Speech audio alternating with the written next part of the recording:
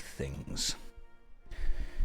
It's time to earn points. How does one earn points? That's a good question. I don't know. Let's find out, shall we? Insert mandatory as WoW dead? No, stop it. Don't do that. You don't need to do that. That's not the way we're doing it now. Here we are. And where am I? Here I am. Okay, you guys ready? See you tomorrow. Gone for 5 days. Look, I was busy, all right? I was busy. So, here's the plan. Equip stuff, go and gain points, do things, kill. Lots of kill. That's pretty much the vibes. So, you can be solo, that's fine. The Crucible begins. Let us earn some points. The Crucible is all about points. It's not about not points. Don't not have points. Only have points. Good. See? Point good. Let's see what else we need to do. So, who... Okay, let's PvE. Finish randomized solo dungeons up to tier 5. I can do that, because all that means I need to do is purchase dungeon things. So, consumable. Where? Hang on. Other. Maps. Random dungeon solo. And then we want tier... I want to say like tier 5? Okay. Random dungeon solo tier... I can probably do tier 6, to be fair. I can probably do tier 6 solo maps. So let's just buy a load of these. And then after purchasing a load of these, let's go and do a load of these. That's my entire plan. How are you guys doing today? What's everyone up to? How have you been? Tell me about you. That's fascinating, really? No way. They did they? Oh, that is... No. I can't believe they did that. Goodness, how do you feel about that? I am reading the chat. I am. I'm also just focusing. I'm playing, and I'm very focused right now. I'm very focused. I'm very invested in everything you are telling me. And I do care about whatever you're on about. You're wet maxing and drown mogging. Sometimes I regret having eyes. Sometimes I think, you know what, I don't need to read. I don't need to read this. I just realized that light is on and shining right in my face. That doesn't need to be there. Now I'm dark. Dark Josh has returned. This week has been a very long month. It has, hasn't it? That I'm inclined to agree with. This week has been one hell of a long month.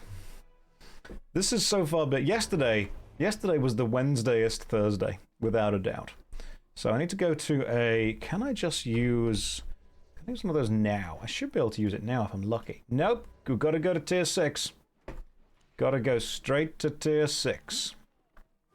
If I was tier 6, where would it be? Of course I'll accept people wanting... Is the guild full again? No, we've got 4 spaces. That's fine. We've got literally hundreds of requests to join.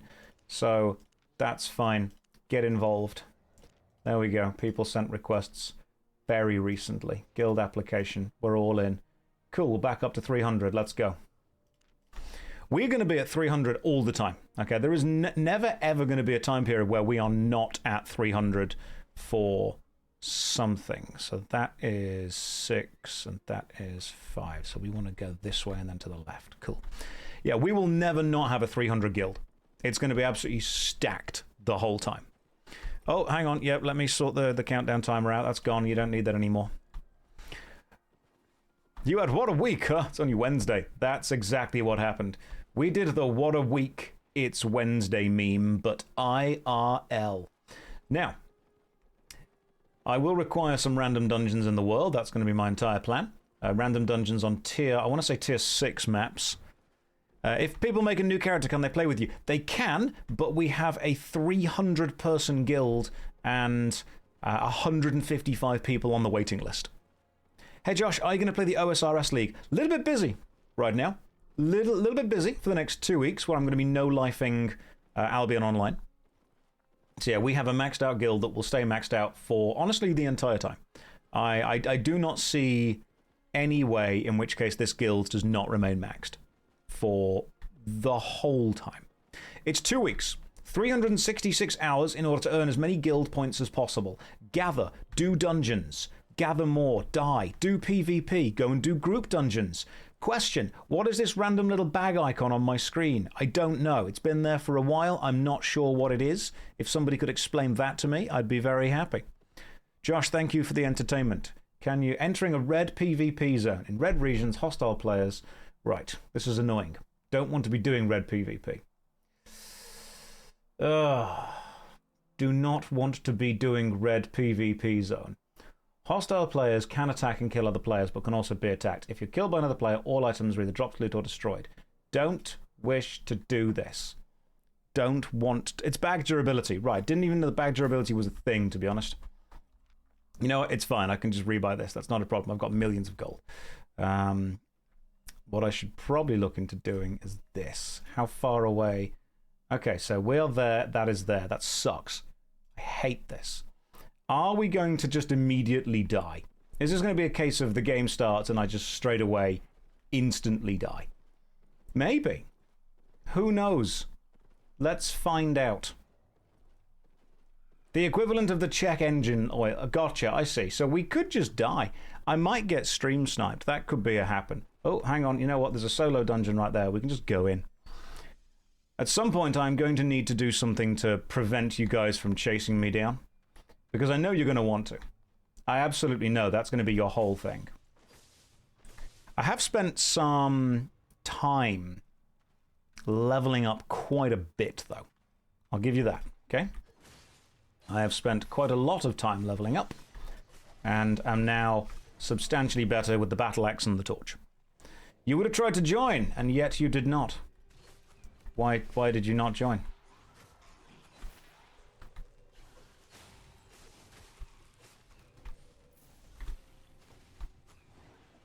Should probably run back and maybe eat some food, because I've just realized that you guys are super dangerous. What is that green stuff down there, and why is it evil and wrong and bad?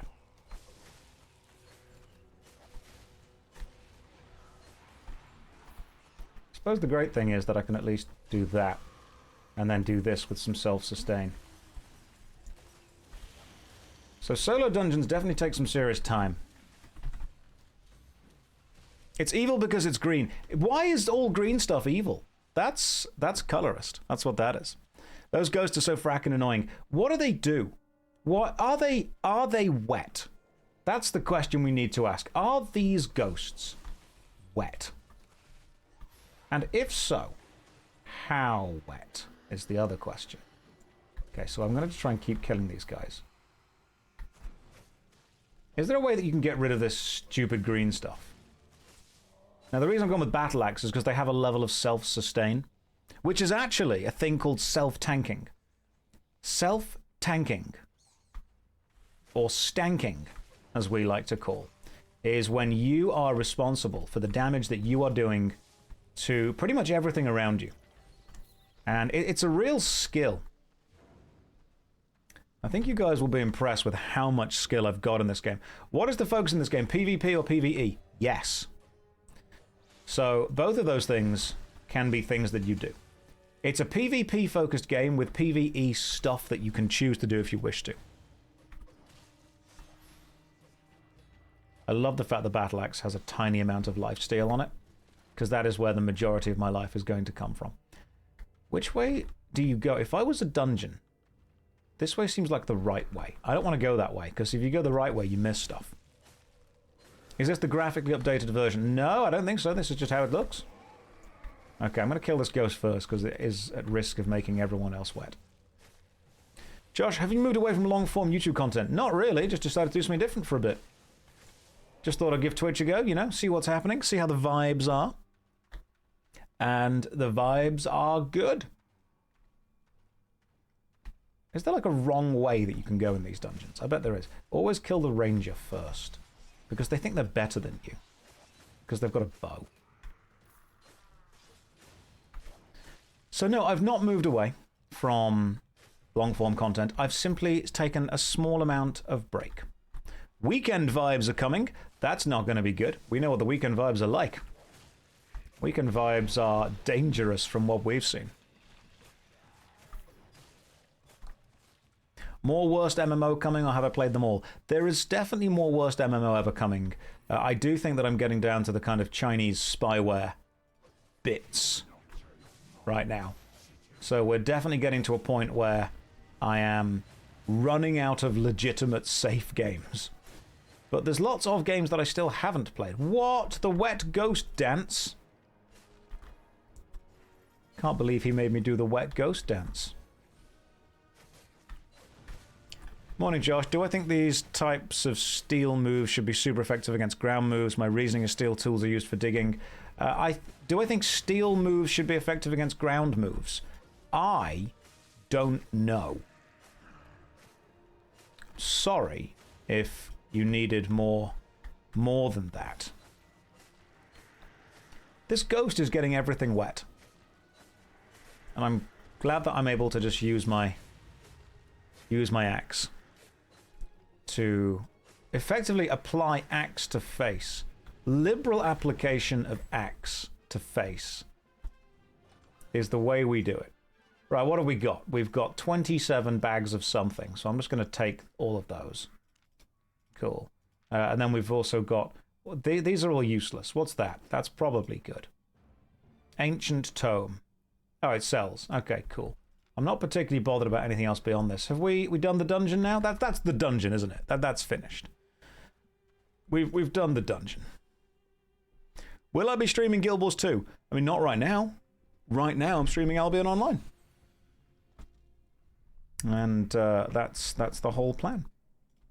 Oh, you know what? There was another dungeon that we'd looked into getting. The axings will continue until the guild wins. Now, there is a chance, every chance, that I may be hunted and potentially killed. Because when people do that, they feel pride. Because they have nothing else going on. It's very important you guys remember that.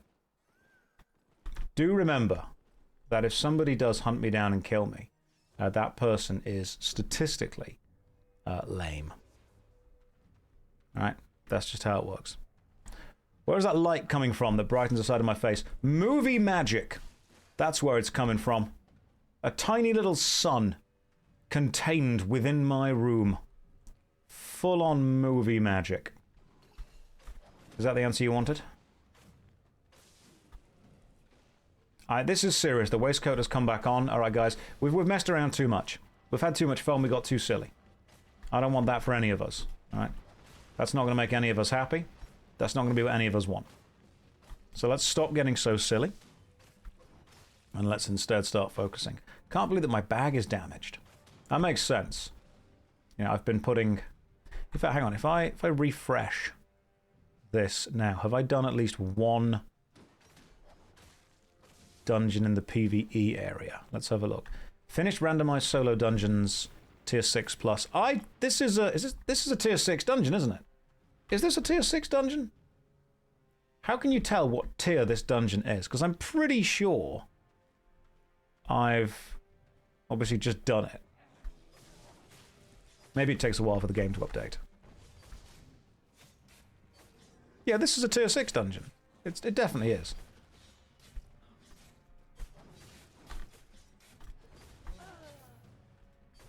In the bottom right under the map. I've got that. Yeah, tier 6. Okay, Hidden Caverns, tier 6, randomized dungeon. Is this a randomized dungeon or is this a static world dungeon? This is, I want to say, a randomized dungeon and not a static world dungeon.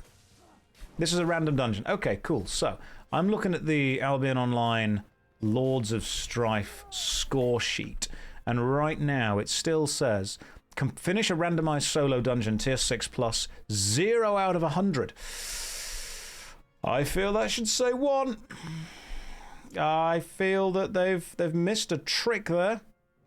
They really should be saying that says 1 right now. I cannot believe that they are not up to date to the minute. You need to finish the last boss. I did finish the last boss on the previous dungeon. Pretty sure I killed everything. Do you need to finish all the bosses? I'm pretty sure that I killed everything in the last dungeon.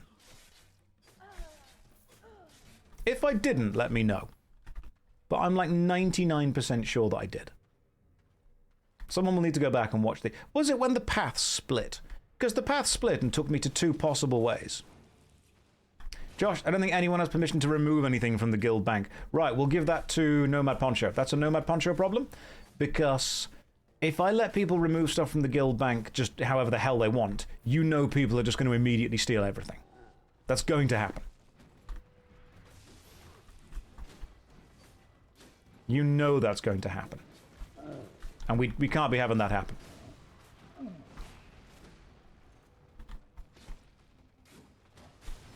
I've got to actually focus now. Position. I can't believe they're making me position. You're making me position.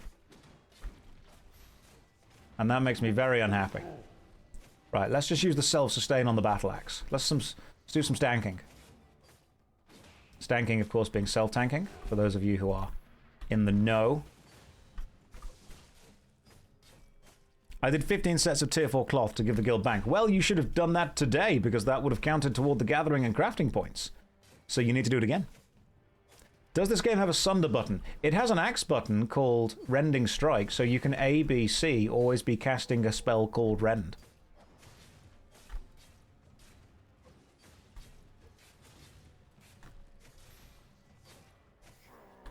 There we go.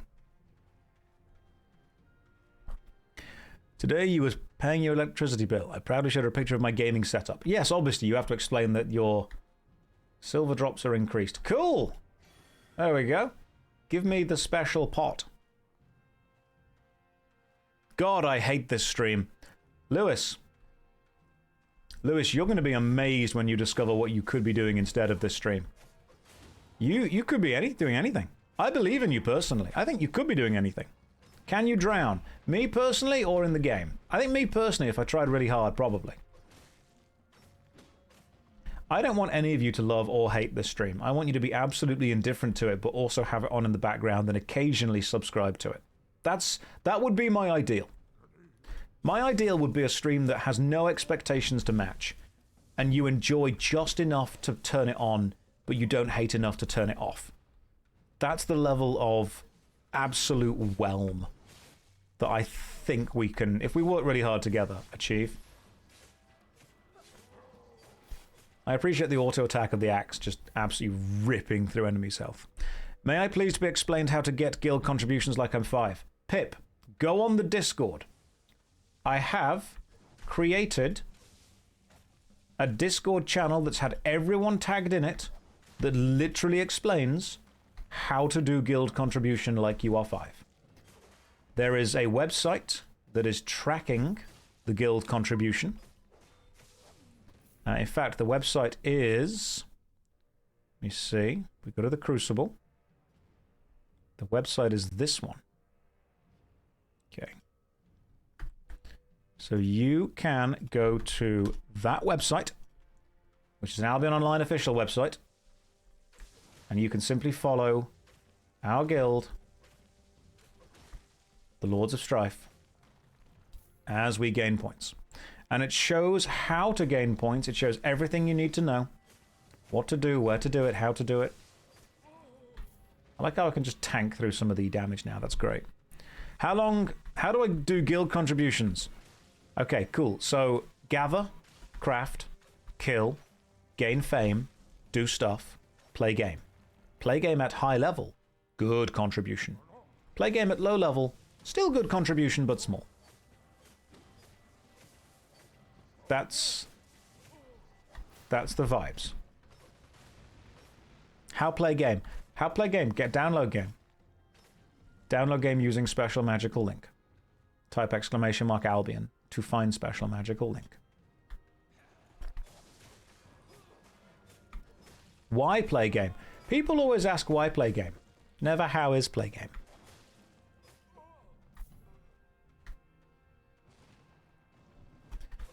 I need to ask Nomad Poncho, do you actually need to kill the enemies in the dungeon, or do you just need to run to the final boss?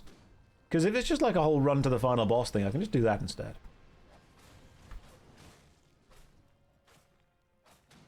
Why not play game? Why not? Game fun-ish. Game good enough. What a great advert for Albion Online. Yeah, it's fine. Josh, are you going to have fun for the next 2 weeks? No, I'm going to play Albion Online constantly.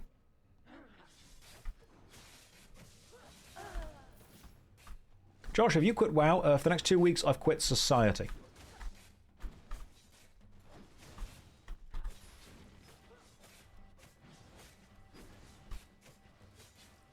You have whelming feelings about this game. Good.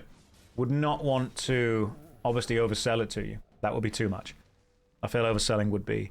An Albion workout stream. Let's not go too extreme. All right, let's not do too much.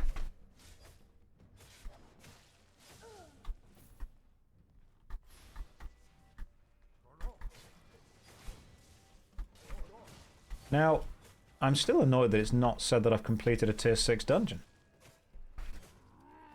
A whelming streamer plays a whelming game and feels whelmed. The great thing about Albion is it's fine. There you go. You can use that as your little sound bite in case people are like, what's the verdict? What's the hap? Which I think is what the kids still say that's cool. Ah, so you weren't quit stream for days, you were shopping for essentials for the Crucible. Yeah, so I bought 100 tea bags and a can-do attitude. That's pretty much what I decided I need. Inju, you cannot pin. Why can you not pin? You should be able to pin, Inju. Inju.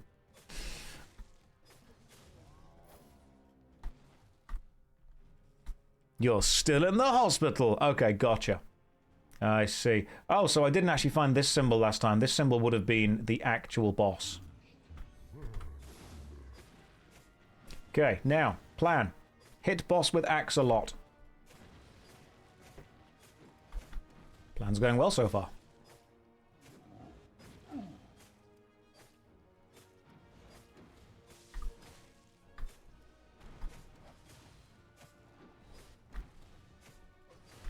Nope, move away. F's in the chat to run back in fast. Can I just tank through this damage? I think I can just tank the damage at some point. Like, that's kind of why I went with the Battle Axe.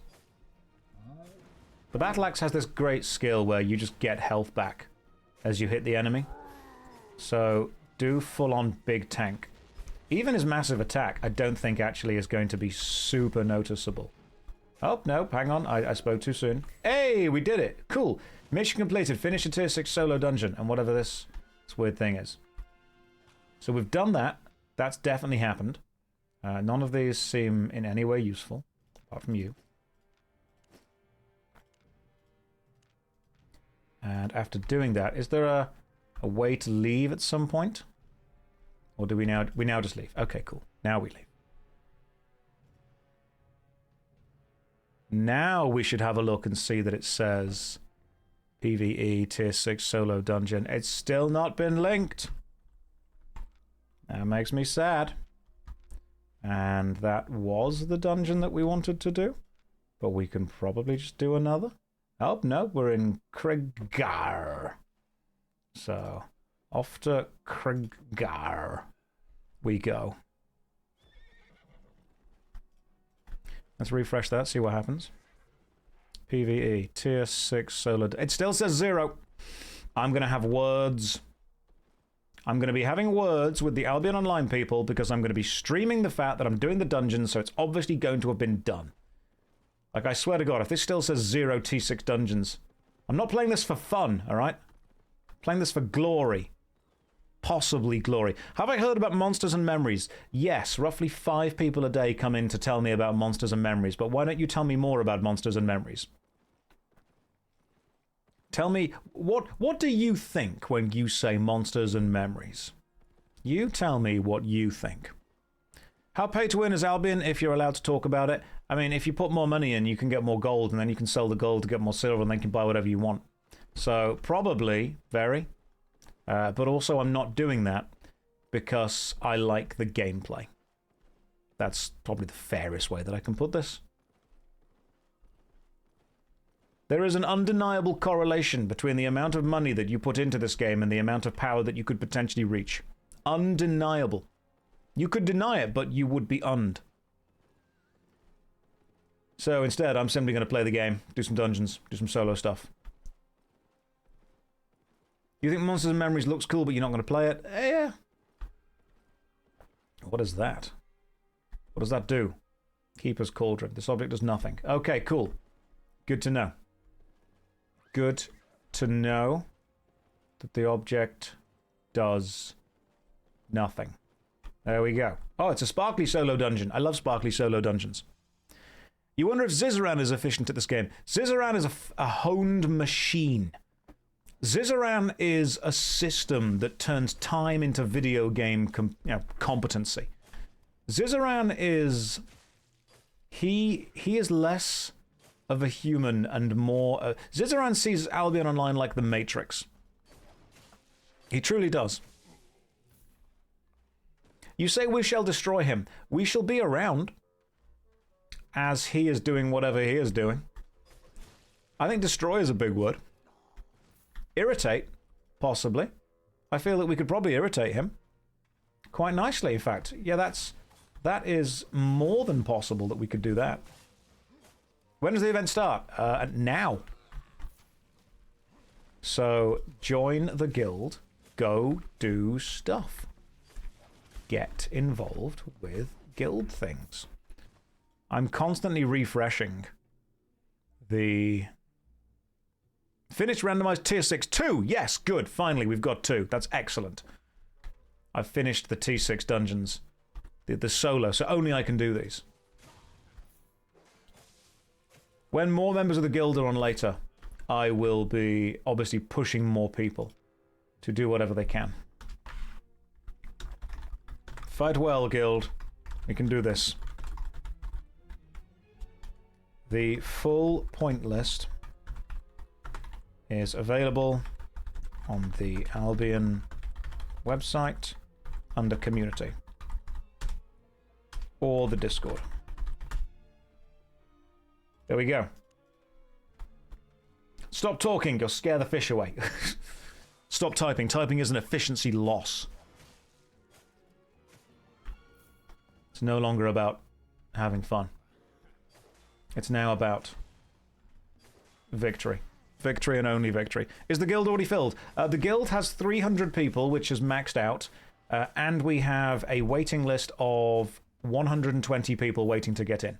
So if you apply for the guild, that's fine. And if 120 people also leave, you might get invited. Is this an MMO channel? I would hope so. Oh, God, guys, I was made sad yesterday. I was super made sad. A friend of mine contacted me, and basically a friend of hers had seen some of my work, and when she said, "Oh, I know that guy," they responded, "You know Josh, the WoW YouTuber?" Nope. Don't like that. Not the vibes I want to be greeted with. You did that to yourself. I have made no WoW YouTube videos except the few that I have made. You seriously can't look at the amount of work that I've done and say, yeah, that's a WoW YouTuber right there. It just doesn't work. Oh yeah, the WoW guy, we know him. No. Albion Online is being played because victory. Victory must be discovered and found. What are the vibes you want to be greeted with, though? That's a good question. The vibes I want to be greeted with. So, I suppose reverence is a good one. Fear is sprinkled in there. Fear's not the focus, but it's definitely involved. Admiration is a good one. Respect is honestly kind of optional at this point, but fear, that's definitely there. Awe, I think, is a good one. Or being greeted with awe would be lovely. I'd be happy with that.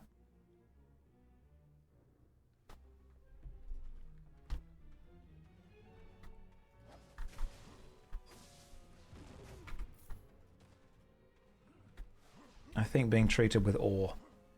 What else? What do you guys think? What's the best kind of emotion to be greeted with? Lust. A combination of fear, lust, reverence, respect, awe, and admiration. Josh, our guild is number 7th. Yeah, that's because there are 7 guilds. So far. So, I mean, technically we're top 10. Right now.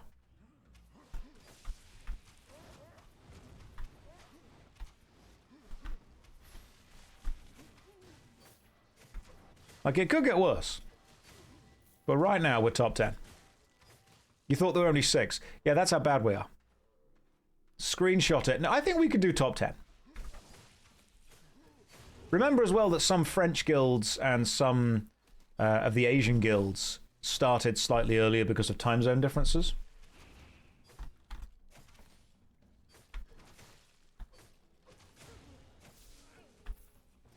So we do have that kind of disadvantage, if you will. Am I planning on giving RS3 another look because of all the changes? I mean, eventually, sure. Whenever people ask me, are you planning on playing a game again? What's my answer? Either, no, I'm never going to play it again. I've been advised that I legally can't. Or, yes, at some point before I die, I will probably get round to playing that game again. They're the only 2 real options that I've got. And the answer, of course, is always going to be, yes, I will play it again at some point. I think, provided there are less than 10 guilds taking part, our chance of finishing top 10 is remarkably high. But I can't do this all by myself. I can only do this mostly by myself. So it's very important that you guys get involved and help as much as you can. Now, I don't think this was the final boss. Because the final boss normally has a symbol next to it. I think this was the halfway mini-boss. It's not, because if it were the final boss, that would be flashing. I see what's going on here. I'm picking up what you're putting down. Wow, there's loads of gathering points. Yes, guys, get gathering. Join the Discord. In the Discord, there is a thread I've made called the Crucible Guide, which shows where all the points can be gained from, which shows what you can do to help the guild, which shows what you can do if you don't want to do combat, which is fine. Most people don't want to do combat. That's okay. I would, however, say this is a combat game, so don't be afraid of dying. A, B, C. Always be securing guild points. Remember this.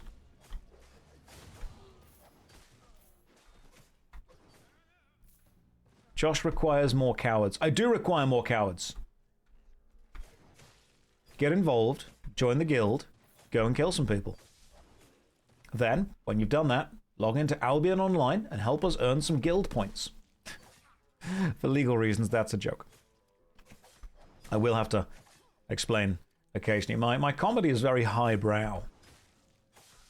I mean, collecting is right there. A, B, C. Always be gathering resources.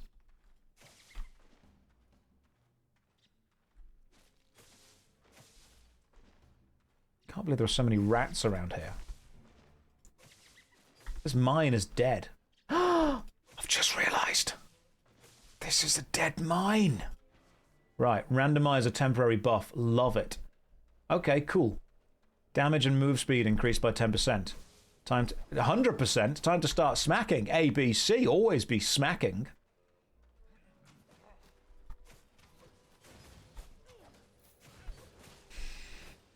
We're back home in the dead mines. Where we belong. Where we live. Where we feel safe.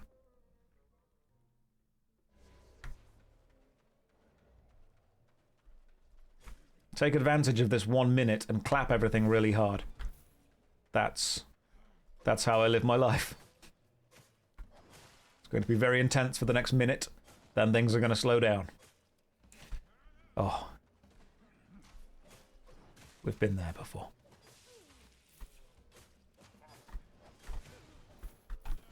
You know, the sustain on this axe is excellent.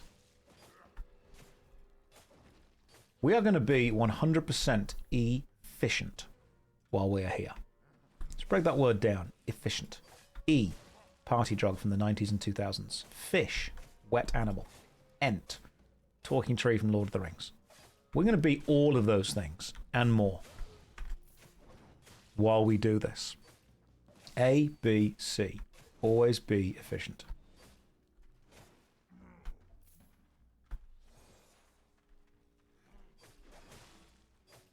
If I wanted to play solo in Albion, how possible or restrictive is that? The game seems interesting, but I'm hesitant. If you watch the stream, you'll see that I'm literally playing solo right now, going through dungeons.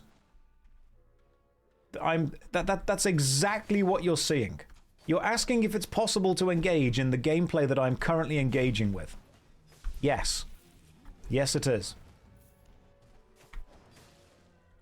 There's a stream? You thought this was just a podcast.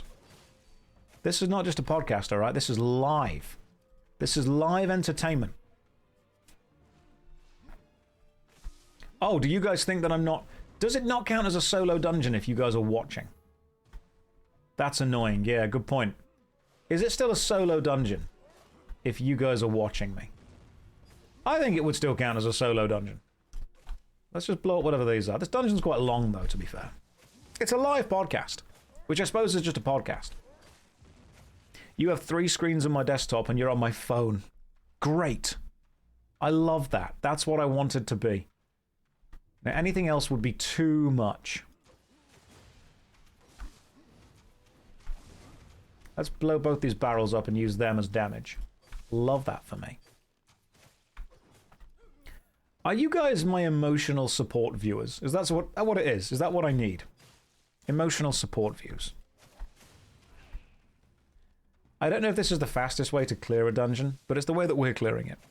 If you watch the action from the corner, are you taking part in it? Visa, you have to watch this stream. You need to clip it. Visa, you're also responsible for the guild overfilling, by the way. You know when you put the video up titled Why I Quit WoW, which you have to know is one hell of an inflammatory title. That was the video in which I advertised the Albion Online guild, and because of that, we've got 120 applications to an already full guild. You knew exactly what you were doing. And I appreciate that, because the Albion Online people contacted me and said, hey, we appreciate the fact that you just put a really successful clip up advertising the Crucible event. That was clickbait to its, to its nth degree. That was perfect. That was an absolute masterclass in clickbait. I mean, you quit for a day. Don't do this, Visa. Don't. You're better than this. You have to be the better man of us. All right, you die. Do you get experience in these dungeons, or do you just pretty much need to... Why am I taking the money? Like, I don't need it. I'll take it purely for vibes. Technically, you're correct. The best kind of correct. Is there such a thing as ethical clickbait? Like, clickbait is... People don't get the difference. Clickbait is valuing the click more than the viewer's time once they have gone onto the content. Therefore, the most important thing is to get the click, and what you give them afterwards is completely irrelevant. Emotional titling is getting them to click because you are setting up a certain question or a certain vibe or a certain feeling that resonates with them emotionally, and then answering that question. Clickbait, the intention of the content stops after the click. Emotional titling, the intention of the content is to sate the curiosity, is to satisfy the user after they have clicked. Emotional titling is fine because it sets up a question and then answers it. Clickbait sets up a question and then doesn't care what happens afterwards. That's the main difference. So no, it wasn't clickbait.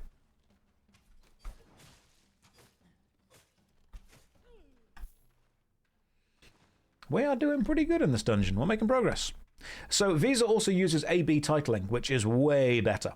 Now, A/B titling, or A/B testing, for those of you unaware, is where you give the system 2 possibilities, such as 2 thumbnails for a video or 2 titles for a video. And what the system does is it shows different people a random selection of title A, title B, thumbnail A, thumbnail B. And then you get to see the click-through rate of which thumbnail worked the best, which title works the best. So when people say, oh, whenever I see a video titled like this or a thumbnail like this, I specifically don't click on it. Okay? That's fine for you to say that, but statistically you would be the anomaly because more people do. We're just going off numbers here. People often feel a desire, almost a need, to tell you when they don't do something because they want to prove to you that they are better than the unwashed masses. They are better than the plebs who are going to click on the emotionally titled video. And yet, actually, statistics say that you do click on this, if anything more. Yeah, people very much do feel the need, the strong desire to tell you exactly what they do or don't do in relation to what you're trying to get them to do. Does the A-B start weight based on more... It's random. It starts off random. It starts off completely random. That's kind of the point. Okay, this guy is... This guy's healing, which means I need to start... There we go. Absolutely increasing the amount of damage that I'm doing to out his heal. Which is very irritating. There we go. Stupid healer. I mean, this is a job. How much do you rate this gameplay experience out of 10, and what game does it compare closest to? Clinton, it's... I've been here like 10 minutes. Oh, hang on, no, I've been here 55. Well, that's a good advert for it right there. I thought I'd been here 10 minutes. Turns out we've been here roughly an hour.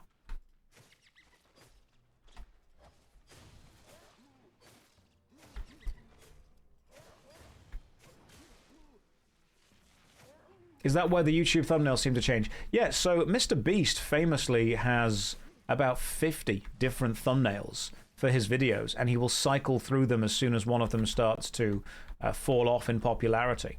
It's an entire process. Ultimately, getting somebody to click on a video. If somebody clicks, I look at it this way. The thumbnail makes you read the title. The title makes you click the video. The first 5 seconds of the video decides whether you want to watch the next 5 seconds.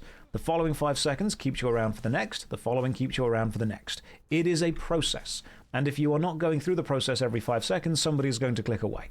Now, it is unfortunately a business, and therefore must be treated as a business. Better advert than it's fine, to be fair. Yeah, but it's fine that was genuine. That was from the heart. I suppose the advert will be where we finish in the rankings of the Crucible at some point.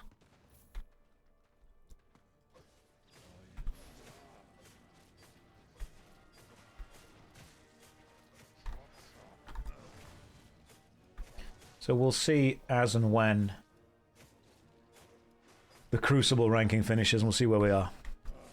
You always wonder why you see different titles and thumbnails, because if you aren't clicking on one, you might click on the other. It's exactly what it is, genuinely. If you aren't clicking on one title, you might be clicking on the other.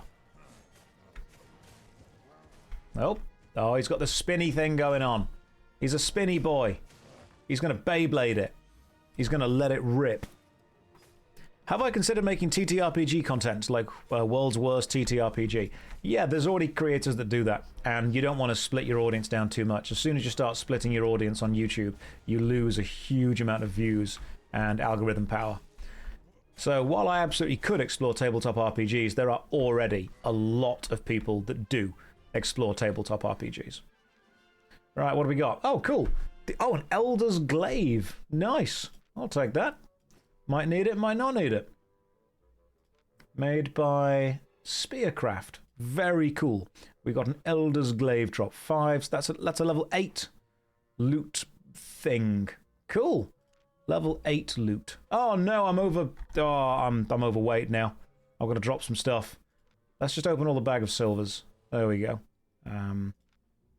What's too heavy? Why am I too heavy? If I equip the potions, what don't I need? Ancient Tome, weight 6.3. That's 34. I don't care about anything that's like Adept's Rune. Throw it away, always. Yes. Alright, cool. Throw that away. And that away. Cool, right, okay. Stuff's been thrown away. That's great. Put carry weight passive on your boots. What is my passive on my boots currently? Right now the passive is energetic sprint, start to sprint. The passive is buffs all damage. Where's carry weight? Oh, cool, increase max load. That's a good one. Now I'm going to go with buffing damage. I don't care about anything else. Buffing damage is the one. Oh, thank you, Turt. That's remarkably kind of you. Is there a story behind how I got the name Strife? Many years ago, on a moonlit night, I played Final Fantasy VII and thought the main character was cool. That's what happened there. Played FF7 and thought, that's pretty sweet. That's the cool name. Strife, yeah, because he's angry and unhappy, like Like me with my angst. No one is more angsty than a teenage boy that lives in a middle-class suburb. We have life so hard. Alright? Sometimes The Simpsons doesn't come on until 6:10 because there was like an emergency news report. And that was hard to deal with. That was really hard to deal with. I had my problems. I had my struggles. Okay, so I got an Elder's Glaive drop from one of the dungeons, which I think is kind of cool. And also some Grandmaster stuff. I'm going to put things in the bank. I don't know what these things do, but they're going in the bank. Maybe the bank is needed, maybe it's not, who knows? Poison Potion, Talisman. You, maps, can stay with me. Let's keep going with the maps. Because I'm enjoying maps. Maps are fun. They're for enchanting. I'm not going to enchant. Do you ever find it funny how so many people get close to cracking your shell and revealing you to the masses, but they slip up at just the right point? No, that's by design. That's absolutely by design. That's people that I hire to make it look like I'm going to fail, and then I don't, specifically. So you guys are like, oh, he's gonna slip up, he's gonna make a mistake. No. No, you have no idea. Alright. You can't make me laugh. It's impossible. I'm not a humorful man. Right, can we use this? God damn it! Alright, we need to once again travel to a stupid red zone. Right, that's 5. That's 5. Can we not travel to like a normal zone? Can confirm I've heard his jokes. Hey, I'm very funny. People say that I'm 3 chess moves ahead of them at all times. Not only that, alright? I'm not even playing the same game. That's what people fail to understand. You might be sat there playing chess, but I'm playing Hungry Hungry Hippos. And that is why I win. By gathering all the pieces up, staring at you, and eating them. You don't come back from that kind of generational aura loss that I will have caused you. The stress, the pain, the misunderstanding, the confusion, that's all part of it. That's all part. I sit in front of the chessboard, I tap my Mr. Bun the Baker, and I go all in. That's what I do. You know what, yeah, that's a solo dungeon, why the hell not? This is a solo dungeon on tier 4. Tier 4 solo dungeons... Hang on, no. Tier 5 solo dungeons matter. Tier 4 do not. Right, tier 4 solo dungeons, completely irrelevant, don't do them. No point. Tier 5, that's where we're at. We're at tier 5 and tier 5 only. Tier 5, tier 6. 6 plus. And I think you'll find that what I've got right now is Master's Dungeon Map Solo, which will give me a tier 6 dungeon somewhere once I get to a tier 5 map. I might die. You guys forget that. I might die. There may be a small moment of death. Right. This map does not show anything. God damn it! Right, okay, where am I currently? I'm there. Got to get to a tier 6 place. I hate this. Are we attacking? Nope, running away. How dare you attack? Thinking that you're going to attack me. PvP combat's not allowed here. Don't do it. Actually illegal. Can't believe you broke the law. Surprised you decided to play Albion after avoiding the WoW PvP worlds. Yeah, so the difference was that Albion paid me.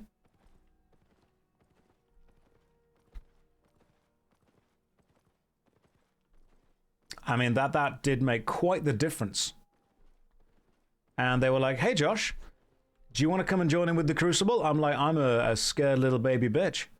I want to get attacked by PvP things. And they were like, we'll give you money. I'm like, in, done. Let's kill some people. Let's do the Pla v Pla, which I believe is player versus player. Like, that's why, in case you're unaware, that's why it says hashtag ad and hashtag sponsored in the stream title. So basically what happened with the negotiation with Albion Online was they opened the conversation with Josh will pay you. And I said yes. and they hadn't told me who they were, what they wanted, what was going on, what I'd be involved in. They just said that. And I said, you know what? I can get involved with that. I can get on board. I'm absolutely A-okay with what you're about to say and do. And they were like, Josh, do you want to maybe, learn who we are first? Do you want to maybe take some time and, check that you're comfortable? I'm like, stop talking. Stop it. Full shill ahead. Let's go. Okay? 3 shales to the wind. Let's push this forward. Come on, guys. Did I talk to them about wet ghosts for what I would describe as a confusingly long time? Why am I PvP flagged? Because I'm dangerous.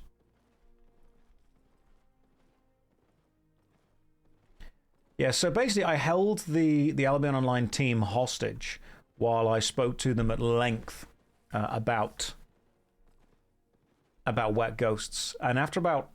the meeting was quite short. After about 6 hours, they said, Josh, look, we've really got to go. Okay? This is too much. We need to leave. And I said, okay, that's absolutely fine. We can do that. No problem at all. Would I approve a wet ghost tattoo? I mean, do you mean on me, or do I have to approve it for you? Because I could approve it for you, that's fine. Yes, I give you permission. You have my permission to have a wet ghost tattoo.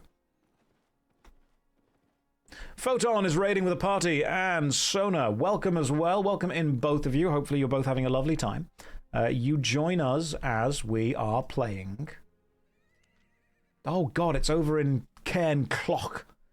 God damn it. Fine, off to Cairn Clock we go. Who up cairning they clock? I'm using maps to find dungeons. If we happen to just find a dungeon in the random, in the random open, then I'll go into that instead. But if we can't find a dungeon in the random open, then I've got to actually travel all the way to where one of them is. Ah, that's a corrupted dungeon. Do I want to do that? Solo PvE, cool. Okay, yeah, let's do that. Yes, let's go. I don't know what a corrupted dungeon is. Let's find out. Maybe it's a dungeon, but corrupted. Right, slay the demon, or... Additionally, invade another player. Once slain. Okay, cool. Yeah, I'm not going to be doing the PvP thing with it. You can use that to start a PvP thing, and I guarantee if I do that, I will fail. So instead, we're going to be slaying some demons. Now the question is, how much damage are these dungeons going to do to me? Oh, they've got mechanics. I didn't sign up for mechanics. God damn. Fitness, but I didn't sign up for cardio. There. Oh, fire's hot. Welcome to Lessons in How to Albion Online. In today's lesson, we learn about the impacts of fire on a player. 'Tis hot. Okay, corrupted dungeons are rough. That's fine. So am I. Alright? I'm pretty badass. I'm pretty tough. I was known in my town. You think that I'm incapable? Do you think that I'm weak? You are looking at the reserve starter for the badminton B team for a mid-tier high school. Don't mess with me. Do not mess with me. Right? I will start with a badminton open smash. That's what will happen. Then I will maybe do a backhand. We might even get a drop shot going on in there. You don't know how dangerous my drop shots were. I could drop shot with the best of them. Hey Josh, I recommend to eat T7 catfish so you regen health out of combat. I am eating stew. The reason for this is health regeneration outside of combat is 189% increased. So I'm still doing that. I'm still regenerating health out of combat. My food is tier 8 Avalonian beef stew. Yeah. Some of you guys don't think that I'm a bit of a bad boy. Alright? While you were playing goodminton, I was playing badminton.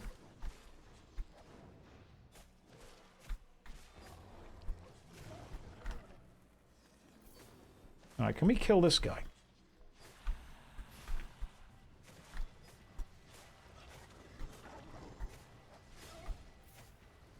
Stop making the floor hot.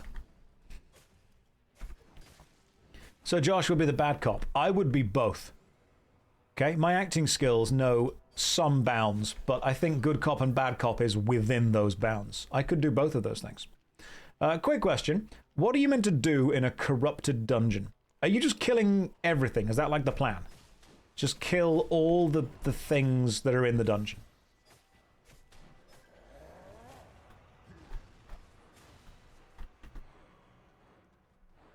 God damn. Tell you what, the amount of moving that is needed for this. There's some kind of mechanics going on. When the progress bar fills, you get a boss. Oh, there's a progress bar. I didn't even see that. I literally wasn't even paying attention.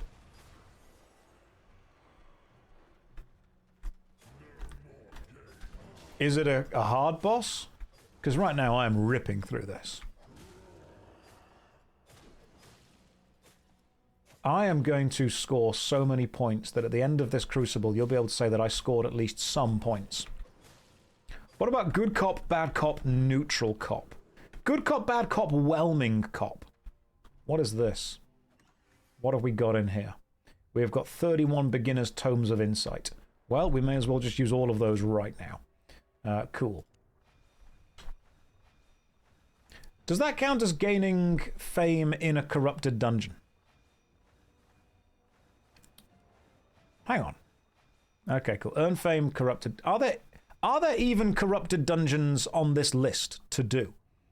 Open solo chests, earn fame in static dungeons, complete randomized group dungeons. Are corrupted hang on, yeah. Defeat players and non-lethal. Oh, so corrupted dungeons aren't actually included in the PvE section. They are listed in complete. That's something that I have to check. Does a corrupted dungeon start as a randomized solo dungeon? Because if it isn't, there's no point doing this. PvP is defeat players, defeat players, defeat players, defeat players.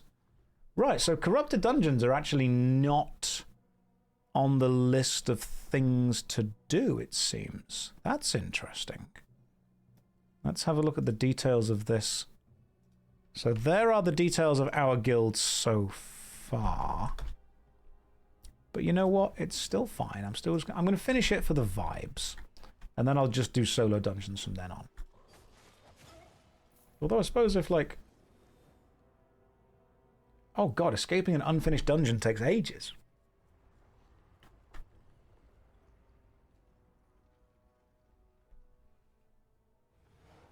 Oh god, there's an enemy now as well. Okay, cool. I'm about to die.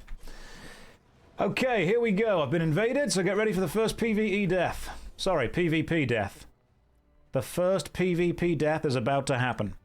Because I am not spec'd for PvP. At all. I forgot that you could be invaded very easily. But you are the PvP master. You say that. You say this. However, I believe we are about to see another player. You will only get knocked down, no worries. I think you do lose your gear. I think you lose your gear in this one. We'll have to find out.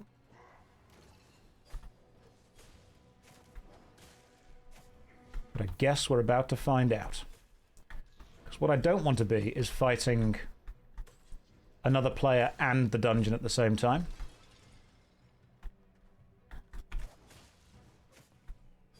Am I going to PvP in this vest? It's mostly about intimidation. It's very much intimidation. This is the problem with doing any kind of PvP stuff on stream. You just get hunted down constantly. This is why I need to do gathering. This is a PvE only vest.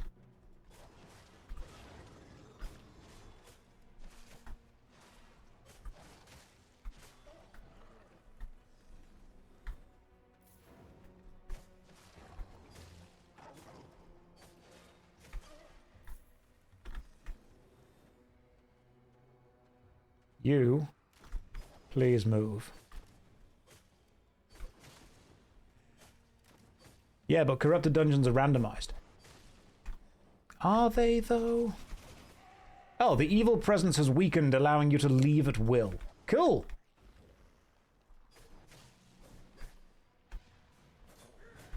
So I'm assuming that the guy just left. Somebody invaded me and then left. Coward. They're scared of me. That's what it is. I think they were scared of me. Surface. Surface. He felt whelmed by the presence. He was too whelmed. Remember, guys, if you are playing right now, jump online, join in, do stuff, get involved, because we need the guild points. And we have 300 people in the guild. What I will do in a minute is I will kick people from the guild and invite people who are waiting. If you are gone for more than, I want to say... Oh, another corrupted dungeon. If you're gone for more than, I want to say 3 days, then I think it's fair that we give your place to somebody else. Because remember, this is only like a 2-week thing. So we kind of need to prioritize people who are going to be online as much as possible. Now, normally, I would say that 3 days is a totally fair amount of time to be away from a video game for. You know, the World of Warcraft Guild, we're not kicking people after 3 days. But because this is like a 2-week sprint, we kind of need to. Like, if you're away for 4 or 5 days and you come back and go, hey guys, I can play for 1 or 2 days, I'm like, there have been people waiting who wanted to play for so long and just full-on push. So we want to go for that full-on push. Hey, there's a will-o-wisp just there. You can do Brazilian standing things with them, I think. Right, we want the dungeon is this way. And this should be a tier 6 dungeon. We're not doing corrupted. Corrupted are scary. We are doing solo. Solo are easy.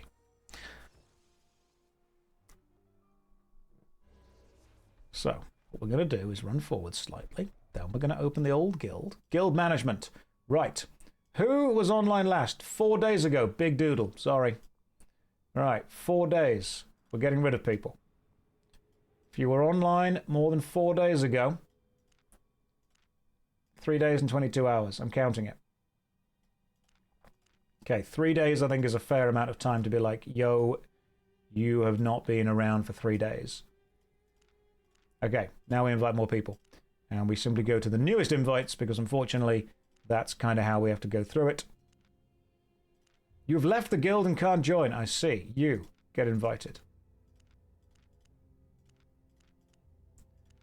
Do not care about people standing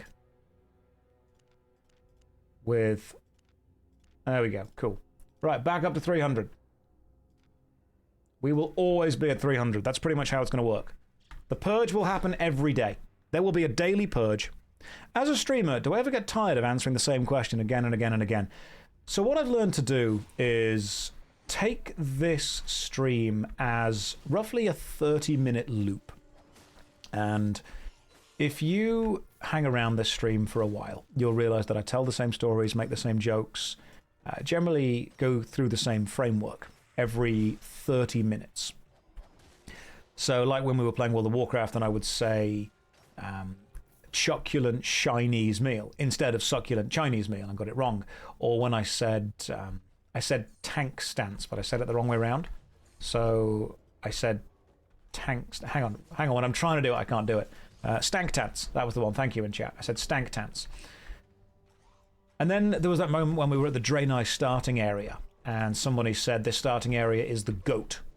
And I thought it was really funny because goat means greatest of all time, but Draenei's are also goats. So when they said the starting area was the goat, they were kind of, it was a combination of not only saying that it was the greatest of all time starting area, but it was the starting area where the goat class or the goat race is. The loop while playing Albion Online doesn't hit the same. Right, I'm sorry. I'm sorry that I can't be who you need me to be. All right, I've got bills to pay as well, guys. I'm sorry that I'm not always, you know, that guy. But sometimes this is what you have to understand when you get involved in a whelming stream. All right, some bits are going to be really funny and really good. But in order to preserve the balance, some bits are going to be absolutely fine. That's what it's going to be. Me forgetting how to say stank-tants is part of the loop. Then I always look at... Even if no one in the chat has said how to say it, I'll always say, thanks, that's how you say it.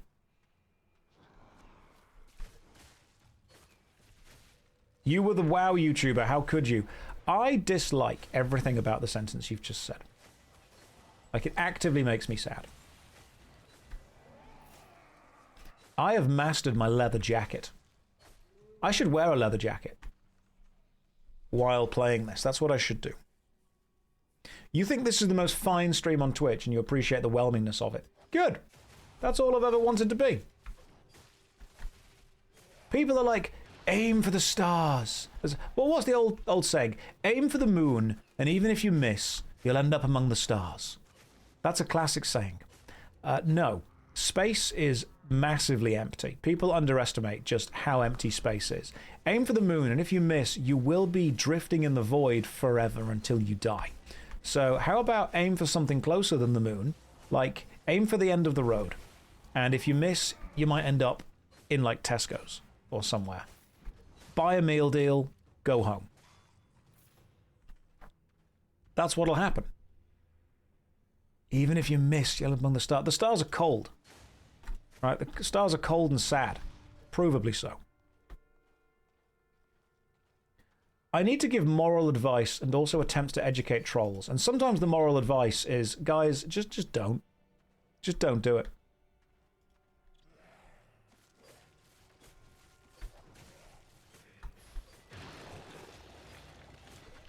So the axe has built-in healing, which is excellent. But all people aim for big things. They have a dream, and some of them hit their dream, like fly to the moon. Potentially. But you have to understand that sometimes, no matter how famous you are and how successful you are, you will still fail. Frank Sinatra said, fly me to the moon. And as far as I know, he never went to the moon. So we have to accept that at some point, desire to do something, he even asked in the song, he literally said, do it. Didn't do it. So we have to accept that sometimes, no matter how much you want to do something, you can't do it. Because Frank Sinatra said so. I think that's the lesson I'm trying to teach.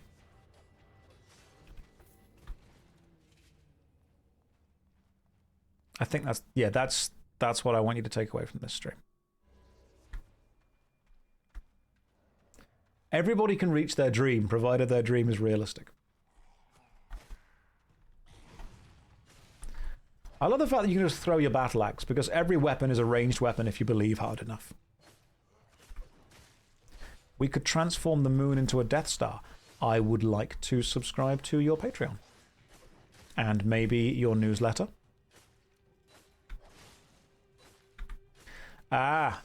So Frank Sinatra asked somebody else to fly him to the moon. He didn't take the initiative and fly himself there. That's the difference. Okay, had he have taken initiative, put himself there, would have been great.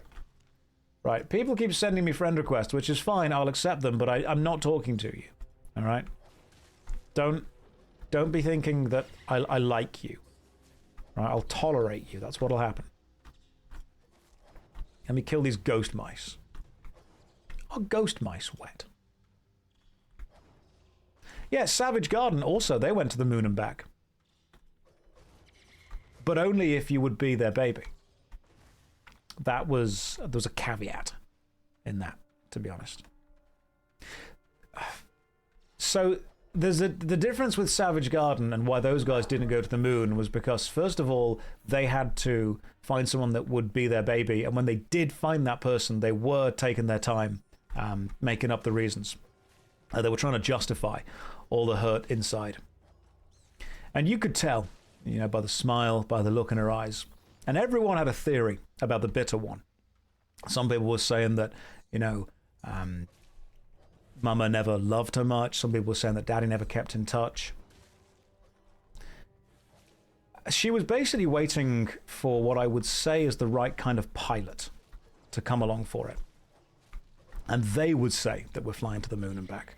That's the important bit.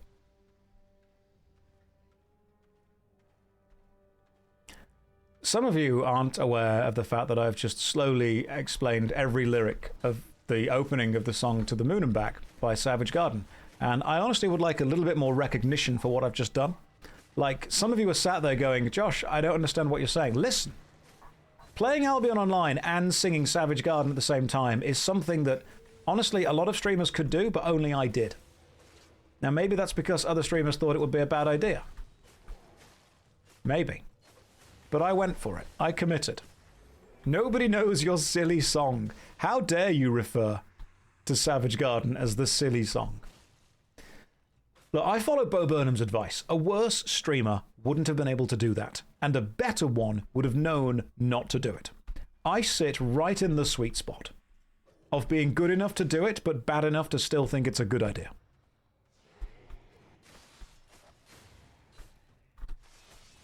I am the hero that you neither need nor deserve, but you have. So just kind of get used to that. You don't even know who Savage Garden is. Savage Garden are great. They've only got like 2 albums, but they're both absolute bangers. Affirmation is a fantastic album. Give it a listen. Genuinely totally worth it. Right, so we could go that way or we could go this way. What's this way? I just need to find the big bad boss.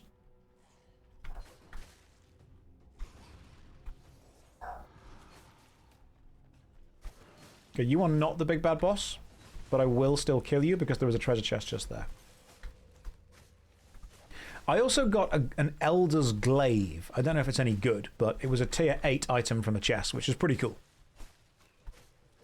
So we'll have to see kind of what that's all about.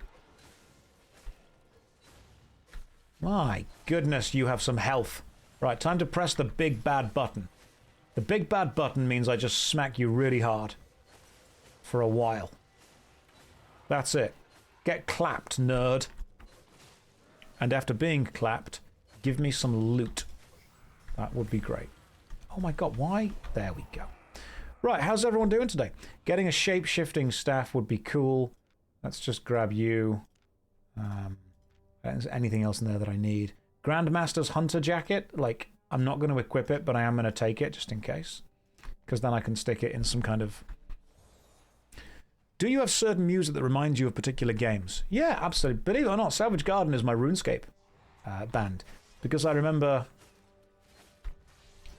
coming home from school, turning on my Intel Celeron 3 laptop, booting that up and hoping it worked, loading up RuneScape back when old school RuneScape was just RuneScape, listening to Savage Garden on the living room CD player while sitting there grinding the Anku in the stronghold of security, wearing my full Gothan's armor, which would of course give me health back as I was killing. Not the best way to gain experience, but remarkably nostalgic. So yeah, that song reminds me of that. Certain songs do remind me of certain times in my life, and certain songs... Have you ever had it where certain songs pop up again and again and again, and you think that there's some kind of weird connection between you and them? You guys ever had that? So, I'll give you an example. Every year, for some reason, on the same day, I hear the song Happy Birthday. Now, I'm trying to work out if there's a connection between when I hear it and what the universe is trying to tell me. It's just a weird thing. Matt, you hear it too? Do you guys hear it too? The universe is telling you that you're old. Well, the universe is old, so the universe can shut up.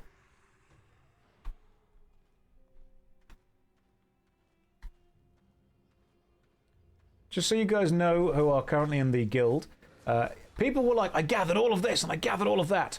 Gather it again. Gather it again so it counts toward guild points. That's what I require you to do. The birthday is just celebrating that you've survived a trip around the sun, which I think is a thing worth, you know, celebrating, to be fair. 26 minutes until T minus 26 minutes until I sing Savage Garden again. It's not necessarily singing, it's more spoken word poetry, which is singing for hipsters.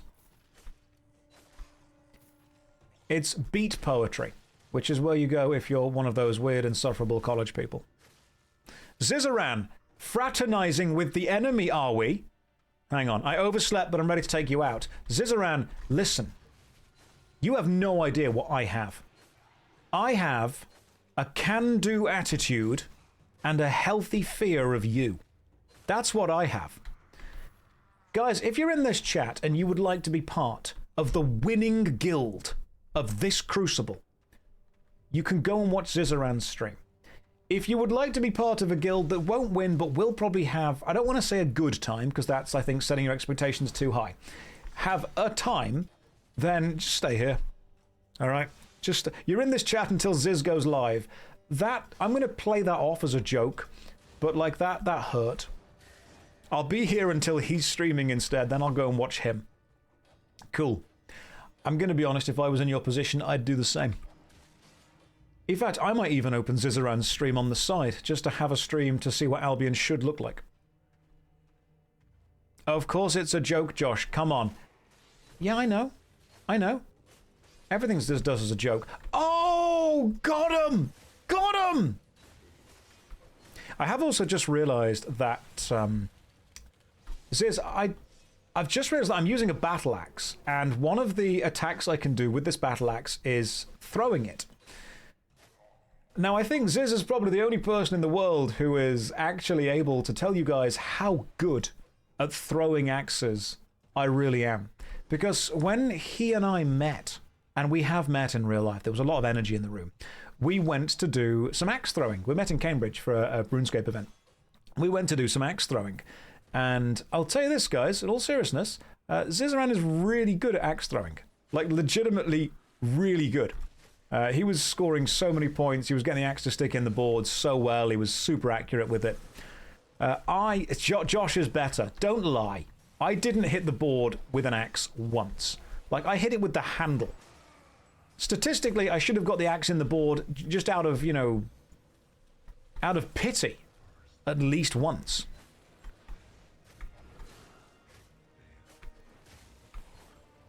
And yet, that did not happen. Why am I losing a load of health? Why am I losing an absolute ton of health? Why am I dead? That's unfair. Get me back up. No, we do love Ziz. He's a good lad. Go and watch his stream. Don't blame yourself. Blame the axe. I'm going to blame both of those things. Right, the death recap can be opened up. Cool, death recap. We took damage. I'm glad that recap was there. Otherwise, I wouldn't have known what was happening. You have to go and get ready. You will see me on the battlefield. Go out there, Ziz. Do your best. Prepare. Prepare for me.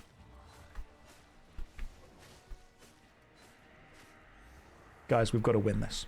We've got to come at least second, which is the best of the losers. I think we can take top. There's 100 guilds competing. I think if we take top 50, we will have whelmed everyone. That's kind of what people expect us to be able to do. I think top 50 is fair. Anything beyond that, honestly, is just a little bit arrogant. This is peak performance. Hit something with an axe, move around, smack it again. Before throwing the axe, did I go to Ironforge to learn the skill? I can't escape, can I? I can never escape.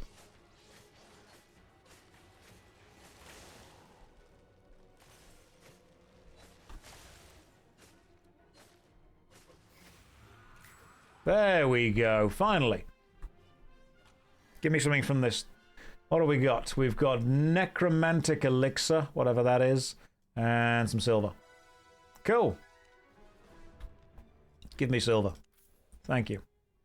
Give me silver from you as well. Thank you. Appreciate it. Cool. We're done. Zizaran is already in 4th place. He's not even logged in. That's how focused his guild is. I love all of you, but I do need you to understand that me versus Zizaran with the guilds we both have is very much Coughing Baby versus Atomic Bomb. But if we cough loud enough, maybe, just maybe, we've gone from 7th to 9th. Zizaran logs in and we immediately lose 2 places. That is his power. That is straight up his power. A solo dungeon. Another solo dungeon. Let me in. Stop this with your shenanigans. Hang on. Maybe just deal with this guy. Then this guy. Then we go in here. Because we're on a level 6 thing. So this counts as a tier 6 dungeon again. Yeah. Coughing baby versus atomic bomb. But maybe if we all cough together. Maybe if we all cough loud enough. Maybe what we need to imagine this as... I want the rivalry that we have to have the energy of a 90s movie where the hero is a talking dog. And Ziz is the evil landlord who is going to demolish the orphanage unless we raise the money to save it. And it just so happens that the only way we could do that is by taking part in the local breakdancing competition. And there is nothing in the rules that say that a dog can't be involved. The plot of the movie would be we would lose, the orphanage would be demolished, but then we would discover that under the orphanage is a big pile of gold that we take as a team and build a breakdancing center for the orphans somewhere. Yeah, like Air Bud, but with breakdancing and orphans. Like, I'm not sold on the orphan idea right now, but it does have emotional weight and resonance that I think could be important. This elaborate joke has stretched out too much. Oh, you are going to hate the next 2 weeks. This is the beginning of the elaborate joke. All right, it's going to get way worse. This is straight up the first part of it.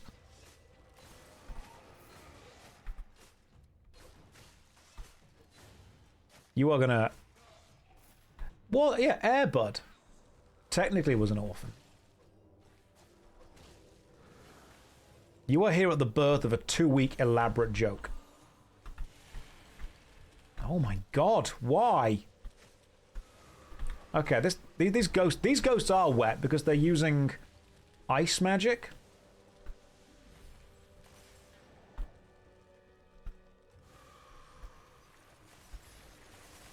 Okay, I need to restore my health by using my health restore ability, which is the kind of high-level gameplay that you get when you come to this stream. Saying you can restore your health by using your health restore ability might sound basic, but it's actually very basic. Okay, these ghosts are annoying. They're both annoying and wet. I am self-tanking, self-deepsing, and self-healsing. I'm stanking, steepsing, and stealing. That's what I'm doing. I do remember Hooked on a Feeding when Chuck Norris says that. I think we all have to. Right, here we go. Let's just hacking away with this axe. Is dry ice a wet ghost? I don't know or feel qualified to continue having these conversations.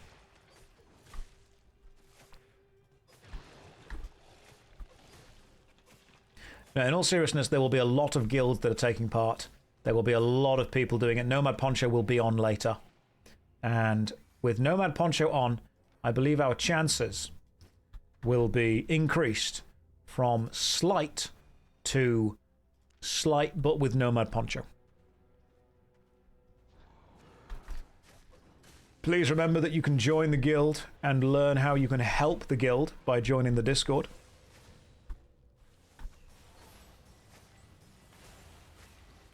Can I just out-heal this damage with an axe? I might be able to.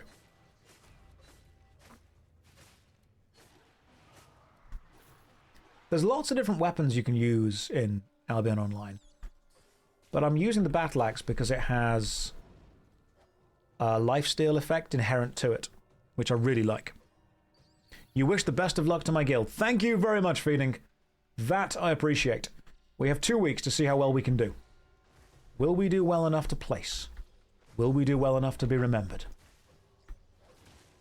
Because it's not just about winning.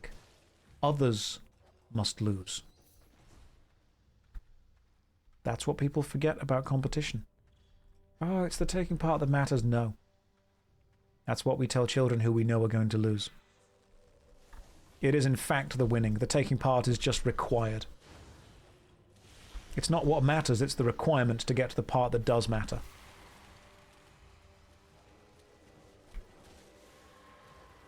Yeah. This is what winning does to a man.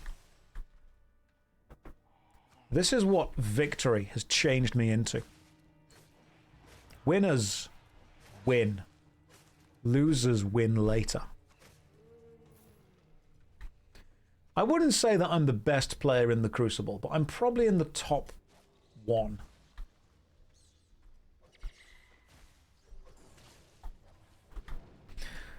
Some people said to me, Josh, did you literally write the book on how to play Albion Online?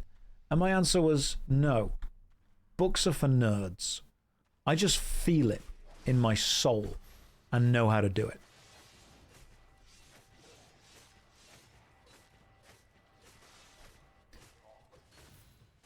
There's a thing called natural talent, which is something that you get after you've learned how to do something and been taught how to do it by somebody better. So I didn't know how to play Albion Online. So I spent ages, and I wasn't very good at it when I first started. So I spent ages studying how other people do it. And in the process of studying other people through many, many years, I've built up my natural talent. And now I'm good at it.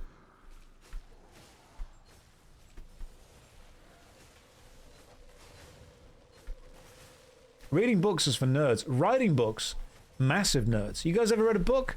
Boring. No moving things. Very few pictures. Very few pictures.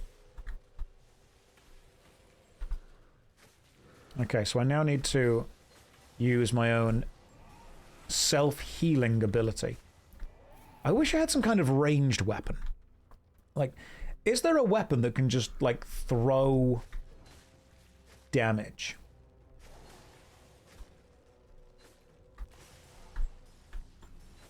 At something else further away? Because that'd be useful.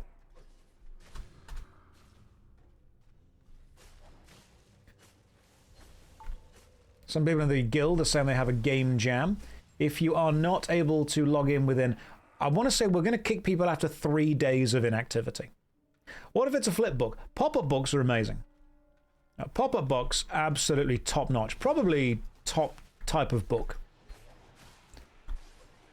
All right, in all seriousness, do you know what the best books were? And I'm not even kidding. Did you guys ever read those? They were all books that ended in the phrase ology. There was dragonology and wizardology and Egyptology, all that kind of stuff. And they were basically really cool interactive books with a load of kind of stuff that you could move around on the page and little envelopes you could open up and cool pictures and cardboard kind of slats that could be pulled aside. That was super cool. The ology books, Oceanology was another one. Those books were legit really good. I love those books. Like, if I had to read, like, I don't want to, but if I had to, I would read those. There's not one called Phenomenology, but I should write that one. That should be my book. Yo, Josh, you have a video on getting into Albion Online or have some words? It's hard to get into as a new player, kind of intimidated by the PvP. Join the Discord that we have. There is literally a guide for exactly what you should do. So, the cool thing that I've realized with Albion Online is people are scared of dying. You will die in the game. People are scared of losing what they have. The best gear in the game is tier 8 stuff. The gear is divided into tiers, there's enchantment levels and stuff. And people are like, oh, what if I get really expensive tier stuff and then lose it and die? Tier 4 gear is relatively quick to be able to get yourself and remarkably cheap on the auction house. From what I've seen, most players just use tier 4 or tier 5 gear and then die and then just rebuy it. Like, it's not expensive to lose your stuff. If you're going out there in maxed out tier 8 equipment and an entire guild comes and kills you, then yeah, you're going to lose your stuff. Just don't go into PvP with anything you don't mind losing. And because you can craft and create, or even just buy, basic equipment really easily. Oh, they've also done this really cool update called the Armory. Let me show you the Armory in a second. So the Armory is this. If you right-click on your own portrait and then click Armory, it gives you a list of what you should be equipping and where. So let's say that you want to do an open world solo. So click open world solo stuff, and then it gives you all of the equipment ideas of what you should be doing and what you should be wearing, what the equipment is, how it works, and the survivability and the metrics of that specific build. So this is stronger, this has got more survivability, this is good for crowd control, this is good for tanking and defense, this has got good range. And it also tells you exactly what abilities you should be looking at using on the equipment that you put in. So the Armory, let's say you want to do open world Zerg versus Zerg. Okay, cool. This is what it would recommend for doing open world Zerg versus Zerg. Just choose one of these things and it will tell you where to buy everything. Let's say you want to do solo dungeons. Okay, cool. Here's the solo dungeon stuff. Maybe you want to do solo dungeons, but you want to sort all of these ideas by just pure damage. Cool. There's your damage-only solo dungeon build. There's your slightly less damage as it goes down further and further away. These will still work, they're just not as good as the ones at the top. This is exceptionally good for new players. Albion is intimidatingly complicated. And saying to a new player, hey, here is what we suggest you do, is lovely. I've always said that I like games that have framework without demanding you follow it. That is a lovely balance. Being railroaded feels bad. Railroaded is when you're basically told, hey, you have to do this. I don't like being railroaded. But at the same time, believe it or not, I'm a player that actually doesn't like when the game says, do whatever you want to do, make your own fun. The reason I don't like when they say, do whatever you want to do, you can make your own fun, just do, there's no limits. Limits breed creativity. I think the best, because that actually feels intimidating. If you say to someone, think of anything, then they kind of go blank. If you say, think of your favorite animal, then you've given them a limitation of what they can think of. It's got to be an animal of some kind. When a game prides itself on the fact you can do anything, there is an entire subset of players out there who will do nothing. So what I think is better is for a game to say, you have the ability to do anything once you understand what you are doing. But until you understand what you're doing, here is a framework that you can follow so you can understand what you can actually do. Choice paralysis is not great. Some people have actually pushed back against me and said that they hate frameworks. They really dislike the framework of it because they feel it's limiting. You haven't got to follow it. I mean, look, right now, this is another framework. This is the journal.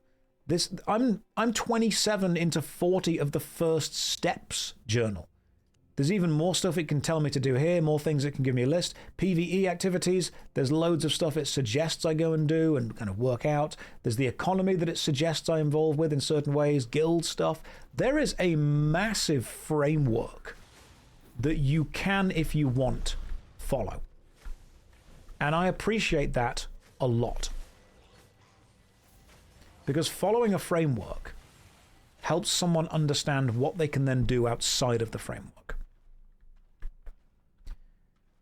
In my experience, games that say make your own fun are generally saying it because they haven't made any fun for you.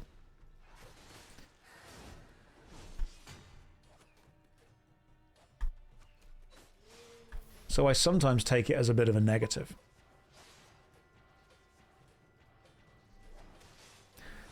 Josh, why are you playing Albion and not WoW? Pretend I'm trying to clip farm for Visa. So my thoughts on the Cinco situation, or however you pronounce that dude's name, that's a good question to ask. I'm glad that's going to become a clip. I don't know or care.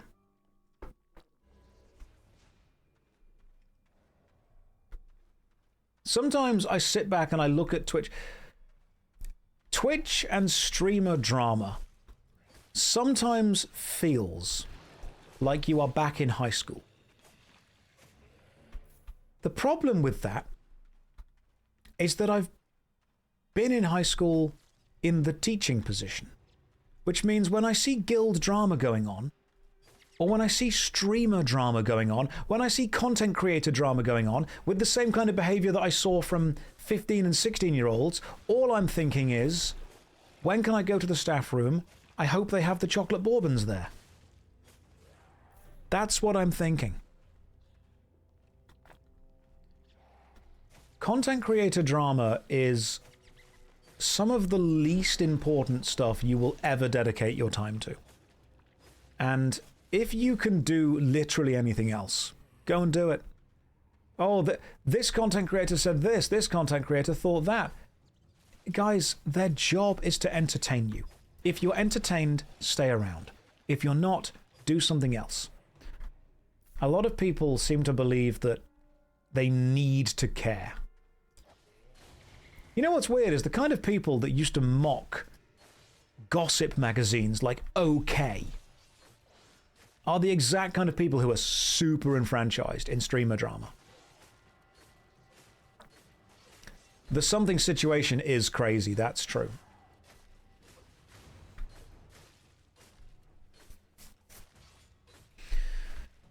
I just think that I don't care enough. It's all theatre. It's theatre. That's all it is. It's he said, she said, with bigger egos.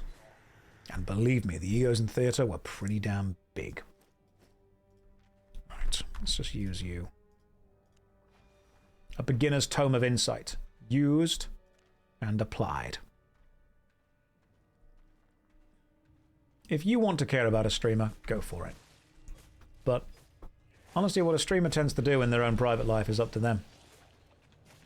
I'm not saying that I am endorsing or admonishing. How big is my ego? The reason theatres have double doors is so actors can fit their massive heads in.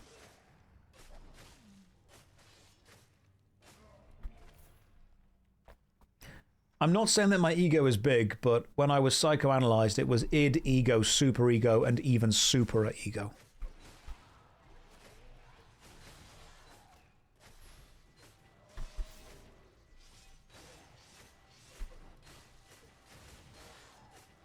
You thought actors go through the back door? No. We'll do whatever we need to do to get a role. May I suggest a bit of ego death? I mean, we could try, but I'm so good at this game, I don't think I could die.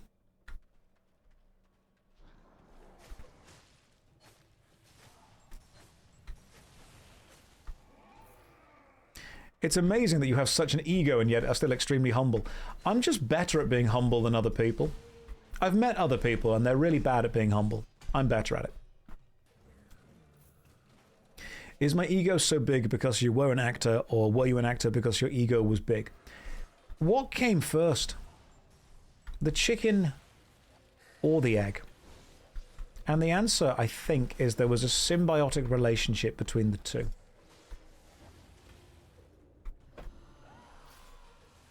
I am a torch specialist now, guys. I am special with this torch. This is the Alan Wake build.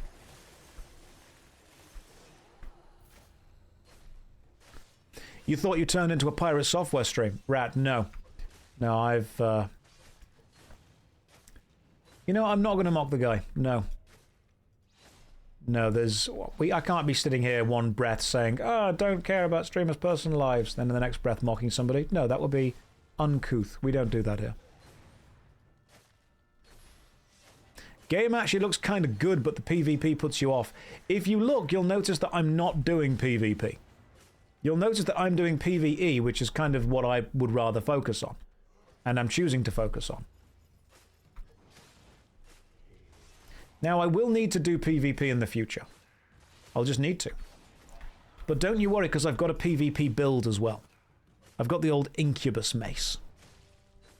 That's going to be there. Also, why is my axe not doing the damage I need it to? It should be, yeah, auto attack steals 15% of the health the enemy's lost. That should be good. Yeah, so I should be stealing some health. Let's eat the food again. Cool, right, we're back up with food.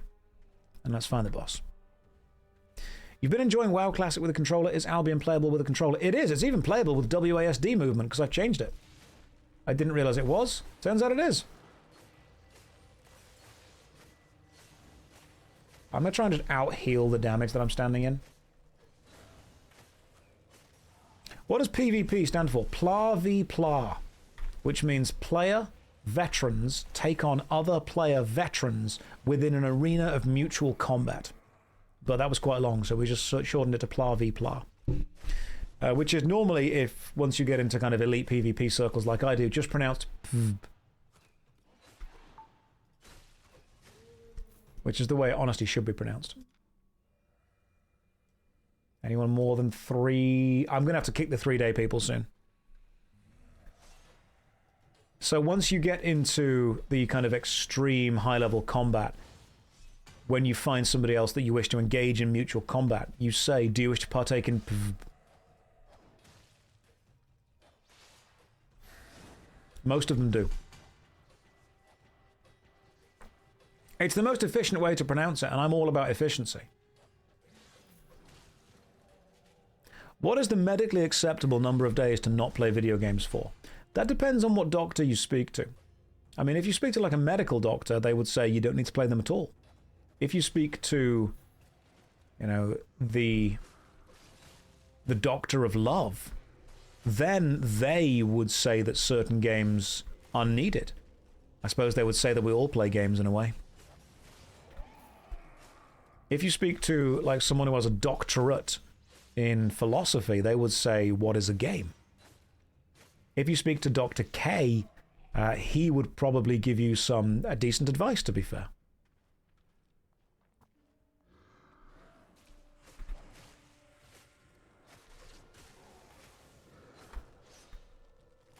So you need to first of all consider the source of where you're getting your advice from. What about Dr. Pepper? I don't want to get into it, but I do have my doubts that Dr. Pepper is an actual medical professional, because I'm not a medical professional, so this is not coming from a medical professional point of view, but if I were, I don't think developing a sugary, spiced drink would be the first thing I would do. Right, boss time. Let's kill these guys first. How dare you question? I'm not questioning Dr. Pepper. I want you guys to understand that, because you guys are fanatics. Is it... You need to be able to question a system that you are part of. Because if you can't question a system you are part of, the system itself is dangerous. We need to be able to question. It's questions that make us human. Questions like what and but why though are important. Right, I'm guessing that's the big boss thing over there. I want to kill all these ads first before I start getting into whatever the hell the boss actually is.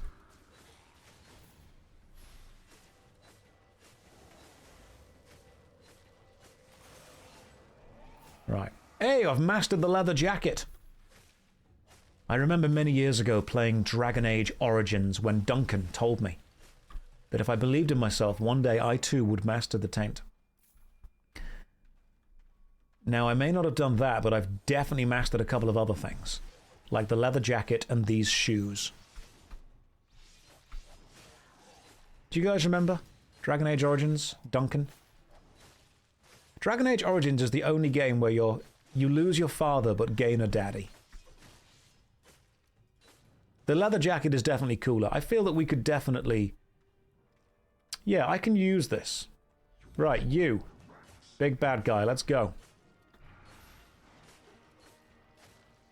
Oh, so there's a weird thing that moves around with you, is there?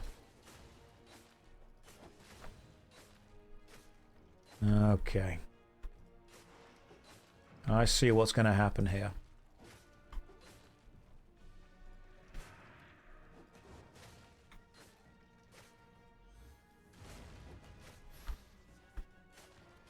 Now, if I use my adrenaline boost ability, I have to stay just hacking still for a minute or two. And the danger of staying still is that, obviously, static effects then start to hit you far more. So I want to be moving around as often as possible. But if I move, I lose the adrenaline boost ability. Why don't you do corrupted dungeons? The fame is better. Because, believe it or not, doing corrupted dungeons is not the purpose. The purpose is actually to finish this dungeon and get the reward from that. Because I'm playing in the Crucible, and I checked it, completing corrupted dungeons is actually not part of the Crucible thing. So in the open world, earn fame from killing mobs in the open world. Yep, that's fine. Clear open world dynamic mobs. Clear corrupted dungeons is not on the list, believe it or not. However, finished randomized solo dungeons tier 6+, that is on the list. So this was another tier 6 dungeon that we have finished again, and I'm closing in on more stuff. So finishing tier 6 solo dungeons is something I can do. So, oh no, PvP's on the list. The list is, hang on. The list is here. That's the list. That is everything that's currently going on. You guys can check that out and see what's happening. Right, over to Cul de Fissure. Off we go to Cul de Fissure.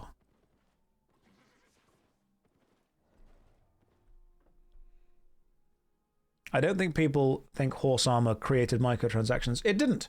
Some of the first microtransactions were actually involved in MapleStory, the MMORPG. You're so thirsty. If only you had some doggy style. Do you mean the gamer subs that's on my thing right now? So I was actually thinking, am I allowed to mention gamer subs while I'm also playing Albion Online in a sponsored thing? And so I just, hang on, 5, 6, yeah, group solo dungeon, cool. So I actually messaged the Albion guys and the gamer subs guys and said, hey, do you guys want to do something together? And they were like, look, we haven't organized anything now, but maybe in the future. So that's cool. Layers within layers of sponsors, guys. It sponsors all the way down, all right? Money, it makes the world go around. That's what it does. And so I'm going to take my battle axe and I'm going to smack these guys around with it, because that's just who I am. I'm like the matchmaking sponsor. Yeah. You know that scene in Mulan with the matchmaker? I'm like that. And Mulan is like all of the things that I like. I'm product maxing. That's what I'm doing. I'm product maxing and capitalism pilled.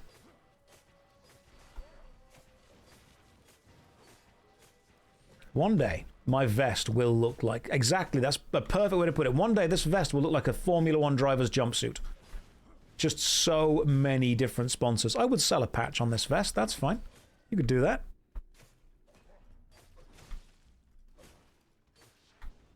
Yeah, you know what? Thinking about matchmakers, I could have gone with Hitch instead of the matchmaker from Mulan. But I think the matchmaker from Mulan is just more culturally relevant than Hitch.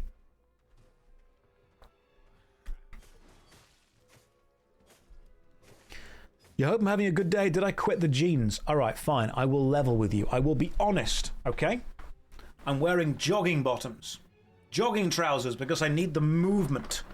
All right, I need the free form, the free flow with this because I'm going to be sitting down for a long time, okay? A long time. So it's very important. Comfy. I'm comfy maxing right now. Comfy maxing and cozy pilled. Will you do workout streams again someday? Yes, as soon as I've been able to move house, one of the things I want to be able to set up is a gym that I can work out in on stream. That's part of my plan. Remember, guys, if you're part of the guild, do stuff. Do it. Get involved. Help. Right, I've so far finished 13 randomized solo dungeons. No, randomized 13 have been finished.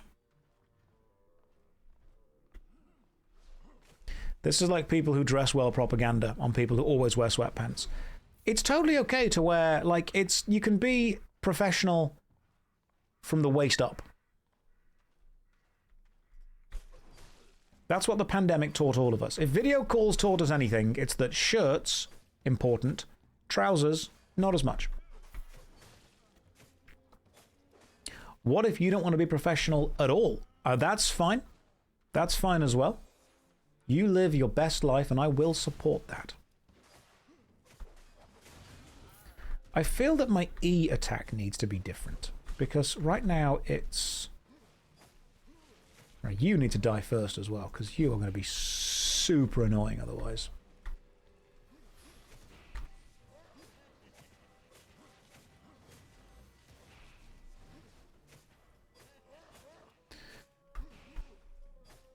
Hang on, this guy needs that actual bit of focus to take care of because of the amount of AoE stuff currently going on. 2 mages and a bomber is very irritating. There we go. And hopefully I can get out of combat in a second. Did I get a beta invite to MapleStory Classic? I did not. No more WoW, what happened? World of Warcraft players attempts to play another game. Challenge. Difficulty level impossible.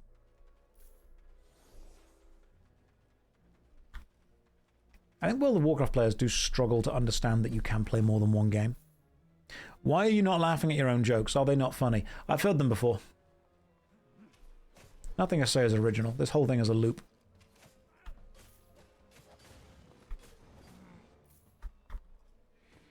I'm a level 55 torch fighter.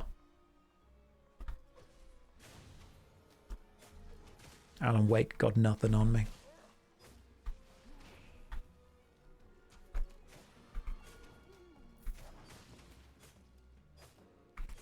Have you got a streaming schedule for the next 2 weeks? Yes. Albion. Online. As long as possible. Every day. That's the plan. I'm gonna put the hours in. As long as possible every damn day. If you're in the guild, log in. We need you. We need you in the guild doing stuff. If you are not logging into the guild and are not doing stuff, we need you to very much get involved. Might need to change the E from the throwing the axe to the something else. Can't log in, still at work. Quit. Something makes me think that you aren't fully invested in helping your fellow guild members. There are certain things in life that are more important than stability or your job. One of them is a temporary game mode in an MMORPG, helping a mid-tier streamer potentially earn some points. And if you can't see that, God, we really are cooked, aren't we, guys? While I don't have time for this, I will support from the sidelines. Okay. Just so you know that as the influence expands, the sidelines just become part of the inside of the lines. And you will be roped into this, whether you want to or not. It'll happen. Hey, you're following the Stop Killing Games initiative. Fantastic to see. Some people said it would kill indie games, but they didn't explain why that would be. I don't really see the point. Can you shed some light on this? It won't kill indie games because there's already been a great example of an indie game that it hasn't killed called Unturned. People believe that... People think that it will kill indie games because they don't understand what is being asked for.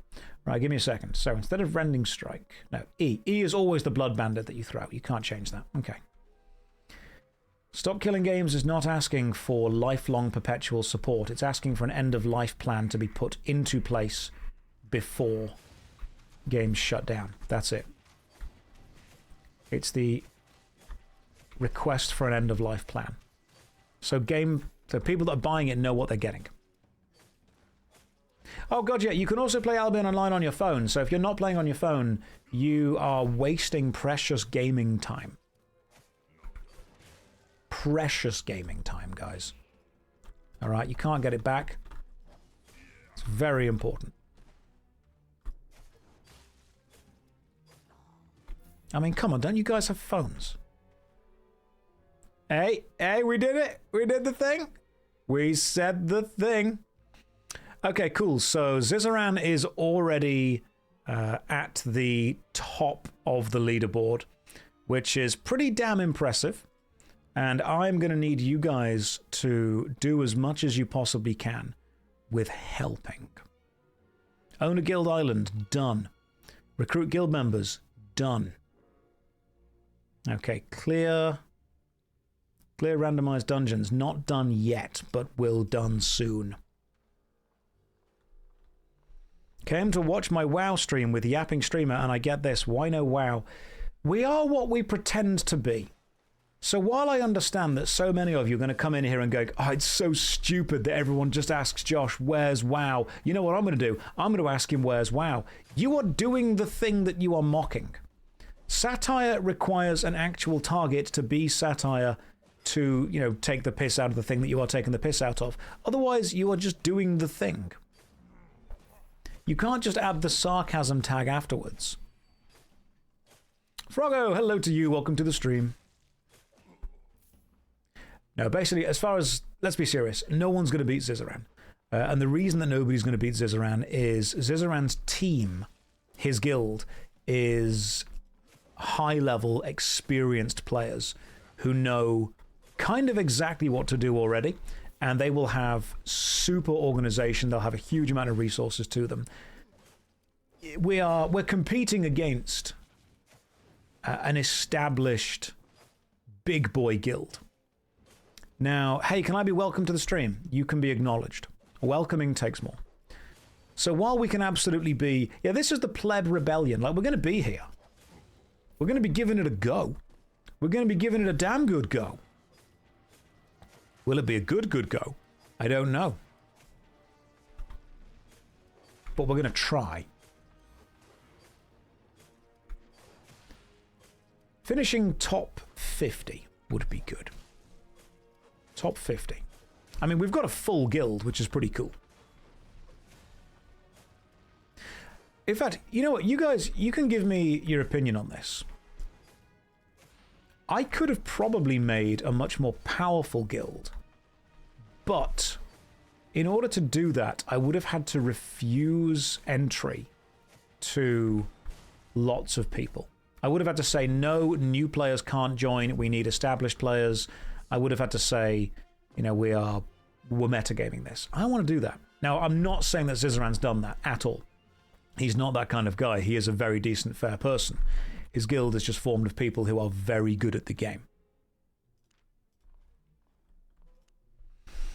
It wouldn't be whelming enough. It wouldn't be what we're about, is it? Yeah. Trying to beat Zizaran at a PvP game that he has already got hundreds of hours in and understands and won the last Crucible. Trying to beat him is... It's kind of like trying to beat him in a foot race, except he's in a plane. Are you picking up what I'm putting down there? Are you understanding the vibes? I'm happy you didn't. I've enjoyed playing as a new player, and while I won't be much help, I'm trying to... That's fine. That's fine. Just do what you can. Have fun with it. Enjoy it. Have a good time. What I did was I bought myself the Paladin Override because it looks cool. I equipped myself with an axe. Now I'm going to go and hack some stuff. That would disqualify him, though. No, because he would still be running backward and forward. The problem is that he's earned the plane. When I see him again in real life, we will have axe throwing match 2. Is there room in the guild? Nope. I mean, you can try. This is cool. You can very much try to apply, but right now we have 300 people in the guild, and we have 123 people waiting to get into the guild. So it's quite busy. Will I hit the target next time I throw axes? I don't think I will. I don't think that axe throwing is all about hitting the target. It's more about vibes. Also, can we take a moment just to admire how these lovely ladies are dressed? Because right now we are killing goth girls, which I think is actually against my religion.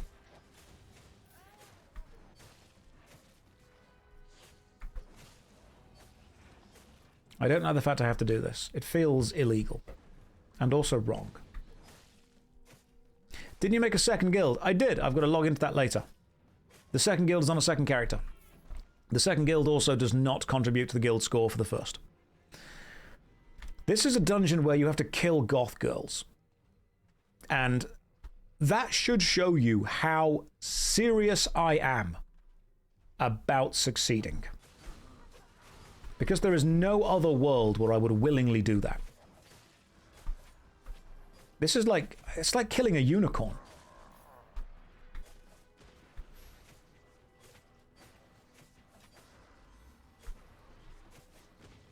Hi Josh, enjoyed your YouTube content and I hope you enjoy Albion Online. Oh, thank you very much. Welcome to the stream. Hopefully you're having a lovely day. You're like someone in Jane Austen or a Shakespeare novel. Do you mean British? There's quite a few of us. If you write something that you would like me to read in the chat, I will try and read it. And if you want to write something that sounds remarkably British, I can try and read that as well. There are more British people. I am sorry about that. I'm sorry you've had to learn about it this way. But there unfortunately are. I've got to kill so many things that I love. I can't believe I have to run into a dungeon and kill all of the goth girls and all of the dogs. But that is... This is basically home. If someone said, hey, do you want to live in a castle that's full of dogs and goth girls? Yeah, why am I not there right now? Why did you keep this from me for so long? Always watching on YouTube, first time catching you on Twitch. If you could do me a favor and lower your expectations, then we will both be happy. Am I friends with the King of England? No, I don't get on with good old Charlie boy. We went to play bowling together last week. He cheated. It has soured our friendship quite substantially. You know, a man's got to have standards at this point. I like how that big dude full of armor just kind of stands there. He does nothing. God save the Queen. He tried. He tried, but the Queen just demanded to be let in. And you can't say no. You're in a peaceful mood. You'll be contributing by gathering. Good. Gathering works as well. We need people to gather. But, very important, we need you to gather stuff that is of a certain tier. The gathering only counts if it's either up to tier 5 or greater than tier 6. So in a way, everything counts, but I would also say that I think more points are available for the higher leveled stuff. So yeah, make sure that you gather. Yeah, when you say it like that, it does mean that everything counts, yes. So the guild can get points for gathering, but you will only get points for gathering materials either tier 1, 2, 3, and 4, and 5, or tier 6 plus. So yeah, in a way, all of them count. But the tier 6 plus give more points. So if you guys could do the ones that give more points, I'd very much appreciate that. Hi, I'm looking to try this game. Would you say it's much different to every other MMORPG? How does it stand out? I'd like it because it's a combination of MOBA-style combat, which can be done with a PvE way, RuneScape-style gathering and crafting, and mostly just a huge amount of guild focus, which normally I wouldn't be super focused on, but I do enjoy. Right, let me try and hack this goth girl down. It's a horrible thing to say, but I've got to do it.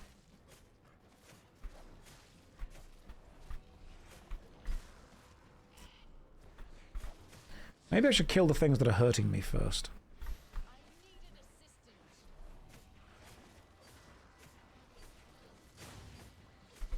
Oh, well, there's the damage. Hang on, nearly dead. So, just give me a sec.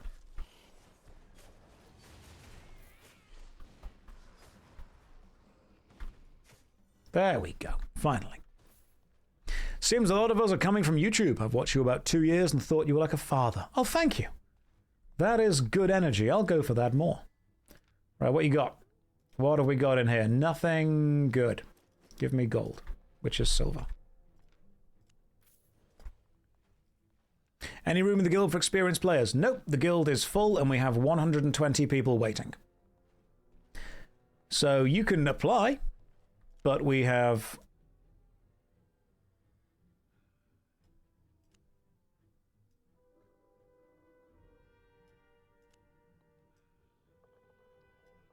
a lot of people trying to get in.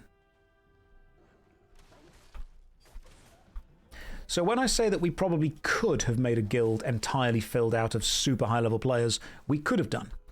But I am specifically pushing back against doing that. I would rather create a guild of people who want to join the game, have a fun time, contribute, see what's going on. Josh, will I stop killing goth girls? As long as they keep giving me points, no.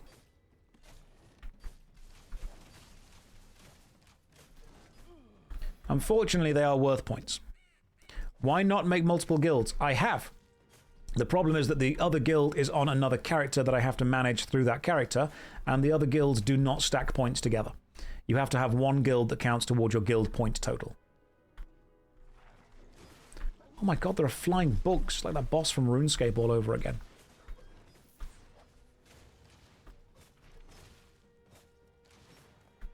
I am putting the new player focus first. It's not about winning. It's about losing with style.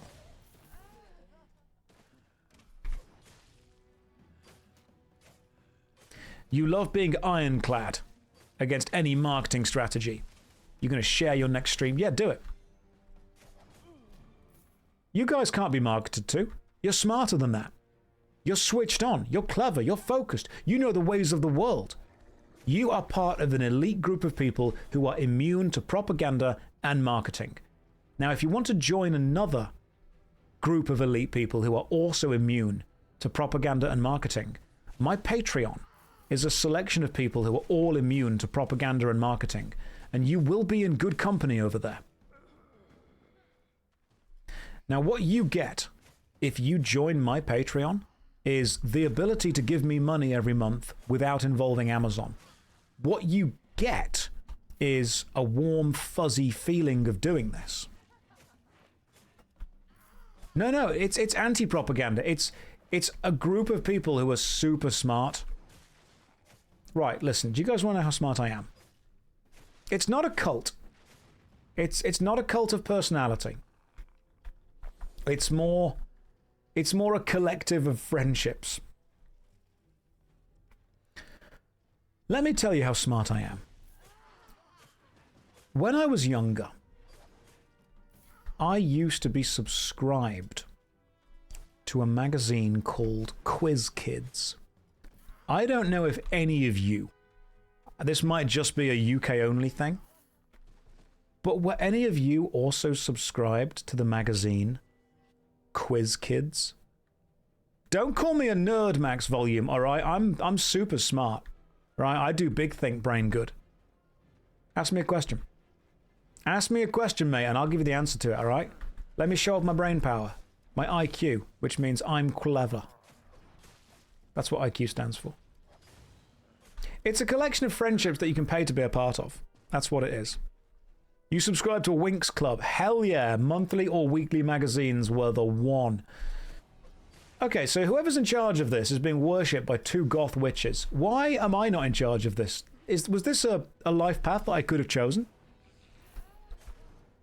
What does ABC stand for? Depends on what game. If you're talking about World of Warcraft, it stands for Always Be Sundering, which is how warriors have to play. If you're talking about Albion Online, it stands for Always Be Using Your Axe. Mid-2000s era White Dwarf. That is a good magazine, though. You can't deny. That is a classic magazine.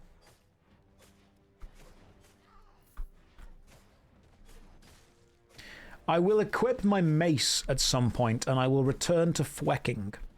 Because fwecking is very important. Fwecking is a special ability. I will show you how we fweck. Okay, win arena or crystal arena matches. So, hang on, we could just win like arena matches. That could be a thing I go and do at some point. Defeat players in non-lethal corrupted dungeons. Defeat players in lethal corrupted dungeons. Okay. I could defeat players in non-lethal corrupted dungeons. I'm a non-lethal kind of guy. God damn. Okay, Morgana, I was not familiar with your game. You got hands.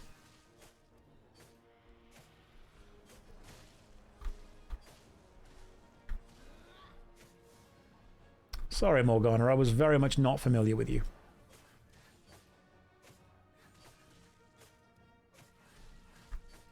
Okay.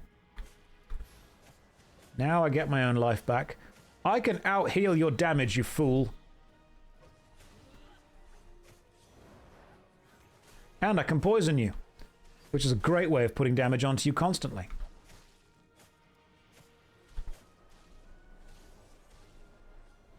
Tell you what, though, you are doing a lot of damage to me. That is true. What are you doing? Morgana, no, don't Why would you refill your health and not let me refill mine, you fool? Oh, that was harsh. She refilled her health. I didn't refill mine. Okay, we're going again. We're going again. What's that? Swing your axe. Apply a bleeding charge. Healing received is lower. Rending strike deals damage and reduces healing. What can this do? Swing your weapon, causing enemies to bleed. Be big.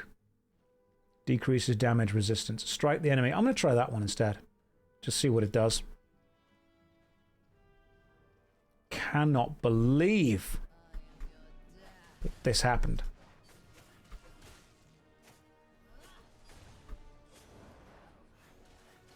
I get you poisoned early on.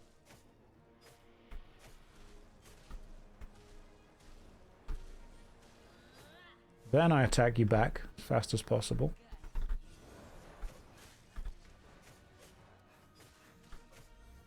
Okay, I'm focused in now. Locked in, guys. Locked the hell in.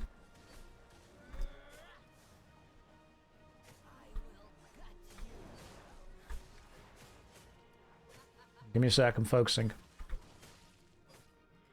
Focusing and locking in. Lock in and focus pilled. God damn it! You were so close to death. She was so close. Use E for healing. Don't start with E. Yeah, I'm going to have to, aren't I? I was locked in maxing right there. I didn't die. I just took a bit of a breather. Yeah, when she channels the blade, I'm going to run away. The problem is that while I was out partying, she was actually studying the blade. Which personally I think is just super lame.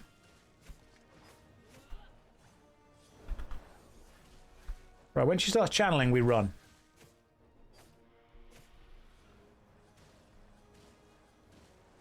Okay, so I dodged none of those. Okay, that was the wrong button. I pressed to eat instead. Why am I not a... That was worse. That was way worse in every way. What if I were to change around how my equipment works? That was really bad. Those blades have a really big hitbox. If you're right next to her, you can't dodge. I know, that sucks, didn't it? You got to be a few inches out. You know, I'm just going to be right in her face next time. This is my new plan, okay? I'm just going to get right up in her face. What if I just don't bother dodging anything? What if I just tank everything I can possibly tank?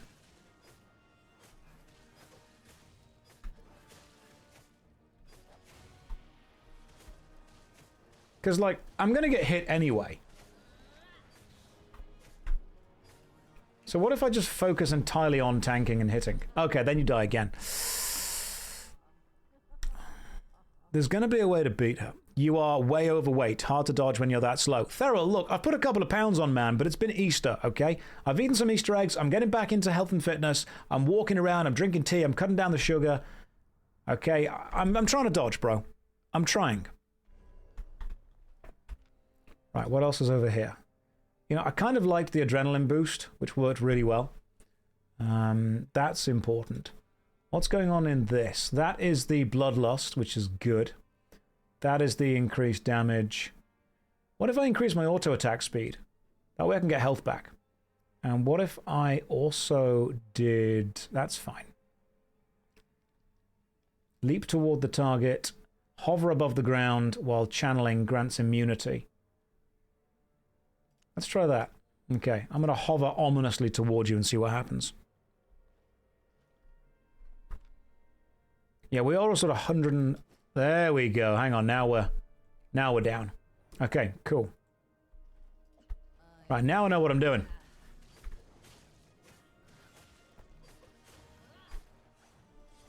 Now I know what I'm doing.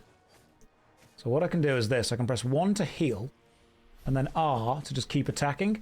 If I attack like this, I actually heal through her damage. Then I do this to hover. Ominously hover. Which honestly is the best way of hovering, I find.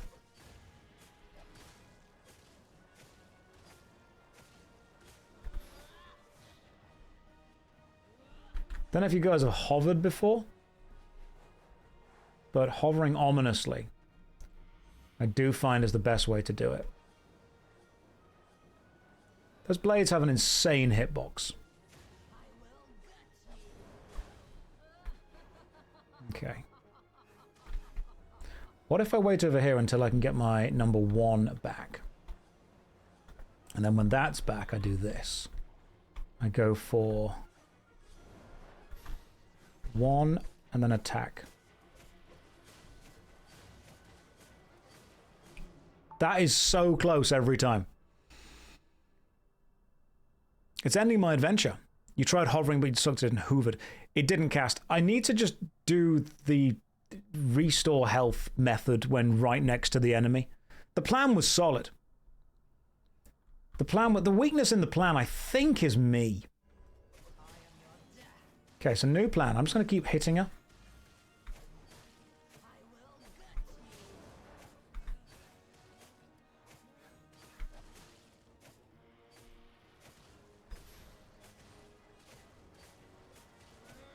What if I just keep hitting her?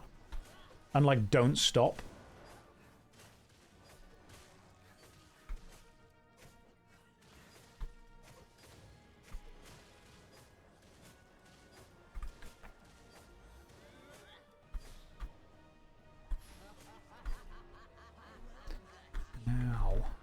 Now I wait over here for a bit, because now I'm low on health. Like, super low on health.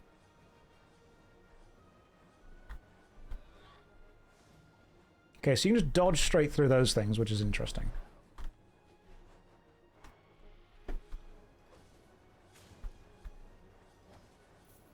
Okay, that axe got me a tiny bit of health back. I need for you to come over here, so I can do this and then this. Just out-tank her. I am trying to out-tank her. The risks were calculated, but my god am I bad at maths. The Trail of Blood takes so much of my hit points. That's the thing. If I don't stand on the damaging bit, I don't take any damage.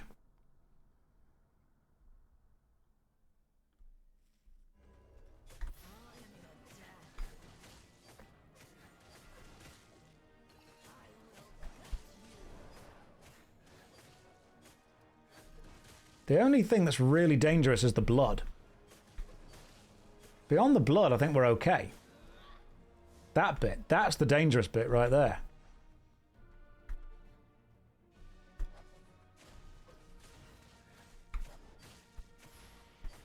Like, I can out-tank this bit.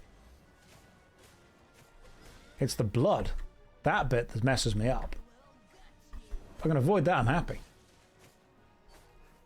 Okay, cool. Just avoid the big, bad damaging attack and you're okay.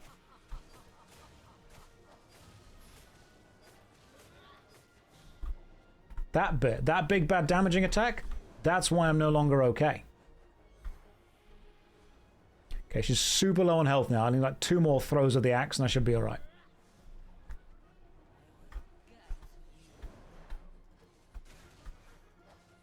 Hey, first try. Sit down. Give me some sexy loot. That's rubbish. Utter, utter rubbish. Not even worth doing it.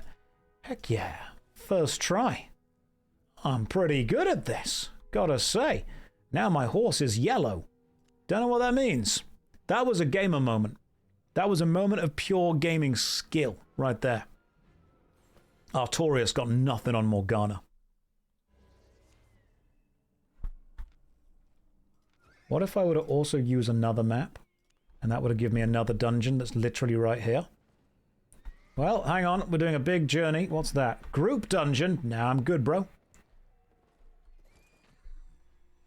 The devs should just give me the Crucible win right now for that, to be honest. Those symbols of durability, you need to repair things. Do I, though? Oh, yeah, probably. Okay, that's reduced. Max load plus 61. Does everything have durability?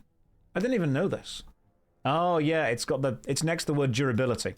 So my bag is on 1%, and my horse is on 45%. What happens when a bag gets below 1% durability? Does it break? When Ziz sees the absolute unit that I am walk up to him, all he will need to do is show me Morgana. And I think I'll just cry. You heard the first prize for winning the Crucible is a real horse. You heard wrong. It is the loser has to be the winner's horse for as long as they want. It's a very complicated thing. It took a bit of organization. Not everyone agreed to it at first, but we thought that was where the real stakes were. Where do you sign up? You already are. Just by watching this stream, you're already involved.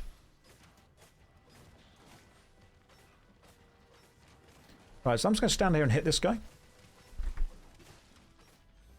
I feel that I need a weapon that does more damage. Also, I feel that everything is happening, and I don't like this. Let me hover away from you ominously. What if a horse loses the event? We did consider that. I think, honestly, the worst outcome would be that a horse wins. Because that is going to make the game look a tad too simple. What happens if your horse gets below 1% durability? I think it becomes a bag at that point.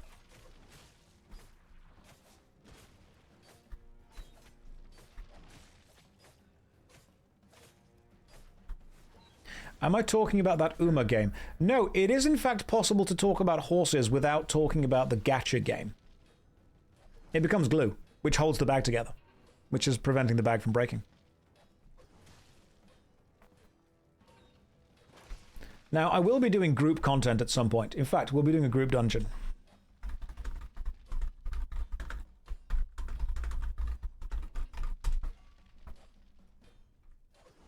And we'll get a group together, run a good old-fashioned dungeon.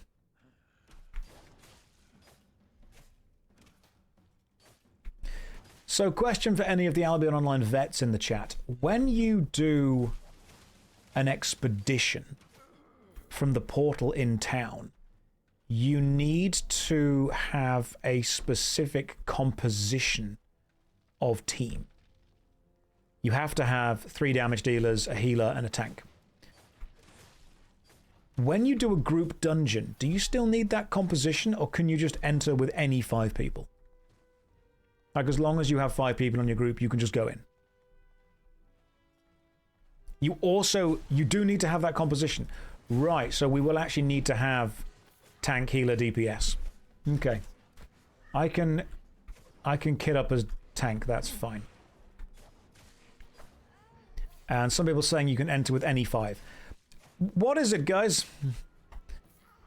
Asking for answers, and nobody knows. Some people are like, yeah, you need the same composition. Other people are like, hey, take whatever you want in. One day, a video game question will be asked and the gaming community will know the answer. You can take whatever. It depends on the tier of dungeon. Okay, gotcha.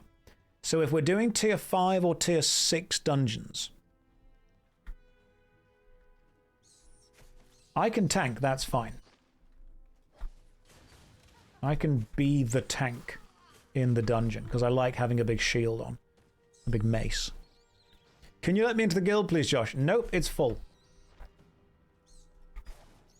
There are currently 300 people online and 126 people waiting to get in.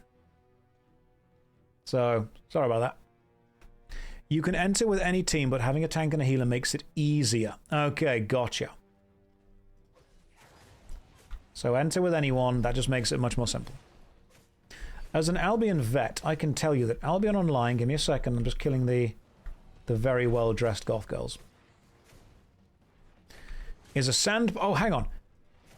As an Albion vet, I can tell you that Albion Online is a sandbox MMORPG in which you write your own story instead of following a laid-out path where you are what you wear. There we go. Nailed it. That's the advert right there. Got it. You know what's quite nice is the primary guild is called Lords of Strife. And the secondary guild is called Knights of Strife, which of course is down a ranking within the medieval ranking. So the next guild will be called Men, or, you know, Freemen of Strife. And then it'll be called Peasants of Strife. Then it'll be like Peons of Strife. And then the Forgotten. And then Wet Ghosts. That's what it will be.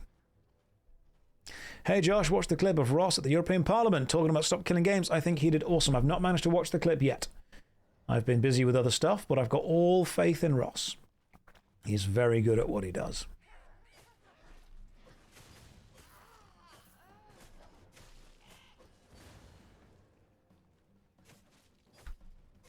Just Peasants of Strife will be what have to happen.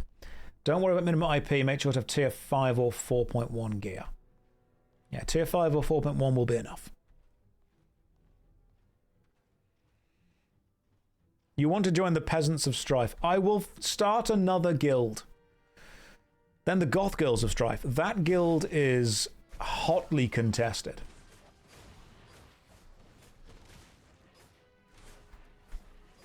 That guild is very difficult to get into. Are we doing Dark Souls now? The Furtive Pygmy of Strife, easily forgotten. The Witch of Izalith and her daughters twisting great firestorms.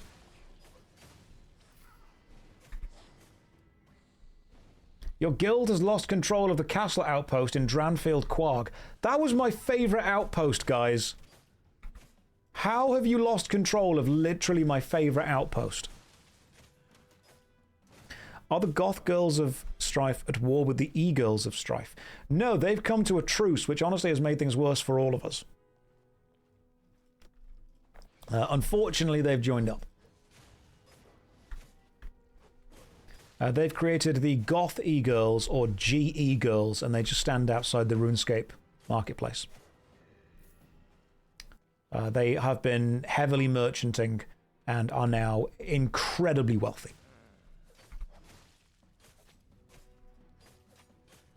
It's honestly quite scary. The General Electric Girls, they have controlled the means of production. That's what they've done. Alright, hang on. Oh, hang on a tick. We're fighting books now, guys. What? Why are we fighting books? Why did I die? You were knocked out by Morgana Demonic Tome. I still can't stop dying to Morgana, can I? Even when I'm not in... This is why I don't read books. They're dangerous. Nerds read books. Right, I'm going to stand over here and kill this guy.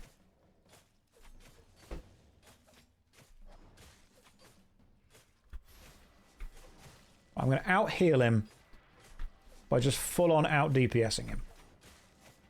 Right, the best healing is more damage. Then he'll do that stupid thing where the books get up and start to attack you.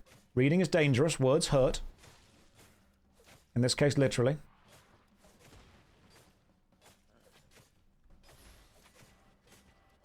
But look, I'm healing myself by smacking him. Nobody heals themselves by hurting others, except people who are using battle axes in Albion Online.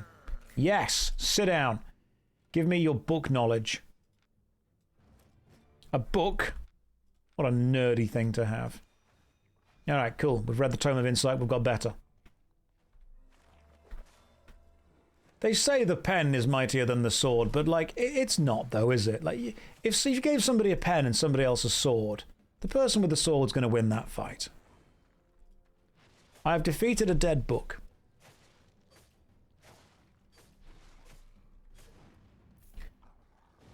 I can't believe that we lost that, that guild connection. Says the guy who died to a book. I didn't die to a book. I got knocked out by a book because the words were too difficult. The words were big and complicated, and I would ask for your patience in this trying time.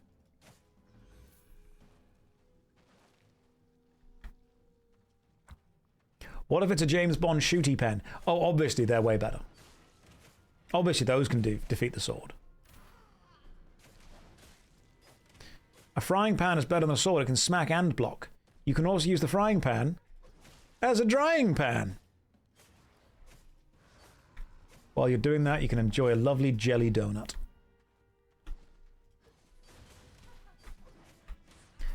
Sometimes memes get so specific that you end up speaking a language that you don't even know that you speak. Okay, my helmet's also broken now as well. How do you fix things in this game? How do you increase the durability of a thing? Do you just need to go back to town or something? We need to go back to the town. Is there a fixer in town, or do you just... Oh, there's a repair shop. Okay, cool. Gotcha. At least the chance of me running out of money is low. That's true. Every time you die, you lose 5% on something. Something in my bag is actually broken. Oh, no, you can't... Okay, so can things go below 1% durability? In that case, we don't need to fix anything. Yes, the same guy that upgraded the color of your gear. I don't know who that guy is. I just bought everything I needed on the marketplace. The only things I know about town are it has a marketplace, a bank, and then an island.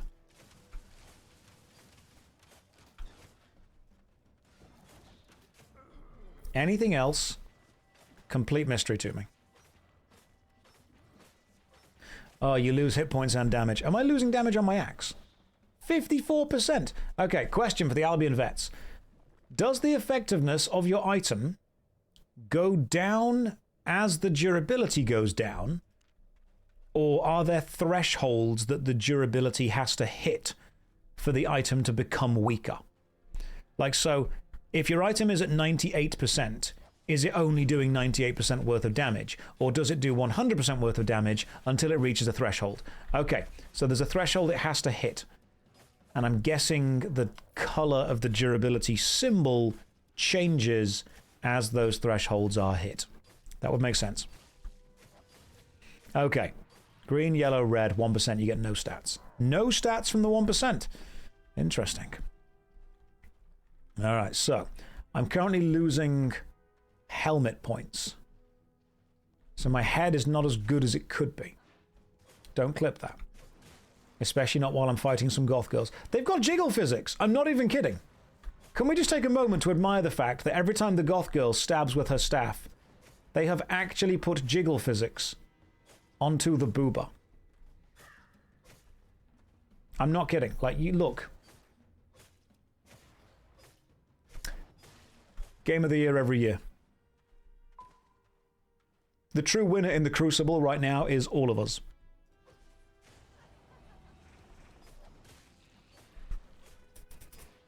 Everyone who has just rejoined us in the stream, welcome back. Lovely to have you with us. We are fighting through some more solo dungeons in the Crucible for Albion Online, and we have just discovered that the goth baddies in the castle do indeed have jiggle physics. Oh god, is this Morgana again? Ah, it's Morgana again. Okay, fine, I've learned my lesson. Let's go. You, me, and an angry focus. Let's do this.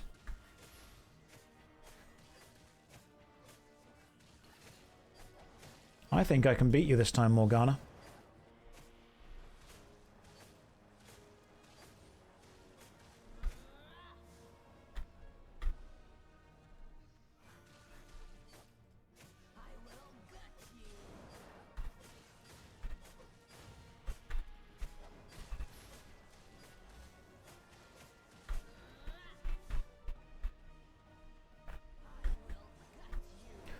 All I've got to do now is avoid this attack.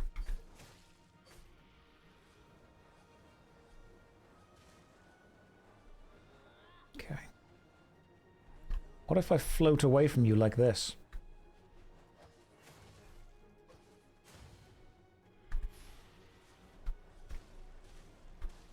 What if I just attack you and try and... God, I hate this game. I'm going to lock in. Morgana 2.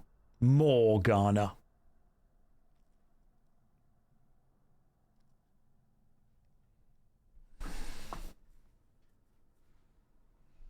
It's okay, I can do this. Everything is broken. But not my spirit.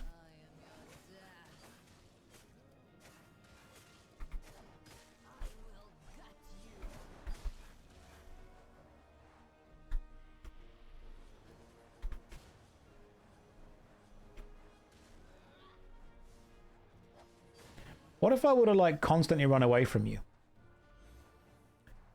What if I were to only fight you when I can restore my own health, like this?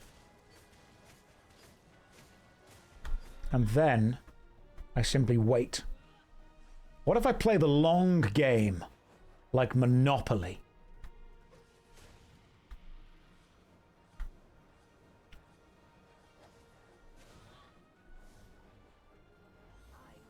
Yeah, you see?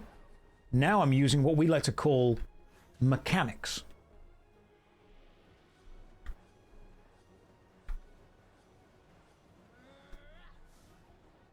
I'm waiting. I'm waiting. I'm going to get my health all the way back to full. That's what I'm going to do. I'll wait for you to do that. And I'm going to do this. Then you're going to do that. Then I'm going to do this. R1 attack.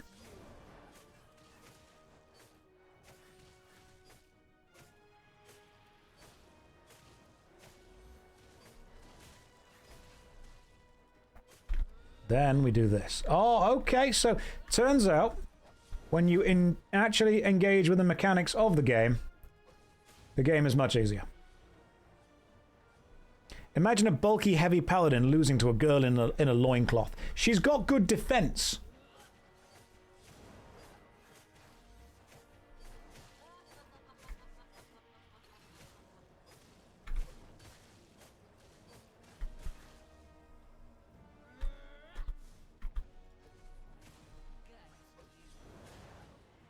Now what I've got to do is wait for a moment till I can actually restore my own health again.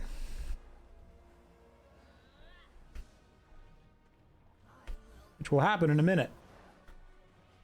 She does that one more time. I do this for a bit.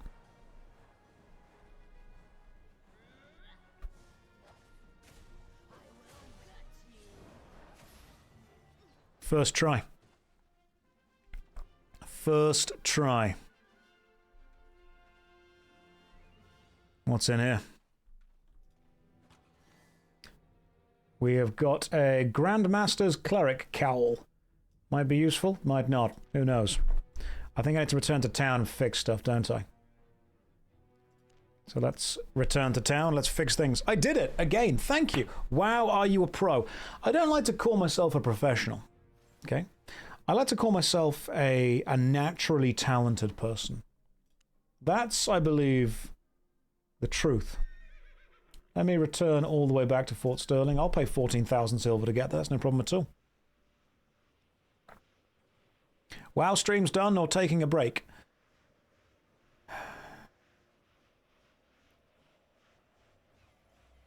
Just going to stop engaging. Just going to stop saying things. Right. Where is the man who fixes things? That's a little hammer, so you'd think he fixes things, but he doesn't. Where's the repair guy? Transport, island merchant. One of these things has to have a repair dude somewhere. It's around the middle bit. This guy? That's faction transport.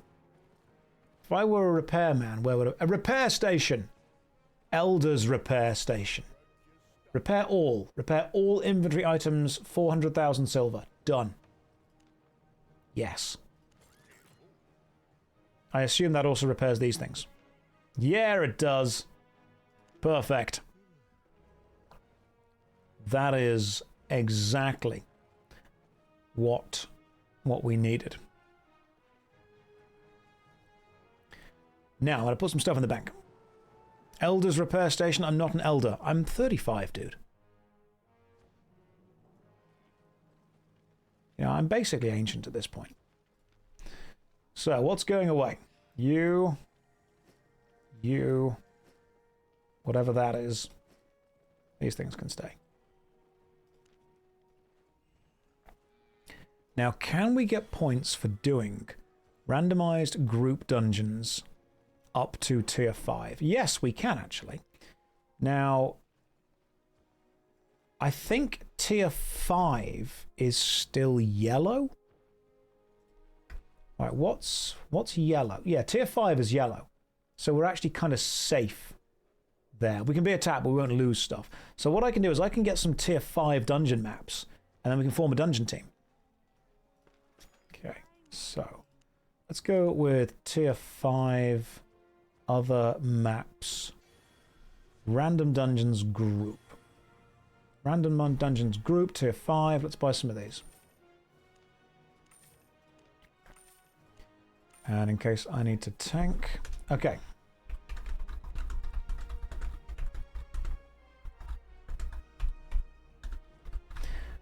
Random group tier 5 dungeons. Let's do this. Let's see what we can get. I thought if Josh is playing another game, he's abandoned and quit every other game forever. It's true. We have 5 ready. Oh, in that case, go for it. Join us. Sure. Invite me.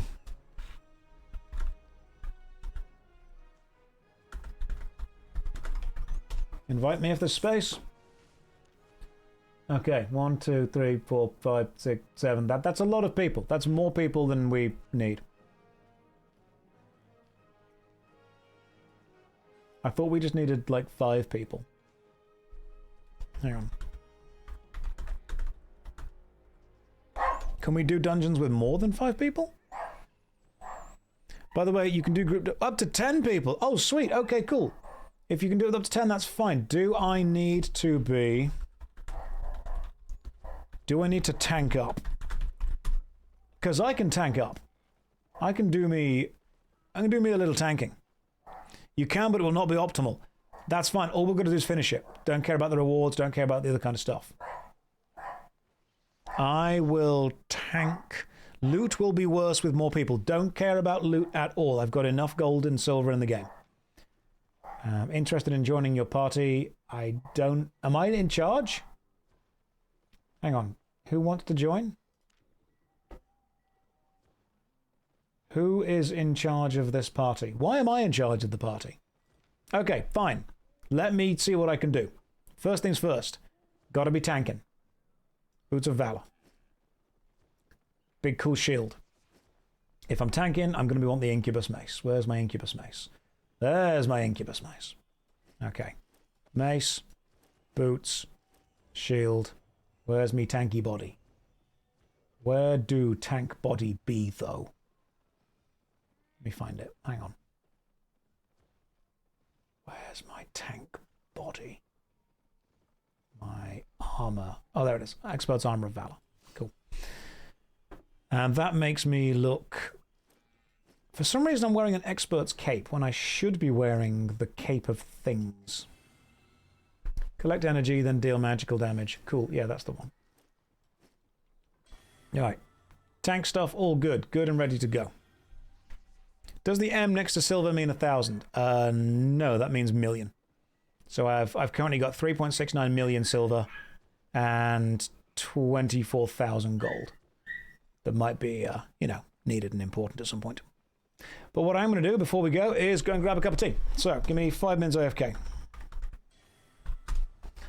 Guys, 5 minutes AFK. I'm going to grab a cup of tea, and then I'm going to make sure that we go and do as many group dungeons as possible. We will just blitz through group dungeons and we will gain some points. Give me 5 minutes. Here's a DVD logo to make sure you don't go anywhere. Here is a countdown timer of 5 minutes to keep me accountable. And I'll see you beautiful people in 5 minutes time. I'm also going to hide the gameplay just so nobody comes and randomly stream snipes, because I can't trust you. Can't trust you at all. Right, see you in 5. All right, I'm back. Nobody panic. Everything's fine. That's gone. That's gone. I'm back. Game's here. We're good. Okie dokie. So, group dungeon. Let us meet up in the fort place. That is the experts group dungeon map. Let's use it. Okay. We need to go to a tier 5 map. Tier 5 map from where we are, I believe. Where am I currently? I am. That's fine. Join the party. Tier 5 would be... We're in Fort Sterling. Are there no tier 5s connected to Fort Sterling? I really thought there was a tier 5 that we can go to straight away. That's a group dungeon. Right, Pengarn. Bottom left, southwest. Okay. There. Can you go straight to there, though? Hang on. Can you go straight there? Any room in the party? Not sure. Yellow zone tier 5. Down more. When I'm saying, is there any tier 5 zones connected to... Oh, that's my alarm to get back to work. See? Right. Straight south.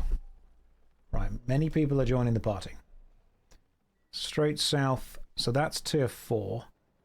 That's... Oh, cool. South tier 5.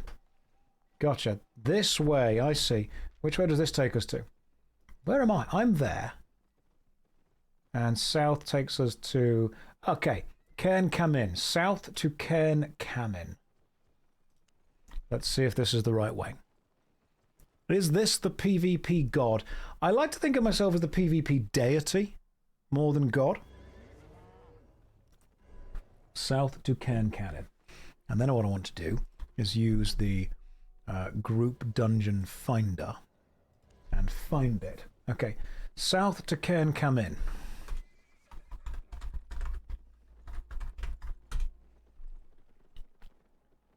South to Cairn Camin, and then simply follow me as we go to the dungeon. Heading dungeon now.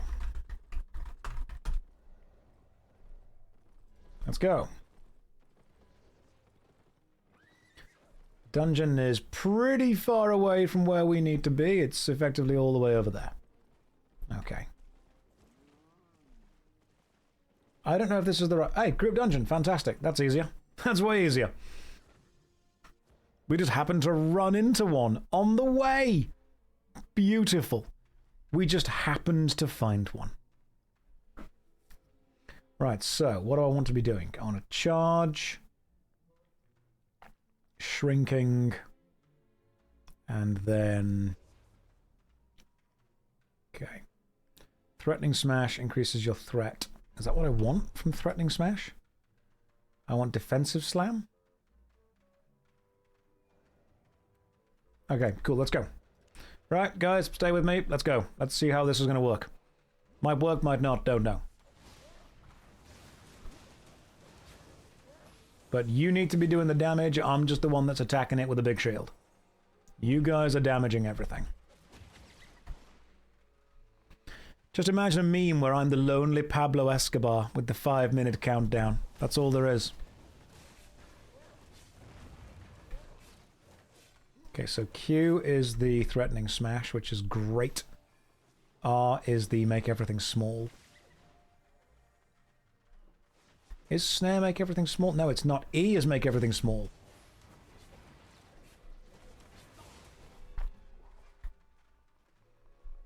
Oh, this is great. We've got this.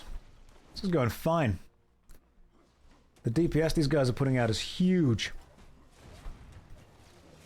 We are way beyond. This is a tier 5 dungeon, but we are way beyond tier 5. I think we might even be in the realm of tier 6. These guys could have absolutely helped with Morgana. They truly could have done.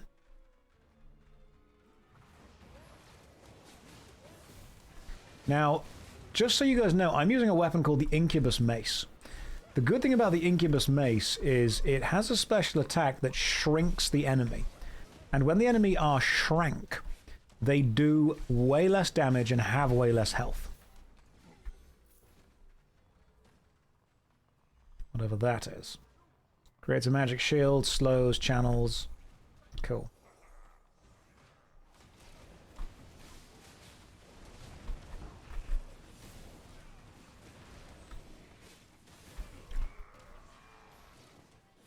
Don't need that. I mean, the game's handling the lag quite nicely. I think you need to deflag. Hit the swords next to your name. Click to change to friendly. Prevent you from attacking friendly players. Okay, cool. Changing to friendly now. More people want to join the party. That's fine. Oh, hang on. Click to change to friendly. I am changing to friendly, so I cannot be angry at anyone. I'm a friendly guy. That will allow them to heal you. Oh, I see. Gotcha. Okay, gotcha. So I wasn't being healed. I was just tanking. Cool. Okay, let's go. Thank you. Yep. People are joining the party. Everyone's joining. Lots of people in the party. Big raid. All that jazz.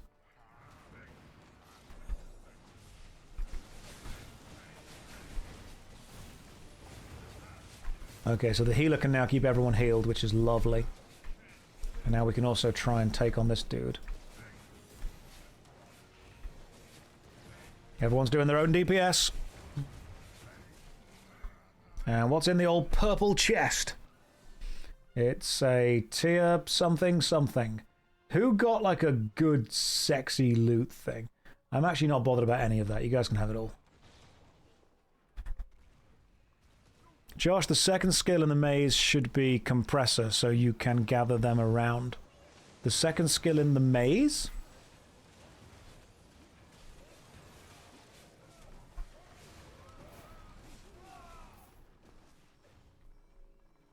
It's personal loot, bro. Everyone gets their own. Oh, okay, cool. In that case, I'll take it next time. I thought I was just leaving some gold for people. He might not have compressor. I don't know what compressor is. What is compressor? I'm going to eat some food as well. There we go. Now I've had some stew. Josh, did you stop playing Goth Girls Online? You never stop playing Goth Girls Online. You only ever take long breaks. I once tried Albion, didn't click with the early game, but watching this makes me realize there's more to it and you can try out some more. That is the exact sentence I need to send to the people that have paid for this stream. See? Albion Online people, read that sentence again. I once tried Albion and it didn't click. But watching this makes me realize there's more, and I can't wait to try out some more. God, that's what we call justification in the business. That's perfect. That was exactly what we need. I'm glad you said that. That's going to make negotiations much easier. Do I play Albion offline? Well, I live in the UK, so technically yes.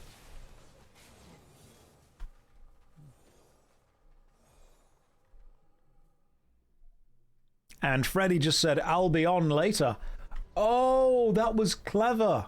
Because it's Albion, and I'll be on. Do you know what you just did? You tried before Nomad helped how much fun you had. Well, did you know that Nomad Poncho is the second in command of this guild and will be on later helping us out? I am mastering the shield and also my taint. That's a good joke, though. I wouldn't have played this without Josh being in the event. I've played 30 hours now. This is great. This is so... they're going to love me. The marketing team are going to think I'm the best thing since whatever marketing teams like. I don't know. PowerPoints? If you work in marketing, what do you like? What do marketing people... Are they normal people? Like, what do marketers want? Graphs going up. Graphs. NFTs. If you work in marketing, do you want graphs? I can get you graphs. They like Google Analytics. I mean, we all like Google Analytics. Let's not sit here and pretend that we don't. Everyone loves a good analysis. You work in marketing, and sometimes I want other marketing people to stop giving us a bad name. If you could run a campaign that was about re-ingratiating marketing people into you know, let's say normal society, how would you do it? What would stop them? What do you think would improve your name? All right, what do we got? A book. Fantastic.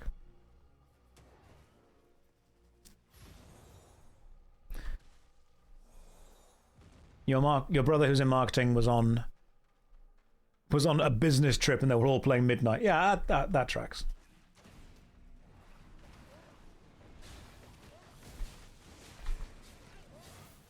I think we have to understand that marketing people are just people, which is what their campaigns want you to think. God, they're good. Is this game playable as a free player? It is. You're obviously going to advance quicker and have more access to stuff if you pay money, because you can change gold for silver.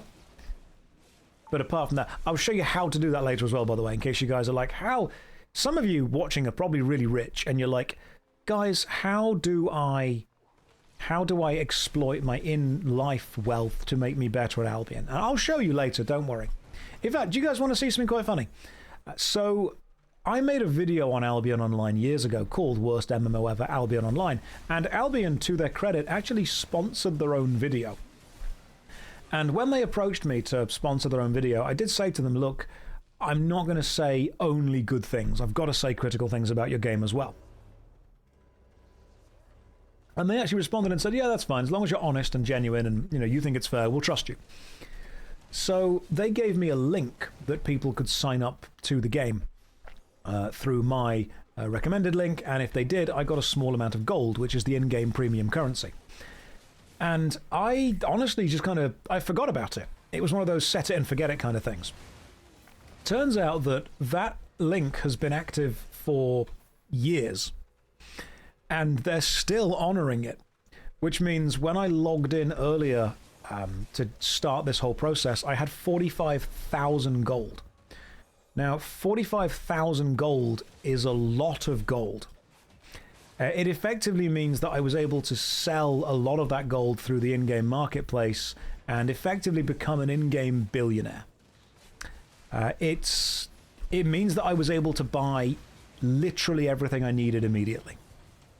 Yes. Now, the cool thing with that is, how much is that in dollars? I have 24,000 gold and 3.6 million silver. I could sell 24,000 gold for 174,265,815 silver right now. So we have more than enough everything to effectively kit out everyone in the guild with a mid-tier set of equipment. So the first thing we did was buy a guild island. So we've got a guild island already. And then I gave Nomad Poncho about 100 million and said, set the guild up. So he has been setting the guild up. He has been adding stuff. If you're in the guild, by the way, later on we will change it so you can access the guild bank. Everyone has a maximum mount already waiting for them.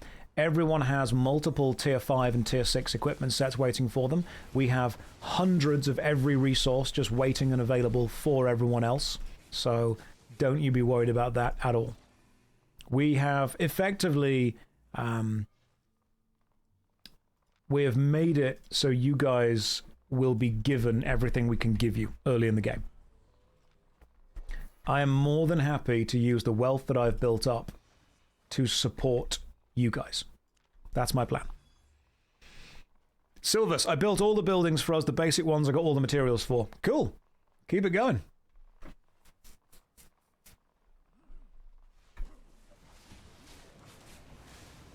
We've got a group doing some dungeons right now, guys. You guys can form your own as well. Remember the... Hang on.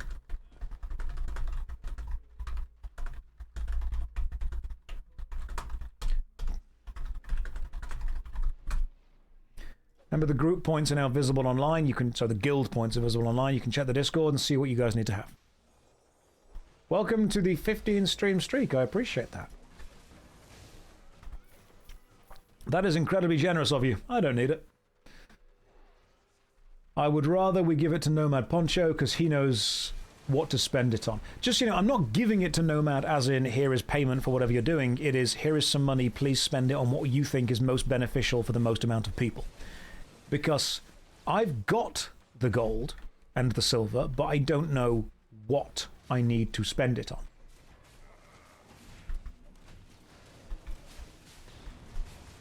So I would rather have Nomad, who is an experienced player, say the best thing to spend silver on is this, this, this, this, and this. He's the sugar baby. He is the sugar baby.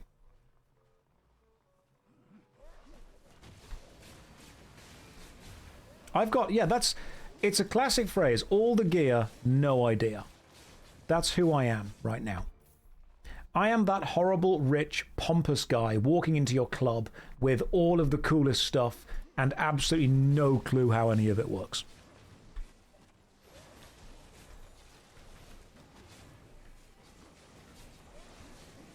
Right, now it's time to melt the boss if we can.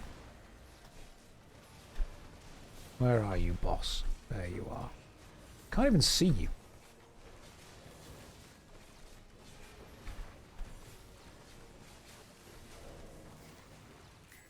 Cool, that was fast. Anything good? Nah. Okay, head out, go again.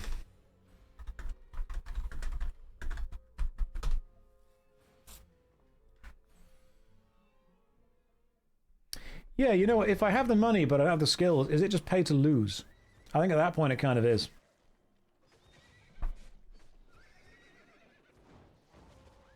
Right, what's down there? Okay, current dungeon value, bottom left. How do you ping something on the map?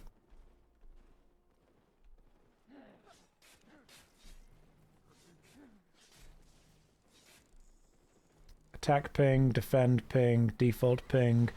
P. Do you have to be at a specific location?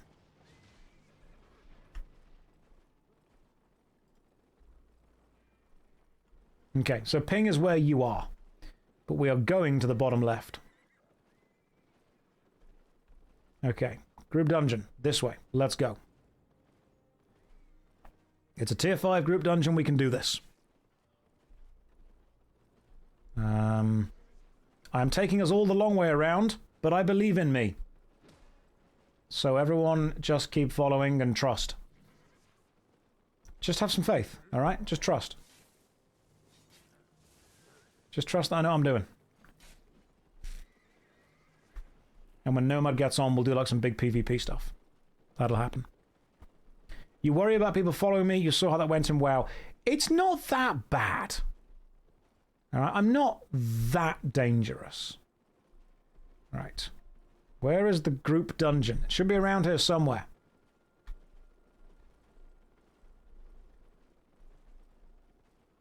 Where the hell is the group dungeon?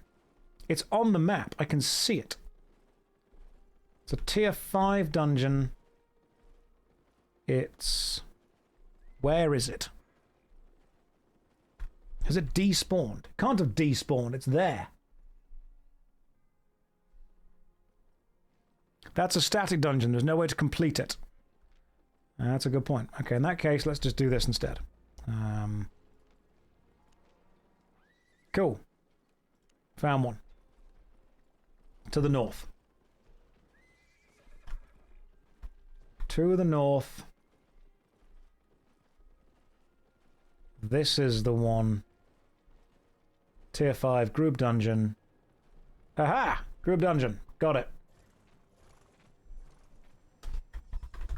Found it.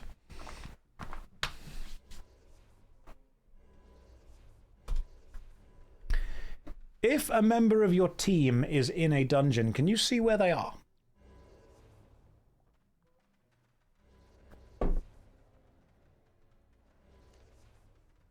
Guild management, 300 people online still. Cool, let's go. No. Okay, cool. No.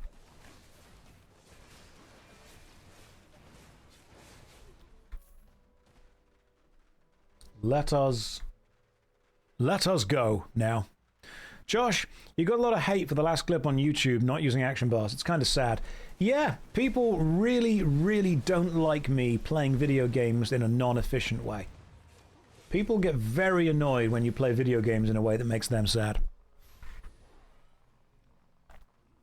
Now, the thing is, I can actually understand where people are coming from, and this is something I need to explain to people. If you play a video game in a way that other people are relying on you, as in you are the tank, you are the healer, people are taking their time out of their day to play, if there is an expectation of completion within a certain time frame that people have given their time for, then I completely understand that the energy changes and you want to succeed.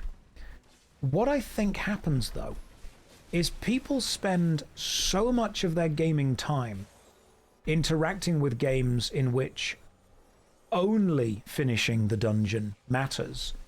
They actually forget that certain people play games in ways that don't only prioritize that. And I think they also forget that it's totally possible to still achieve that goal without being super duper meta focused. I think people look at the way that I play and they think it's insulting to other people because they cannot possibly fathom a gameplay method where that wouldn't be insulting.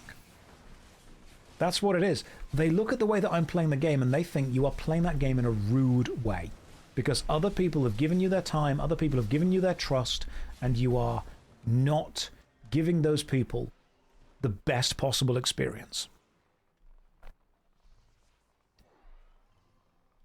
That's genuinely what people think.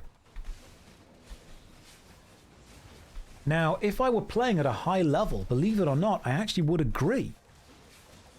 Like, if it was, hey, we've all got 1 hour of our day free, we're doing this super difficult dungeon, we want to make progress on it, progress is going to be achieved by all of us being focused, I would actually completely agree that playing in a meta way is the best thing to do. The issue that I have, the umbrage that I take, if you will, is it's possible to not need to play in a meta way to still succeed. People do forget that it is possible to succeed without being meta. That's possible. And a lot of people, when they say, hey, you should be doing this and you should be doing that, that phrase, you should be doing this, what they mean is the way that they play the game, they would be expected to do this. What you should be doing is having fun. If you're having fun, you're playing in the most meta way possible. Now, some people find, and this is what irritates me, because it takes longer than one sentence to explain this to people. If the way you have fun is by playing super min-max meta efficient, that's fine. I like that. I like Magic the Gathering. I like playing super min-max meta efficient in Magic if my opponent wants that. That's the key. Does your opponent want to play the game the way you want to play the game? Does your team want to play the game the way you want to play the game? And so many people, when they tell me how that I should be playing a game, what they're actually saying is they have the most fun when the game is played this way. Because some people have told me that I should play meta and min-max everything. Some people have told me that I should not play meta deliberately and, you know, mid everything. Everyone has an opinion of exactly how you should play a game. And the ultimate answer to that is, what do the people you're currently playing the game with want?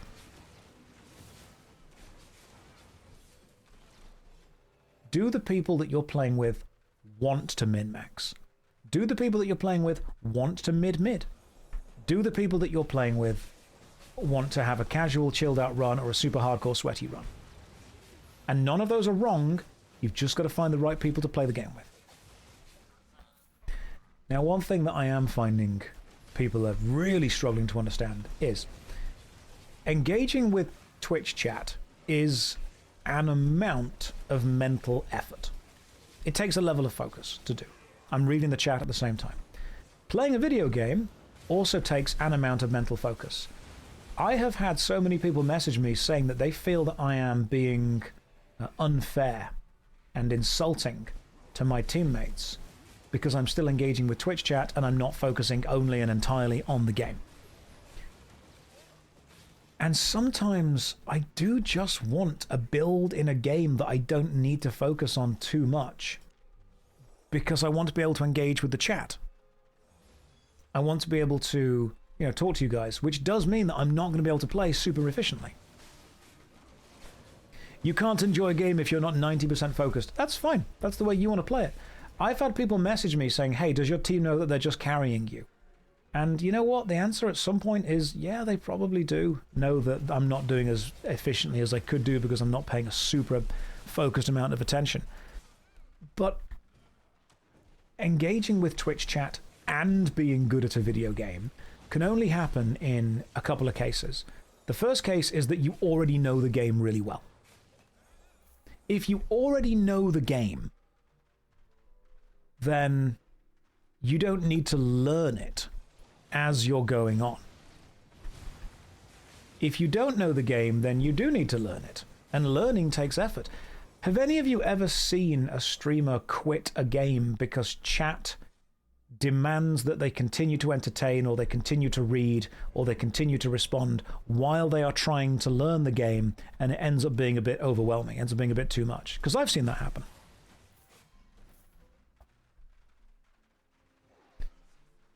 I know that I can't do full chat focus and full game focus at the same time. I know that I need to split my attention between them. I mean, wasn't it Moist Critical that stopped playing Mass Effect 3 because everyone just kept telling him how to play Mass Effect 3? It was one of the games. I forget if it was that one exactly. You saw a streamer rage quit because chat kept complaining he doesn't even stream anymore. Happens more often than you think. Right, good luck healers, we're standing in poison. You are very patient with chat. I try to be. I think the kind of people in chat who complain the most are probably people who don't have a huge amount of patience going on in their everyday lives. And so you've got to sometimes choose to show what you can.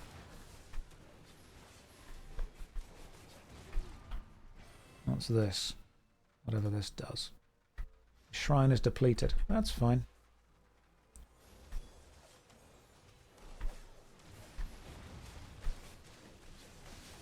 Because I want to play new games on stream, but I also want to be able to learn those new games and immerse myself in those new games and have fun with them.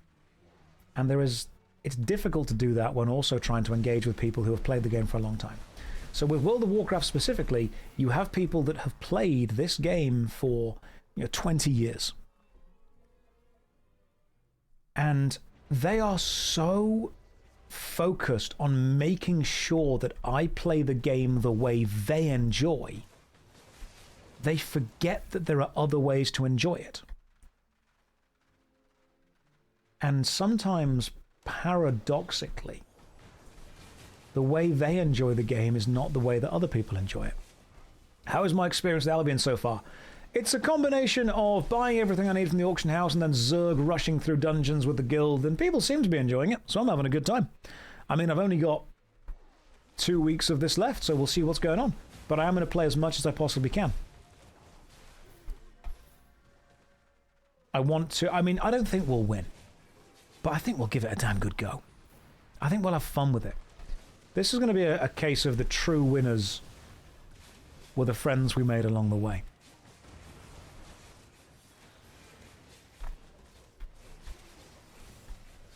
So far, I don't think anyone's died yet, which is great. I mean, I shouldn't die because of the sheer amount of healing we've got going on.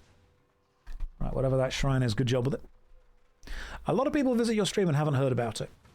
Heard about the loop. But to loop back to the idea of people being annoyed that I'm not playing the game in the right way, it's a combination of them thinking I'm being rude and then them thinking that they're being kind.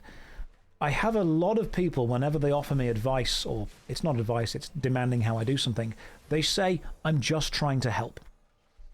I want you to think about this. When someone says, I'm just trying to help, I ask them a simple question. Have you asked what I needed? Or have you told me what you think I need? Because a lot of people, when they say, I'm just trying to help, What they mean is, I'm trying to give you the information that I would like you to follow.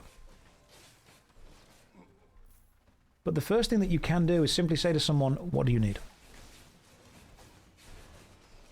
If I see someone that needs help, I can say to them, hey, what do you need?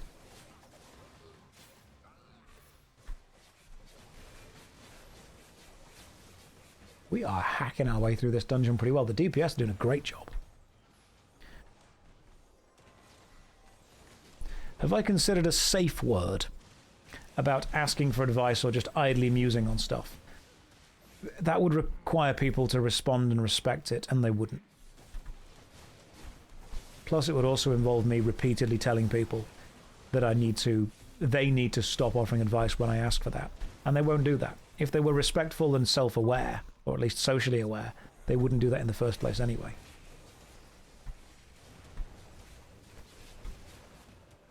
Are you miserable playing this game as much as they claim? What? Your name is Sad Case Bro. This is the first thing you've ever said. Why am I miserable? Do I need to be miserable at something? I mean, maybe I'm not miserable. Maybe I'm just British. Will you be only running group dungeons during the event?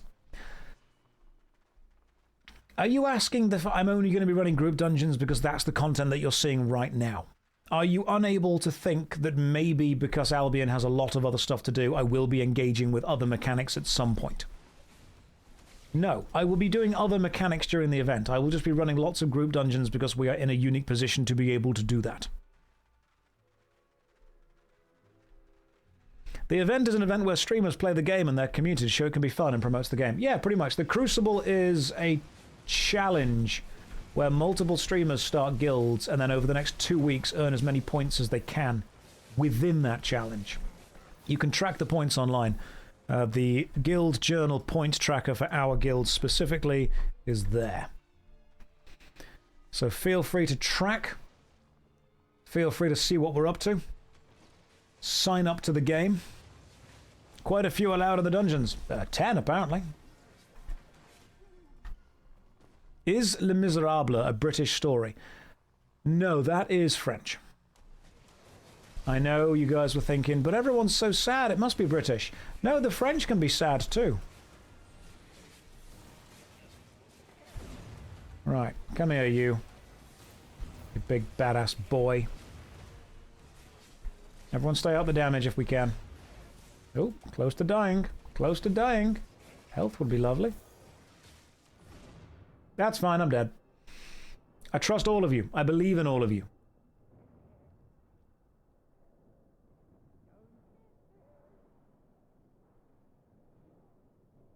I believe in the DPS. Can you imagine if France was real? Expedition 33 would be so much different if it was. Alright, we might win this still.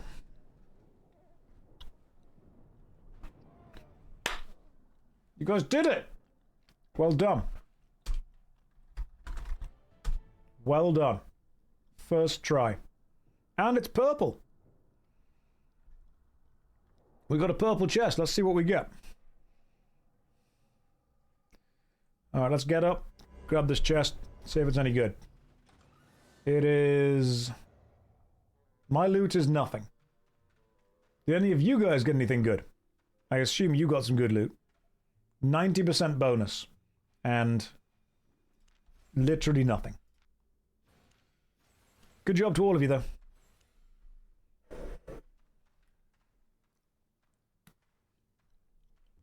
Yellow zone loot, very small.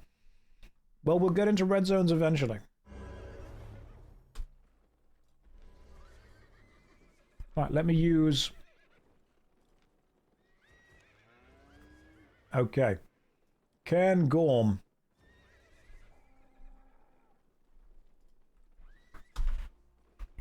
Northwest. Cairn Gorm. Let's go. And then we just Zerg run this.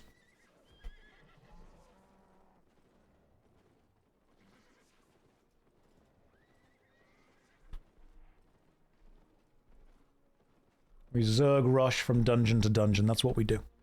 Dungeons fairly short or varied. Pretty pretty varied, to be honest. Some of them are quite long, some of them are quite short. I'm going to ping locations on the map so you guys see where I'm going to and where I'm going from. And after pinging many locations, you will understand exactly where we are going.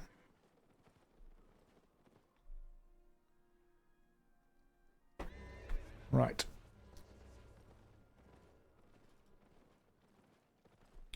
We're going to this place. Unless we find another dungeon on the way. I am pinging the location so you guys know exactly where we're going to and from. 5-level dungeons have a guaranteed golden chest. Okay.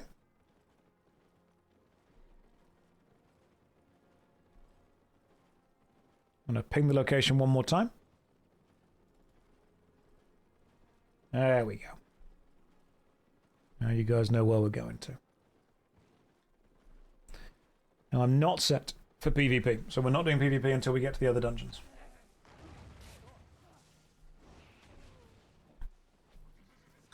Beautiful. I will be doing group dungeons and then solo dungeons.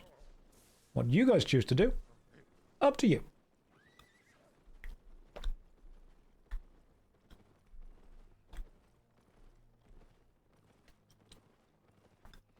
You think I'd be a great quiz show host? That's very kind of you, thank you.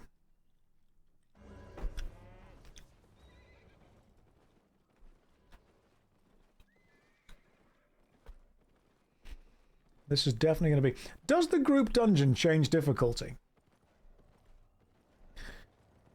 Based on... Why is it counting down as well? Like there's a countdown for the group dungeon happening. Is that when it's going to close? It's become a small faction camp. Is it still a group dungeon? Okay, yeah, it's still a group dungeon. That's fine.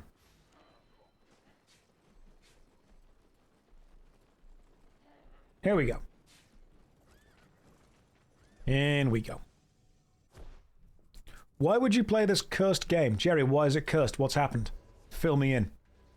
Jerry, you can't just be saying that. You gotta tell me things. I'm gonna switch back to DPS, by the way. What's happened, Jerry? Why is it cursed? Alright. Follow me, team.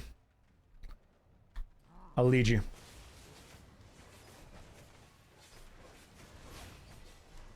I'll lead you on the right way. You must return the slab. We will return the slab. Philippe, you're not even in the guild. Philippe's just joined the dungeon run. There's someone who's not in the guild who's decided to join. And you know what? Fair play. Fair play, that's fine. You want to join the guild, just kind of hang out? I'm okay with that.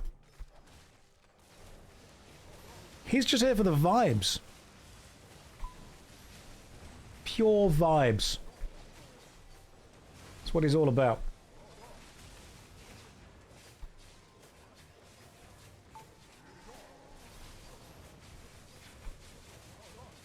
Yeah, good vibes only. None of those bad vibes. What is that? Tier 5 stone. I love rocks. Yeah, we've just got someone that's just joined in. For the fun of it.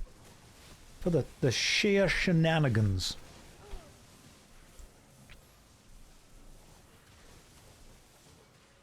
The sheer nanigans. Nope. You guys good? Alright, cool. We're good. Josh, how much you love money? I wouldn't say that I love money. I would say that I love what money allows, which is to have money.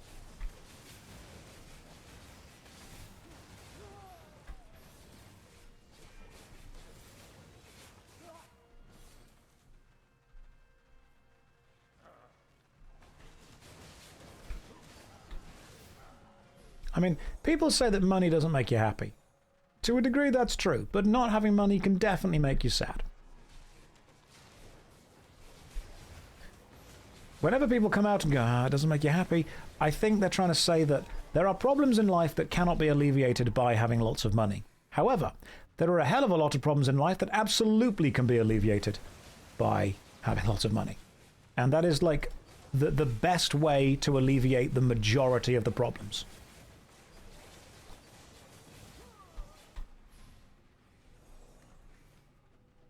Don't need it. You don't care for money because money can't love you. Depends who you give it to and how you ask them to act. There are a lot of problems in life that can be alleviated by having the money to be able to pay to not have them. Being able to afford food, rent, nice clothes, being able to know that even if you lose your job, you're going to be safe, that is worth a huge amount of mental stress.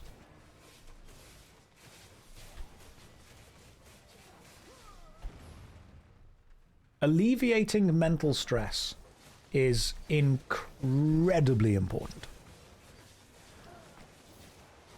And that's what I think people forget about.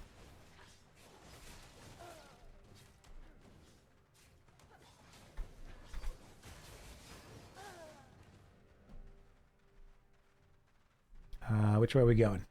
This way, it seems. Nope, not that way. Which way are we going? We're going south? Yeah, we're going south.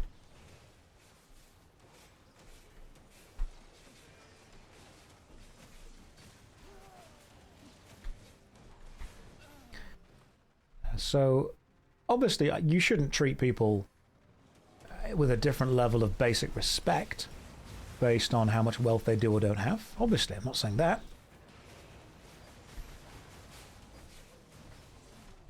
I'm saying that you need to acknowledge that there are certain problems in life that can be overcome by just having cash.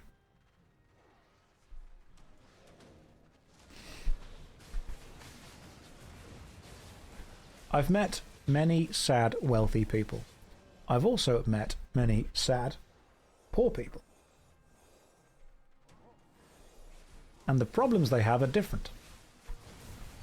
The problems they have when they are wealthy is, I've had all of my basic needs taken care of, but I'm struggling at self-actualization, which is causing a lot of self-reflection that makes me think negative thoughts about myself. Whereas the other problems are, I don't have any food. Now, while they're both real problems, one of them is more pressing immediately.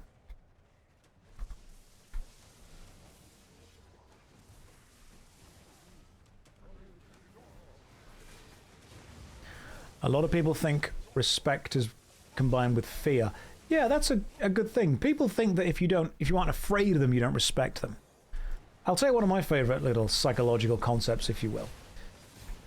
There are certain people who believe that respect means two different things. They think that respect means treating somebody as a powerful authority figure, and they think respect means treating someone as a basic human being, doing the absolute bare minimum. And some of the most annoying people you'll ever meet actually hold both these viewpoints at the same time. And if you've ever heard the phrase, if you don't respect me, I won't respect you, what they often mean is, if you don't treat me as a powerful authority figure, I won't treat you as a basic human being.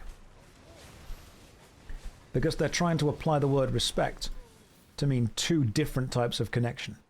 One from you to them, and the other from them to you. Now, we really should understand what the word respect means, because there was an entire song literally breaking the word down letter by letter that explained what it is.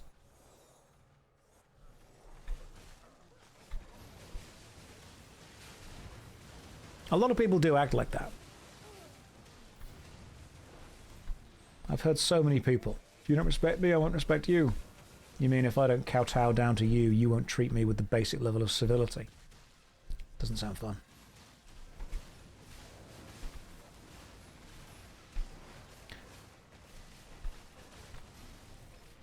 Is that song called the Pink Floyd Money Song? No, it's from a film called The Blues Brothers. Okay, not going that way, we're going this way instead. This way and across the log. Respect by Ali G. R-E-S-T-E-C-P. Restekpa.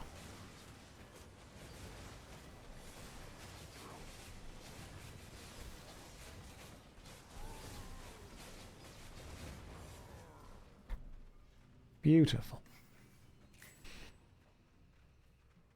Still don't think we've finished this dungeon, though. This dungeon is not yet finished. There's more to be done.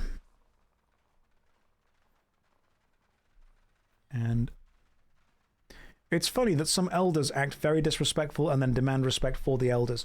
I have met people who say you have to respect me because I'm older than you, and I'm like, no. No, it's not a stat that you level up just by being old. You've had longer than I have to make mistakes.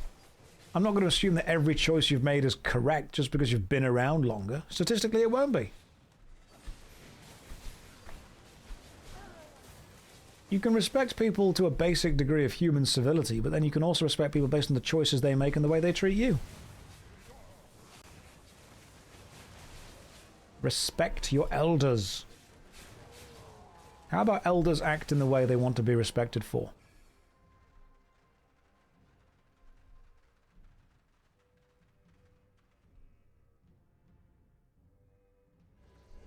Oh yeah, also this was great timing. RuneScape's leagues, the Demonic Pact, have also started. So there is the Albion Online leagues, or the Crucible, and the RuneScape leagues. And I think there was a new update on WoW as well. So there's lots of stuff going on this week. Hey Josh, didn't make it into the main guild. Any idea when you'll be doing some trimming of inactive players? So I will trim players daily. There will be a daily guild kick from people that haven't been on in the last 3 days. I think 3 days is a fair amount of time to give, simply because we have so many people who want to game with us. Just so you are aware, right now we are at 300 people, and the list of people waiting to join is 136 people long.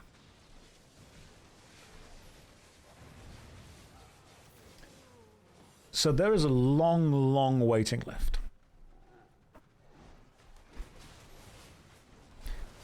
If you realize that you are not going to be able to be around to play over the next 2 weeks, then yeah, giving your spot to somebody else is a kind thing to do. Because while once this event is over, people will be able to join the backup guild, this event is only 2 weeks. It's 14 days. And because there are prizes on the line, and because I want the guild to do well, I would like to be able to ask people to do what they can over 14 days. And if your response is, hey, I'm only going to be able to play like 3 days, give it to somebody else who's going to be able to play more. I don't expect you to, be good. Just play as much as you can.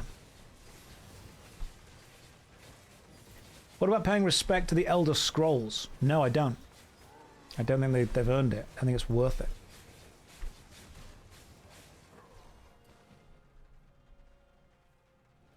That was a good job.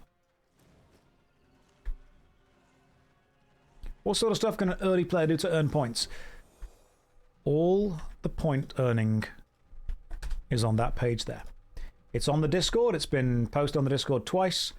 And that is the guild journal that shows you exactly what you can do, exactly where all the points are coming from.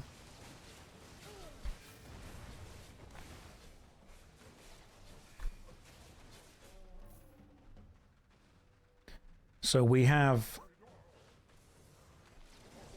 a big list of all the stuff that you can do to earn points. You can gather, you can craft. I don't think crafting is on there, but I think gathering is. Yeah, gathering is, crafting isn't. So you can just do an absolute crap ton of gathering, that's fine.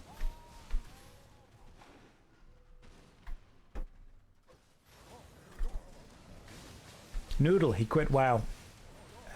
Yeah.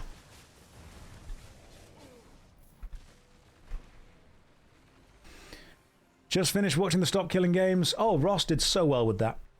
Ross should be...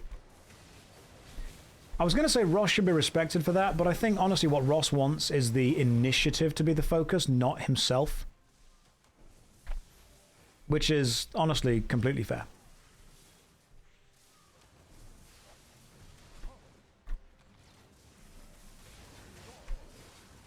Yeah, Ross is the kind of guy that just wants the thing to do well.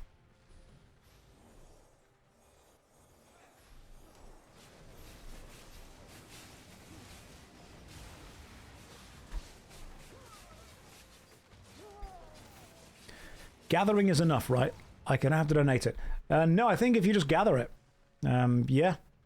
So open world gathering is just catch it up to tier 5 and then tier 6 plus. So the gathering is divided into 2 different levels, if you will, 2 different priorities. If you gather resources up to and including tier 5, you will gain a small amount of points. If you gather resources tier 6 and above, you gain many more points.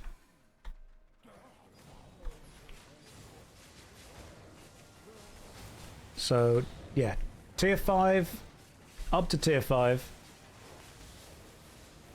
is lower, over tier 5 better. So do your best if you can to do over tier 5 stuff. That would be appreciated.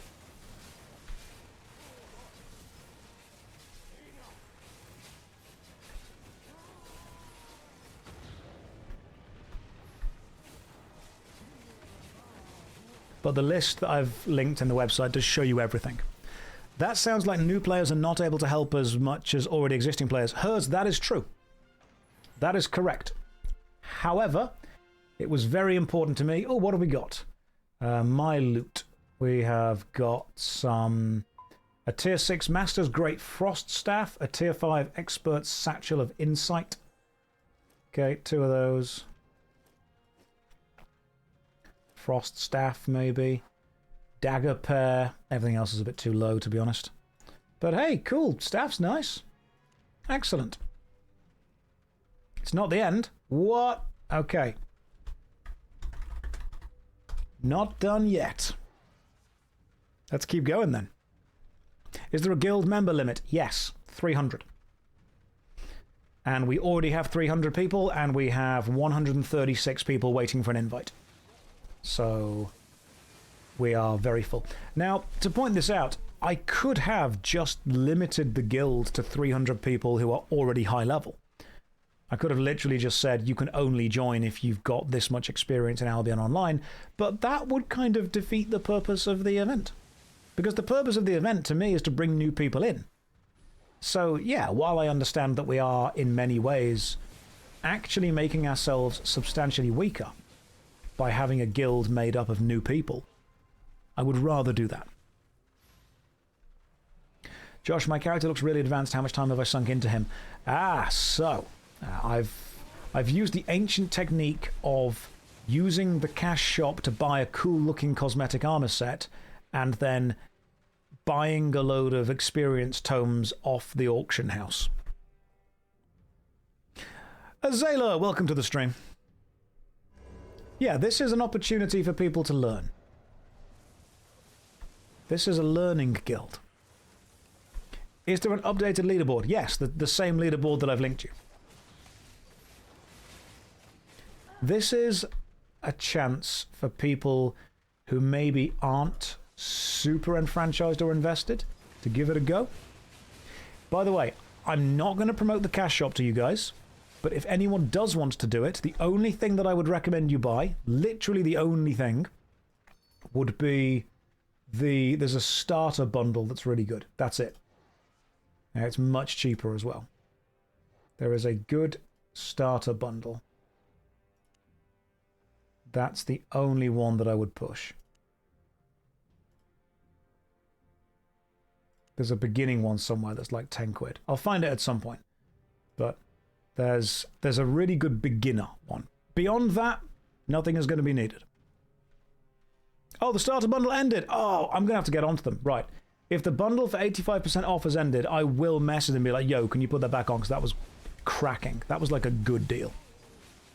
Do I have a cash shop code? I think if you purchase stuff while you're in the guild, it will count toward me. That's about it. But apart from that, no. I can ask the guys tonight if they can get me one so you guys can get some money off. I will ask my contact if he can get me a cash shop code so I can get you guys some cash off. If I decided to multi-box with 15 characters, can they all join the guild? In theory, yes, but I'm not going to invite them. No. Because that would be unfair for the people that want to play.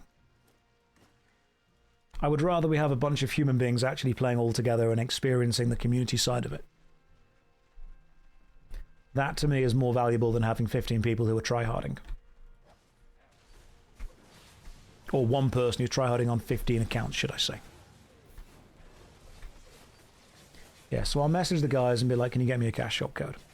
What's my opinion on teachers having AI write all their assignments? I can't bring myself to find any motivation to put in the effort when the assignment just lacks any form of personality or as being genuinely interesting. Are you asking that as a teacher or as a student? Because the answer will be the same, but I want to know what angle to come at it from. How many joined for a sense of parasocial belongingness? Quite a few. You're asking as a student. Good question. So forget whether it does or doesn't have any personality. Your entire job is to prove that you can do a part of a system. That's it. I know people always say, when will I use this in the real world? The point or the purpose of anything is to show that you are able to take in information, maintain it, regurgitate it, and possibly critically analyze it in relation to other information. You may not have any personal investment in the work that you are doing. When you leave school or leave college and go to a job, unless you find a job that you really love, you won't have any personal investment in that job either. You will just turn up, do the job, and go home. That is what you are proving you have the ability to do. You don't need to like it, you just need to do it. You don't need to love it. If anything, when someone says, oh, what is this even teaching me though? It's teaching you that you have the ability to do something that you don't care about. Which is going to be, as silly as it sounds, a really valuable skill to have when you enter the workforce. I'm sorry that's such an honest, direct answer. But sometimes the answer that you need to hear is, the purpose of the tests you are given in school is to show that you have the mental faculties required to pass a test. Because when you get a job, your manager, or if you end up starting a business, you will look at you and say, right, this is a puzzle. This is a problem. I need to be able to solve this. I have been involved and invested in puzzles and problems before. Therefore, I know how to solve it. When you see those kids in schools that are like, oh, when will I even need to learn this? You probably won't. What you will need, however, is the skills given by learning a boring system. People have to operate boring mechanical systems, boring electrical systems, boring software systems, and you are learning that you can do that. You are learning how to learn. You do not need to be personally invested in any of the individual tasks that your teacher sets you. You just need to do them. And being able to do them will set you apart hugely from people who can't. So how do I feel about teachers using AI? It's inevitable that they're going to. You need to understand that's going to happen, whether you do or don't agree with it. Stop thinking about how you feel about it and start looking at what you need to do to be able to get past the test that it is giving you. So, sorry for such a bleak, direct answer. But that kind of is the answer. It's happening.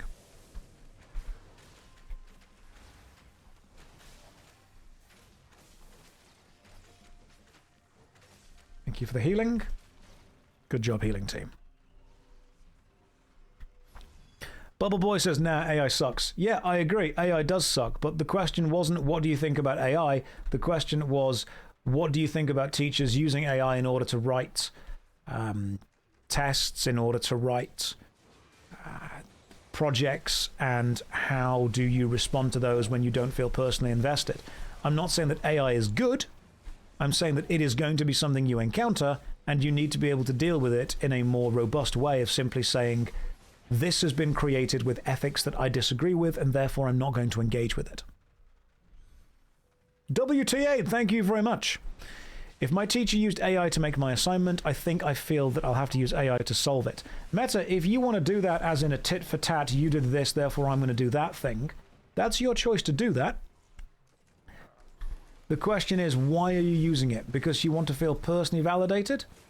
Or because you believe that you shouldn't have to use your human brain if a human brain wasn't used to create the thing that you're doing?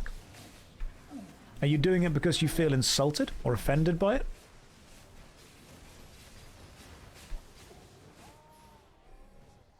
Because I get the kickback. I get the pushback. Like, as soon as someone says, hey, AI is used to make this test, you've got to pass it, part of you's thinking, well, why don't I use AI to pass it? because then you're just proving that you have a better grasp of AI than they do.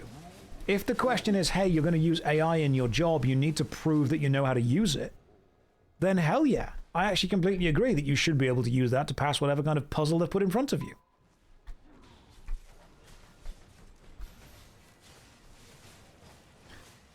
So I think we actually get points for earning fame in dungeons. No, not open dungeons. We do that in... Okay, clear randomized group dungeons up to tier 5 and then tier 6 plus. Cool. This is still worthwhile. You can have opinions on AI, that's fine.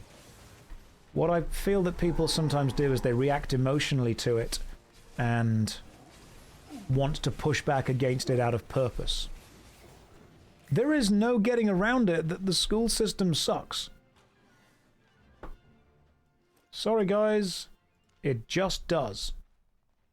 The school system do indeed suck. And sometimes the thing that you need to do is work out how to mitigate it instead of how to just go along with it. Okay, we done now?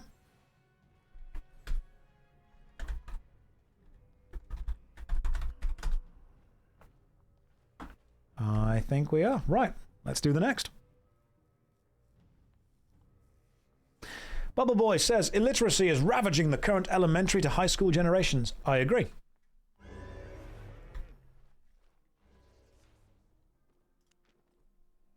Right, steel water basin. And we want to go.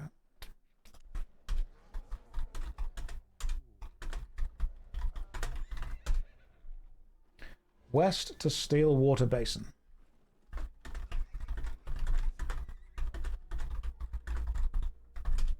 Anyone want to join the dungeon group? I will get people involved in the dungeon group. We will invite them over. I'm just going to keep going with this group, just absolutely blitzing through content as much as we can. Civ, invite to the party. I'm so new, but I can try. That's fine. That's the attitude we need.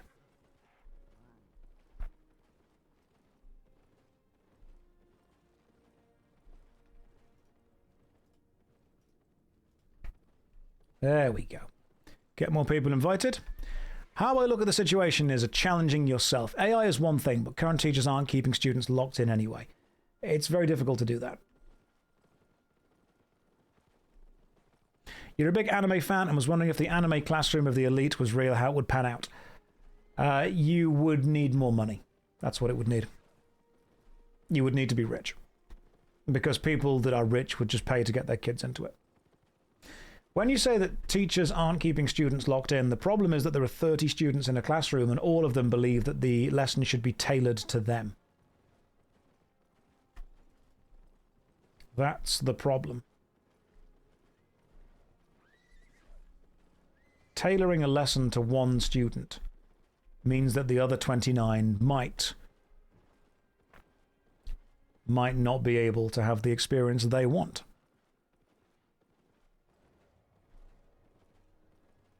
There is a group dungeon here, to be fair. We can go to this one instead. It's tier 5, but it's on the map, so it's fine.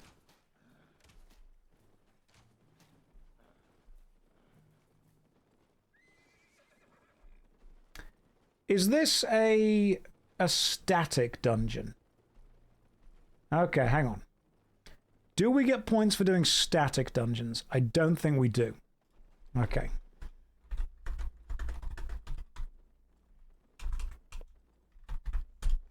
Okay, don't do static. Okay, we have split, like 12 people have shown interest. Okay, cool. In that case, I'm going this way. Who thinks they can lead a party? We need somebody, we need some party leaders.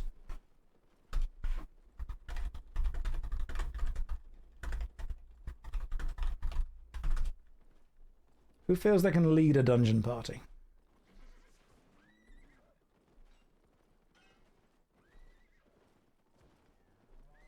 If you guys can lead a dungeon party, we'll take someone there. I would like to join. Okay. We need to split the party at some point. Okay, so we are currently in Steelwater Basin. Steelwater Basin is where the group dungeon is. Let's go. There is one for killing mobs in static dungeons. Are there? Okay, so we can kill mobs in static dungeons. What I don't want is I don't want to have to always be the one that's organizing the party. We need people to be able to... Found it. We need people to be able to form their own groups, especially when I'm not on.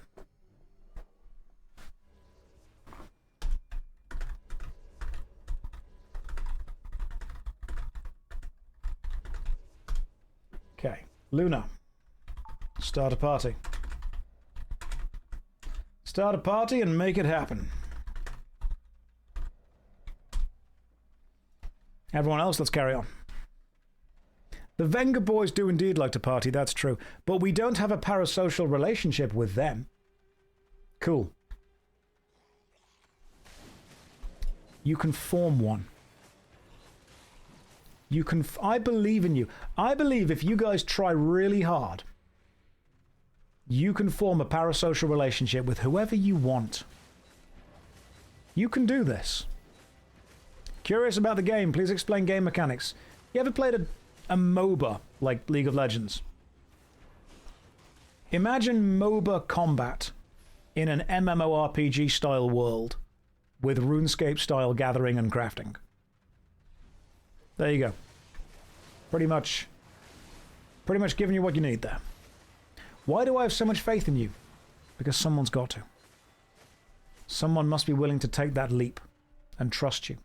And I am willing to take that leap, and I am willing to trust you. It's also mostly full loot PvP. That's true.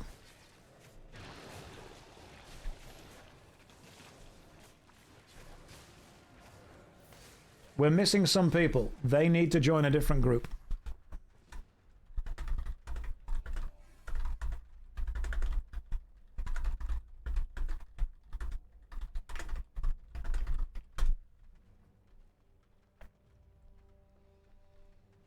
We unfortunately only have 2 weeks. They split for the black zones. Cool. Love the live demonstration of the parasocial example. Yeah, I mean, people want to connect. People want to hang out. People want to be involved. People want to feel that, you know, connection together. I get it. I totally get it. Oh, there's a stupid ghost alive still. These ghosts are super annoying. They're also very wet.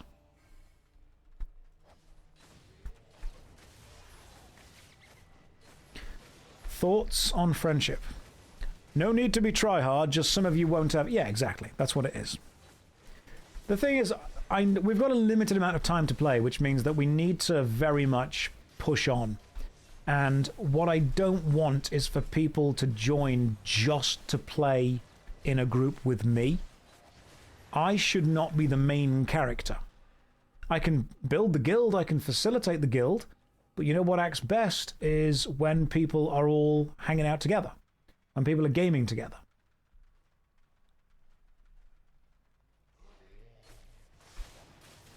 And I would prefer that.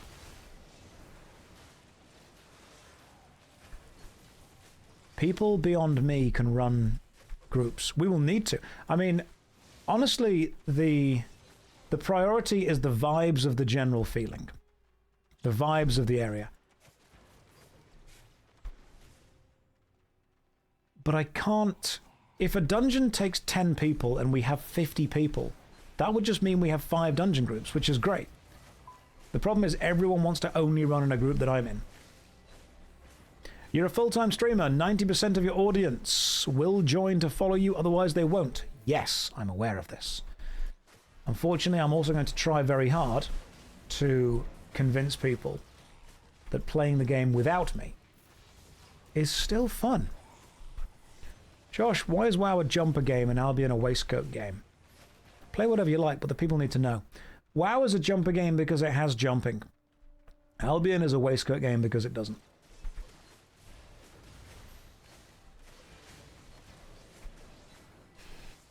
I swear I'll never join a group with you. Oh, thank you. Thanks for the thoughts on AI. I think I've been burnt out for the past 6 months from the education lacking. It sucks, man. AI can suck. There's no getting around that. There's unfortunately no dealing with that either. It can just straight up suck. Hold up. A couple of guys died. Wait for the dead. When Nomad made a guild, people would join when he was on, and you'd end up with 40-man parties.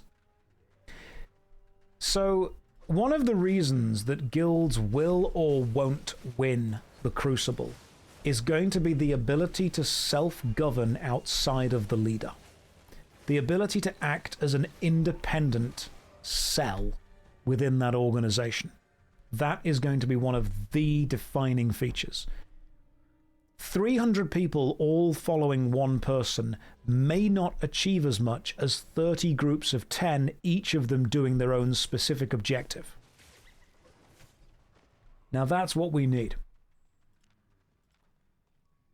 That is ideally what we need.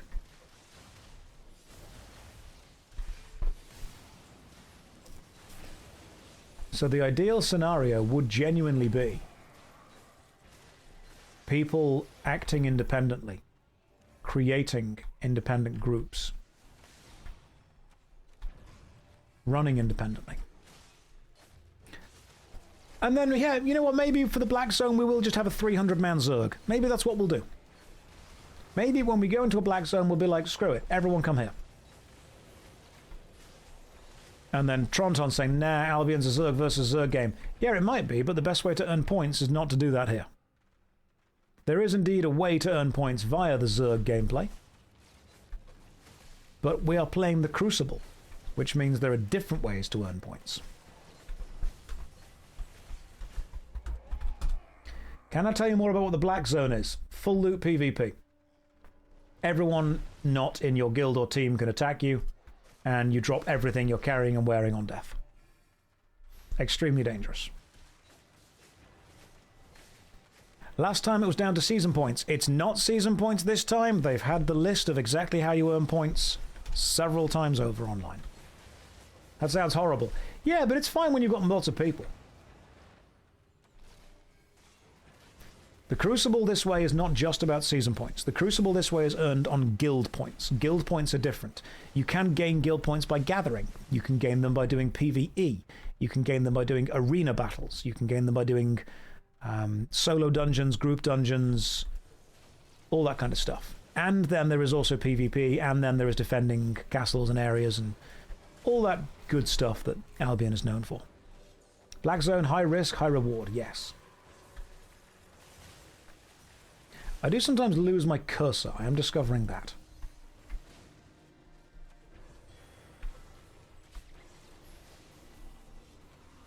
First time someone noticed your message, you were wondered you've been shadow blocked by Twitch. You've not been shadow blocked. Don't you worry, there is no shadow block going on. Healers in this group are doing a great job, by the way. Good job, guys. Are you in a safe zone where people can't PvP you? In the dungeon that we are currently, yes. However, there is also... Oh, hang on. There is also the fact that the dungeon we are in is itself within a PvP zone. I'll take both those things, that's fine. In-game cursor size scales with desktop cursor size. Oh, cool, okay. I might need to make this cursor way bigger than it is, because I'm getting lost in all of the particle effects. Remember, guys, that losing your gear is just part of the game. Gear is a consumable. Look at it that way.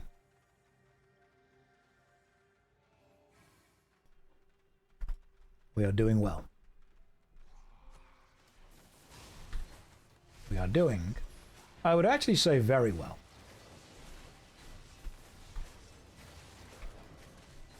Hey Josh, where's the WoW? We are what we pretend to be. Is it not fascinating how just watching you play games influences us to play them? Humans are social creatures. Humans are social animals. We want to be with others. We want to be in our tribe. We want to be in our guild, our group. And so when something is happening, we want to feel that we are involved. There is a level of FOMO. There is a level of, it's important that we all take this time to be together. There's a reason we want to have dinner together. There's a reason we want to have rituals where we hang out together. There's a reason where communities come together to do events simply for the point of doing the event. And I think that marketing knows that. Marketing absolutely know that. They simply want to be able to bring people together. I'm nearly a level 60 torch fighter, which is great, because I'm going to be able to get a better torch. A tier 7 torch, I think. Or at least a tier 6 torch. I'm currently using a tier 6 torch. I can get tier 7. Cleared a missed mob camp. Congratulations. Is that 10 points or not? Hang on. I don't think it's 10 points just for that. You've cleared a missed mob camp. Is that the open world stuff? Hang on. Where's the missed mob camp? Oh yeah, progress 1 out of 1. Earn might from smuggler activities, earn might from crystalline creatures. Some of these things you have to do several times to be able to get the points from them.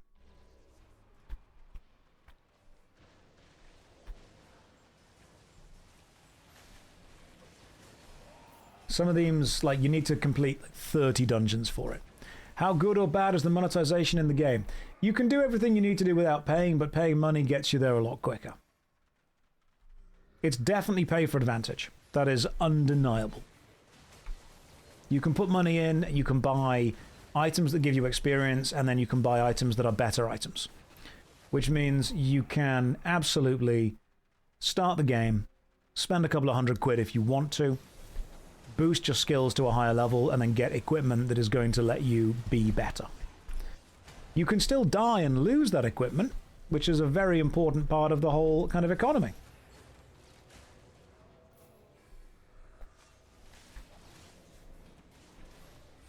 Yeah, absolutely. If 2 people start at the same time and one person pays real money to get themselves some gold and equipment and boosts, they're going to get further ahead, no doubt.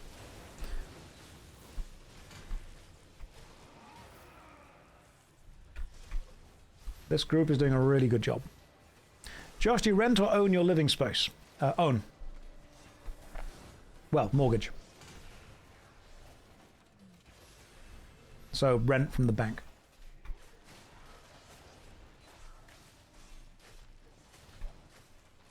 You love the clips which have invaded your YouTube algorithm. Fantastic. That shows my bribes are getting to the right people. You lose items on death. If you're fighting in the black zone or the red zones, yes. However, remember that being in the black or the red zones also give you massive experience bonuses. Treat Albion as a game that you are going to die in.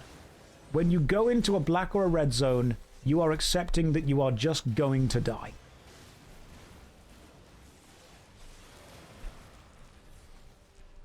Oof, that was a lot of damage from one thing. God damn.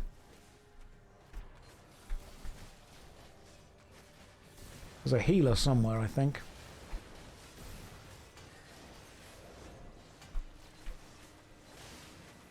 But god damn, this is a huge amount of damage being done.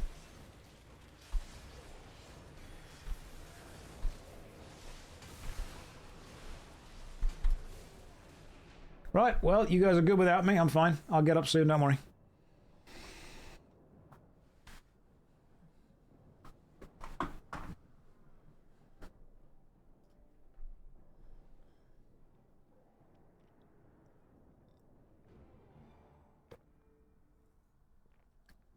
Don't you worry.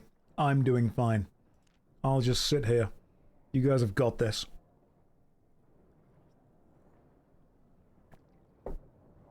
Cloudy, that is true. So, cool thing with this. There are no items that exist by being made within the game. In fact, I can show you at the end of this dungeon how this works. Items that enemies or dungeons drop are items that players have at some point made.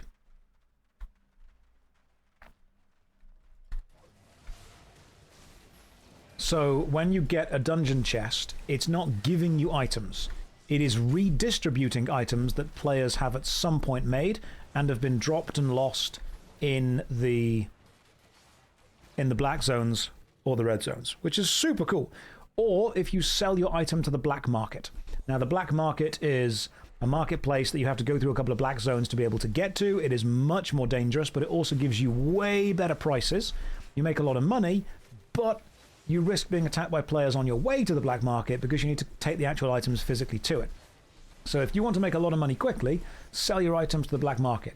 If you want to get a lot of items quickly, hunt people that are trying to sell their items to the black market. And the cool thing is that every single item has on it the name of the player that made it.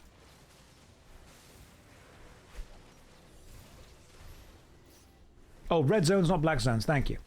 So, for example, this item enemy here dropped a cape. The cape is Others Loot. It's an Adept's cape crafted by Vitrax. At some point, Vitrax made that cape. So I can tell you right now who made all my items. My axe was made by Imperazor Dead. My helmet was made by Ahan Kosa Zero. Body was made by SVA 100N. That was made by Rujib. That was made by Terroristo Avalon. I see. Good names. Good names, guys. And that was made by Pissis 76. MMO players. MMO players. You can't take them anywhere, can you? Because they will not leave the house. So how do you get gear while leveling? You make it. You go out, you make your own thing.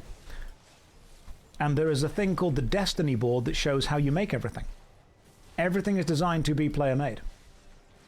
I will show you in a second exactly how it works.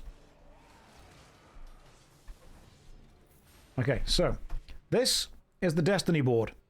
The Destiny board tracks every single skill in the entire game and your progress from the central outwards to them.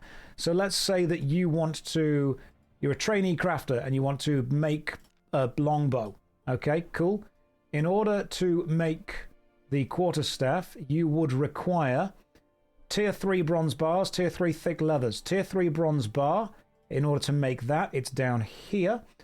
That is going to give you that, which requires Tier 3 tin ore and Tier 3 copper bar. To make the copper bar, you simply go to follow the Destiny board up, work out the base materials, then work through it. So if an item says you can make this item with Tier 7 materials, then you need to follow that line back to the center and work out how you get to Tier 7 from the center. Can you grind mobs in the game? Yes. There's lots of overworld stuff to do. In fact, doing the hideout placing and the black zone is what we'll be doing later as soon as Nomad Poncho is on, which will probably need about 100 of us. What we'll be doing is taking a big warband into a black zone, claiming a hideout in the black zone, which allow us to effectively have a base of operations in a dangerous zone. And that base of operations will allow us to make better items for the guild, because black zone crafting will give you bonuses to items made within it. We'll be doing a huge amount of stuff. Do player-made items have differences? Yes, you can make them to different qualities, you can have different enchantment levels, you can have different tiers of the same thing. So yeah, we'll be doing a load of people into a dangerous zone later, setting up an external area thing. You need a real tank, do you? My god, okay, fine. I will put my shield on.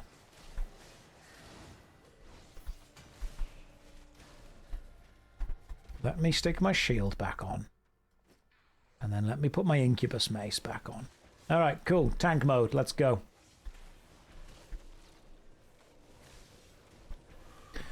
Second tier 5 miscamp done. Keep it going. Guys, just keep this rolling. If you guys are able to start your own groups and be independent with that, that would be incredible. Now remember that we can get people in the guild to very easily make you tier 4 equipment. That's not a problem at all.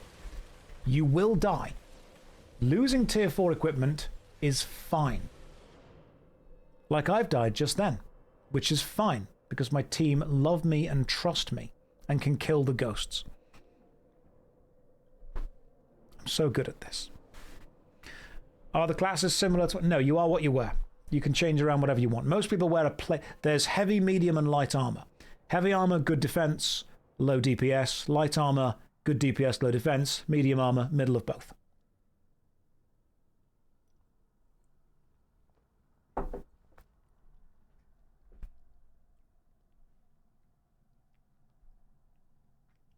Those ice attacks are indeed super annoying. Okay, cool. We're good. We're doing well, guys. We're doing very well.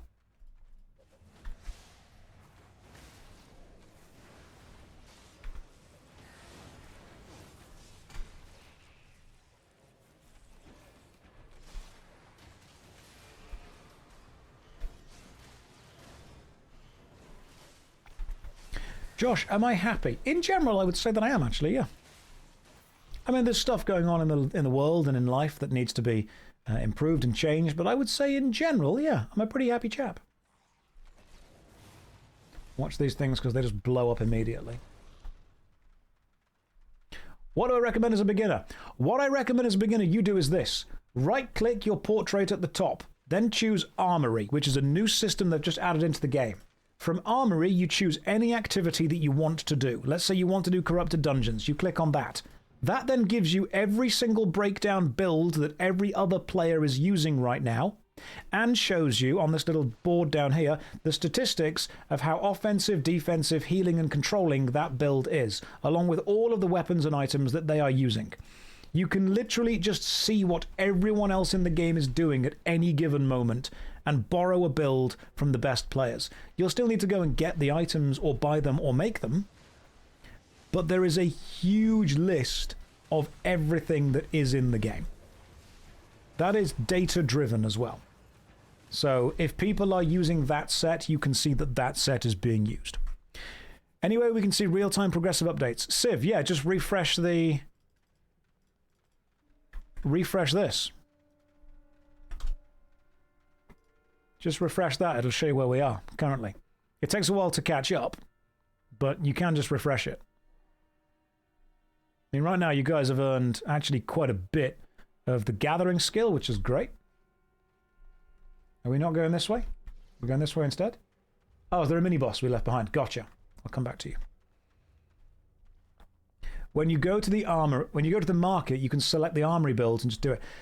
Albion is a game that wants you to get involved with the gameplay.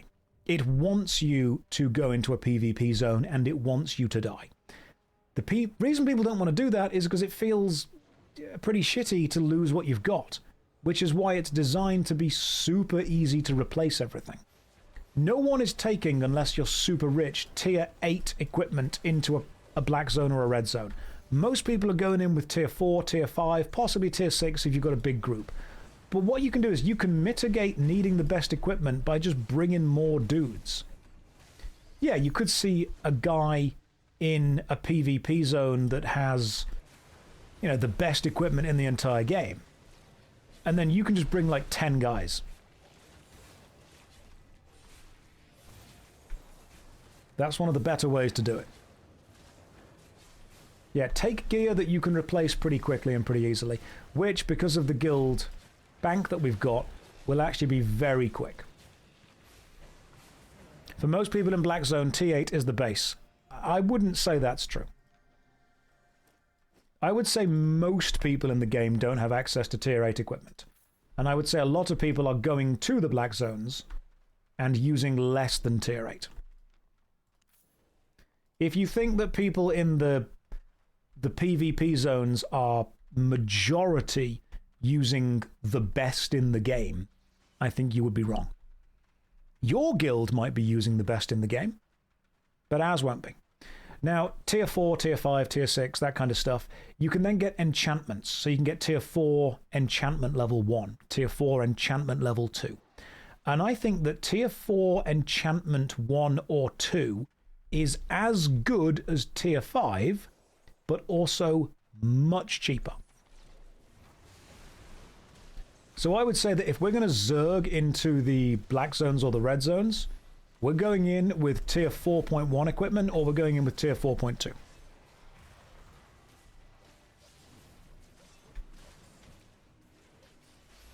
Which I think is a fair thing to expect and do, to be honest.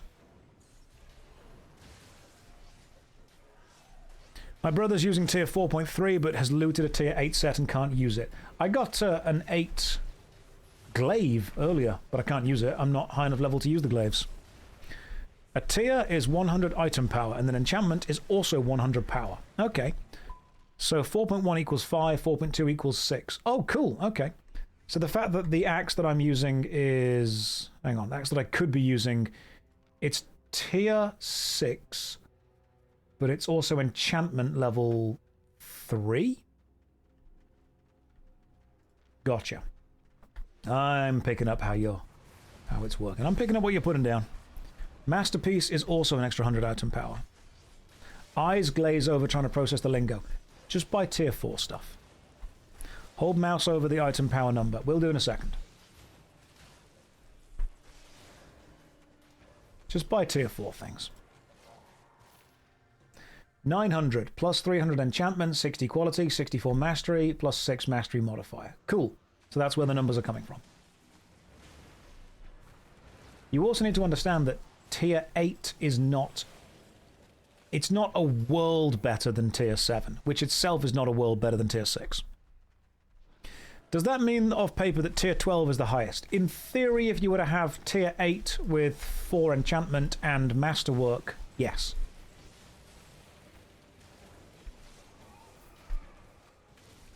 But also remember that if you're going into a black zone wearing tier 8 stuff and you meet like 10 people who are all wearing tier 4 or tier 5, they're going to wreck you and you're going to lose your stuff.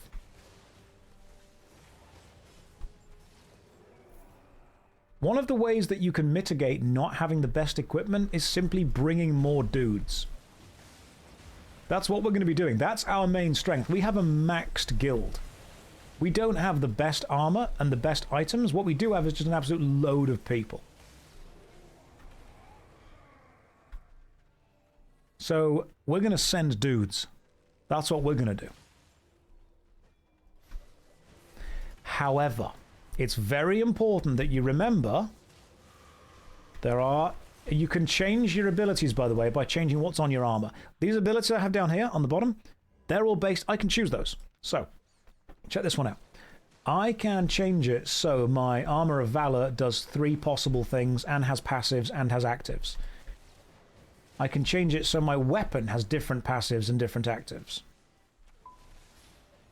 There's a great deal of freedom. So to wear high armor might be important to also bring an army. Yeah, pretty much.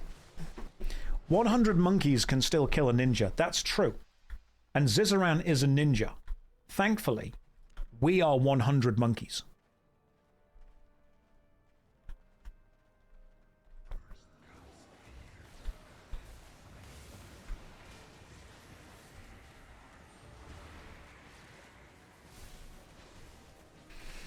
I mean, we are 300 monkeys. He would have to bring a lot of ninjas. He'd have to bring like 3. Can anyone join? Yes, but the guild is full. You can join the game and make a guild, that's fine. We have a secondary guild, by the way, the Knights of Strife. If you join the game and you try and queue up for the Lords of Strife, that's fine. But this is our primary guild. Our secondary guild, the Knights of Strife, is accepting anyone that can't get into the primary guild.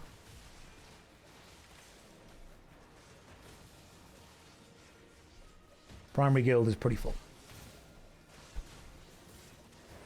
Trying to kill this main boss without being distracted by the small mini bosses. There we go. There is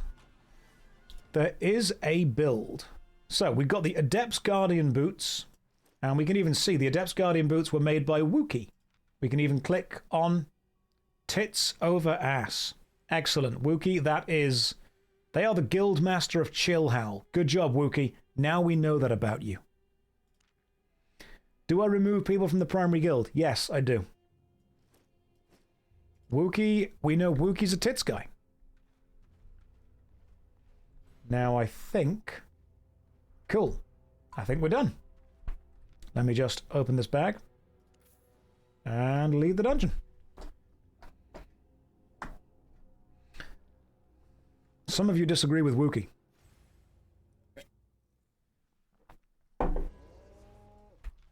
You know what we can do now is, I think, I'm out of dungeon maps.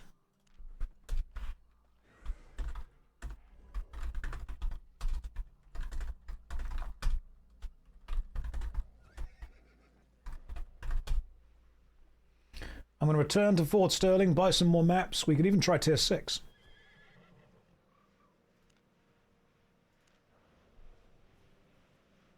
We have a tier 5.3 here, do we? Where? Ping, ping, ping. On my way. Let's go. North of this map. Let's do this. Try tier 6 yellow. It's difficult to spawn the tier 6 dungeon things in tier 5 maps. It's super difficult to do that. I don't think I should have gone this way. I feel that I've hurt my team by going this way. But we can just run away. My vibe is to run away. Let's just see what happens if we escape. I survived, which is the most important thing. You can do a tier 6... Is there a tier 6 yellow that we could do? I'm just running past all these enemies. I thought you said you're not interested in PvP at all, or just PvE. Benjamin, I'm not particularly bothered about PvP, but I will get involved if it's something that we can do together. That's the general vibes. Right, you guys alive still? I'm not. Don't worry, I'll get up in a minute. And then we keep running to the north. If interested on the house, for all the information, my brother gave me a tier 8.1 map. I don't think we would be able to do that. I absolutely do not think we would be able to survive an 8.1. Right, let's go. Not that one, which is solo. It is, however, this one over here, which is group. All right, cool. We found it. Good job, guys. Okay. Right, we're in. We're all here. We're just waiting for... Give it a sec. Just waiting for one more person. And when they get here, we are good. Cool. Badger's here. Let's go. Left the party to make room for others. That's very kind of you. Thank you. Yeah, okay, cool. In we go. This is a tad harder, so good luck, everyone.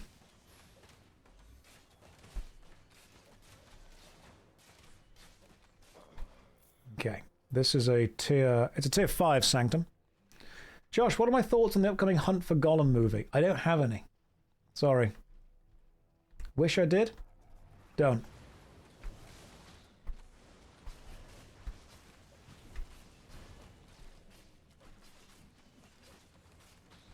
Josh, what's my current favourite equipment? Incubus Mace and a big shield.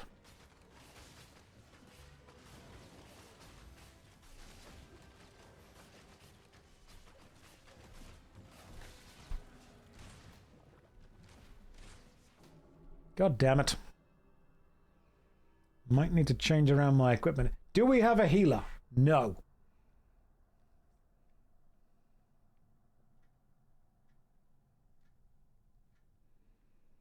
Heading back if you want to wait, or one of you can heal. We can wait.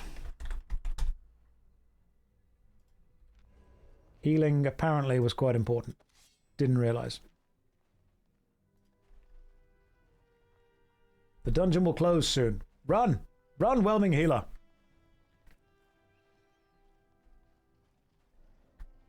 What was the TLDR on the Golem commentary? I don't care about it. Sorry. I wish I did. It's closed. Okay, dungeon closed. We'll do what we can.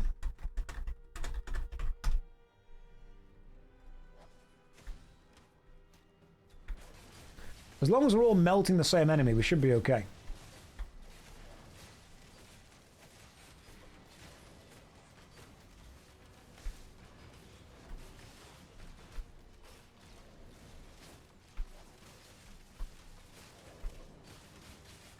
And then we all immediately attack different enemies. Love this. This guy's the bloody problem. Stop leaving, like, damaging stuff wherever you're going. That's honestly rude.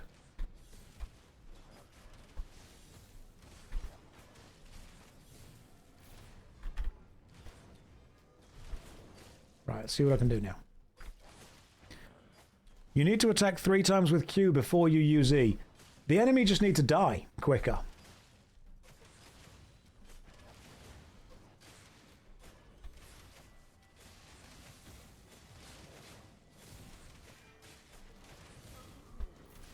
Like, if the enemy died quicker, this would be easier.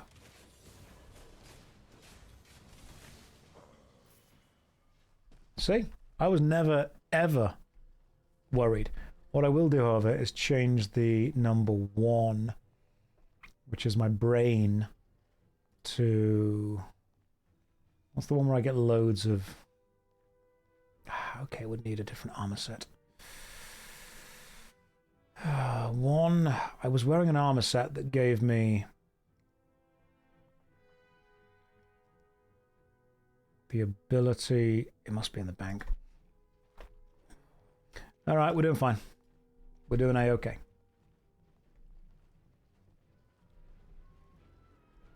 I like that we have 3 tanks. Yes, we do. That is what we truly need. So let me work out why I need to be doing... I think this is maybe too much for us, lads.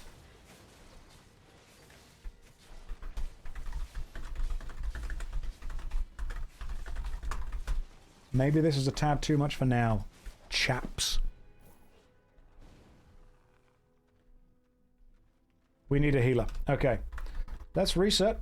Take 5. And maybe grind some solo stuff for levels.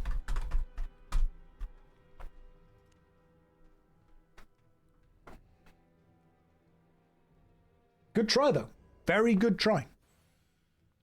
We did pretty well with what we had. Change your armor to passive threat generation. No.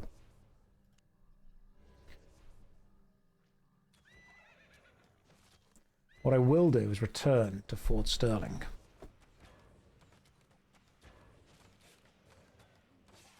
Took some pause and started to think I'm trying to get revenge on bad teachers rather than saying I'm going to do what's best for me. Do what's best for you. And sometimes what's best for you is doing the annoying thing.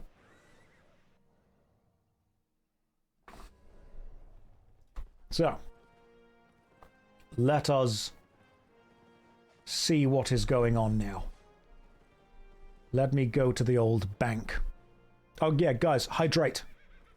Do a hydrate. Do it right now.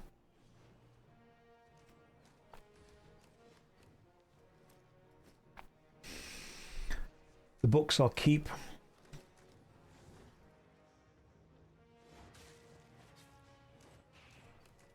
Hit a sneeze there. It was very, very clever of me. I don't know if you guys saw that, but I did. Yeah, guys, go and get yourself a cup of tea. Cup of tea will do as well.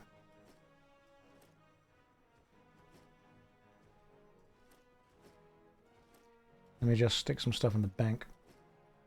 That's a solo tier 6 map. I want to do that at some point. In fact, what I might start to do is see if I can do some solo tier 6 stuff with my battle axe, and take my torch with me as well, actually. Do I have... I do have some tier 6 stuff. Okay.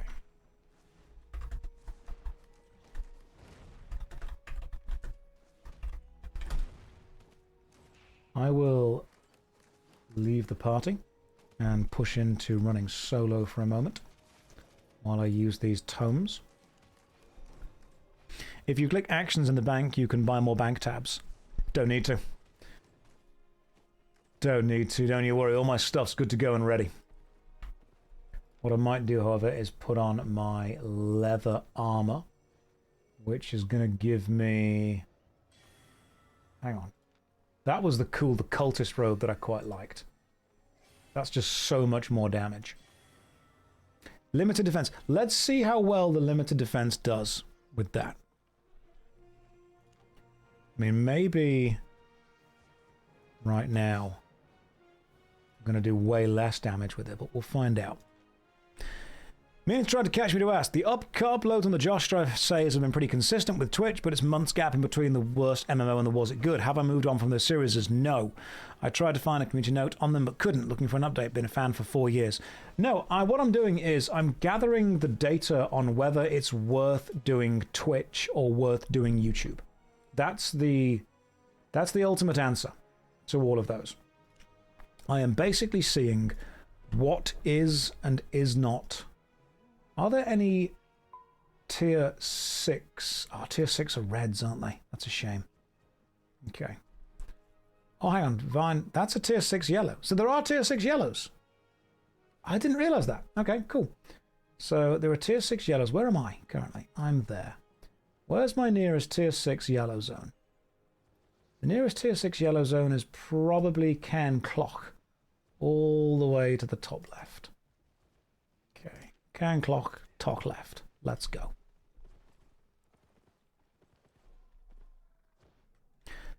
So what I'm doing is, you wonder as a former teacher, do I subconsciously assign former students' faces to chat members? No, all former students' faces just blend into one generic face.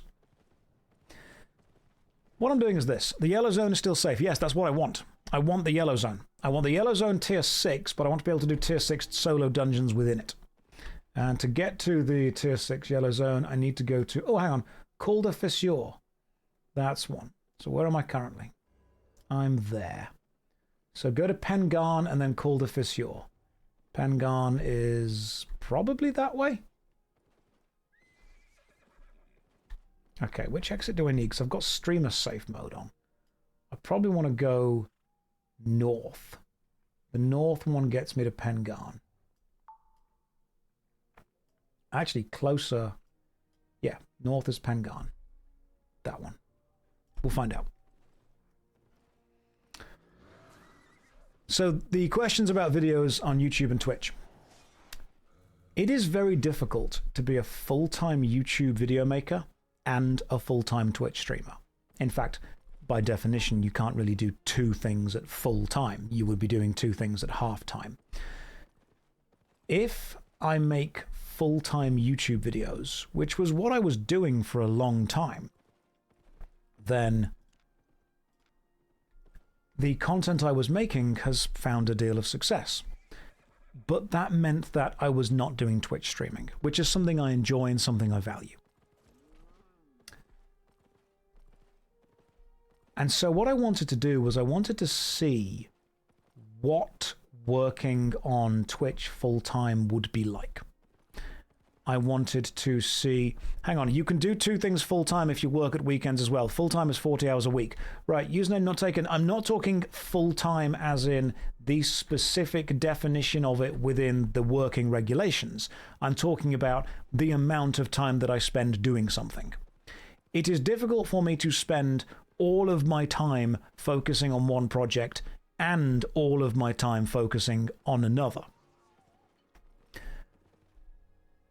So if I focus all of my time on YouTube, is there auto-pathing or are you moving with your keyboard? I'm moving with my keyboard. If I spend all of my time focusing on one thing, I, by definition, cannot spend all of it doing something else. Right, so we're in Penghent at the minute, and I want to get to... Now, where am I currently?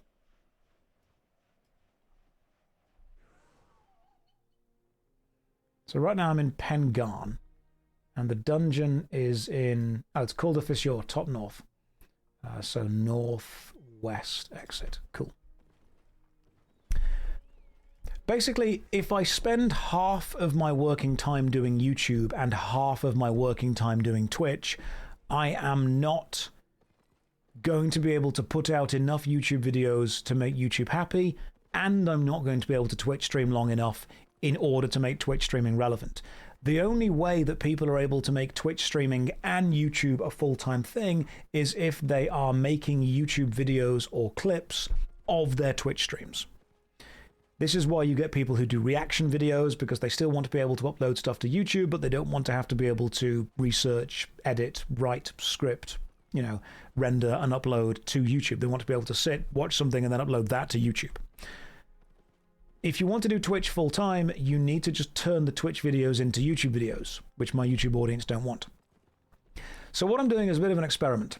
I am seeing what the reality is of just doing loads of Twitch streaming. Now, it might be a case of I get to the end of the 2 or 3 months or 4 months or however long I focus on it for and say, you know what, that wasn't worth it. The YouTube videos slowed down too much. I need to return to doing YouTube stuff. Or it'll be a case of going, you know what, that was so much fun. Am I saying that reacting to things is easier than making a thing? Yes. Yes, absolutely substantially I am. Let's use this. Cool. Call the fissure over to the left.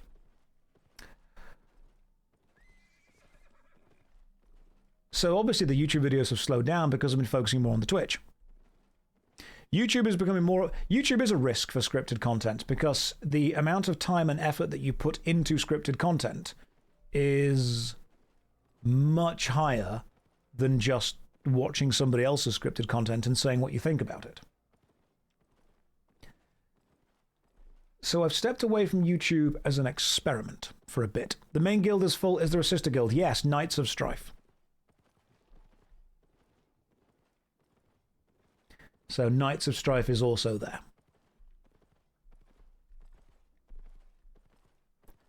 So what I need to ask is the Twitch streaming more valuable than the YouTube thing? And I'll tell you guys an interesting business decision based on that. YouTube is really good at being known for the content. Like if you make YouTube videos, you get known for the content that you make. When you do Twitch, you get known for you. Now that has an advantage and a disadvantage to it. The advantage to being known for you is that you become the product. And with you as a product, you become much more valuable.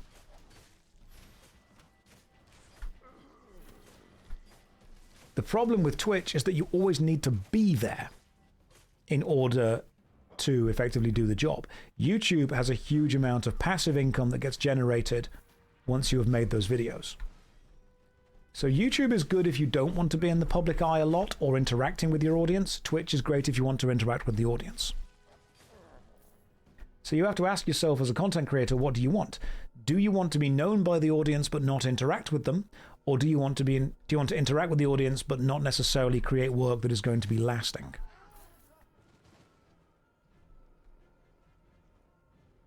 It sounds like you hate interacting with chat. No, I love interacting with chat. What I hate is not being able to give people the content that they want. And the content that people want is often much more thoroughly scripted content. What do I value more? That is a good question, Psycho. And that is what I am trying to find out. Do I value the consistency and the, I would suppose, honestly, mental distance that YouTube provides? Or do I like the interaction and the personal touch that Twitch provides? The answer is I like both of them. I think both of them have a great deal of value, and both of them enhance what something can and can't be. But I can't do both of them full time. I can't Twitch stream 8 hours a day and work on YouTube videos for 8 hours a day. Because someone said to me, why don't you Twitch stream like 3 or 4 days a week and then make YouTube videos the other 3 or 4 days a week? That may not work, as in the Twitch stream may not be as successful enough and it would slow down the YouTube videos. Plus, at that point, when do I get 1 day off to do anything that I want to do? Could you stream the games you play for the Wasn't Any Good series? I could, but that fundamentally changes the nature of how I play those games. I could stream the games that I play in order to review. The thing is, when I'm playing a game to review it, I am fully focused on analyzing the mechanics and the experience that I am having.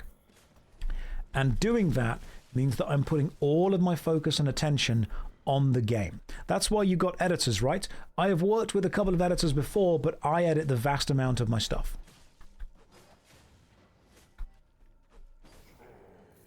Streaming the games that I play for the Was It Any Good series would actually be... it would be detrimental to the stream. Because it would be you watching me in silence play a video game. It would also mean that as I am recording the footage for that game, I'm putting extra strain on my PC's CPU because I would need to both record it and stream it at the same time. And if it's a game that contains copyright music, or it's a game that contains stuff that YouTube is not going to allow or Twitch is not going to allow, I would then need to interact and stop that. Imagine that your job was to write a book. You would sit down somewhere quiet and write the book. Then imagine that you were sitting down to write the book while there were 1,000 people watching you write the book, all expecting you to entertain them at the same time. You're going to feel a slight amount of pressure while writing the book. You know you can write it well, but at some point you're going to be like, guys, this is going to get finished quicker if you're not sat there watching. It's difficult to analyze something and entertain simultaneously. That is why the games that I like playing, this is going to sound silly, the games that I really like playing on stream are games that I don't necessarily need to think too much about. Now, I don't know Albion as well as I know RuneScape or Warcraft or Neverwinter or any of the other MMORPGs, but I think I can just about engage with it on a level where I'm still playing the game, but I'm still reading the chat and talking to you guys. So to loop this back to the question of YouTube or Twitch, if I do Twitch enough to make a full-time living from it, I don't have enough time to make a substantial amount of YouTube videos. If I do YouTube enough to make a full-time living from it, I don't have a huge amount of time to also do Twitch streaming. And I have to ask myself, which of those would I rather do more of? Do I want to make enough YouTube videos that makes the algorithm happy and not have long enough to stream? Because if you do both of them to an even degree, you are going to fail at both of them instead of succeeding at one of them. What if you just upload Twitch streams as YouTube videos? YouTube hates that. People on YouTube don't want that. They want curated, actual, edited, scripted videos. People do not want... Also, Tappy, I already do. The JoshStrifePlays channel is literally just re-uploads of unedited Twitch streams. They do not get millions of views, whereas the regular YouTube videos do.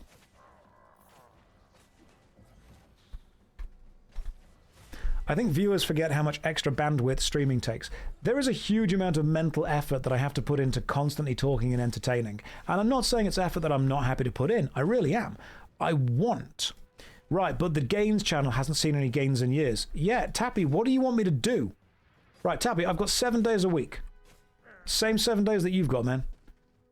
How much content do you want me to try and make? Do you want one video every week on the MMORPG channel?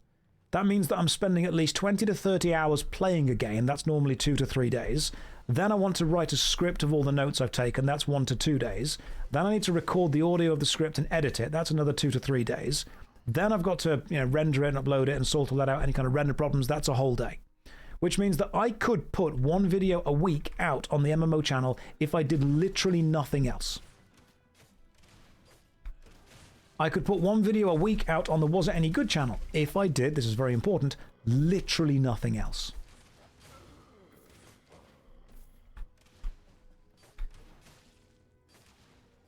And then you have to include the fact, do I have to have 1 day off? I think 1 day off is fair. 1 day a week where I don't do any work. So that's 6 days.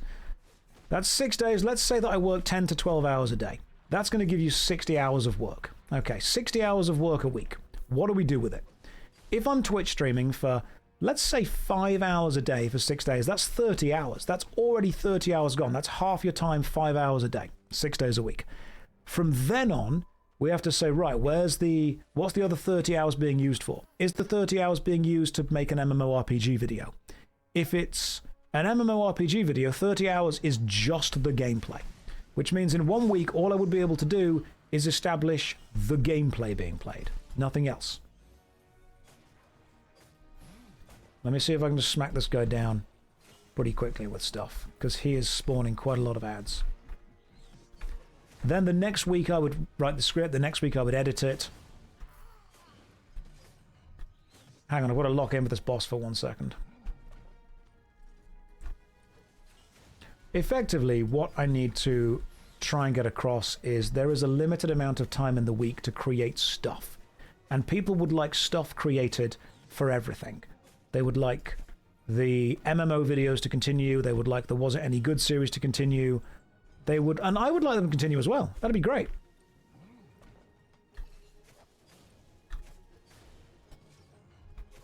But I simply do not have as much time. Do I consider 30 hours enough to judge an MMORPG?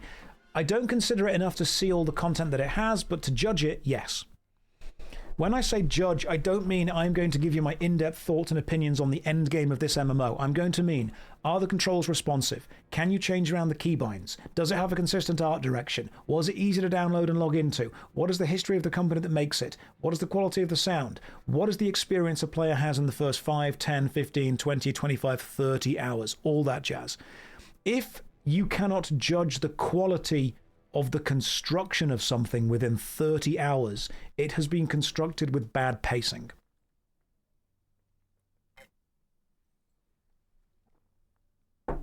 It is important that you are able to judge something within that. We're now in 7th place, Scissorhands in 2nd. Yeah, that makes sense.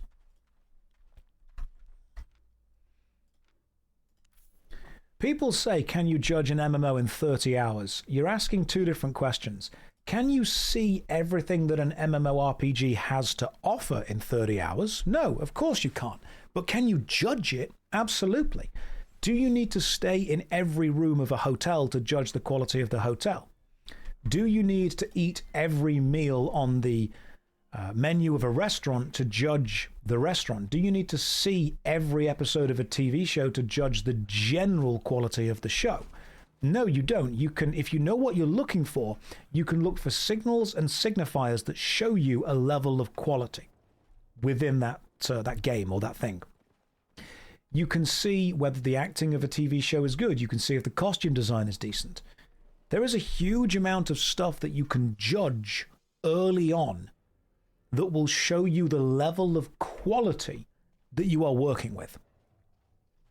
And if you can't judge that early on, you have to ask yourself why. And this is another thing. If I play an MMORPG for 30 hours, I will see 30 hours worth of the game. People say that is not enough to judge the game on. It is enough to judge the construction of the experience and decide whether you want to continue.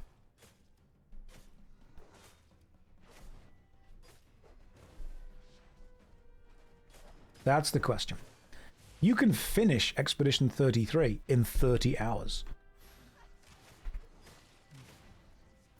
A restaurant critic isn't eating every single dish, but one they know well and can give a rating on. Yeah, that's true. And they can also judge. If you walk into a restaurant, the food, of course, matters, but you're also judging the cleanliness of the restaurant overall. You're judging the frontage and the signage. You're judging its online presence. You're judging the marketing. You're judging the music that plays when it walks in. You're judging the cleanliness of the uniforms that people are wearing there. You're judging the other diners that you see or don't see. There's a load of small signifiers that if you know what to look for, you can see before the food gets there. Now, maybe the food gets there and the food is either great or terrible and it completely changes your opinion. But you can often see what something or someone values based on what they put effort and time into. I think you can judge a lot about a restaurant based on the cleanliness of the toilets.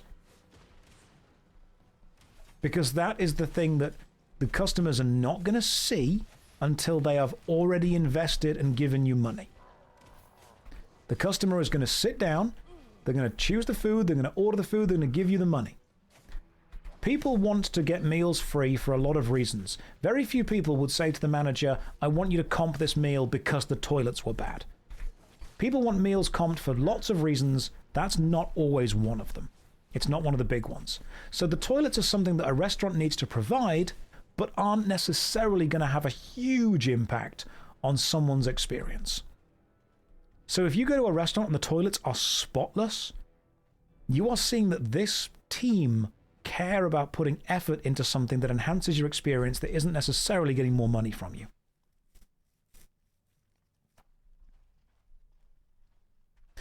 In my early MMO videos, I gave each game 8 to 10 hours. Do I think that that's fair to judge it? Do I think it's fair to judge on whether I want to carry on playing? Absolutely. You don't need to play more than 10 hours of Isekai Demon Waifu to kind of get the vibe. I think MMORPG players have a bit of a strange relationship with time. Because if someone said to you, hey, I want you to watch this anime, it gets good 30 hours in. How many episodes are you going to watch before you say, hey, my free time is limited, I'm not going to keep playing this? I think the difference that we're seeing is people that make MMORPGs their entire lives don't see 30 hours as a long time. Whereas someone that has, you know, a full-time job and a family and a hobby outside of the game is going to see 30 hours as potentially their entire month's worth of free time. Most people don't get more than an hour free a day to do whatever they want to do when they're trying to take into account other stuff. Eating healthy, going to the gym, going for a walk outside, family obligations, travel, all that jazz. When you say, hey, it's 30 hours in, you're asking the average person to invest between 1 to 3 weeks of their free time. And that's a lot. So if it can't get good that many hours in, if it's not giving you an experience that you want to have more of, something else will. You can judge it based on what it gives you.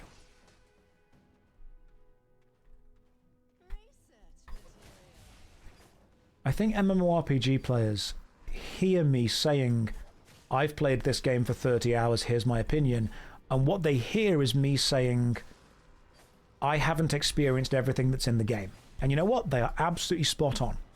What I'm saying is, I have experienced what the game chooses to prioritize enough to present to a new player within a time frame that is far longer than the average player will give it. And if it has not given me something good within that time, one judgment I can make is the pacing is terrible. This is something I judge Final Fantasy XIV on, massively. Final Fantasy XIV's pacing is dire. It's a great game, terrible pacing. It feels like it's a damning conditions of daily life where you don't have that much free time. Sleeping Crows, that's just a lot of daily life normally. You also have to understand this. Sleeping Crows, maybe you've got a point. Maybe people have more than 1 hour a day free. Let's imagine that you have 3 hours a day free. That's a decent amount of time to have free. You've got a full-time job, you've got a family, you've got 3 hours a day free. Maybe you're entirely free on Saturdays and Sundays. You're not going to spend all that time doing one thing.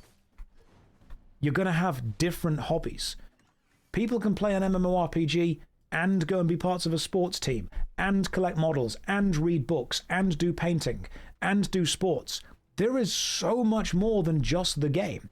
So when I say I've played for 30 hours and people think, I could do that in 3 days. Yeah, you probably could if you're not doing anything else. But a lot of people don't make a game their whole thing. There is variety to it as well. And that's what scares me about MMORPG players. I believe they forget the variety.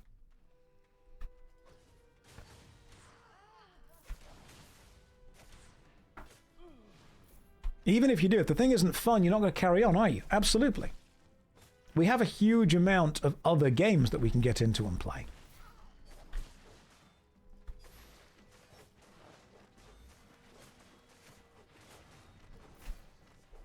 It does sometimes worry me that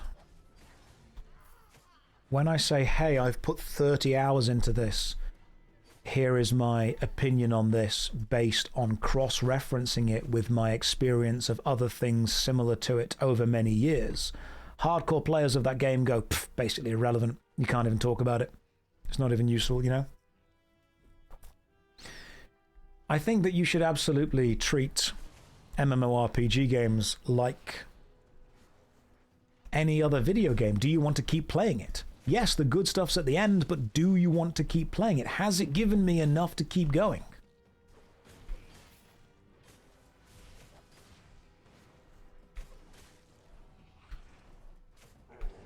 When you say, Hyphirus, that's a good point. You say that you don't need hundreds of hours to work out whether you don't like a TV show, but you might need hundreds of hours to work out whether you like an MMORPG.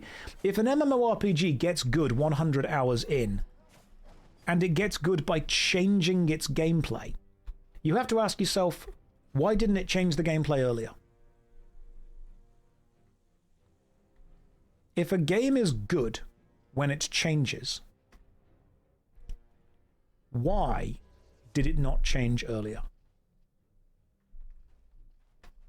Why even have the first 100 hours? Normal people, normal, well-adjusted people with variety in their life are not playing a subpar experience for 100 or more hours to get to the good bit, when there are experiences out there paced to be good now. Now, when I try and explain this, and this is so difficult to talk to MMORPG players, when I say it should get good earlier, what people think I'm saying is you should have access to the ultra-difficult endgame raids immediately. That's not true. What you should have access to early on is meaningful choices. They don't need to be the most complicated.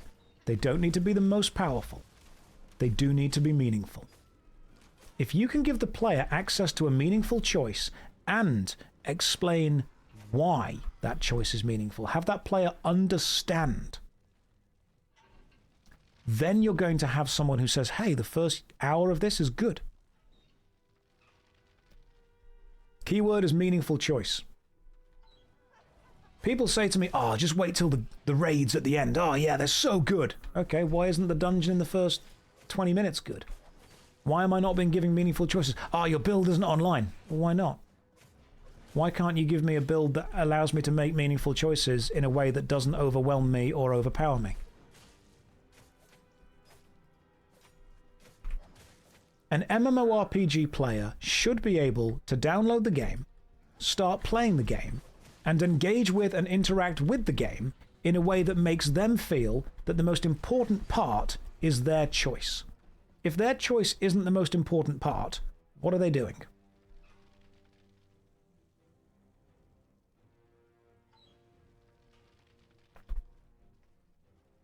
That's what I try and explain to people. Use a better AoE queue, trust me. Is there a... I mean, the only other AoE queue I've got is that one, Rending Spin. I'll give it a go.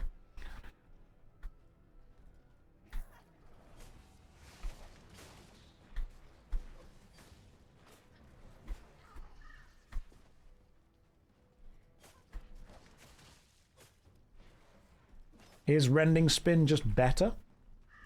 If you hold Rending Spin, do you move with it? No. I thought you moved with it. My bad.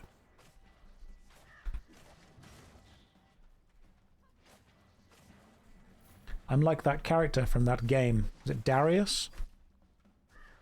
It focuses more than one mob. Okay. Do I find the build-up when starting is better than peaking and becoming powerful in lots of games? Yeah, I do actually. The third axe queue is the best, but you need a higher level in axes to use. I will get the higher level in axes. You know what? I think that World of Warcraft is pretty fun from the start. You get to make meaningful choices. I think people confuse complexity with meaningful choice. It doesn't need to be complex. It does need to have an impact on the way that you play the game. If you need to teach the player how to do something, that's fine. But episode 1 of a TV show should still have something happen. Good first episode of TV shows still have things happen. There is progress made constantly.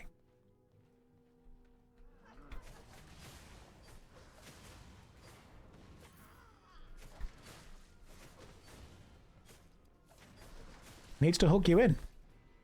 And when people hear, oh, you can't judge this MMO because it's much more complicated, that's true. But I'm not judging the complexity of the endgame, I'm judging the desire to get there.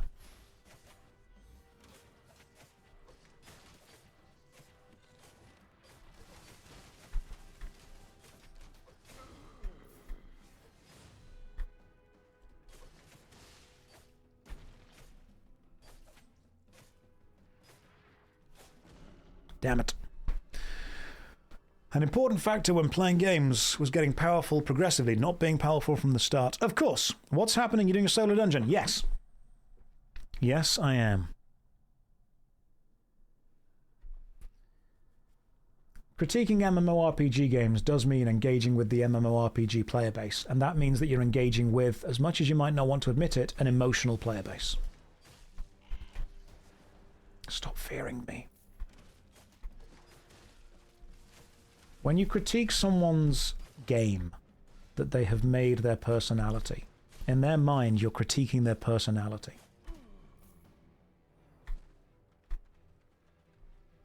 And if you say that this game is lackluster, what they hear is your personality is wrong.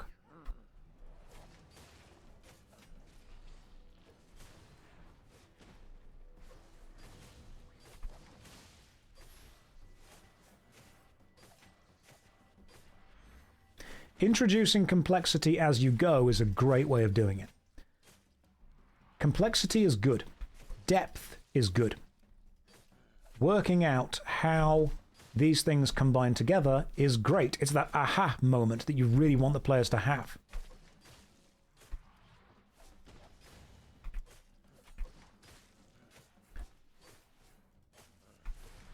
And I think developers know this. Developers and designers know this. I've had companies, big companies, come and discuss design with me because I've spent so long analyzing it. They've looked at it and gone, you know what, he's probably got a bit of a point.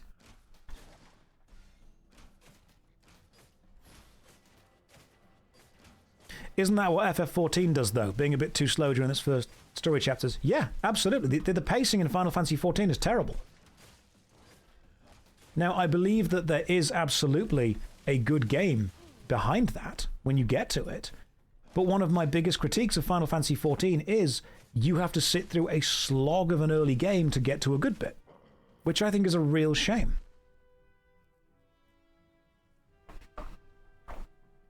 And people ask me, is Final Fantasy XIV a good game? And the answer is it gets there. But here's the question. Here's the question. If you were to play Final Fantasy XIV for the first 20 to 30 hours, you would not see the best part of the game. But you would be able to make a judgment based on the quality of the construction you've seen. You would be able to judge the quality of the world. You would be able to judge the sound. You'll be able to judge the music. You could judge some of the boss fights. You could judge the basic story. You could judge the complexity of the characters and the complexity of the classes. You could judge the game based on its construction. And its construction is very good.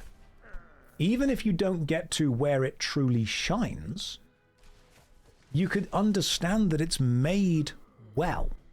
I left the boon back there. That's fine. That's what I try and explain to people that I'm often judging. Thank you very much for the gifted subs. That's remarkably kind of you. First time seeing what, this content? You love the art direction and music in 14. Yeah, great choice. Absolutely great choice. Good art directions in general, all around. That's what makes judging MMORPGs a tad more difficult than judging other games. You are trying to explain to a very emotionally invested player base that you are judging their game on its mechanical construction, not on its emotional relevance to them or their life or their history or their past. Because that's what they want you to do. People want you to validate the time they've spent playing the game they've played. If you guys are looking away from the screen now, please look back, because this game has jiggle physics, and I'm not even kidding. Every time one of these witches casts a spell, and they are wearing a very low-cut top. Welcome back, everyone who's just joined us. I'm not lying to you. This is not clickbait. Here you go. I'll stand over here. There you go. You've got some jiggle physics going on right there. You're all welcome. This is unfortunately a dungeon. They even bounced when she died. This is a dungeon where you have to kill hot goth baddies, which I think is a real shame. What is this attention to detail called? I think it's called game design.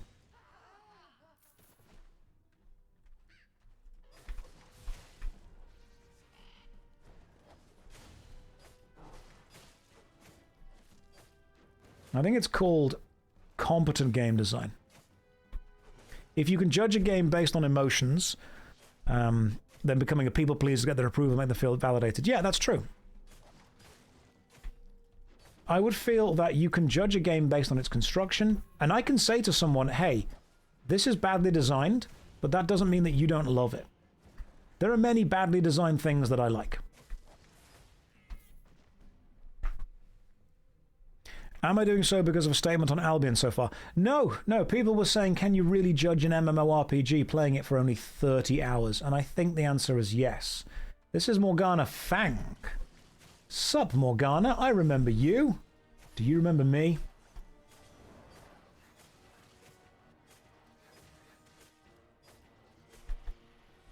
Right, so I'm going to run away from this. Can I poison you?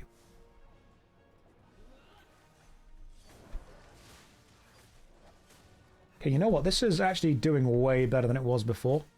Like, way better.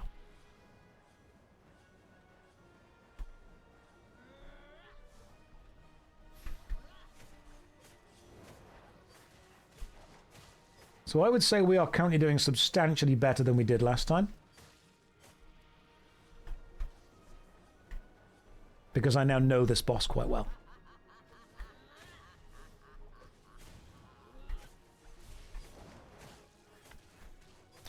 I've not watched the Stop Killing Games hearing yet, no. Just out-tank the damage. Yeah, there we go. Mission complete. 1.2 million fame from killing mobs. Cool. And a chest with whatever that is. Thin booklet. Great. And some silver. Cool. Let's use that. That allows me to leave. Interested in Albion, heard it was a bit pay for progression. How strong is that? Extremely. You can absolutely pay to progress in this game. No doubt about it whatsoever. It's not even close. Now, yes. Use map. And okay, Cairn Clock. We're off to Cairn Clock. Let's go this way. Jump back on the old horse. Can I get a guild invite? You cannot, unfortunately, simply because we have 299 people in the guild, so I can now invite someone of the 142 people waiting. Which means it's only fair to go back to the people that applied first. Big Dick Bob. Get involved, Big Dick Bob. Right, back up to maximum. All you need to do is wait for 141 people to leave, and then we can invite you again. But right now we've got Big Dick Bob going on. Why has everyone got the hots for goth girls? I think because everyone has really good taste.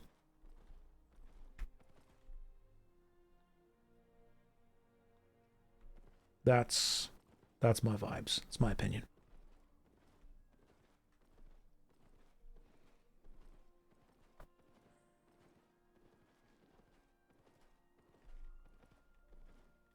Are there people without the hots for goth girls? Of course.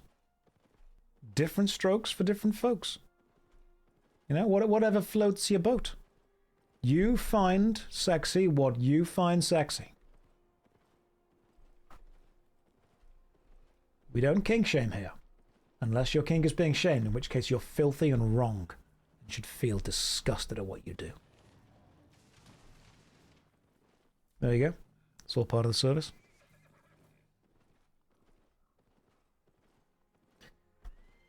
Right, let's get back to talking about MMORPG design.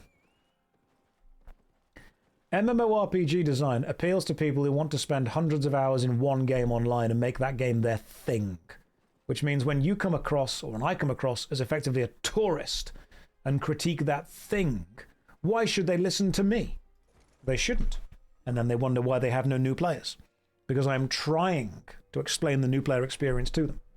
Right, I've been streaming for 5.5 hours. I'm nowhere near finished. I'm not burnt out. I've not even begun to burn in. But I do need a quick bathroom break and a bite to eat. So, take 5, guys. Here is a 5-minute break. The DVD logo, you know what? Yeah, I'll share the DVD logo with you. Why the heck not? I'll share that with you. Right, so we currently have 120 guild points, which is nowhere near as high as the rest of the guys. But they're obviously super experienced and they're pushing through. We have, however, got 300 people, which is good. Let's just keep it with 300 people the whole time. I will see all of you guys in case you are in the guild and you need to get involved and help out. That is the website that shows all of the rankings. Here is the DVD logo. Here is a countdown timer for, I want to give it 6 minutes so I can go and grab some food.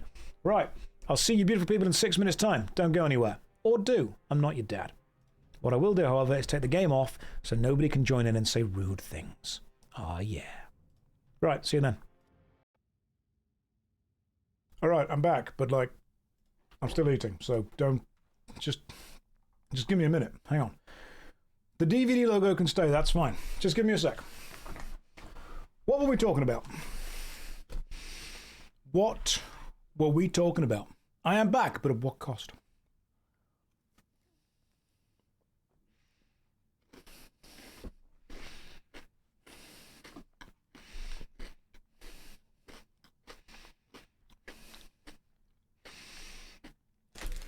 The longer I stream, the more patience I lose with people, which means that when I would normally respond in a much more civil teacher-like way, I'm going to respond differently.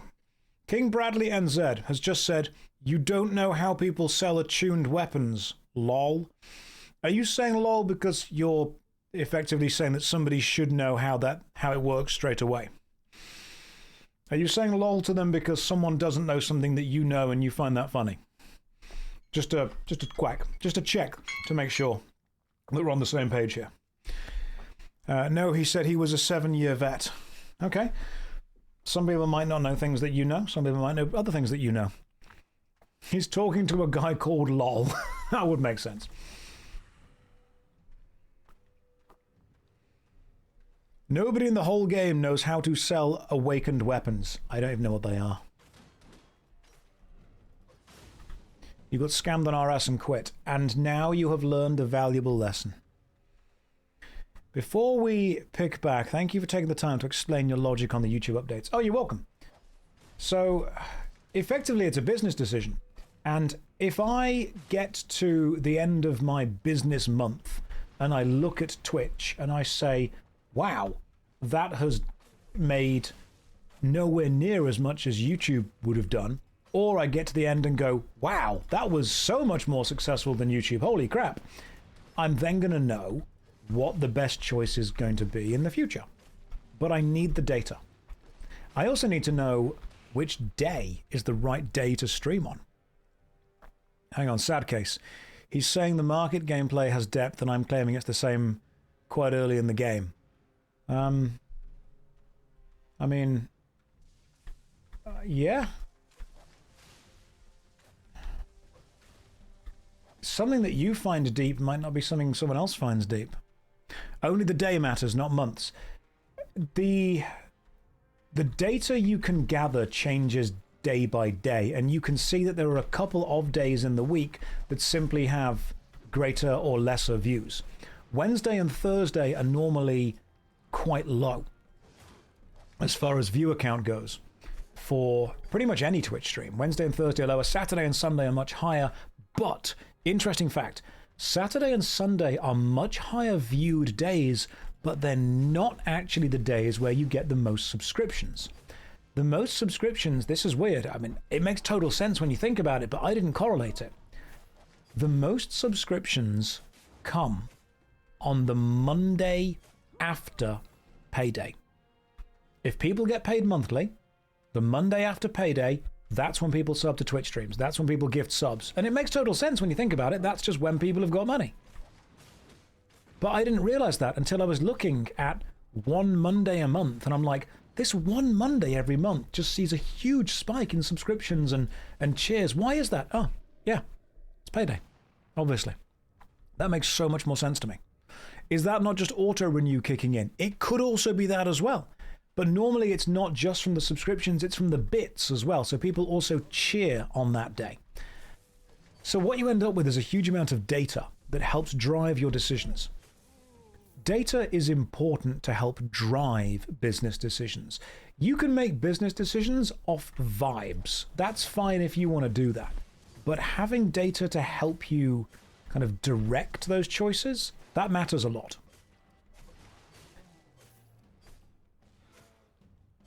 Josh, return to WoW, Return of the King after this completion of Albion. Hang on, the DVD logo's still there. There we go. Dude, I'm playing Albion right now. Let's focus on this. Keep going, guys. Remember, we can track guild progress on the website. Do your best. Josh, if we gift at least 2 subs, do we qualify for the mount skin in the Crucible? Grenade, that's a good question. My answer is I don't know.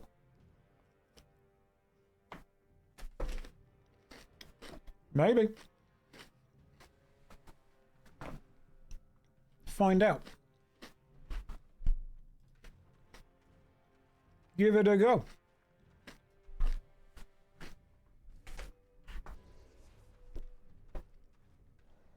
What game am I currently playing for the Was It Any Good series? The game that I have finished that will be the next video is Icewind Dale. That will be the next one on the series.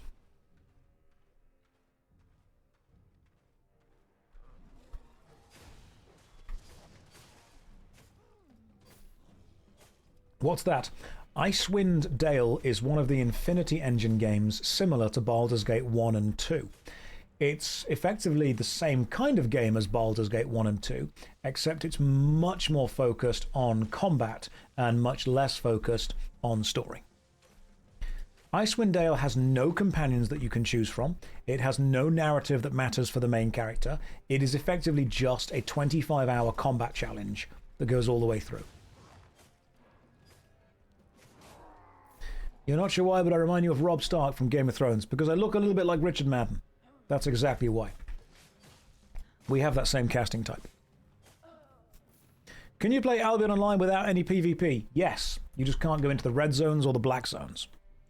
Because the red zones and the black zones are where you do PvP. So just don't go there and you'll be fine. I mean, you might find it difficult to be able to play the game without going into the red or the black zones.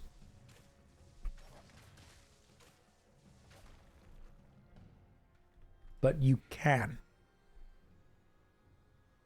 You can do economy only, that's true.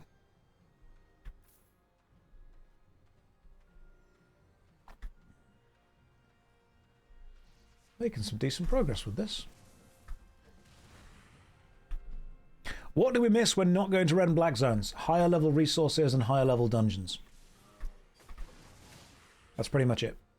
You can, however, still use low-level economy to make a lot of money, because a lot of people, even in the red and black zones, don't actually buy endgame gear. They buy tier 4 or tier 5 gear. Purchasing tier 4 or tier 5 gear is one of the ways that you can... Oh, give me a sec. Let me just open up... Oh, message from Nacho. Sweet. Oh, he'll update the list of the objectives. He's so good. Nacho Poncho is amazing. Sorry, Nomad Poncho. Nomad Poncho is fantastic with what he's doing. Really like the fact we've got to work with him. He's been a really cool dude to work with. Right, now let me grab my... Where is the Albion guide? There it is. If you guys have not signed up to Albion Online, do me a favor. Sign up using... that link. Don't tell Nomad Poncho that I said Nacho Poncho. Don't do it. Don't let him know. He'll hate me. Do I still personally find ways of playing the economy, or does it boil down to the same 10 good ways? I mean, there's always going to be a meta of anything.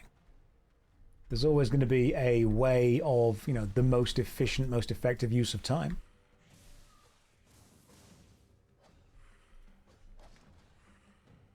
Nacho Poncho is a good name, but Nomad Poncho is his name. And I got it wrong, and now I feel bad. You know, I do actually prefer this axe swinging in a circle. It's quite nice. The question is, should I... Why are you doing this to me, game? Should I change my battle axe and shield for... If I want, I'll put a battle axe and torch on while I'm doing this bit. Just put shield on for the boss. Because the torch makes my auto attack faster. Arkin, meta does not stand for most effective time available or most efficient time allocation. That is what we call a backronym. It can stand for it now, but I don't think it stood for it originally. That's when people take a word and find a way to effectively make the letters in the word mean something, because the word itself is pretty cool. Like, people do say meta means most efficient time available. I don't think it originally meant that, but it just kind of does.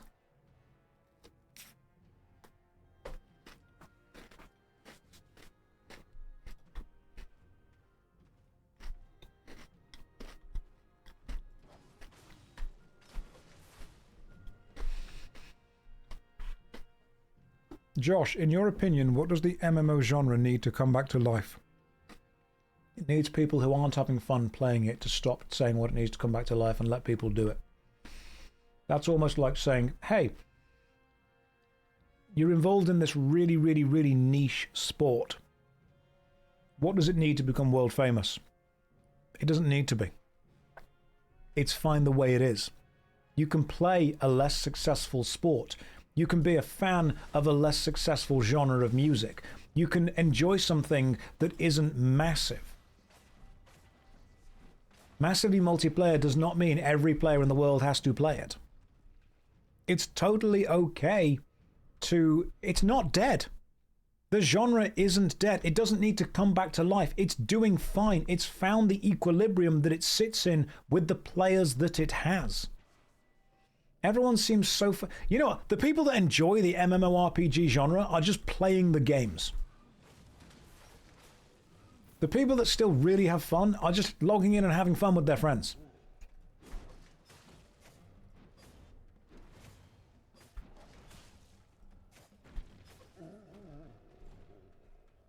Same game for the last 20 years. I mean, yeah, if you want to play, absolutely. The same way that we've had... You know, similar style movies and similar style music. There have been new games, but at what point do you say, hey, actually, what we're trying to provide to the people has been provided with this? There are 8 billion people on the planet. They're not all playing. Yeah, Zach, that's true. They don't need to be.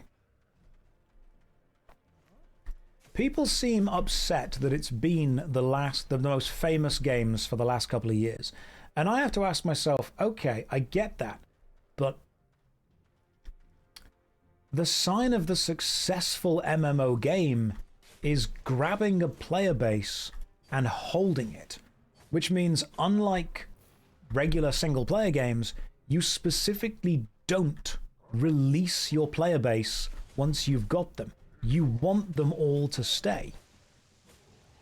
So if there's a limited amount of people that play MMORPG games, the game that wants them, wants to keep them in, wants to have them stay. You don't release that player back into the kind of churning cycle of players that go to something else. And so when players play an MMO, they ask, what do they want? And most players want a big game with a lot of people, which is served by a couple of games. And so they join that big game with a lot of people, get served what they want, and then just stay there. MMOs by design do not want to release their players back into the greater kind of player base as a whole. Moving on from a game isn't bad as well, that's true. You can say to yourself, hey, I'm going to go and explore different things. We have a limited amount of time in the world. People that ask, what does the when will a new MMO come out? What do you want a new MMO to do? What do you want the game to do? Do you want it to be different? Why? Because you're bored of what there currently is? Other people may not be. Now, I'm not taking the side of not advancing. Of course, I love the idea of advancing and changing, going to the future.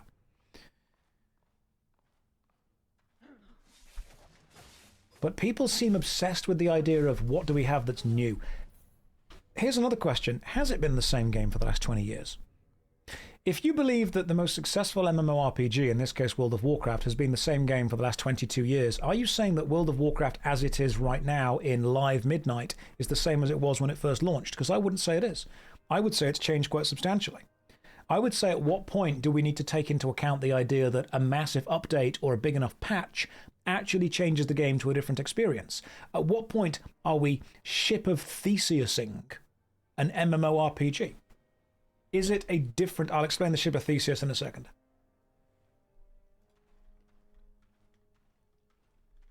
In life, you torture out. In death, you feed it.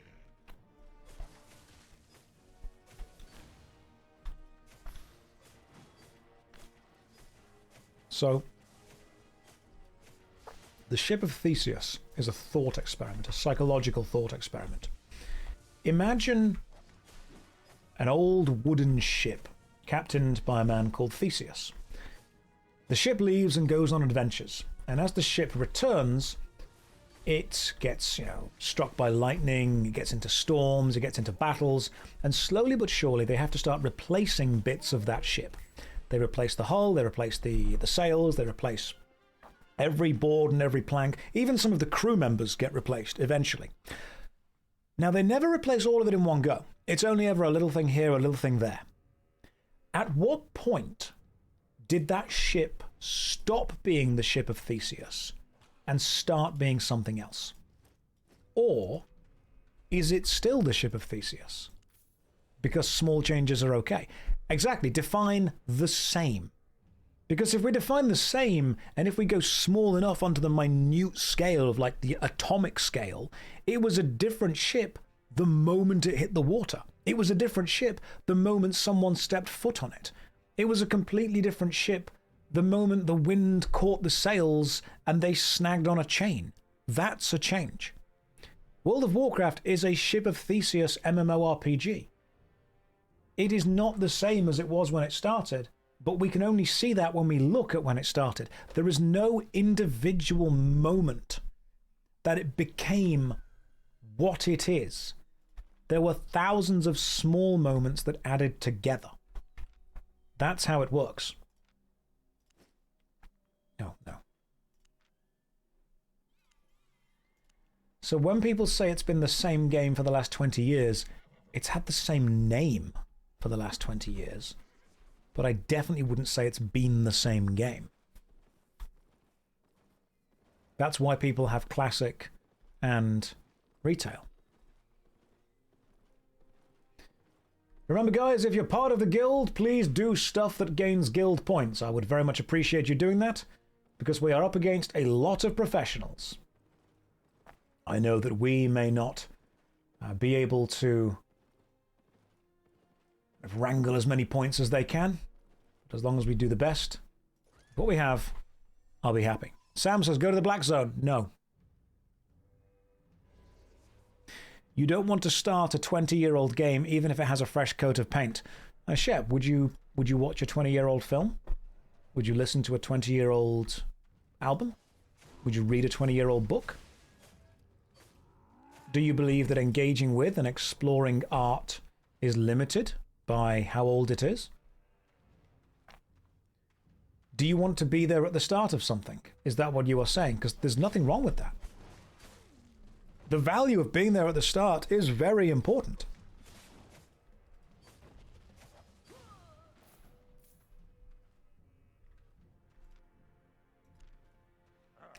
So I think when people say they want a new MMORPG, what they actually mean is, or what there is a level of meaning kind of within their words, is they're saying that they like what the MMORPG genre can be, and sometimes they feel that they missed out on being part of that because they weren't there at the start. They weren't there on the ground floor. They weren't the pioneers.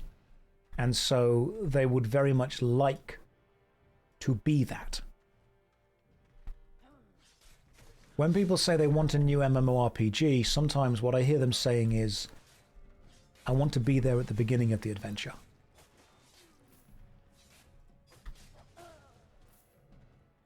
And that's got value to it. That's absolutely got value to it. How many people play fresh start servers and enjoy the energy that they bring? I love the fresh start servers. Yeah, you can't win the race by starting late. Do you see it as a race? I personally don't. I mean, this specifically is, but I'm not exactly playing super meta, am I? Beginning at the very start of something has a special feel to it. Undeniable. An absolutely undeniable feel. But at what point do you want a new MMO, and at what point do you want a new adventure for you? This is why so many new MMO classic servers start. If they bring out a classic server of a game I like, I'm playing it. Because I want to be there at the start with everyone. I've even made a video called Why People Play Classic MMOs.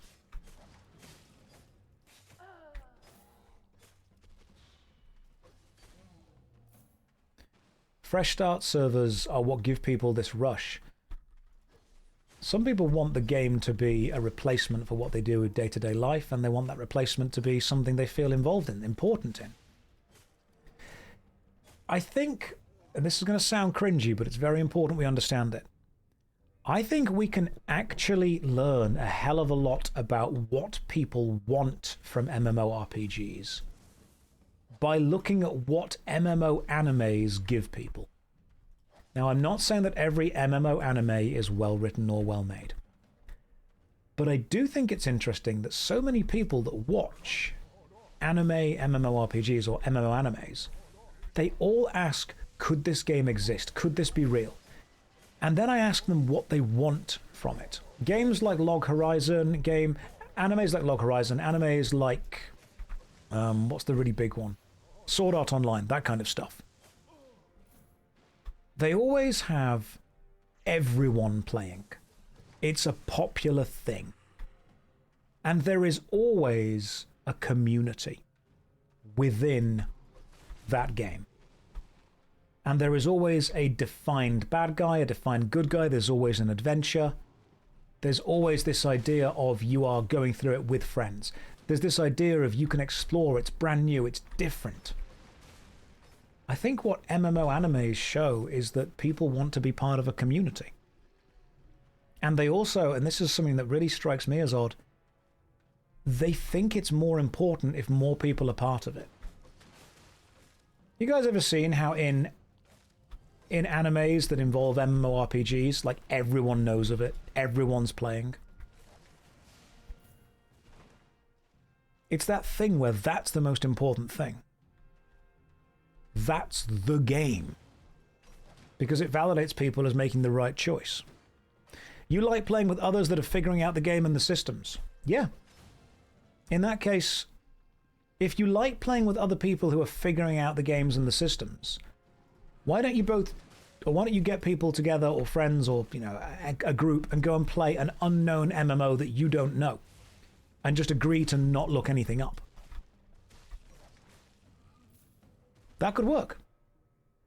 But people won't do that. People won't do that because they don't actually want to experience a brand new game. They want to experience the brand new game that everyone else will experience, that is popular, that is seen, that has social clout and social credit and social validation, which is why people want a brand new MMORPG that becomes the big thing that they can experience together. You need friends for that. You can start playing Lord of the Rings Online right now and find someone in the starting town and chat to them. You can go and start playing Rift right now. You can play Runes of Magic right now. You could probably find a couple of people to start playing with you. You could do that, but people don't because they want to play the big popular game. They rely on popularity. You could grab somebody else and say, hey, I missed the fact that, the exploration phase is fun. Maybe we can go and explore this early game together. You can go and play EverQuest.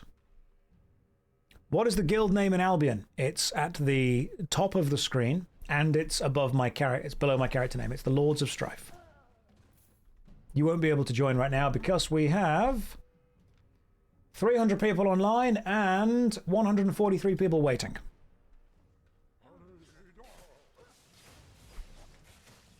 Whenever people tell me they want a brand new MMORPG, what I often hear is they would like to go on an adventure with someone where they're at the exploration phase. And that's fair. Going on the adventure at the exploration phase is great. But there are games you can do that with right now. You just won't, because it also needs the exploration phase to be, you know, fun. Do we guys have an alliance? Nope, you're not allowed to have an alliance.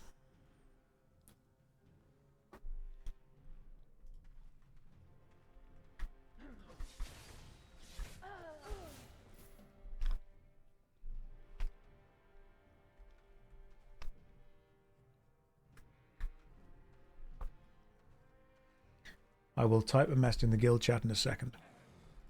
Oh god, yeah, good point. No alliance. Technically does make us the Horde, doesn't it? Hate this. Level 63 plate boots. Hell yeah. Does that mean that I've actually unlocked... Oh, cool, I have. I can now wear Grandmaster's Boots of Valor. I'll get myself some of those in a second, actually. Once we're at level 60 for everything, I'll go and buy level... Is level 60 tier 7? Hang on. Have a quick check. So... Right, where am I with my battle axe? There we are. Oh, good. 50 out of 100. So level 60 is tier 7. Level 100 is tier 8. Cool. Level 60, tier 7. I'll be able to get to that probably today.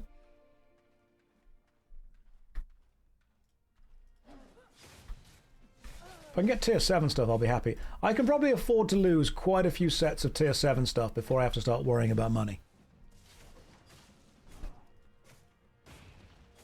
That's what I want to be doing.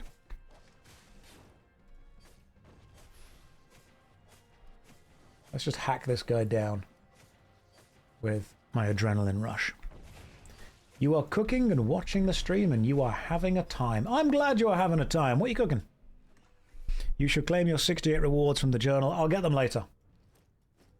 I will grab them all later.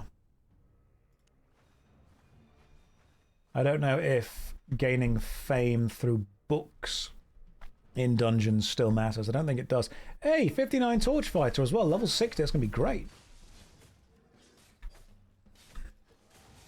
So is it better to get a tier 8 item or a 4x enchanted? So the X enchant effectively increases the tier mathematically by 1. So a tier 4.1 item is equal to a tier 5.0.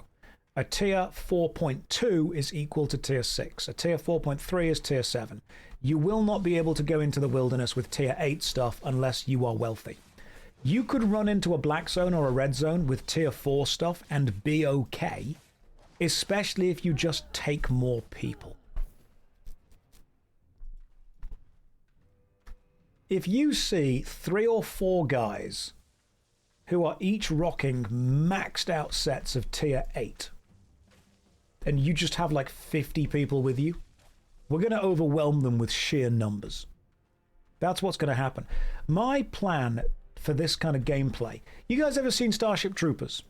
So I think that as far as a military organization goes, this guild is going to be very similar to Starship Troopers, except we're the bugs. That's how it's going to go. We are the bugs in this. Zizaran and his lot, that's fine. They can be the soldiers. We're just going full on bug mode. Throw enough bodies at it and we will win. That's our advantage. We have 300 people in the guild and 120 waiting to get in. We can literally win through just sheer numbers, provided, and this is very important, that everyone actually does stuff outside of waiting to team up with me. Because right now, I do feel that's what a lot of people are waiting to do. They're just waiting to team up with me. I don't need you guys to wait to team up with me. Go and do your own stuff. And then, when we have time together, we team up and game together. It's the best way to look at it. What are the main strengths of Albion Online? I like the fact that you can recover so quickly after being killed in PvP. I like the fact that there is a varied amount of PvP and PvE. I like the fact that it is MOBA-style combat with RuneScape-style crafting and gathering combined with an MMORPG-style open world. It facilitates and builds into the PvP elements. It very much knows what it is, and I think that's valuable when designing a game. You don't design a game for everyone. It doesn't work. But when you know what you are and what you can give, I'm on the European server. Might even buy another... The only reason I want to join the Guild is to do my own thing and to contribute. Good, do it. Join, gather stuff, see what's going on. Gathering still is super duper important in what we're doing. You can recover quickly because you have infinite gold, pretty much. But also, tier 4 sets are not expensive. If you run into a black zone and die with a tier 4 set, you can replace a tier 4 set pretty damn quickly.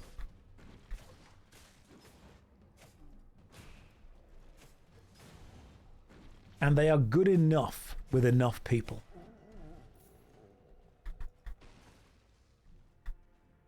I'm using tier 6 stuff with this, but I'll soon be able to go to 7 just to do the dungeons. Does picking flowers, smashing rocks, cutting trees, and get points? Yes, absolutely, it can. Lupak, how am I enjoying it so far? You know what? It's not bad. I am at that. There you go. That's the whole thing. That is my full review. Albion Online. It's not bad.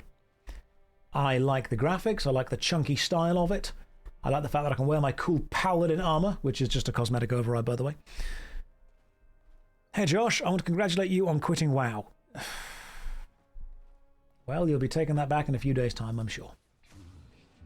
Clipped and using for the next advert. That's it. JoshStrifeHayes does not hate Albion Online. No, I love the fact the Armory was an incredible update. Right, the Armory, one of the best updates. I am always a fan of any updates that make it slightly easier for new players to get into the game. And giving players the Armory update and saying, hey, this is what you want to be looking at, this is where you want to be, absolute genius. Nobody can hate that whatsoever. Really good choice. If you guys haven't seen the Armory update, I'll show you after killing this boss. How happy was I when I found that you can zoom out on the Destiny board? I love zooming out and seeing more of the Destiny board. Big fan of that. Genuinely big fan. But what I can do, guys, I can show you the Armory. Right, there we go. Boss is dead. And let's just open this. Was that the main boss? Yes. Nothing good. Let's imagine you've just started playing Albion Online and you have no idea what you're meant to be doing, and you're like, well, I like dungeons, but what am I meant to wear? What do I equip? Do this. Right-click your own portrait. Then click Armory. Then choose any of these things that you want to do. Let's say that you want to take part in the Mists. Unpredictable regions designed for solo and duo adventures competing for rare resources. Let's say you want to do that. Click on the Mists. You will then get given a list, on average, of all the equipment other people are wearing who are doing the Mists. You will then be able to click on one of them, let's say this Sky Strider bow, and see all the equipment that it has equipped and all of the abilities that equipping said equipment would get you access to. If you want to do the Mists but you're only bothered about doing as much damage as possible, simply click on the select metric and change it to, let's say, lethality. Cool. There we go. We now have a list of all these possible builds that will give you the highest lethality. How many kills this build scores. So, Bloodletter, pretty damn lethal build. These are the things it's using. That's the food, that's the potion. There are even alternative choices for food. You've even got different setups of abilities here that change around where this is going to. This is phenomenal. This is the framework that new players will cling to until they feel safe and confident enough to move away and do other stuff. That is brilliant. Giving people a framework to work from until they feel confident enough to go and explore is how you get people to join, give it a go, and then stay. And I want people to join, give it a go, and then stay. If I go back into the solo dungeon, does it still just... Like, I've finished the solo dungeon, haven't I? Okay, you can't exit. Gotcha. Can't go back in. That's really clever. Now, let's imagine that you're part of a guild, like we are, and some of your guildies have given you some advice. Well, believe it or not, you can do that too. Right-click on the portrait, and then select Loadouts. From Loadouts, you can create your own kind of loadout. Your armor, your weapons, your food, your potions. These are like your quick switches. But let's see that you want to do a loadout that a guildie has made for you, like Nomad Poncho. If we click Guild Loadouts, Nomad Poncho has already gone through and created all of these. So let's say that you want to do budget PvE and you want to be a healer. Click Loadout 4, and you can see this is what Nomad Poncho recommends as budget PvE healer builds. You can see the item he's given you. You can see all the stuff. All that there. That is super useful. He has gone through and created so much stuff. So you want to do a fast dungeon PvE. Okay. You want to do damage with a spear? Cool. There's your setup. That's brilliant. That's absolutely gosh darn brilliant. The thing with Albion is that you're going to die. You're going to lose your equipment. And that sucks. You know, nobody wants to lose their equipment. But that's kind of the point. The point is that you will, at some point, die and lose it. And then you get back, get it back, do it again. Nice, good build. That was Nomad Poncho, one of the content creators for the game. He knows what he's on about. You played when the game came out, skinning animals in the dead zone. That was a lot of fun. Yeah, black zones are still going on. We're still going to get loads of people there later. You lose equipment on death, only if you're playing in the red zones or the black zones. If you're playing in the green zones, then there's no PvP. If you're playing in the yellow zones, like I currently am, you can be attacked by other players, but you only get knocked down, knocked unconscious. You don't lose stuff. If you're playing in the black zones or the red zones, if you get attacked by another player and killed, you drop all of your stuff and they get to take it. Now, here's a cool thing that I really like. There are no items made within the game. As in, armor and weapons do not get created by enemy drops.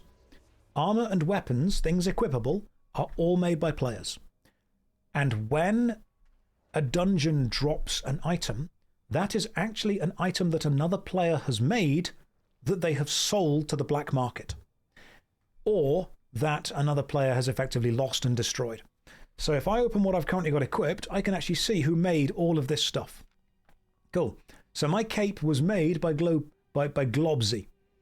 My Master Cultist's robe was made by JM96. You can even click on the player's name and see a bit about them. They're a member of the Moravin Eagles. You can click on all of this stuff and see who made it, which I think is really cool. So whenever I get an item at the end, that is an item that's been sold to the black market by a player, which is the game's way of recycling stuff. It's pretty cool. I like that a lot. So when I go and buy a torch, because I'll be able to upgrade my torch pretty soon, I'll be able to see who made the torch that I'm using. I like that. But you will die. And you will lose things that you've got. And you will replace them. Very quickly. What stuff did I make? Nothing. I'm not a crafter. I haven't even started the crafting area. I can show you in a second. So your skills are tracked on the Destiny board. You can train every skill on one character. It's kind of like Final Fantasy XIV with that. Does this play like an ARPG? It plays like a MOBA. So the Destiny board is this. This is all the skills in the game. And you get experience in them by doing them. So let's say, for example, Trainee Fighter. The Trainee Fighter gives you access to these items. So basic sword, basic bow, basic fire staff.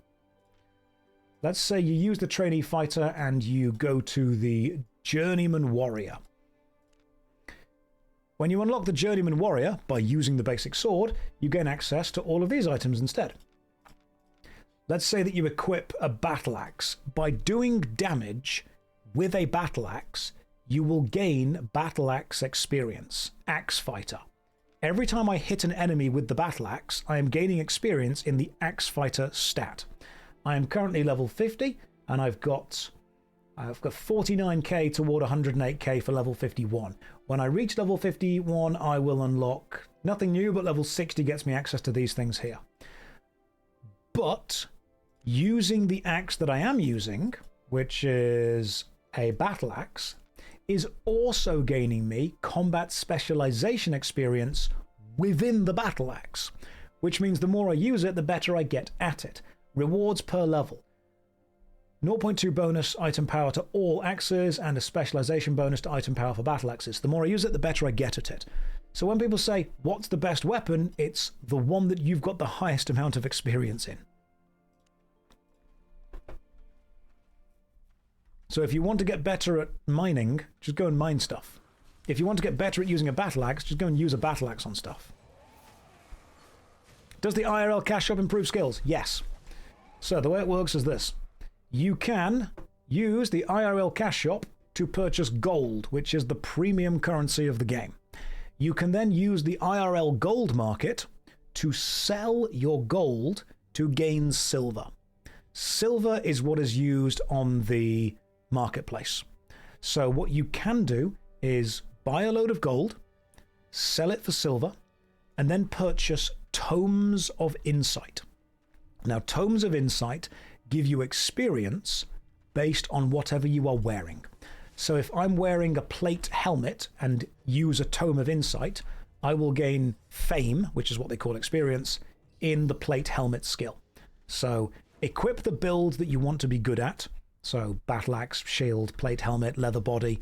Buy a couple of Tomes of Insight, read them, gain the experience or the fame from reading the tomes, get better at them, allowing you to equip better stuff, then use the silver to buy better stuff. So the question is, can you just spend a load of money on gold and then buy a load of Tomes of Insight and buy a load of items and get better? The answer is yes. Yes, you can. Now, do I like that? No. No, I don't. But I can like the rest of the game experience while also pushing back against the monetization. Tomes of Insight do not work on equipped gathering gear. Oh, what works on gathering gear? Is there anything that works on gathering gear? Please be a swiper. A swiper is someone who has no skills mechanically but uses real money to buy gold for silver, thinks he can just do stuff. Yeah. Yeah, that could work. Ah, the We Hype thing. I've not set up the We Hype thing yet because I've not got the emails through for it. I will hopefully have that set up by tomorrow. I will have to double check to make sure that I've got that as well. Have Zizaran's stream open on the other side. He's got a We Hype thing going on. There are tomes for gathering. Ah, okay, gotcha. So you can get tomes that do it. They're just different tomes. Have Zizaran's stream open on the side to get the We Hype things. In fact, I'll drop a message to my guy and ask about the We Hype thing.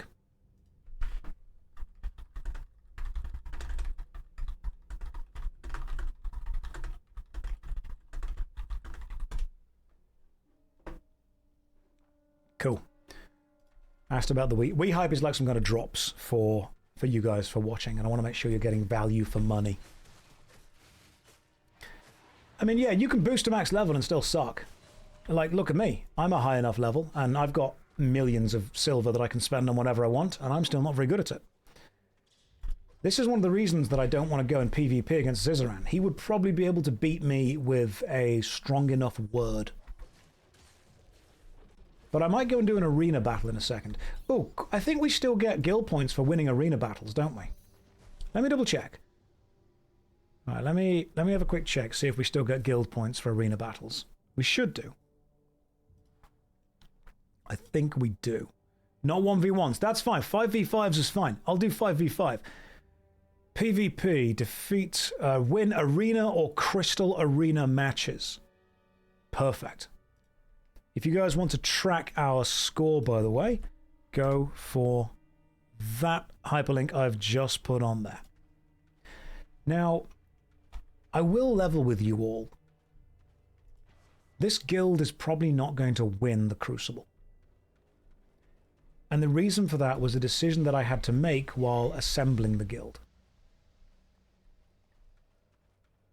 In order to win, we would have needed to prioritize highly skilled players. But I see this as a great onboarding point for new players. So many people have messaged me saying, hey, I've never played before, but I'm going to make a new character and start the guild. Okay, cool, great, do that. That might mean that you're not farming black zones within a week. It might mean that you're not doing, super complicated PvP. But as long as you have fun and you're playing the game with people that are playing the game with you, cool. Absolutely fantastic. I'm okay with that. And I feel that, and I'll go to bat for you on this one, guys. I really will. If the Albion Online, I don't think they will do this, because you know what? I've got a really, really good working relationship with the Albion Online guys. If anyone from that team turns around and says, hey, we expected your guild to do better, I'm honestly going to hit them with, look, this is genuinely a case of the actual treasure was the friends we made along the way. As long as everyone is logging in and trying, I'm happy. That's all it needs to be. You log in, you try, you team up with someone, you do something that scares you a little bit. Maybe you don't want to go out to the PvP zone. Maybe you don't want to go to the black zone. Maybe someone else is like, hey, let's do it together. Go and do that. Maybe someone says, you know what, I just want to sit and gather for a bit. Cool. Would we get more points if we gathered tier 7 resources? Yeah, of course we would. But if you want to sit there and gather some tier 4, you go for it. You're having fun, you're playing the game meta. What I'm going to do after I've done this is jump in some 5v5, see if you guys want to join me for a bit. 5v5 guilding, kind of guild battles, is mostly capture the points, which I like. Question is, Lupax, some of the Albion Online team is sat there watching me right now. Could you guys turn the streamer client on, please, so I can get some better drops from the dungeons? I would appreciate that. So, Lupax, listen, I only agreed to do this because you promised me that I would have access to the streamer client, which is going to drop tier 8 stuff all the time. And so far, I've only seen one tier 8 glaive. And it came from a level 6 dungeon. I'm not actually joking, it did drop. I was very happy. But what I will be doing is jumping in the PvP stuff. He's spying for Zizaran. He's spying for Ziz. Can't believe that. No, Ziz he's going to do fine. You are carrying the casual meta. I am carrying the casual meta. That's my that's my plan. I'm a hardcore casual, which means I will play this game for 8 hours a day and still be average. You have to hold down the B for the good drops. Oh, was it like capturing Pokemon in the first Pokemon Red and Blue? You have to hold left and B at the same time. Nomad out here with the boys, killing people and mobs. Is Nomad playing right now? Nomad is carrying this guild. His back is going to hurt from the amount of carrying he's going to be doing. You know when I said to Nomad that we're going to have a guild of 300 people, I think he was excited. I think what he thought was that we're going to be like the 300 Spartans. What we're actually going to be like is, if you guys seen the film 300? You know, halfway through the film 300, the untrained soldiers turn up. That's us. That's what this is. This is the 300 Spartans standing in the distance and the thousands of us all turning up and being like... and then it'll be that case of, when I say I brought more soldiers than you, he'll be like, you know, what is your profession? And someone will be like, I'm unemployed. What's your profession? I'm a software developer. We are the Naked Spartans. Maybe I should have cosplayed Naked Spartans. Maybe I should Amazon myself a really quick... Oh, hang on. Low health. Maybe I should just Amazon myself a really quick Spartan costume to wear for tomorrow. That movie was so inaccurate. Tad, that is incorrect. Okay? I've watched the behind-the-scenes footage of 300, and you might not know this, but that movie, technically, a documentary. It took them it took Zack Snyder a long time to find all of the footage that was left over by the Spartan cameraman. Turns out it was just hanging out on the floor. Nobody picked it up. Oh God, we're going to say, what is your profession? And you're going to shout, casual, casual, casual. That's what's going to happen. Oh, wow. Working in the MMO sphere is definitely something.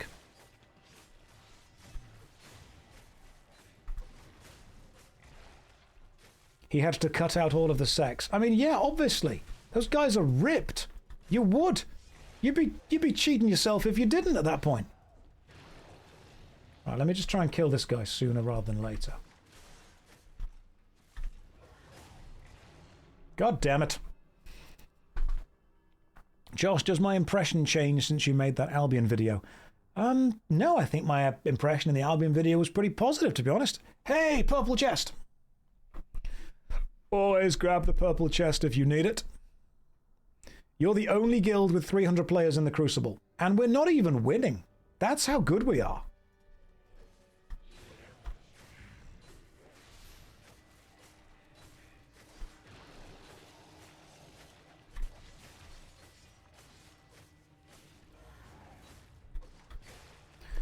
I'm trying to beat this guy up, but he is making it very difficult. Oh, I see what's happened.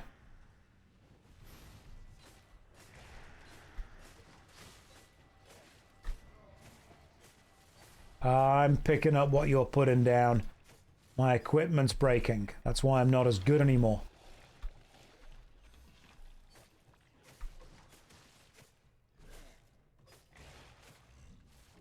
God damn it. Again.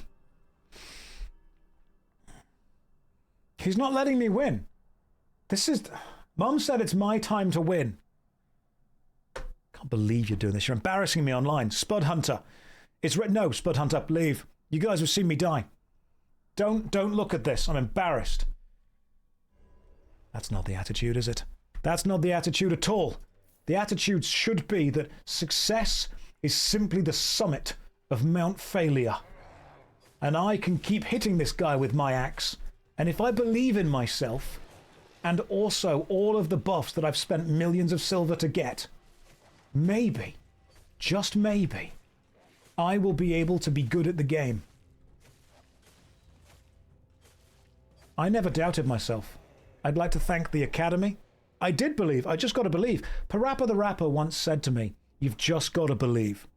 And I think that he was correct with that. I've learnt a lot from Parappa the Rapper. Mostly kick, punch. It's all in the mind. Ice Gecko says, why are you playing this slop? Interesting question. They paid me. So that very much influenced my decision to do it quite strongly. After that, I started playing it and I thought, you know what?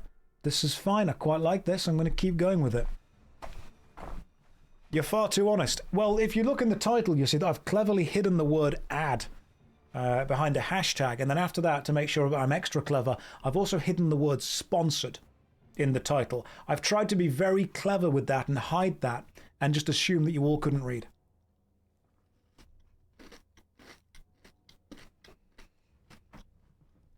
Ice Gecko. It was fun for 2 months, then I regretted dropping $200 on it. Mate, I've had a relationship the same. Solidarity. I get that. Goth girls, man. We make mistakes, don't we? We make mistakes. But hey, it was a good spent 200 quid. What chocolate is that? That is a protein bar.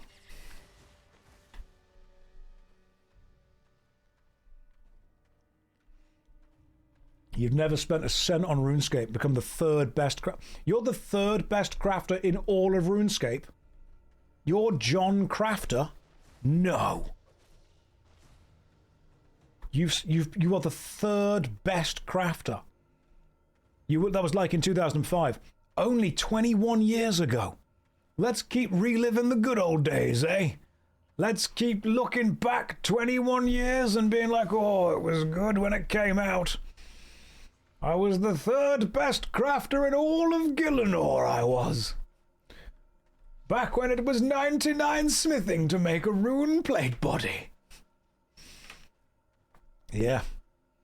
And it's got to put it on your resume. Stick it on your resume, man. Do it. You know, if you'd have spent the $200 correctly, you could have probably been the third best crafter in Albion Online too. Like the option was there.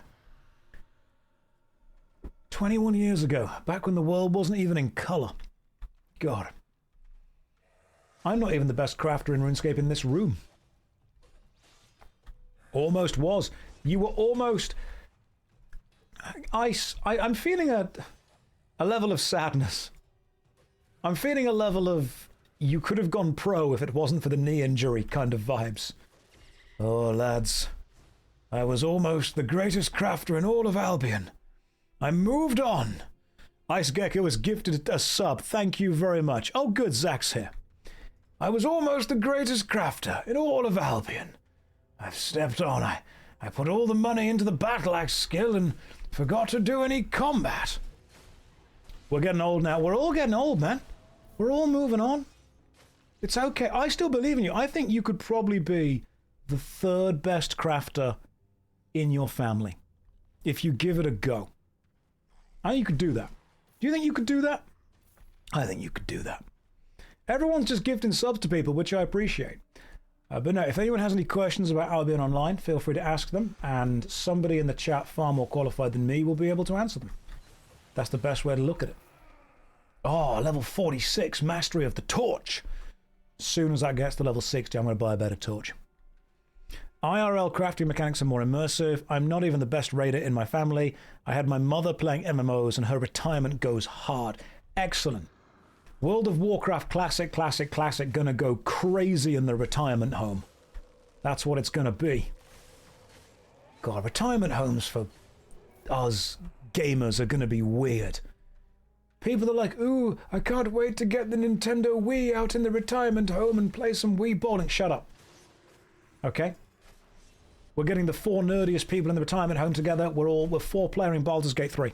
That's what we're doing. E-grannies. Only flans.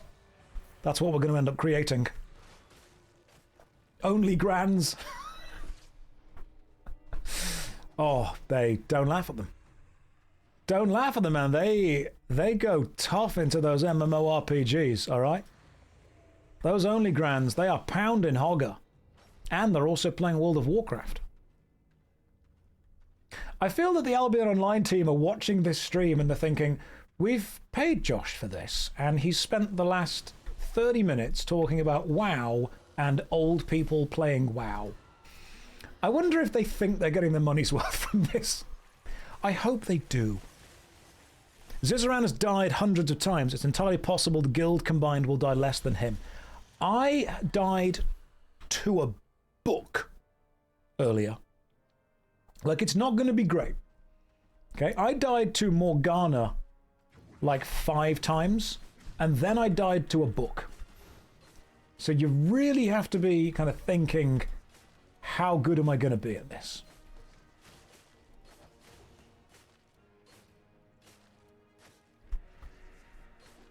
This fight's way easier than the previous one, I'll give you that.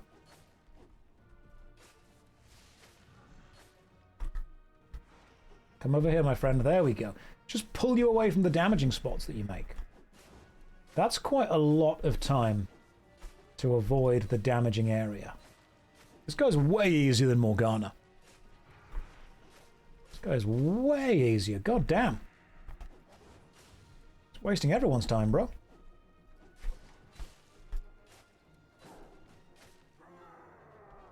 Okay, cool. Sit down.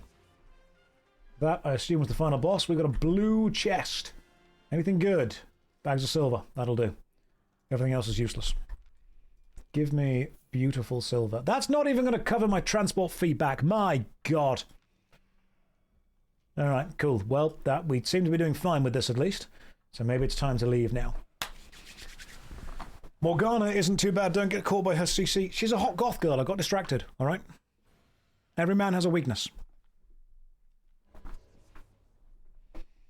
Now, it is time to jump on my horse and then to return to 15,000. I've lost more money from doing the dungeon and then teleporting back than just not doing the... It's okay. Right. 5v5. 5v5 arena. Here we go.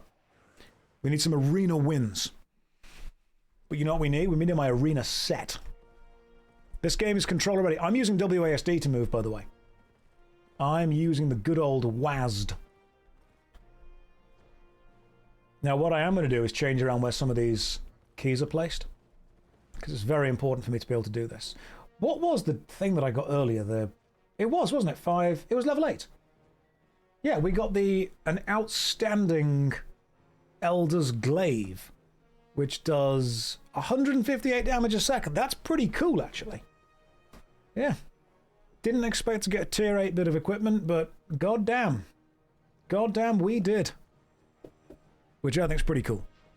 Crazy drop for a yellow zone dungeon. Crazy. Right, now it's time to do PvP. Let me show you, my children, how we do Pla v Pla in this family. First of all, we stick on the old Incubus Mace. Because the Incubus Mace does that shrinky thing, which nobody likes. And I like doing that. You know, that makes me happy. Then we have a special cape that I think gives me multiple... Ah, there we go. Cool.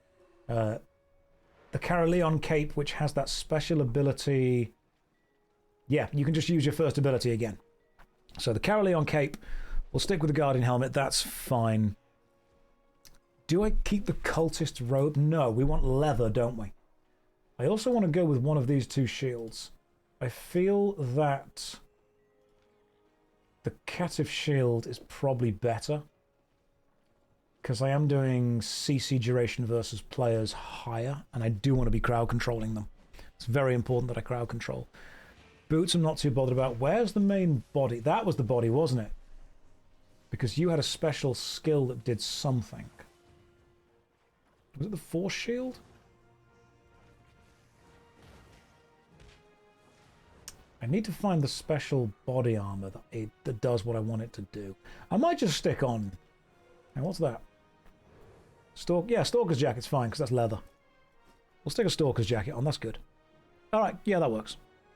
It's a good little combination going on right there.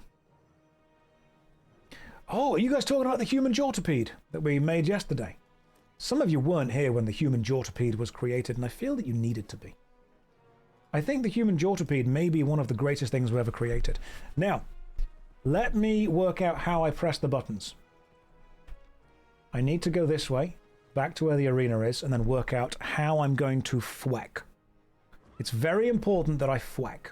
In fact, if you go into the guild management, and you have a look at our About the Guild page. Where's the About the Guild? Recruitment. There was an About the Guild page somewhere. That was it. Always be thwacking. Now, what does that mean? Allow me to explain what that means. What that means is you need to press the abilities FWEQQ when you have the Incubus Mace attached.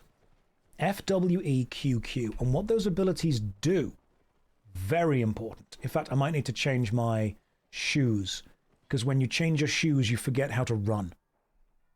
Serene, you don't hate it here. You love it here. Don't complain. Let me explain. Let me show you. Right, let's put these boots away. Where are the boots that I wanted? Okay, F. What was the run into... There were some special boots that allow you to basically run into combat straight away. What were they? Were they these ones? There was a leap, wasn't there, somewhere?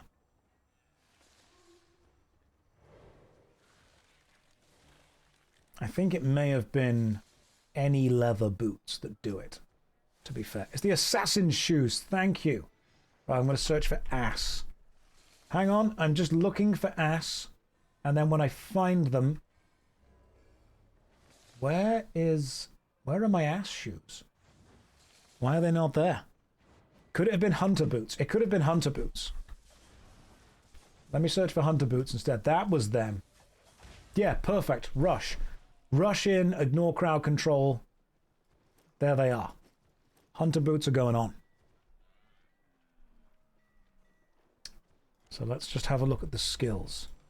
So the first thing we want from those is rush. From this, we want... Do we want defensive slam? Or do we want threatening slam? Threatening slam is useless, so defensive slam, and then we probably want snare charge. Leap toward, dealing lots of damage, that's fine. And then we want auto attack stuns the enemy, or auto attack steals health. Stun. Stun is probably fine.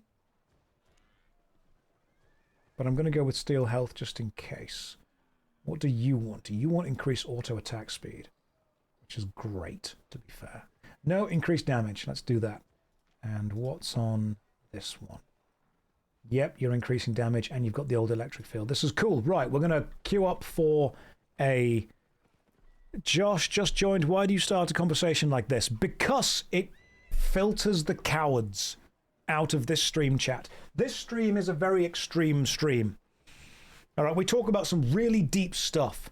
You weren't here. I mean, Serene is still mentally cut up over the human jawtopede that we spoke about yesterday. Even just saying that, right now, if you listen carefully, you can hear them screaming. No matter where you are in the world, the scream carries because of the energy. Anna, no, Josh, please. See? Everyone's upset about this. And when I say everyone, I mean specifically 2 girls, I think. Everyone else is just a bit disappointed. They are the ones that are upset. Right, the human jawtopede was an idea that we had yesterday. Believe it or not, guys, I actually got someone that sent me fan art of the human jawtopede that I will send you on Discord soon, because I think, personally, it was great. Now, let me just set what I need for this. I have changed around how these numbers work as well, so I'm going to need to reassess exactly what I'm doing. What I'm going to do now is go to Arena, and I'm going to queue up for non-lethal... Oh, question. Do you still get points for unranked Arena matches? It says PvP, win Arena or Crystal Arena matches. So I can just do regular, unranked Arena, which is fine. That's... Yeah, it's both. Cool. Arena. Let's go. I am a fighter. Item soft cap. Yep, that's fine. Sign me up. Put me in, coach. Let's go. Right, the human jawtopede. Jorts are jean shorts. Are you with me so far? Because understanding this kind of very much hinges on you understanding that. Imagine when you put your jorts on. The right leg in the right hole, the left leg in the left hole, you pull them up. That's exactly how you'd think it should be so far. We're all on board. Imagine this. You have 2 pairs of jorts. You take one of them and you put your left leg in the right jort hole, leaving a flappy, unused jort hole to your left-hand side. And then you put your right leg into the left jort hole of another pair of jorts. Are you with me so far? Okay, good. So you're wearing 2 pairs, but they're either side. Now, someone has correctively said, and your bits out. No, all right? You also wear a jean thong, a jong, which covers you properly. Escaped, you don't need to report me. Just stay with me. Now imagine that somebody else comes along and steps into the currently unoccupied jort hole, and then they put a pair on the other side as well, complete with the jong to make sure that it is, you know, fine. If enough people join together like this, what you will create is a line of people all wearing jorts, shifted by one leg to connect them to the person next to them. That is the human jawtopede. It will walk as one. It will think as one.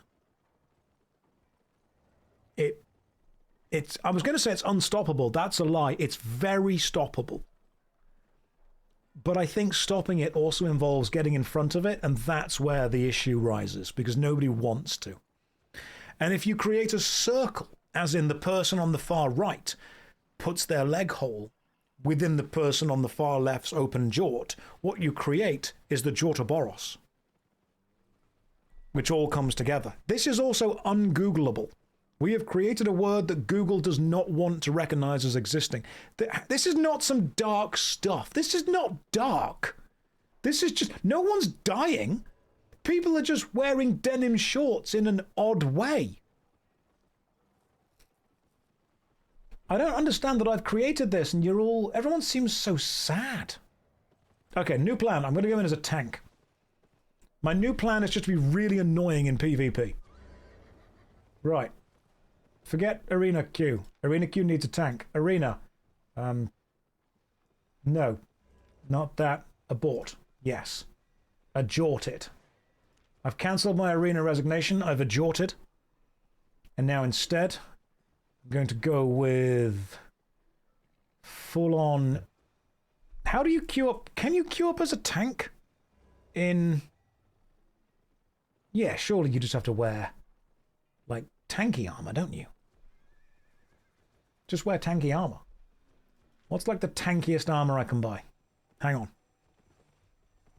Tank counts as DPS. I'm just going to buy the tankiest armor that I can. Right, plate armor. Where are you? You. Search. Chest armor. Plate armor. All. Tier 6. Tier 7. Can't wear tier 7 yet. That's a shame. Right. Tier 6 plate armor. What's the best armor? There's no tank roll. Hate this. Arena. 5v5. Go.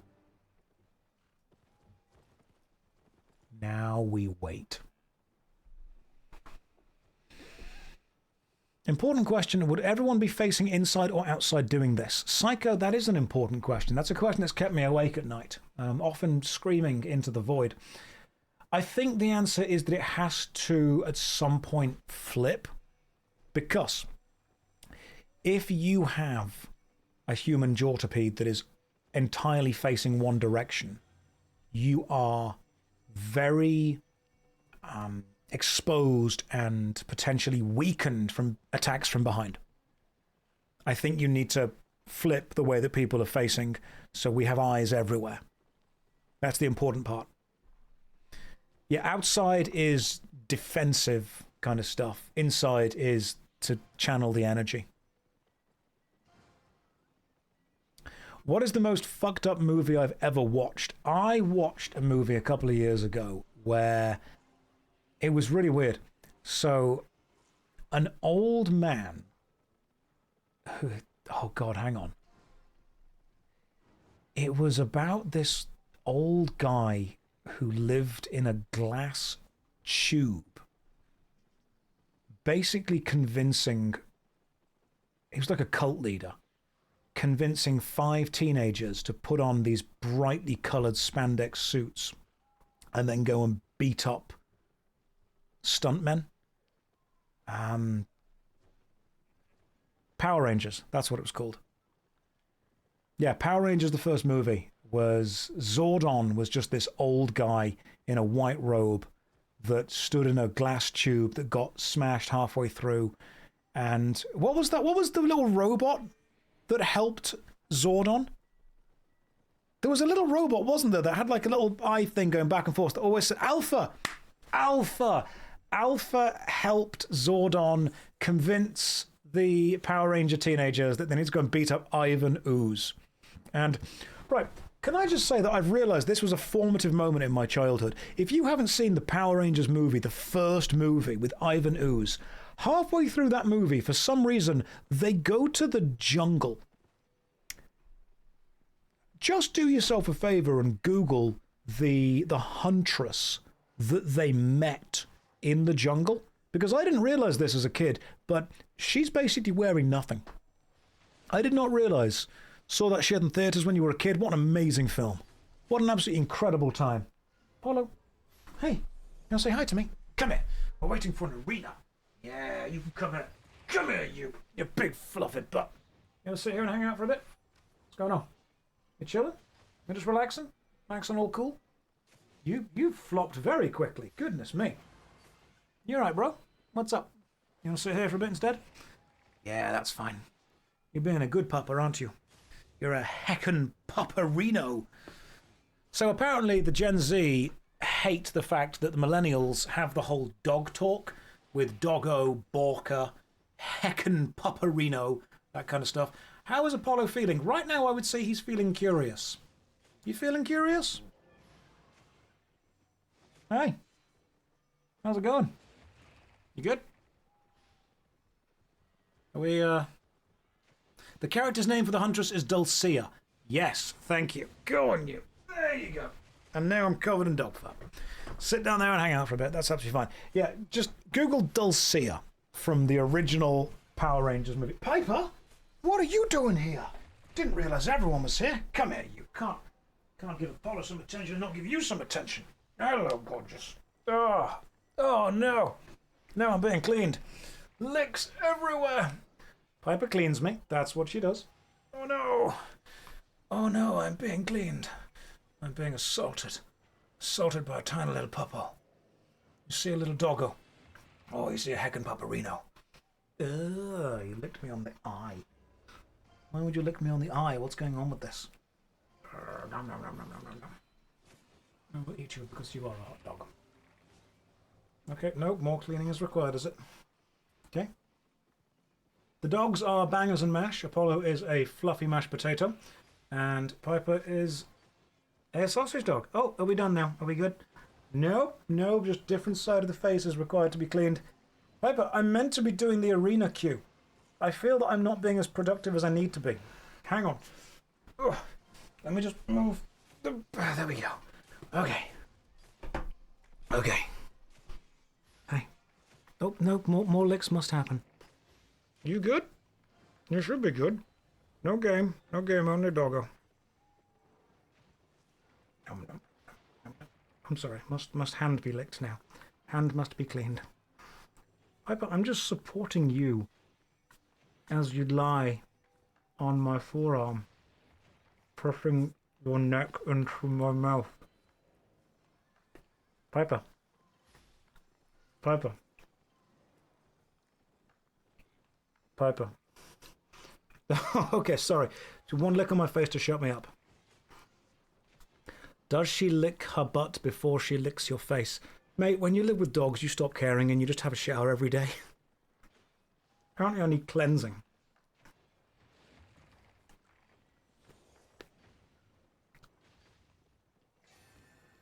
What if I lick you back? Wouldn't know that, would you?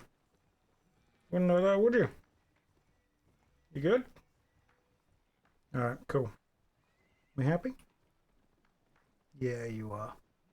You fall asleep now for a bit. You go to sleep? Yeah. Now she'll just rest her head and fall asleep on me. You don't care about the human jawtopede, do you? I've been accepted for a trade. Alright, gotta put you on the floor. Nice and careful. There we go. Okay. Right, you guys can head out now. Go on, guys. Off you pop. Or stay, that's fine too. Right, no trade is fine. Yes! Ready for the arena. I'm about to bring the pain. Yeah. Yes. You're about to be in Spain without the A. Because I'm going to make you spin. That sounded more threatening in my head.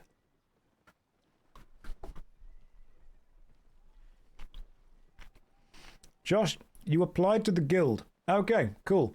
Just so you know, that's going to be a challenge because the guild currently has 300 people in it. And the list of people waiting to get into the guild is currently 147 people long. Right, so R, which is leap toward the enemy. E, which, no, R, E, Q, Q.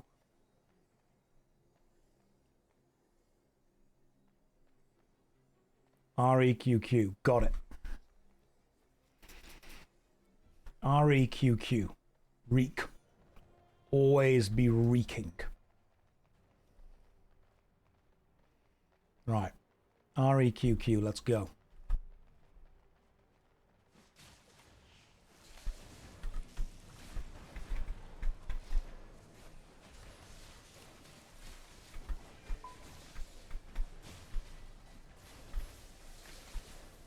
Now, I might end up dying quite quickly, but this is fine. Oh no, they're a guild. Oh, this is a problem. That means I'm going to have to start using tactics. Okay. That's fine. Tactics are okay. Because what I can do is simply go and capture this point up here.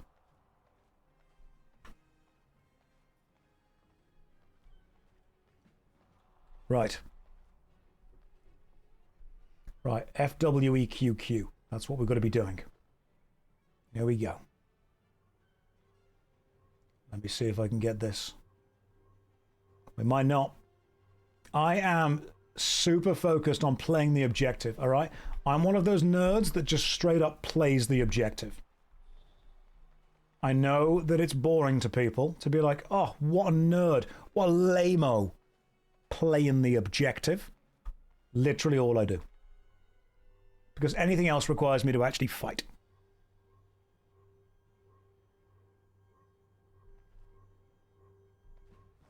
Okay, cool.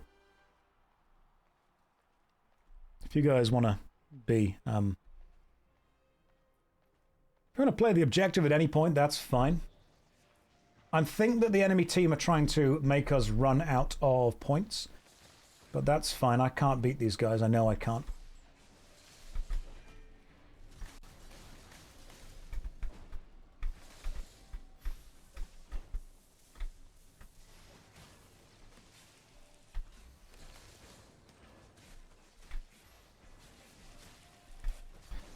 But while I know I can't beat them, I can definitely do some damage to them, which is nice.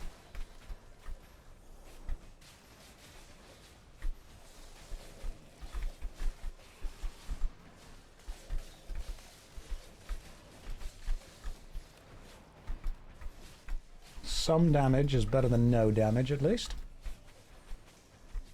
And it will take them longer to kill me.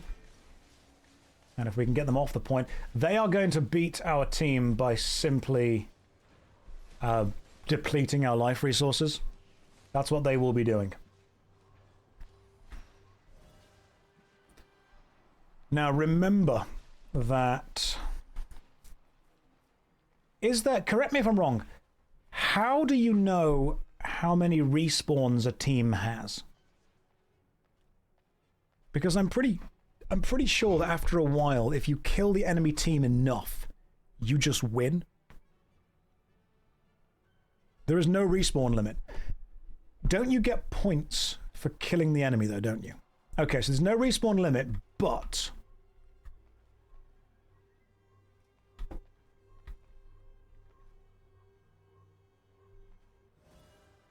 Cool. It's minus 2 points for each death. Okay, gotcha. You lose points on death. Gotcha. Picking up what you're putting down. 2 points deducted. Gotcha.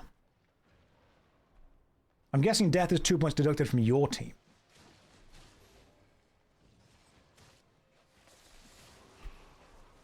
Interesting. Haha! Got most of you at least. That's fine. So it's better to let them capture the point than it is to die.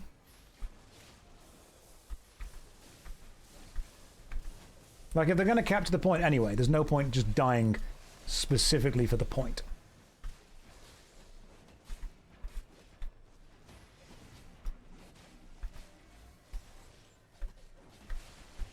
First to 0. Okay, gotcha. First to 0 losers. I see what's happening here.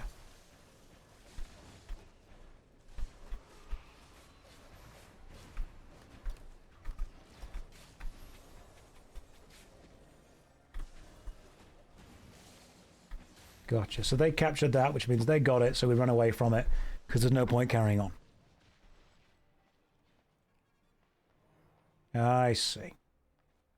Can you not be healed outside of combat?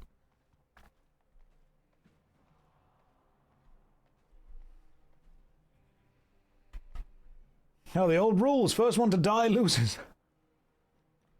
It's my favorite rule set.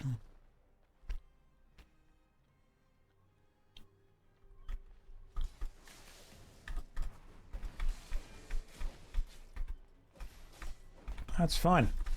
As long as I can keep you guys annoyed, I'll be okay.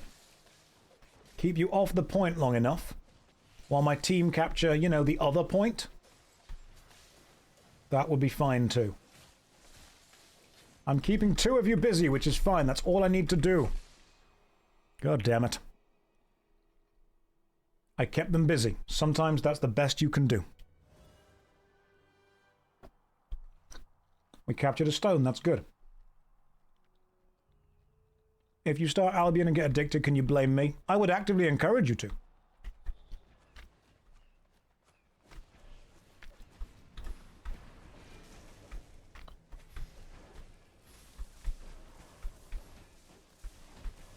Actively encourage you to, dude.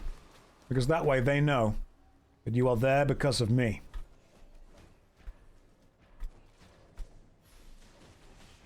I'm just clicking a lot of buttons right now. Pressing a lot of things. A lot of stuff's happening right now.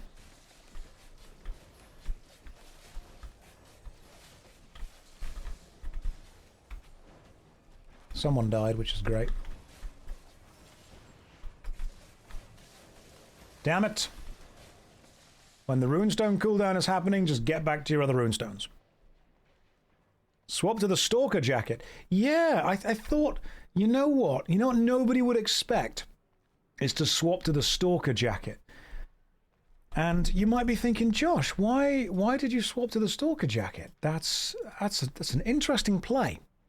And I thought, you know what? That is an interesting play. I don't think anyone will know how to counterplay it. Because, this is very important, I don't know how to regular play it. So if you don't know how to counterplay, you won't know what I'm doing. So you won't be able to counter it. Because I don't know what I'm doing. Your name will be You're Here Because Josh. Albion Online team, if you guys are watching, the amount of people that I'm ever going to get into your game, it's greater than 0. Yeah. If I don't know my own tactics, how can the enemy counter it? I'm unpredictable. That's what I am. I'm unpredictable.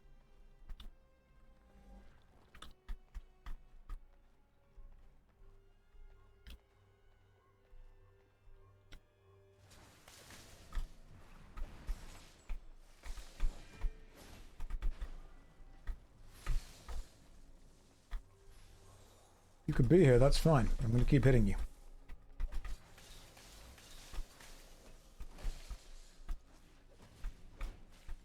I'm going to keep hitting you a lot.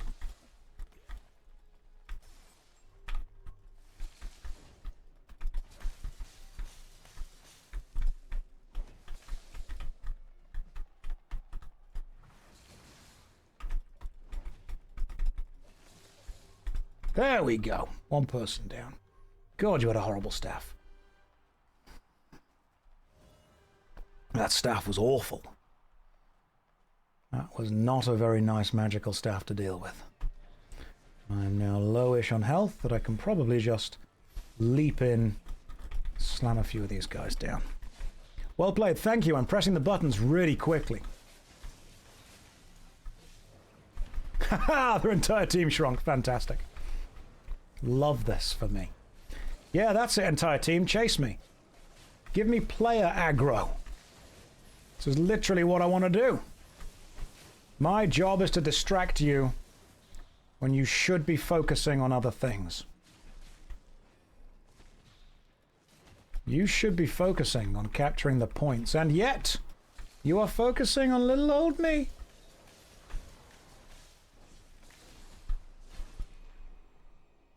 Stalker jacket with AoE escalation. Maybe it's good. They are losing pretty hard.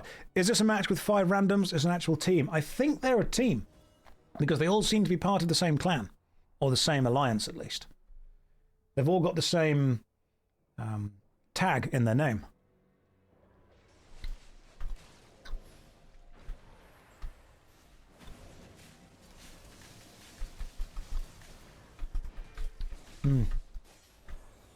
Yeah, they all seem to have the same tag, so I think they're meant to be a team.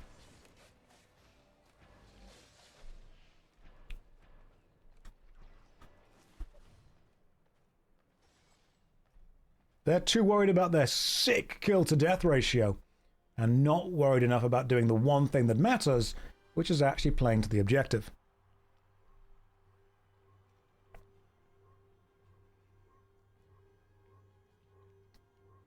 Brilliant. One more runestone and we win.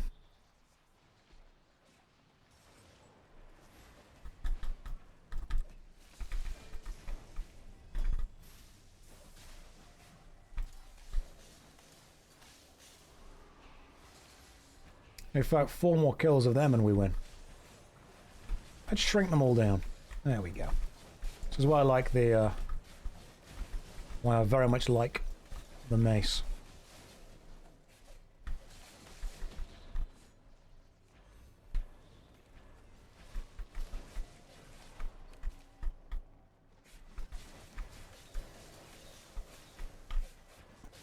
I am a man of heart, all right? I'm an objective man. I play the objective, and that is what I do.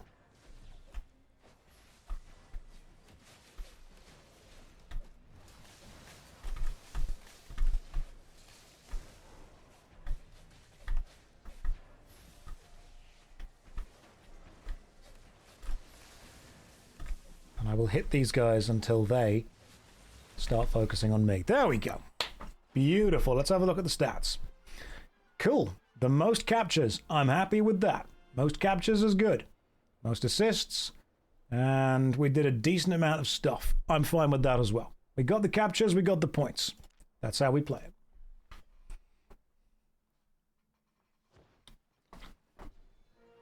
Let's queue up again.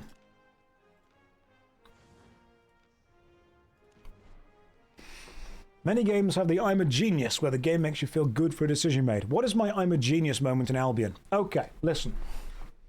I'm going to drop some knowledge bombs on you right now that not even the Albion Online designers know. Plate armor gives you more defense than leather armor.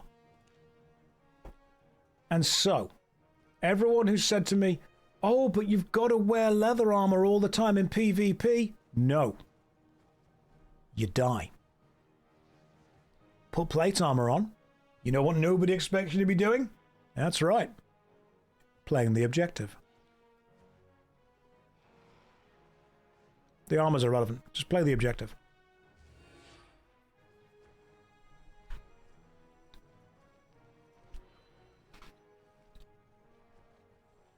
Try Duskweaver boots, Josh. You might like them. Duskweaver boots? Okay, foot armor. Are they plate? Duskweaver. What do these do? Okay. What's the special ability? Dash toward the targeted position, knocking all enemies as you pass. Well, why are we not wearing these? What an absolute beauty. We can even get some tier 7s. We can't get some tier 8s. We can get some tier 7s enchantment 4s. No, we can get enchantment 3s. Pretty expensive. Enchantment 3s masterpiece. Very expensive. Why not? Cool. All right. So we'll put those on instead. Now, these are the kind of facts you join Twitch for. See, that is the in-the-moment fact that you want to get. Hang on, why am I not using a better weapon? Hang on. Incubus Mace. Let's see what I can do better. Weapons, Mace, Incubus Mace. Can I use a tier 7 Incubus Mace? I can't. Can I use a tier 6 Incubus Mace? Masterpiece is almost never worth it. I've got several 100 million silver. I don't know what is and isn't worth it. Can I wear tier 5? Okay, what about tier 5? I've got enchantment 2 currently. Can I get enchantment 4? I could, but it's bloody expensive. I'll be okay without that for the time being. Right. Main. Did you know if you get the enemy to naught before you reach naught, they'll be dead and you'll be alive? This game is made by geniuses. God, the design behind this game.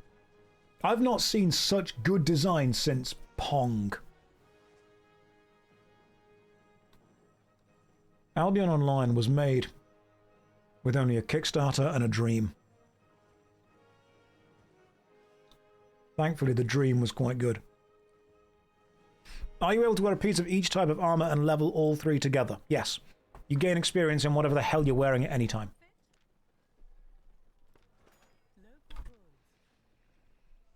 Do I want a better chest armor, though? Can't wear tier 6 stuff. Right, the assassin jacket. What does that do? Prepare an ambush. The mercenary jacket is bloodlust, where you get health back. The Helion jacket. What does that do? Creates a vicious aura. Deals magical damage based on your current health. Oh, hell yeah. Okay, so you do more damage when you have less health?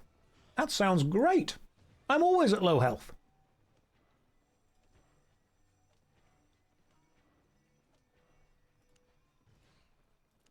I can't wear a tier 7 one, but I can afford a tier 6 enchantment 3.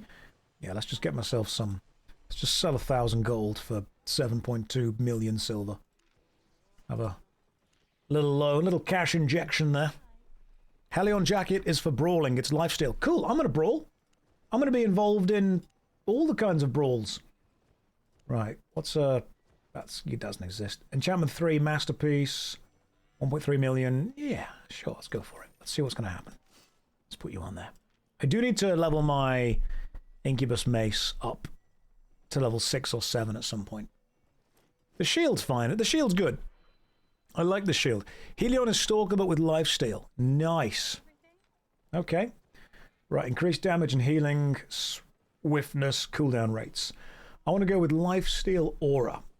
Dealing magic based on your current health. Steals. Cool. Okay. Inferno shield is also good. And the mend wounds could be decent as well.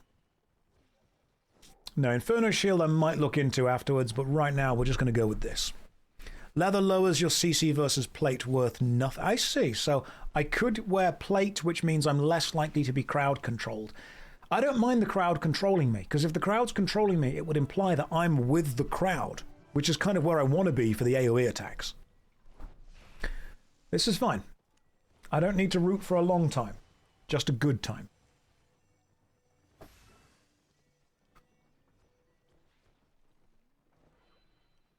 This is okay.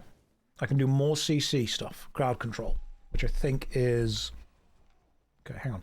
Crowd control resistance, crowd control bonus. Yeah, duration versus players, 15%. Oh, what was that one? That was 20%. Ooh, so the Stalker Jacket does more crowd control. Interesting. Hey, there we go. Got some people in as well. Cool. Torrent is in with us.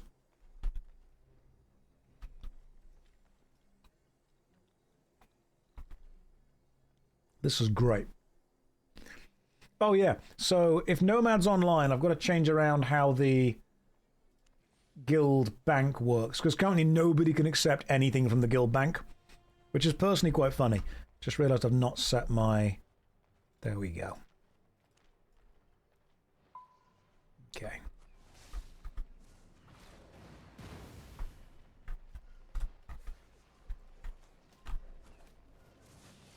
Get over there, you guys. That's over here. I pressed the wrong button for the time being, but you can all stay here for a bit. We'll all see what's going on. Right. I will play the objective in a minute. Right now. Alright, guys. Play the objective in a second. Fall back if we need to. And then reduce everyone's health down. Poison people if you need.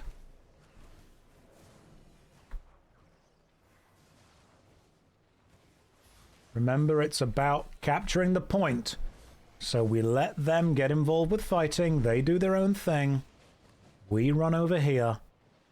And we go and get stuff. I've got unselected spells. Where from, though? Oh, I changed my body, didn't I? Okay. A, B, C. Always B. Carrying the team by playing the objective. I actually don't think I like the rush on the boots as much as I preferred possibly the sprint. Oh god, damn, okay. That's a lot of people right there.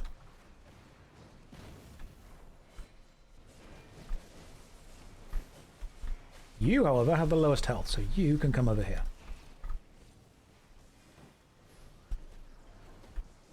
Give me your health. It is my health now. Communism. Our health.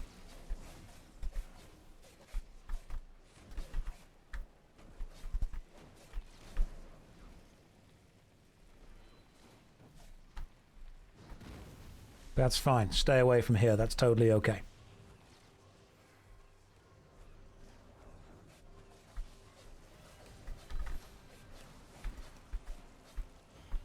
Do you see how I play the objective?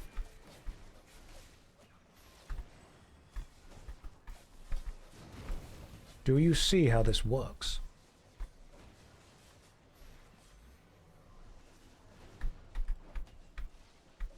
I'm going to keep smacking this guy around for a bit.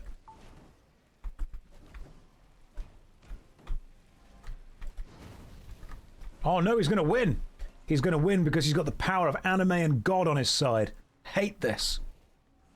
Oh, fire staff. That'd be cheating. God damn. Power of God and anime.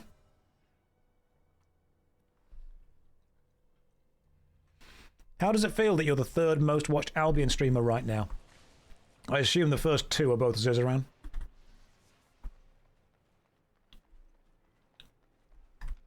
What have I not chosen? I've chosen everything. All my spells are chosen. Oh, hang on, no, you. Ha! Forgot to do that. My bad.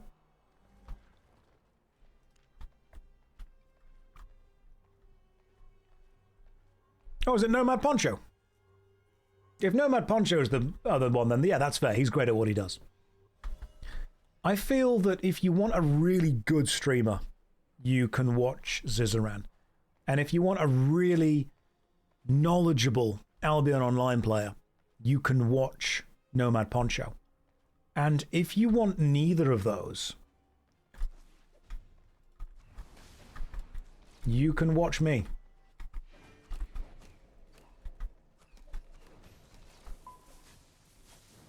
Okay, that's fine. You guys can have that point. I don't even want that point, to be honest.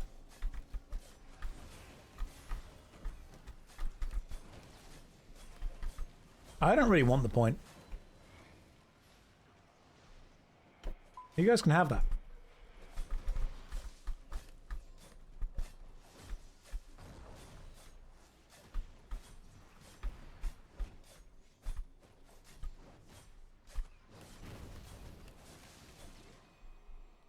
Josh is the #1 British Albion streamer, currently doing Arena.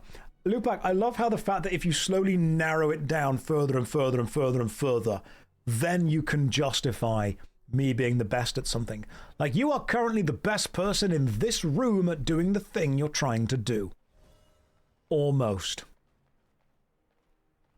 Yeah, the reason that we're losing this one is that they've got a really big hammer that we just don't have. Oh, damn it. There's too many of them. It's like Starship Troopers. But they're the bugs. Who were, let's be real, the true heroes of Starship Troopers.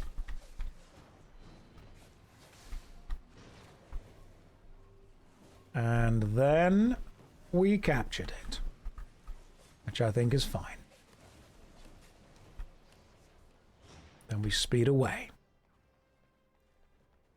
I'm probably one of the top streamers in this room.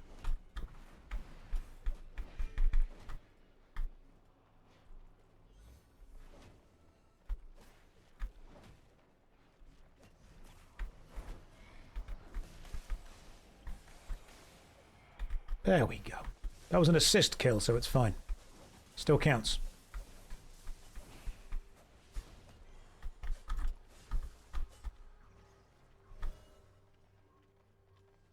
Let's capture this runestone, then go and capture the other one. Because you know they're about to go and capture it.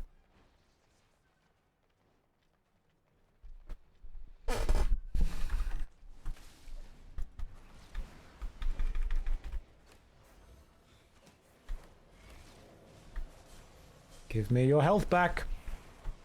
Your health is my health. Our health.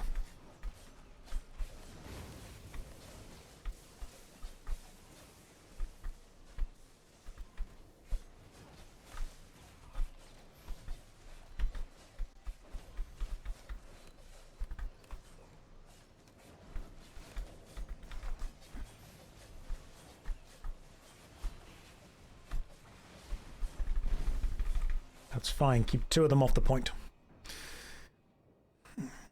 Are you the best Albion? You are the best Albion Online player with chest hair and no bald spot. You don't know that. I could lean my head forward. Now, one thing I'm happy about is that my grandfather and my father both had luscious, luxurious heads of hair. That's the one thing that we're going to keep going.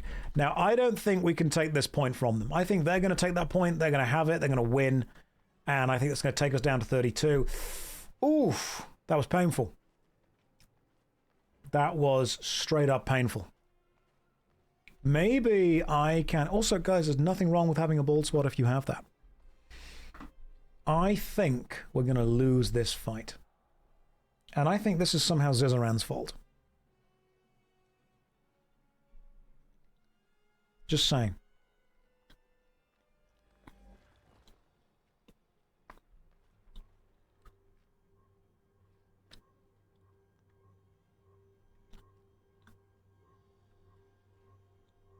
Excellent. We got it. They've only got to capture 2 more points and kill 1 more of us, and they win. Damn it.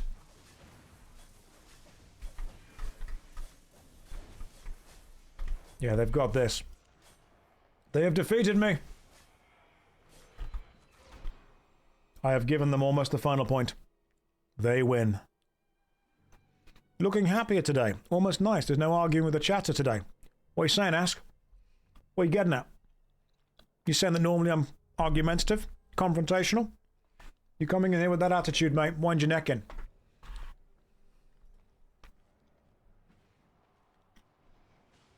How is this MMORPG compared to old school RuneScape?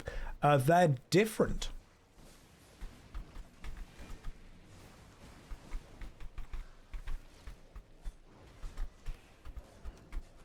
I'm just going to keep smacking this ranger, purely for vibes at this point.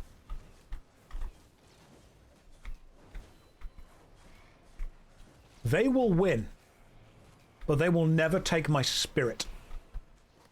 Have a poison bomb. Ha! Get poisoned, nerd.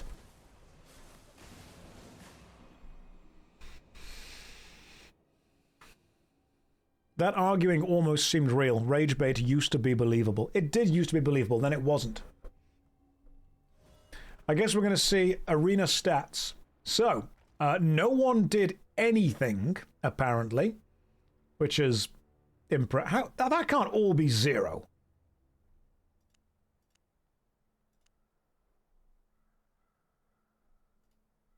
No, that's a glitch.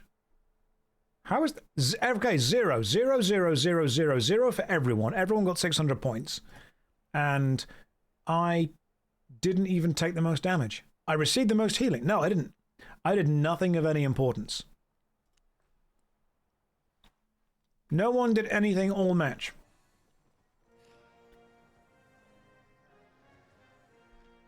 No one contributed to anything.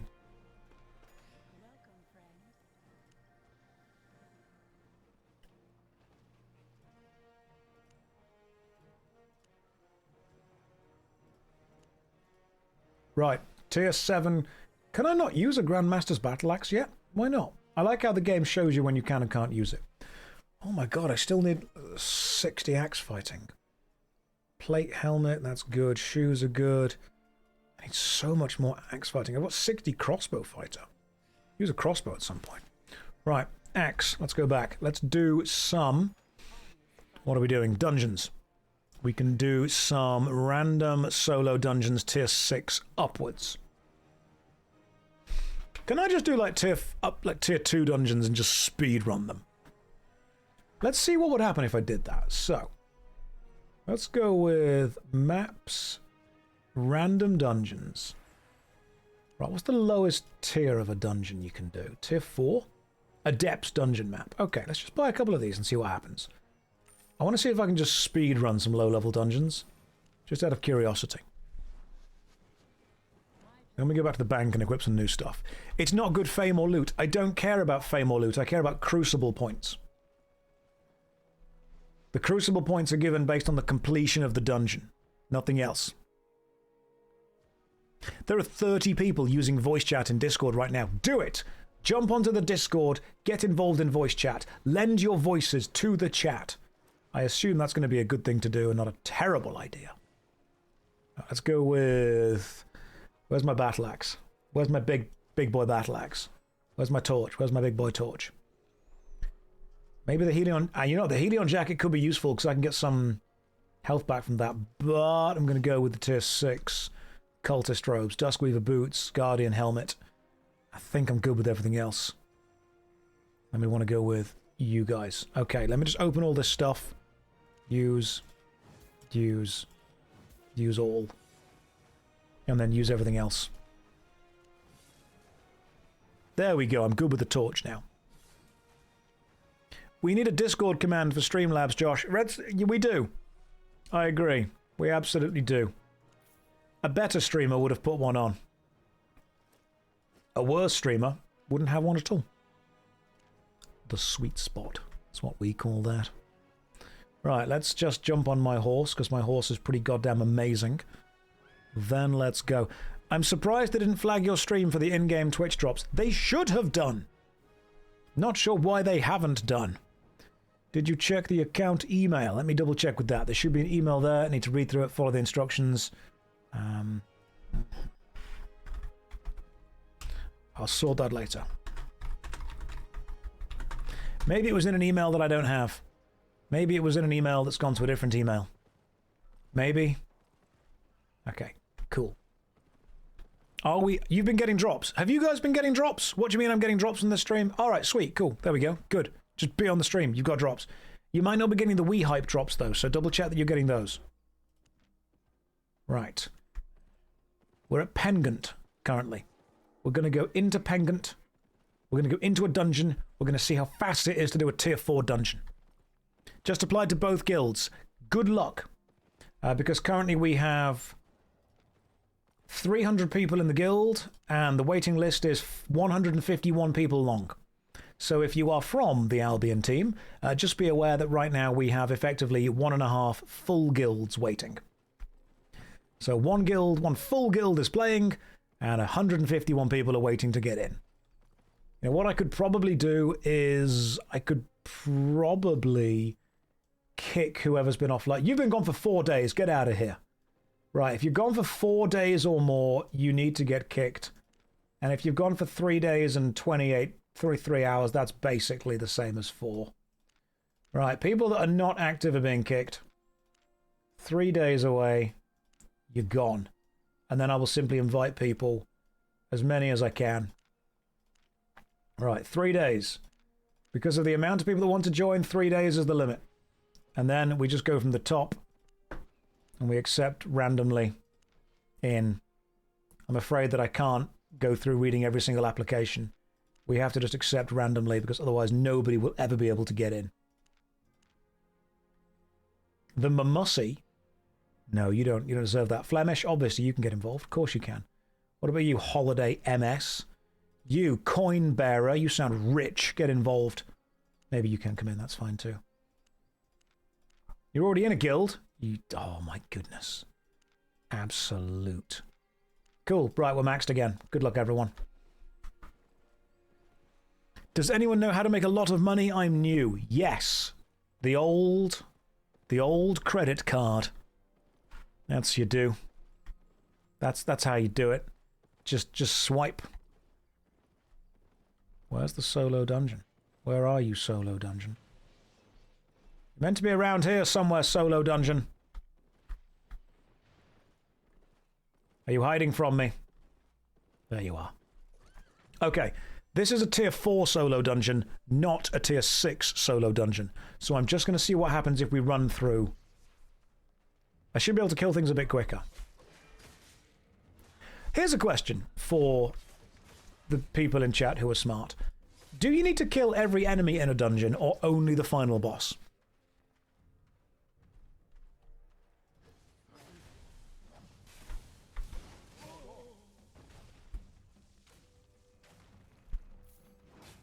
Only the final boss. Okay, gotcha. Josh, if I had a spirit animal, what would it be? It would be me again in cat ears. There is a minimum, but not all. Okay, so you do need to kill some enemies in a dungeon. Just not all of them. All right.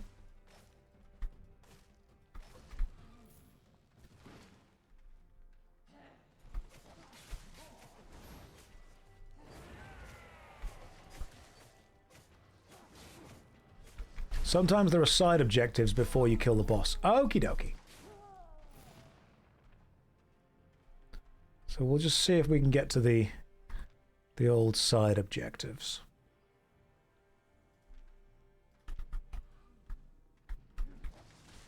You need to kill 80% to be able to open the chest. That's what counts as completing the dungeon, isn't it?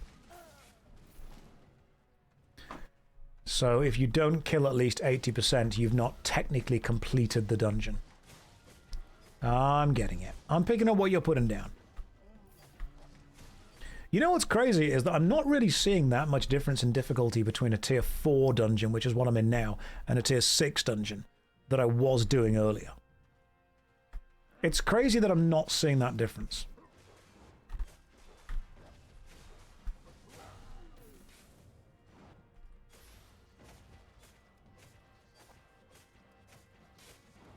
Let's just keep hacking away at this person. This is great. It's the streamer buff. Thank you. Because you out-level them all so much. Try doing them in flat T5s. Oh yeah, good point. So does that mean that I could probably do like tier 7 dungeons? The only reason that I'm not doing tier 7 dungeons is because the Crucible points only count 6 and above. So there's no point doing super above 6.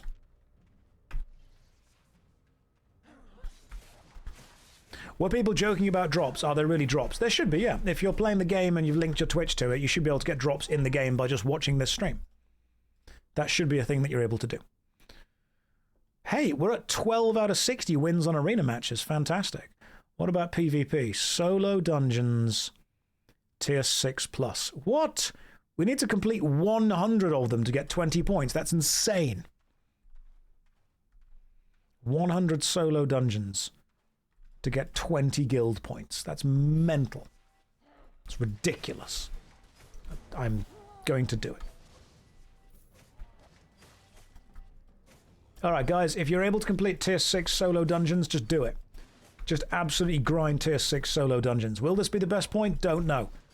Remember guys, this is not about community, it's not about making friends, it's about grinding solo content in an MMO for the next 2 weeks. If I see any of you talking or having any kind of fun, you will be kicked from the guild.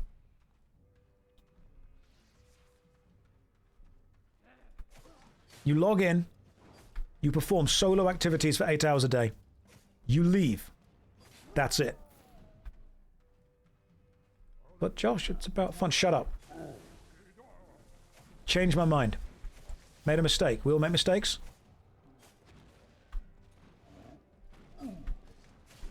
Decided that the most important thing is to win. Joke's on you, I have fun getting kicked. Oh God, there's always one. There's always one person that you can't punish because they like it. One little hellraiser in chat.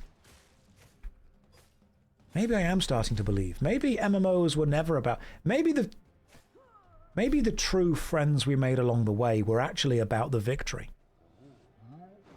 Remember guys, MMORPG is not meant to be a social experience. You're meant to play the entire thing by yourself on your own. I will go into a PvP zone with you later, by the way, just so you all know. I will bully all of you. I will hunt people in the PvP zones. I will be the stalker. I'm going to show you the true mastery of how PvP works. You will be face rolled. Did you not see how well I pressed all of the buttons in that arena match? The one that I won, not the one that I lost. Forget that one. Look, PvP isn't difficult. All you have to do is press all the correct buttons in all the correct order at all the correct times. And wear the correct things and hope the enemy doesn't also do this.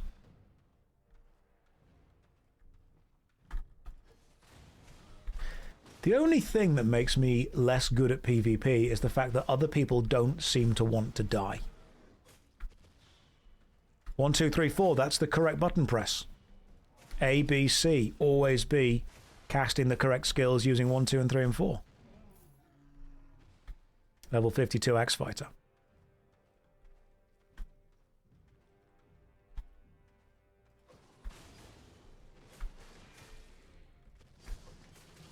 Enough monkeys with enough typewriters could write a good book. We, as a maxed out guild, are enough monkeys. That's what we should have called the guild.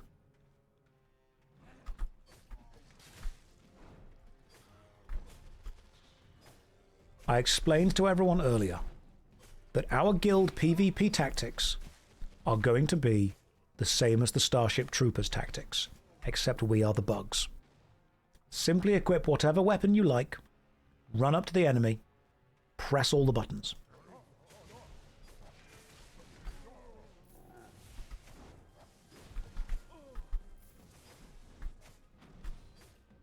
Will that work? Don't know.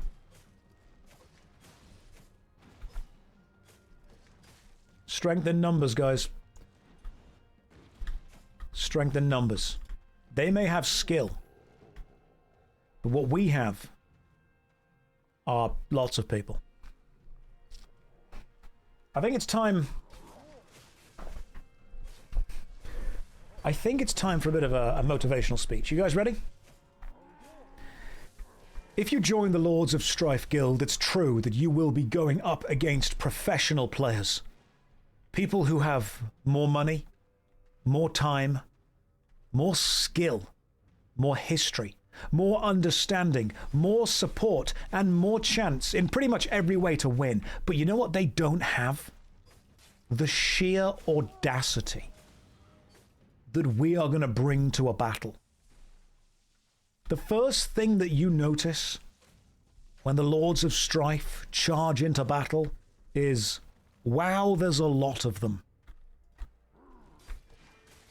I collect the Imperial Guard in Warhammer 40k, and I have come to understand that quantity has a quality all of its own. So while they may have 50 or 60 highly skilled, highly geared people, we have 300 people who want to kill them. Some of you may die. All of you will die. But that is a sacrifice you should be willing to make for me. Now, who's motivated to charge into guaranteed failure?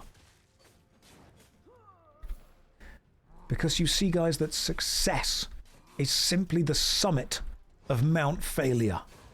And if we all try together, we can die somewhere about halfway up that mountain. No, you're turning around. Oh, you mean you're advancing in the opposite direction? A good tactic, that.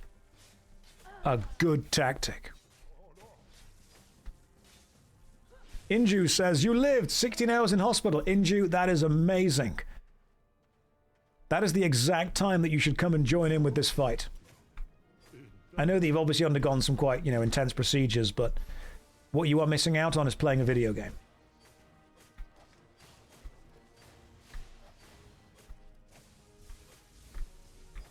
Oh my god, do you have enough magic? You little magic man.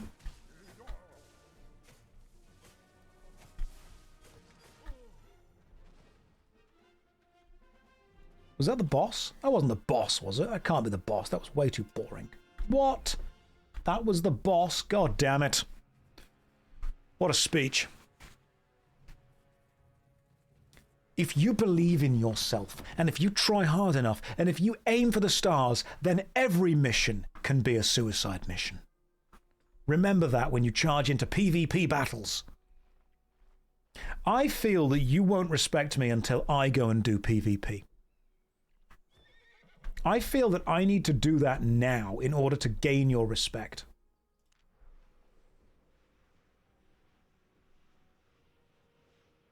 Let me show you. Let me lead by example. Do you think going into PvP is going to change that? I think when you look at how gloriously I'm about to die. Remember, a knight in shining armor is a man who never had their metal tested. You sent a message to the wrong chat. What was the wrong chat message? Was it an important message about tactics? I bet it was about tactics. I will charge in with 50 people, and 52 of them will die. That's how confident I am with this entire plan. Right, let me just stick some stuff up here. Right, let me put my expensive stuff away, because that's going to obviously immediately all die. All get destroyed. Tier 4 stuff is totally fine. Tier 5, Tier 4, we can deal with Tier 4. I don't need all those beef stews. Poison's also not doing much. Horse is fine. You don't drop your horse. Alright. Tier 4. Right, give me some tier 4 things. Battle axe. Oh, the Adept's Forge hammers. That could work. We like the old Forge hammers. Torch. Give me a tier 4 body somewhere. Beautiful. Mercenary jacket. Love it. Boots. Sandals of Purity. Probably important. And some tier 4 helmets. Oh, hey, that could work. That could be beautiful. Let's just use that. All right, tier 4. We've got you. We've got you. Where's the helmet? I need a tier 4 helmet somewhere. We've not got one. I can buy one. Let's go. You do drop horse on death. Really? You drop your horse. I'm fond of this horse, though. Let me get a helmet. So, purchase. Head armor. Plate helmet. Let's go with whatever you are. Tier 4. That's cheap. Tier 5? That's cheap. Cheap. Tier 6? That's better. Right, what does that do? Sacrifice yourself for the targeted ally, healing the target. Take your max health as true damage. Yeah, maybe not. What about Duskweaver? What does that do? Ah, it's better. Combine up to 2 abilities. Ah, boring. Head armor. Plate. Knight guard. No, knight. 16,000 at tier 6? Sounds amazing. What's your skill? Makes allies immune. Boring. Don't need allies. Guardian. What do you do? Provides an emergency shield. This is all boring stuff. Head armor. What about leather hood? What about like an assassin's hood? Meditate? No. I need like a good ability. Is Albion a casual game? You can play it casually, absolutely. What does the royal helmet do? Oh, you do loads of stuff. Call in fire support at the targeted position. That sounds amazing. How much is tier 5 going to cost? That's expensive. Tier 4. That's more affordable. Let's go. Alright, cool. Let's do this. Do you genuinely drop your horse when you die? Do I need to change my horse? You do. Right, the horse is going in the bank. You know what? No, I can just afford another horse. This is fine.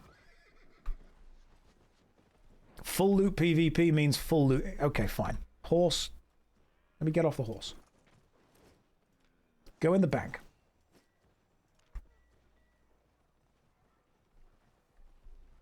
You know what I should do? I should buy some maps.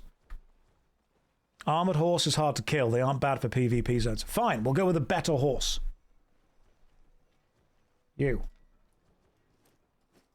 I'm also pretty sure that there's a thing somewhere. I probably couldn't do tier 6 or 7 black zone things.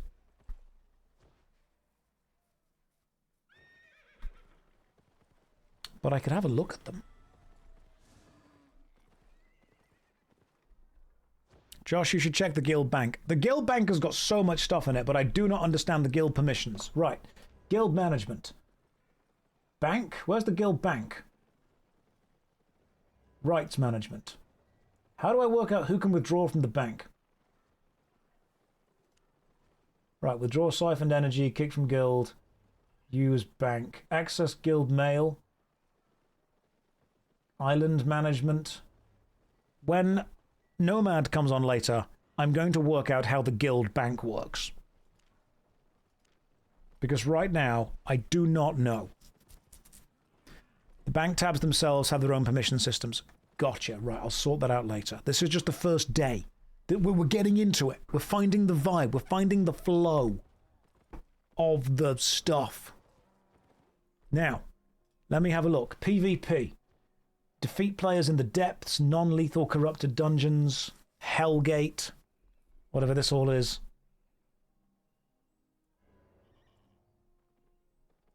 Open chests in Nightfall Abbey up to... What is Nightfall Abbey?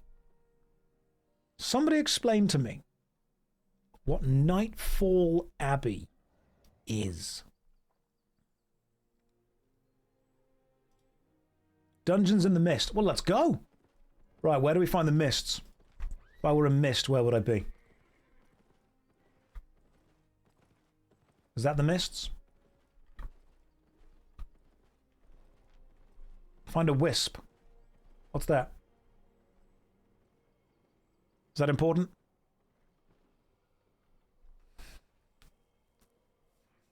You just missed it. What? It's a PvP dungeon inside the mists. I can do that. Okay, so find the little blue orb. That's the Roads of Avalon. Hang on. The Roads of Avalon, don't they also have a thing I can do with them? You can open group chests and solo chests in the Roads of Avalon green.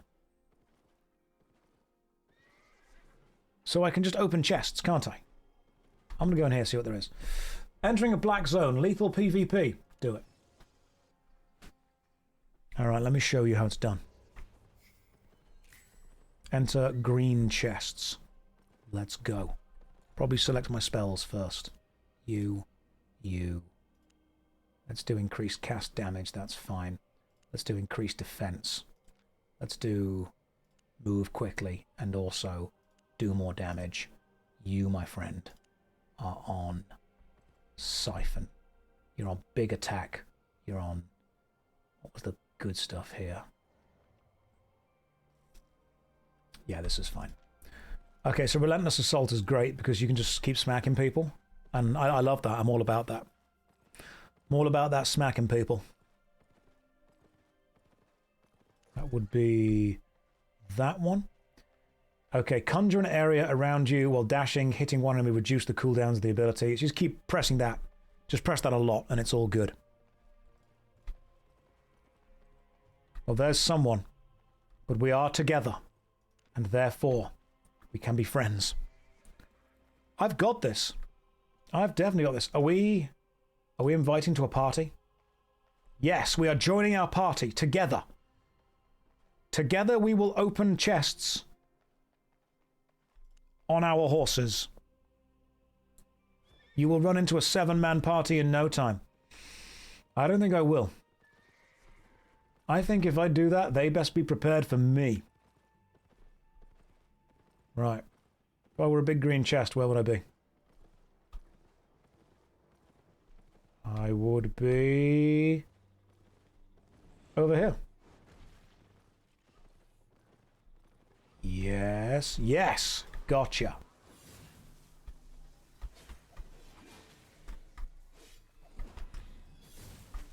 Okay. I've got this. I see what's going on. I see what's happening. I'm picking up what you're putting down. There's a lot of stuff going on here. A lot of things happening. This is a very defensive way of playing, I see.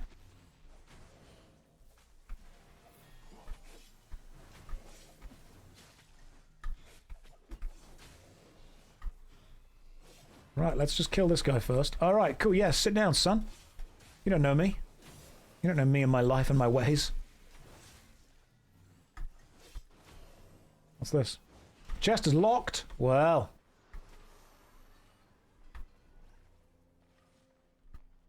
Why is it still locked? 4 creatures remain that protect the chest. You got to kill every creature. That just seems a little bit excessive, to be honest.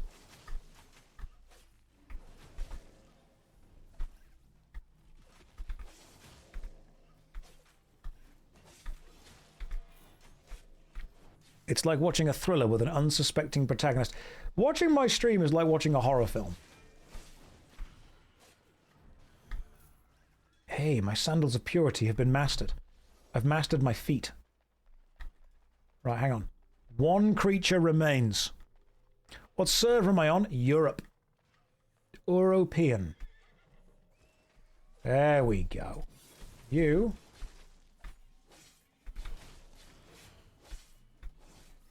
got it. Come on, you've got it. That's got to be it. That's got to be everything we need now. Yes! We have unlocked the chest. Well done. Good job. Nothing was gained.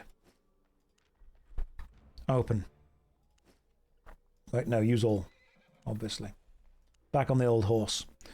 Right, so we have opened group solo chests 6 out of 60. If we refresh that now, will it count it? Let's find out. Open group chests in the thingy. It has not updated yet, but that's fine. It doesn't have to be. Hang on, was that? This chest has been opened. Okay, gotcha. Oh, blue chests. Blue chests seem good. Group chests are blue. We could do that one. I think we should do that one. Why does he keep quitting WoW? Because I'm so good at quitting things. You got to stay in practice. You got to keep going, you know? You can't stop quitting things. You got to keep quitting them. Otherwise, you can't quit quitting. So if you quit quitting, you forget how to do it. You got to keep going.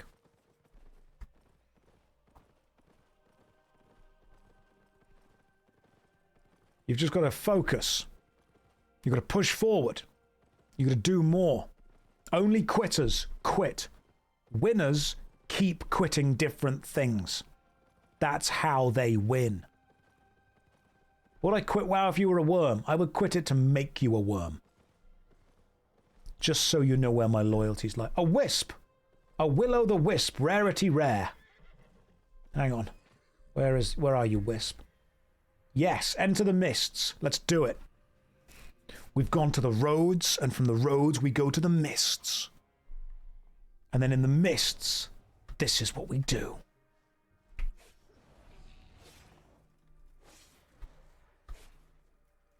Okay, this enemy is way higher level than I thought it would be. This is a lot harder than I thought it would be. Why? God damn. Okay. Cool. Killed by an imp. Good job. Let's have a look. Summoned imp did 461 damage with the ability of die. So we're going to get back up. That's okay. We're only in a black zone right now, so I don't think we get anything else. I got too greedy. Mists have a high density of gankers, by the way. Yeah, I'm one of them. All right. I'm here as well. What else is needed in the mists? Is it just experience that I've got to gather? Look at me go.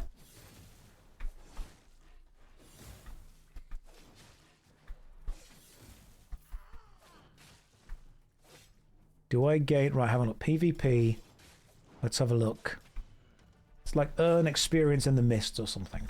That was the focus. Gain open world. Right. Gain experience in the mists. Was that there? Earn fame from killing mobs in the open world. Open world dynamic stuff. It doesn't actually say anything about mists. Oh, nope, hang on. Clear mob camps in the mists up to tier 5. I could do that. I could do that. Don't trust anyone. What about yourself? Can you trust yourself?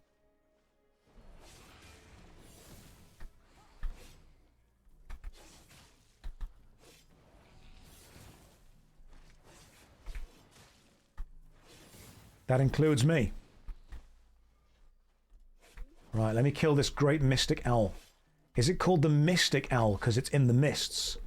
If it wasn't in the mists, would it just be called the great stick owl?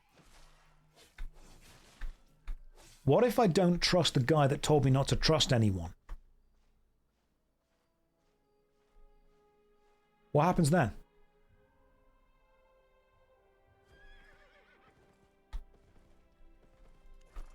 Who's this person? He looks big and badass. I'm gonna kill him.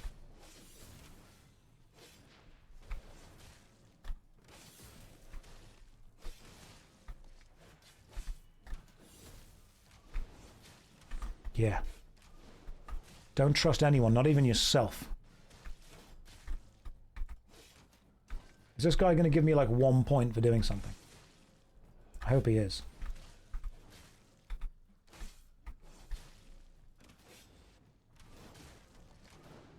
Okay, cool. So I died because I was reading the Twitch chat. I looked over at the Twitch chat one time. This is your fault. Your fault. Maybe I don't need to kill him. Maybe he's not someone that has to die. I shouldn't have trusted Twitch chat. Maybe instead what I should find is some kind of player and kill them. You sincerely apologize. You should do. Right. Let me find some kind of player. I'm going to hunt them down. He's got loot. Say no more. The only reason I died was because I died. And if I was paying attention, I wouldn't have died. That's what you guys forget. Because, like, I could have easily killed him.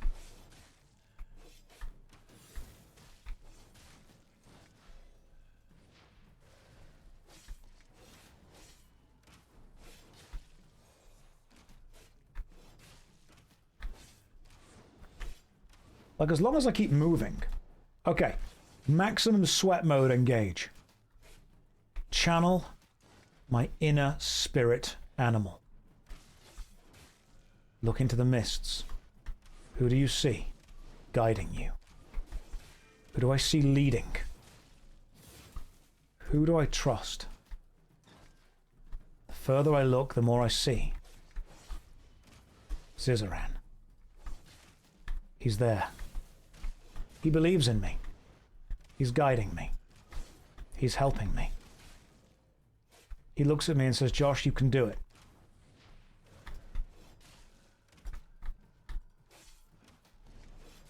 And you know what? I probably could, had I not have just taken that massive, huge amount of damage.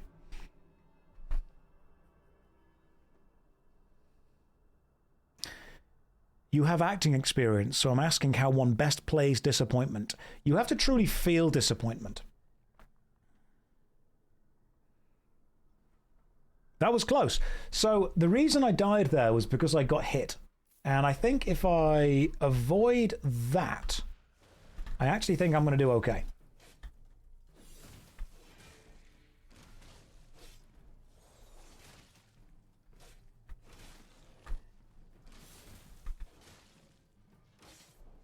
Because I'm going to take an amount of damage based on his auto attacks. But it's those attacks. They are the deadly ones.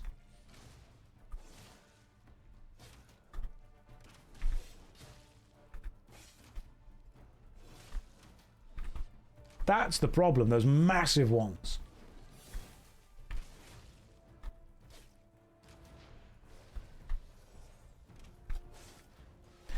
I think I need to go back to my battle axe, genuinely. Yeah, that big attack, that's the problem.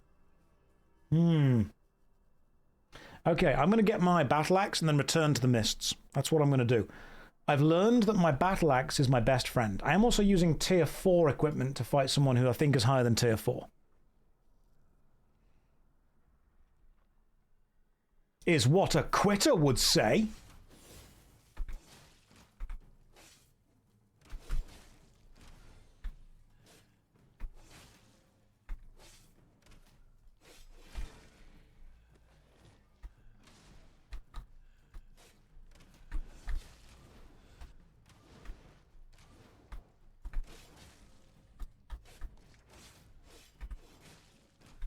Okay, I'm locking in now, guys. Locking in. I'm channeling the spirit of my ancestors, who I'm just hoping were really good at Albion Online. They weren't.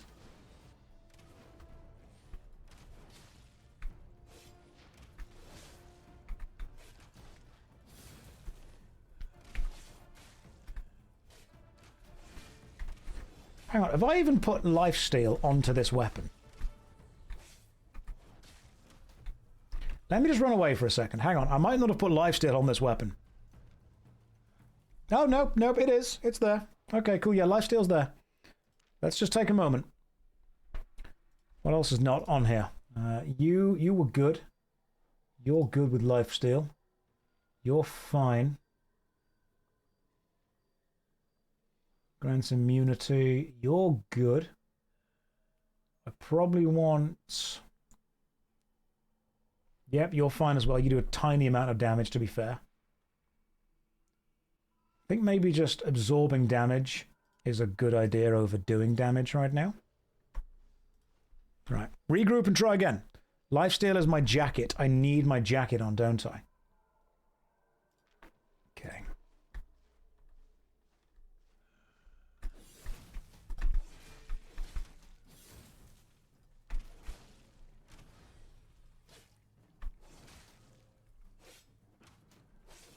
I don't die because I'm not doing enough damage. I die because I'm taking too much damage.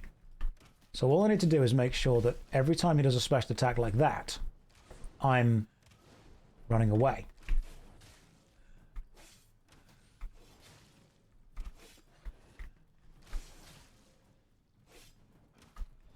Like that. That is the big bad attack.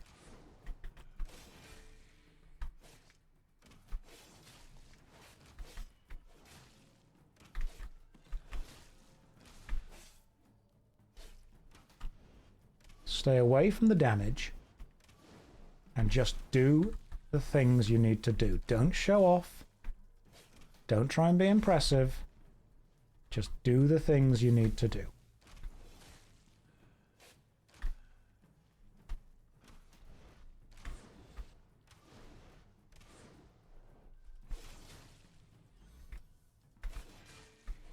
Just do the basics. Got closer. Died because I got hit. But I got closer.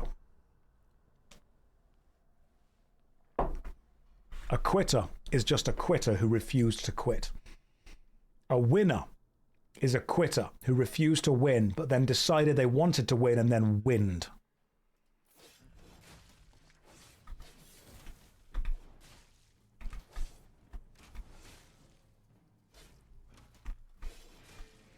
Yeah. I know. Beautiful, beautiful philosophy.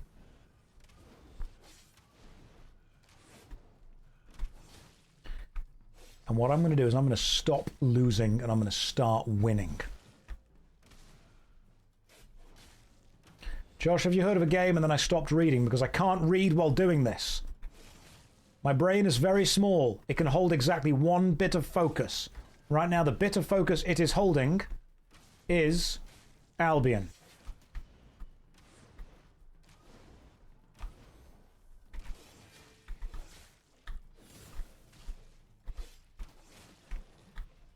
It's all I can focus on right now.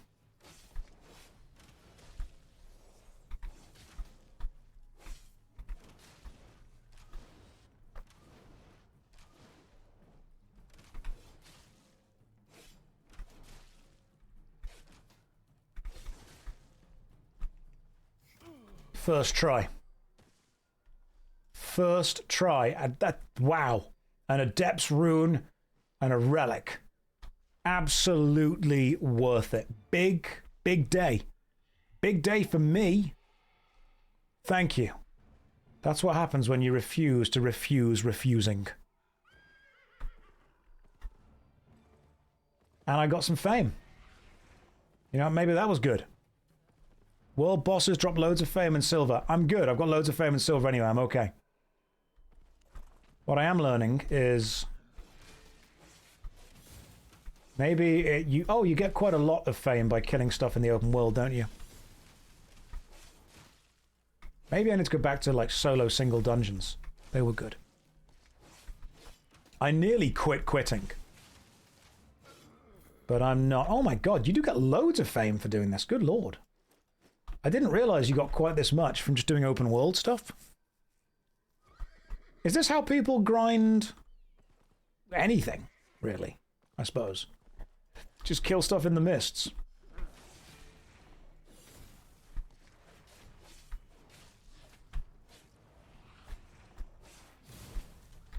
Oh, well, okay, well, that was quite, what was the recap? I died because I died.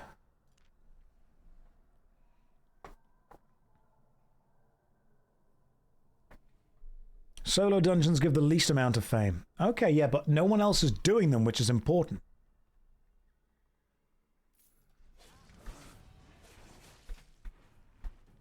What if I just stay out the damage? I haven't considered just not getting hit, you know?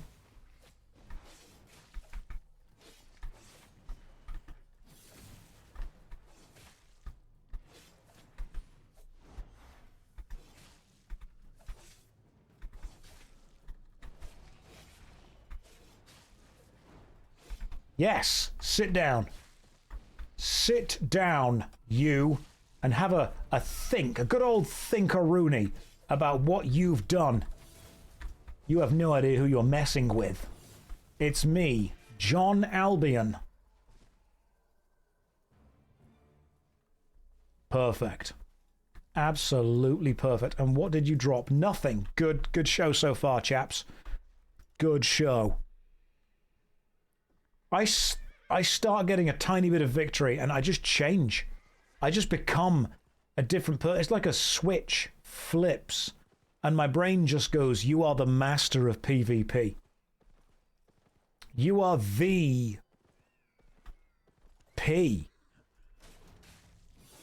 Other people are like, oh, they must be the main character. No, the main character is canonically me.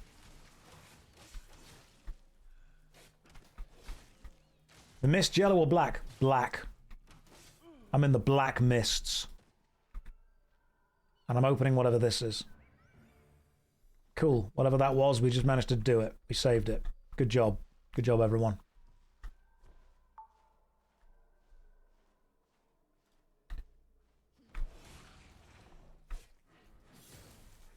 Maybe just grinding solo dungeons isn't the way to get a load of experience. Maybe the way that the people who are really good at this game have been telling me to play is the way I should play. I didn't think they knew anything about the game, but it turns out they might have done. What's that? That takes me to a different mist. That takes me away from the mist. Unstable road to somewhere. I'm going to do it. I'm going to take the unstable road to somewhere. And I've got 4 minutes to get there. Oh, it's tense. Maybe the solo dungeons, maybe the real solo dungeons are the friends we made along the way. But obviously there were no friends because they were solo dungeons. It's okay. I'm focused. I'm going to take the unstable road to somewhere. And I'm going to find out.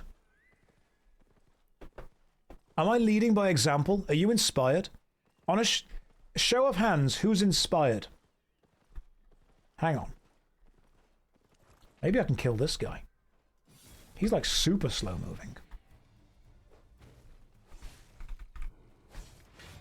Oh, okay, cool. Knocks me back.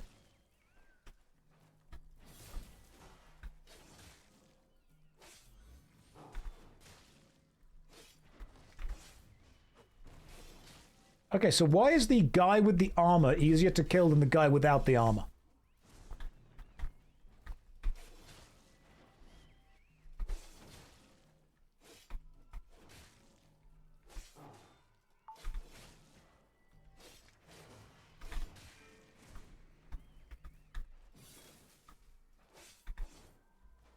Oh, and now you're doing that stupid thing where you get your health back, coward.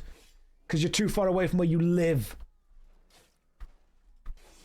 Get back in here and fight me. Fight me like a man. Oh no, a mysterious stranger. Another player?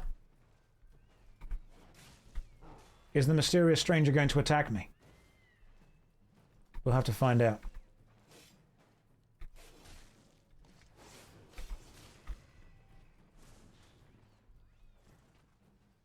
Oh no.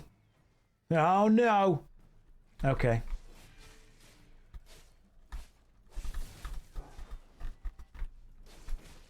Return to me, mysterious stranger. You didn't kill me, mysterious stranger. That dude did. We tried. I was killed by Voronir. Voronir did nothing. I died because of the other guy. I died bravely, unlike Voronir, who lived cowardly. We got jortsed. I tried, and that's all that matters. And now I am naked. Oh no. I guess it's time to return and buy more stuff. I started at 3 bars of health and I got him down lower. Had that have been a fair fight, I would have won. And now I'm horseless. Weapons. Axe. Battle axe. Tier 5. Tier 6? Tier 7? No, 6 is... 6 enchantment 1? Nah, too expensive. 5 enchantment 2? No. 6 enchantment 1, too expensive. 0. Quality masterpiece, no. Yeah, that's fine. Right, what I want to do is set up my PvP thing. Is a shield a good choice for PvP? That's a question. Shield or torch to attack more? I don't think you want to be doing too much auto-attacking in PvP. I think you probably want to be doing some shielding. Shield protects you from enemies. That's a good call. It does. A shield does protect me from the enemy, and a face breaker actually increases the amount of damage that I do. So, what if I would also go with a tier 5 expert's face breaker? Increases my damage, decreases their damage. Physical attack bonus, defense versus players. That sounds great. A spiky shield. Let's go. Cool. You and you. Right. Chest armor. Now we want the leather armor, don't we? Because that does a special thing. Or do we want plate armor? I'm building a set that is just my basic kind of PvP set that I will buy again and again and again and again and again. And that's what I need. So what's a good PvP set? You know what? There might even be a loadout suggested by Nomad. PvP roaming. He has not yet suggested a PvP roaming outfit. Right, guys, give me a good PvP jacket. Probably, so Helion is the one that gives you the aura that absorbs damage. So you do more damage and you steal the enemy's life, don't you? That's really cool. So what's the tier 6 is 89,000, the tier 7, too much. The tier 6 is probably fine, to be fair. Like, I can do that. What about enchantment 1? Nah, that's too much. Tier 6 is fine. 89k. In the armory, you can search for solo content builds. I've got this Hunter Hood for reflecting the damage. So head armor, Hunter Hood, tier... Can we wear 7? We actually can't wear it yet. 6 is actually quite cheap. What does that do? Conjure a magical barrier, increases your damage, and reflects incoming damage as magical damage. That sounds pretty good. I like that. So reflect the damage at the enemy. Right, you're taking damage, not me. Reflex doesn't work on mobs. That's fine. I just want to use it against players. Now, shoes. Foot armor. Do I want... I'm just going like full leather, aren't I? What is a good shoe?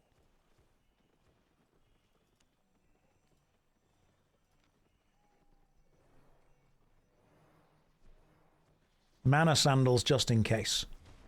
Okay, what are the mana sandals? Any sandals for the second ability. Cloth. Okay, cool. Sandals. What about sandals of purity? They're expensive. They're too expensive. I don't want them. What about druid sandals? They're way cheaper. Fantastic. Can I wear tier 7 druid sandals? I cannot. Tier 6. What do you do, druid sandals? Freeze the ground below your feet, leaving a trail, increasing your movement speed, and slowing enemies. Every sandals has mana. That, I probably don't want druid sandals. The second ability, you say? Start to sprint, increasing movement speed. Alright, cool. So we just go with that. Boots of Valor are pretty good. I'll look into the Boots of Valor in a second. But these guys all have some good stuff. So let's just buy those. They're 25k. That's fine. We've got that. Bag, don't care about. Cape. What is the cape? This is going to be my PvP setup. This is the plan. You think Nomad's free to help you? I don't need his help. He's okay. He has given me enough. What he has given me is his endless support. In fact, I probably do need his help. Let's see what else he's up to. He's probably messaged me on some kind of...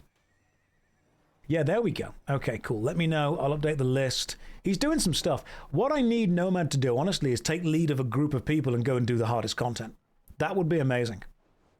If you guys could take lead of the hard content, I'll be happy. Right, cape. What's the undead cape? What does that do? Okay, cool. Activates when your health drops below 15. Escape into the realm of the undead, turning you invisible. Decrease your damage versus all and healing. Okay, so you can just do like a runaway. He has been doing that. I assumed he had. That's where our points are coming from. So you can just do that immediately. Okay. I will choose excellent quality. I think maybe that's a tad too expensive. Like, we don't need an undead cape. That's super bloody expensive for what it is. What if instead we did a demon? That's more expensive. What if instead we did one of these ones? That's better, because that gives you 2 uses of the Q. That's what we call a double Qer. Okay, what if we go with just that? Tier 4. Excellent. Enchantment 1. Yes. Okay. Question. How do I save this as a loadout? Maybe I just go to the word loadout and save it as a loadout. Now, you've also mentioned some food and some potions. Nomad, you wanting to get anything going yet, or are you still chilling alone? Nomad, what do you think we should do? I think I'm ready for PvP. I'm just saying, I think I'm ready. I went into the mists. I killed a couple of enemies. I nearly won a PvP battle. The more of your content I watch, the more I appreciate the work you do. Oh, thank you very much. Nomad, I'm going to show you what I can do. Roast pork. You are suggesting roast pork. Okay. Let's see. Consumables. Food. All. Search. Pork. Let's just go with tier... Where's the word pork? The word pork. I need the word pork. Roast pork. Okay, cool. That's good. What does roast pork do? It... Hang on. Whenever you deal damage, steal... Oh, cool. That's health steal. Okay. I will go with some health steal. I will purchase 30 of those. And I will put them in my bank in a moment. I will take like 10 of them. How heavy are these roast porks? What the heck? I'll give you a call on Discord. Give me 5 minutes. Let me grab a cup of tea. Let me take 5, then I'll be right with you. For now, potions. What potion do I want? It's an entire roast pig. I thought it was just like a slice, like a little bit. One food is 30 minutes. Oh, that makes more sense. Okay, cool. I was playing on like RuneScape rules. I was thinking you've got to take like 28 shark with you. I see. Give me 5 minutes. What potions do I want? What was I was using in poison before? Maybe invisibility.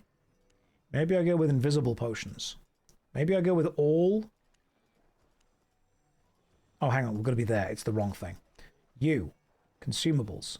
Potions. Go resistance. Resistance. Potion. What does that do?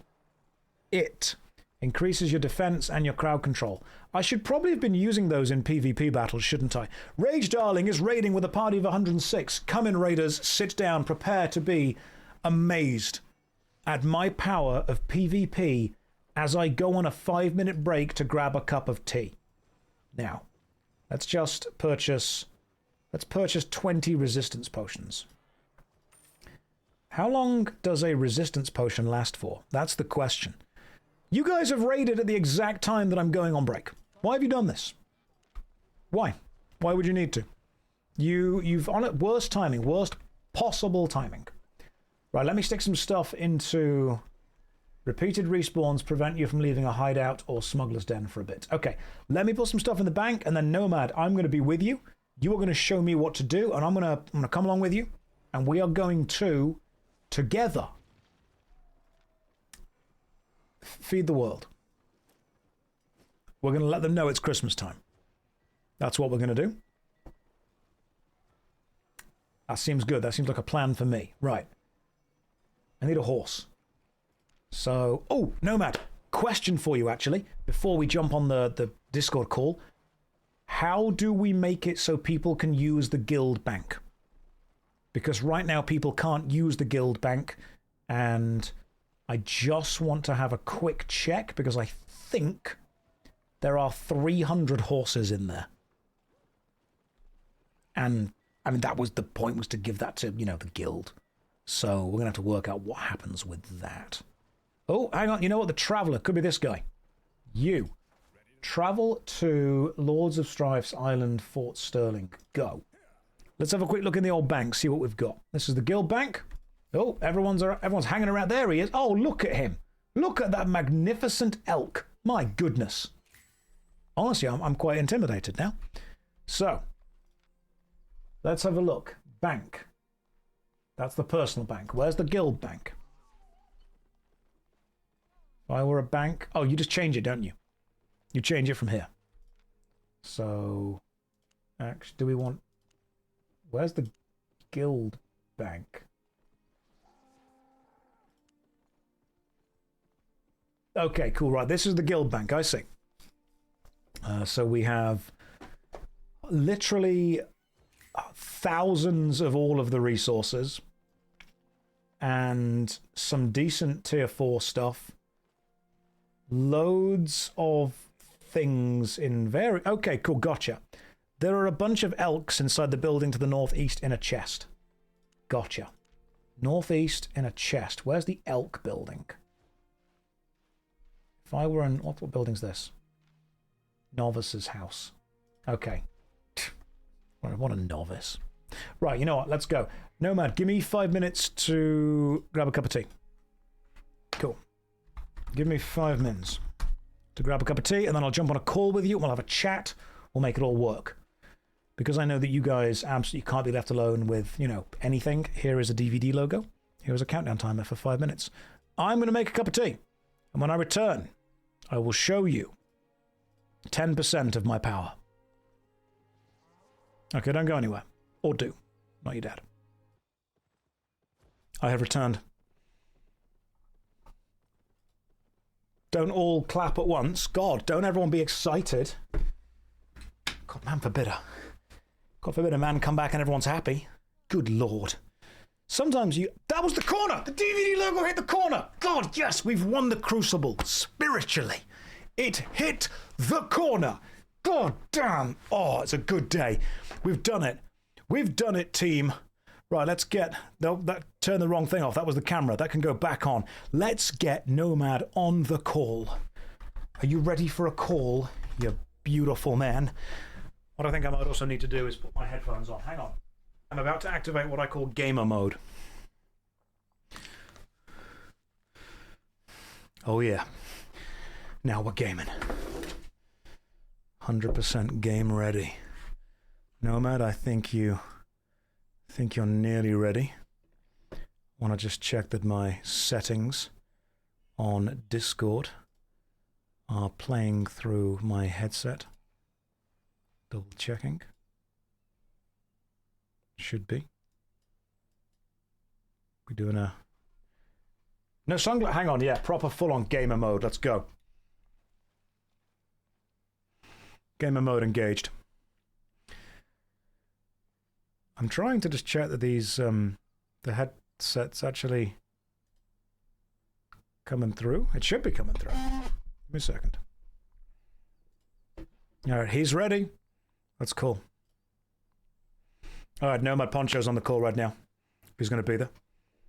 That was incredibly loud. Give me a second. How are you doing today, man?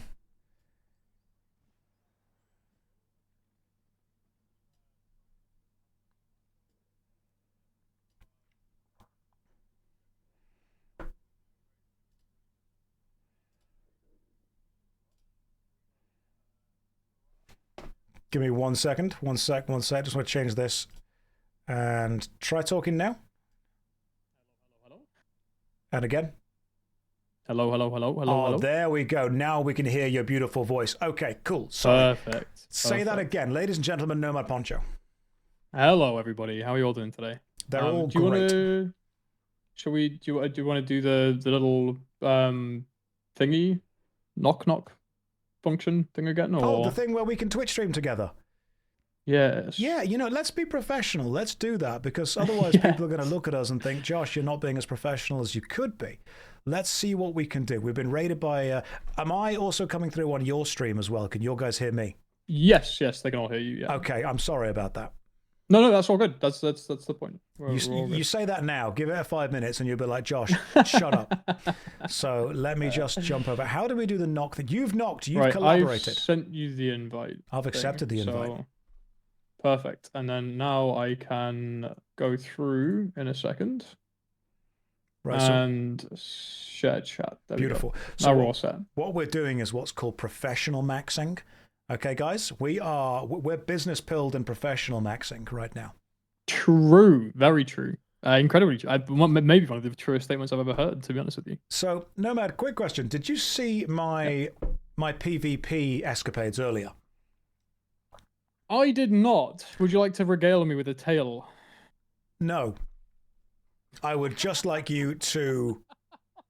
I would like you to just accept that it went exactly the way that I wanted it to go.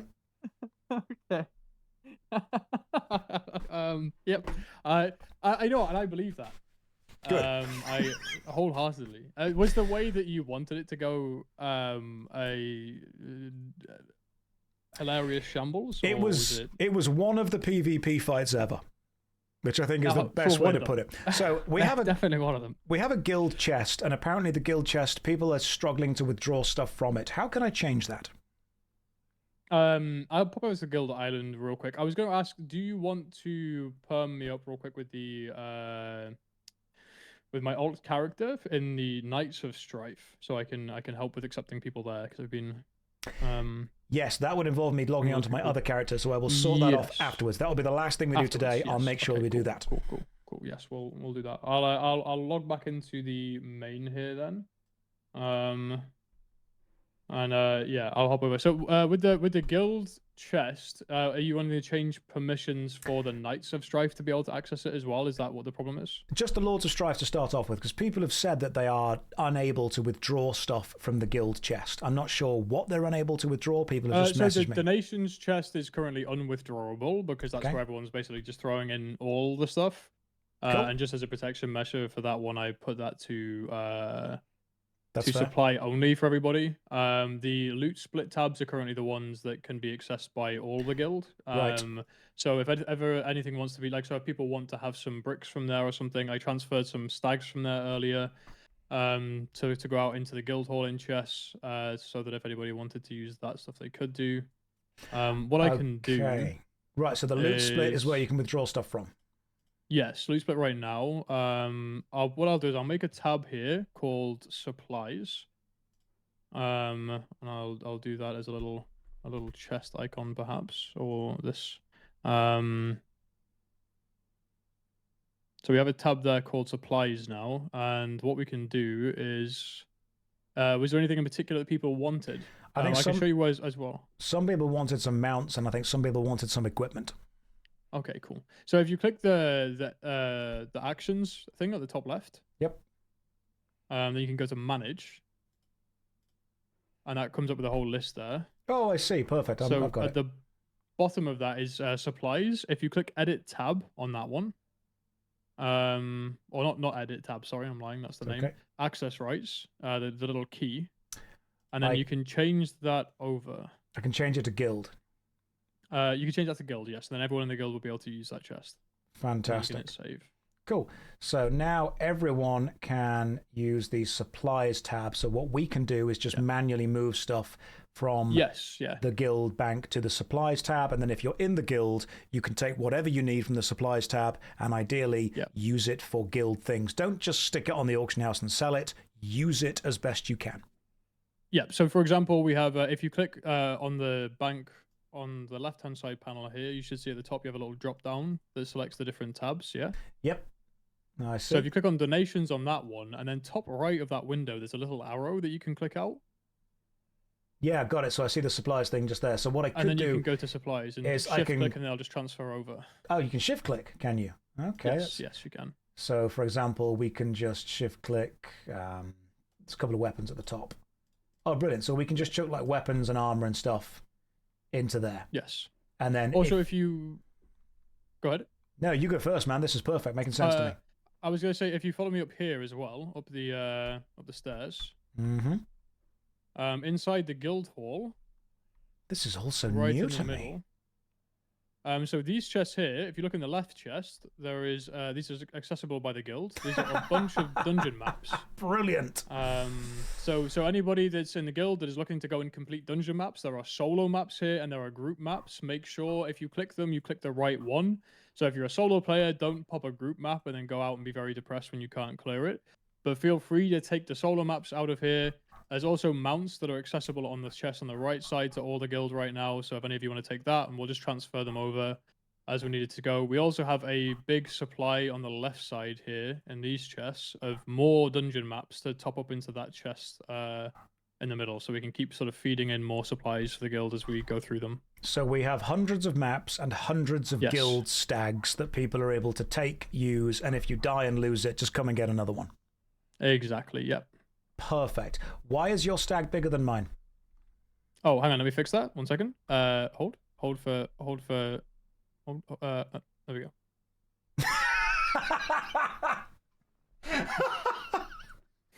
Is it better? That's much better. Thank you. Now we look like a father and son outing. I feel much less intimidated.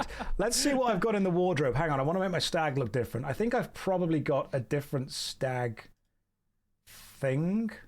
So okay, there we go. What's this? What type of thing is the stag? Is it just called a stag? Oh, stag moose. It is. Oh, yes. Cool. I've got the Foglands doe. Beautiful. Ah, beautiful. See, little Foglands doe going on there. It complements my massive armored figure. I also have this eldritch horror. Yeah, stick with that. That's perfect. This is a guild leader and the right hand right now because you're protecting me with those giant horns. Okay, let me swap my armor set as well to something a little bit more more intimidating. More exactly. Okay, how's this? This is perfect. Let's have a look. Yes. Yeah, you seem very evil right now. I love that. Yes. So, yes. What are we doing? You've got me. I'm here. I'm ready to intimidate. You'd like to go and do some PvP, correct? I think that it would be a danger to everyone else playing, but I think we should. So we have two choices really. On the one hand, you have relative safety, right? Which is we go into depth. It's 3-man content, and it's inventory loot PvP only, and there's no chance of being sniped. On the other hand, we have just inviting as many people as would like to come along. We all just grab kind of whatever gear we want. We just have a bunch of healers and tanks and whatever we can muster. And we just kind of roam in relatively cheap gear into one of the exits right near the black zone and fight whoever wants to fight us whenever they want to fight us. I think that is the right thing we do. I think we do that. I think we show Albion Online who I really am. Okay. Well, in the interest of that, I will invite you to party. And then anybody who wants to join, just type X in guild chat.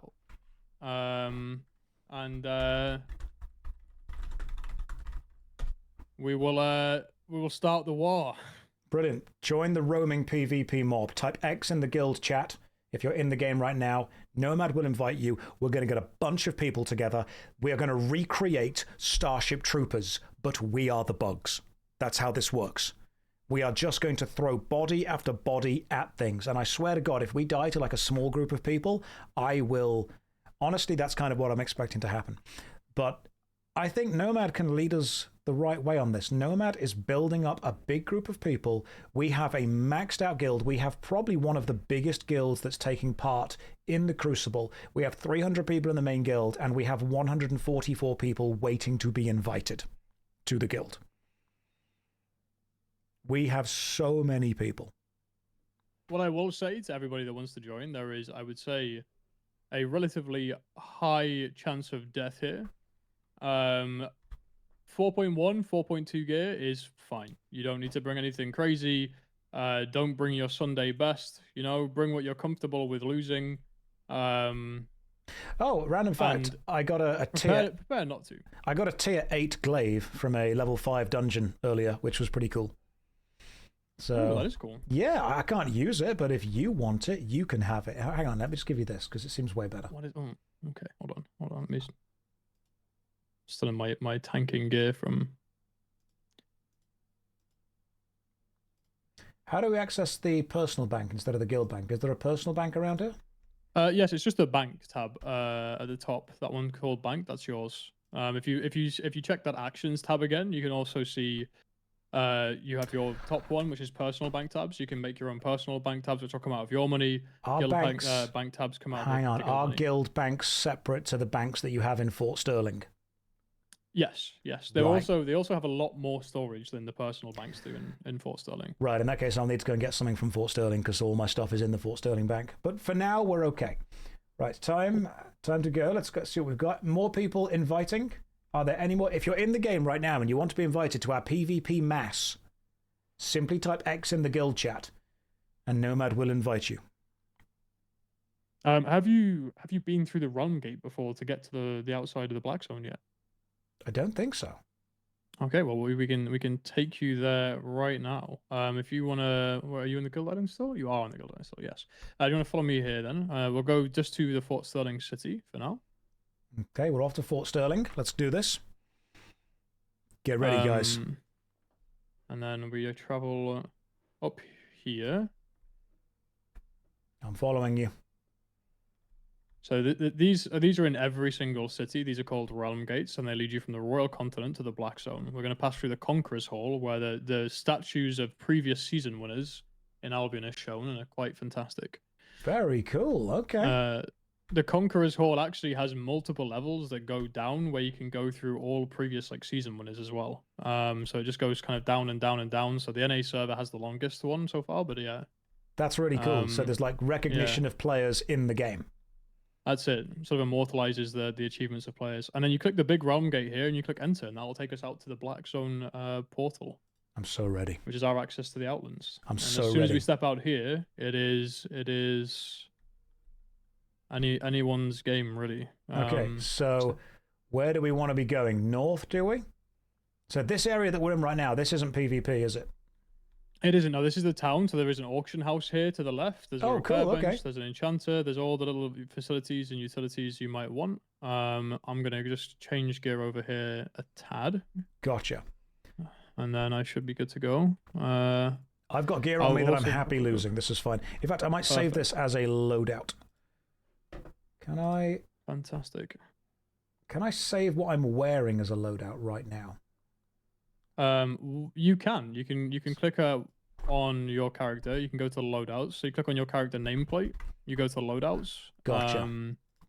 And then you can click create new loadout. And then when you create a new loadout, start it from current equipment. Got it. Exactly. Got it. And when you go to an auction house, skills on that too. When you go to an auction house, can you simply purchase every item that's on your loadout? Is there a way to do that? You can, yeah. You can just go to the very bottom tab called loadouts, and then you can select the loadout you want there. You click it and you click buy, and then you just get the exact loadout that you've saved. This is so much Which easier. cuts down the downtime a lot. Yeah, that's what I want to do. What I recommend is making sure you have all the skills set on your loadout and on your current equipment. So I believe right now you don't have skills set on your shoes or your weapon. Gotcha. I'd recommend running the energy sprint on your shoes because you haven't got any other energy sustain, and the axe can be a little bit hungry. So you are good at this.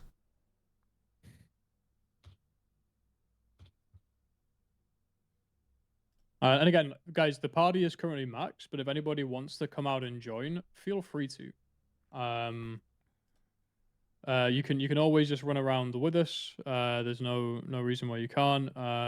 Because they're in the same guild. Sort of form a secondary party. Will we not be able to hurt them because we're in the same guild together? Yep. So if you're in a guild or alliance, we can't form alliances for the Crucible event, but as long as you're in guilds, we'll be showing up to each other in the open world as green. Everybody else will show up as red. So brilliant. The old saying goes, red is dead. We can attack everybody else, but our own guild is safe. Absolutely love it. So if you are in the stream right now and you want to get involved with this, even if you can't join the party, you can just come and be with us. That's fine. Okay, I think I'm ready. I don't know if the game is ready for me, but that's up for them to find out.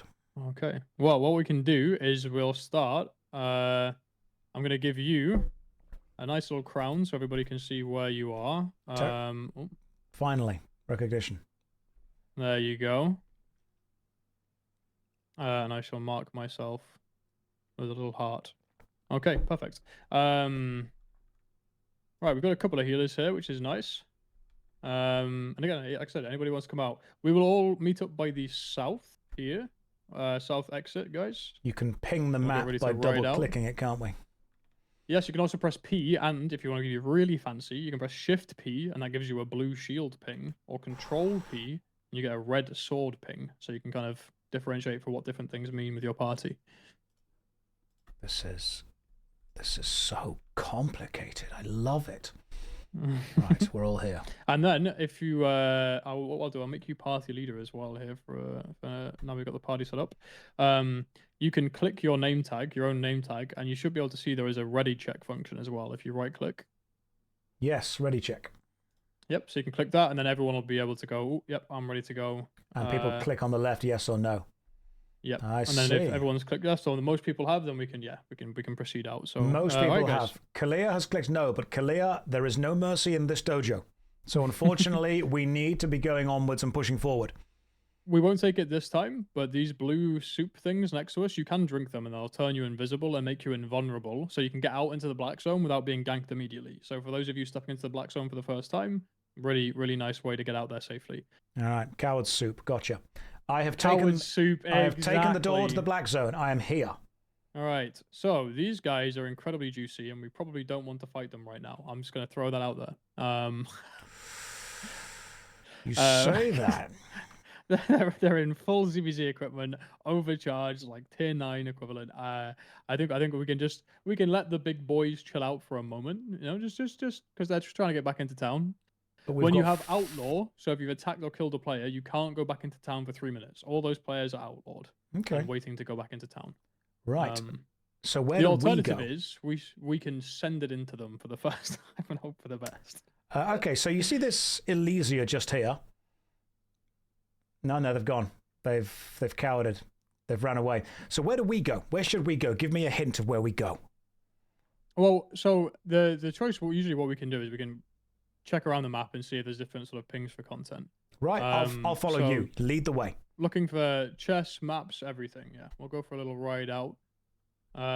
If you have more than 9 players, if you have 10 or more, you'll start blobbing on the map. So that's what we call it, blobbing. If you have this big red circle, players can easily track you.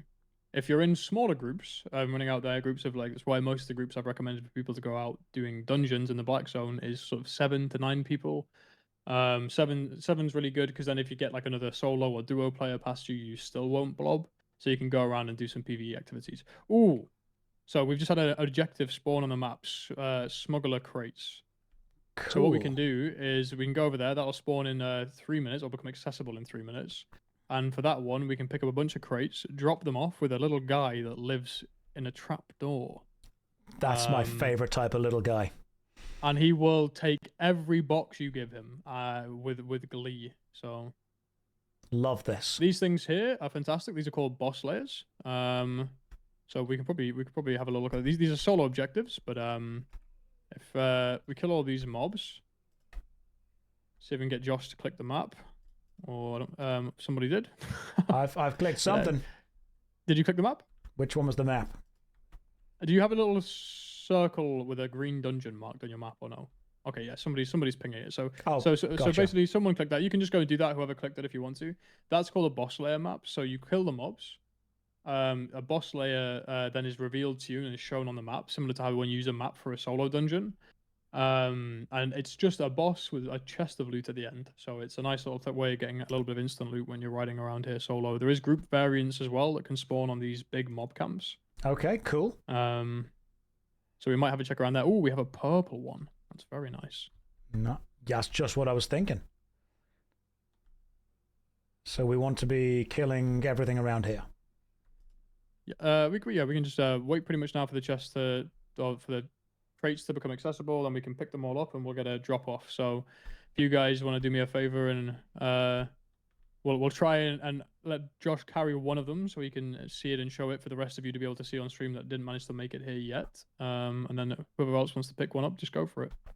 These also reward might and favor and season points as well. The season point categories for this stuff, so great for us. And I'll show you guys a little bit later, I guess, where you can spend your favor in the black zone here. Oh, lovely. Okay, so it's like currency for a shop as well. Yes, so you can redeem things like siphoned energy, which is you need 10 of that. You can use that to overcharge your gear. We spoke about that a little bit previously, right? Where you can gain 100 item power by overcharging, so you can buy some of that with it. You can also just buy chests that you just kind of hope for the best. You'll get a little bit of resources, some fame books, some silver bags. It can be really good. It can be kind of okay. Or you can just buy straight up tier 8 fame books and use them to progress your character. So really, really nice. I'm guessing the tier 8 fame books give you quite a lot of fame. Yes, it's 200,000, I believe. So. Wow. Okay. Cool. So slightly more than the 10,000 that I've been buying on the auction house.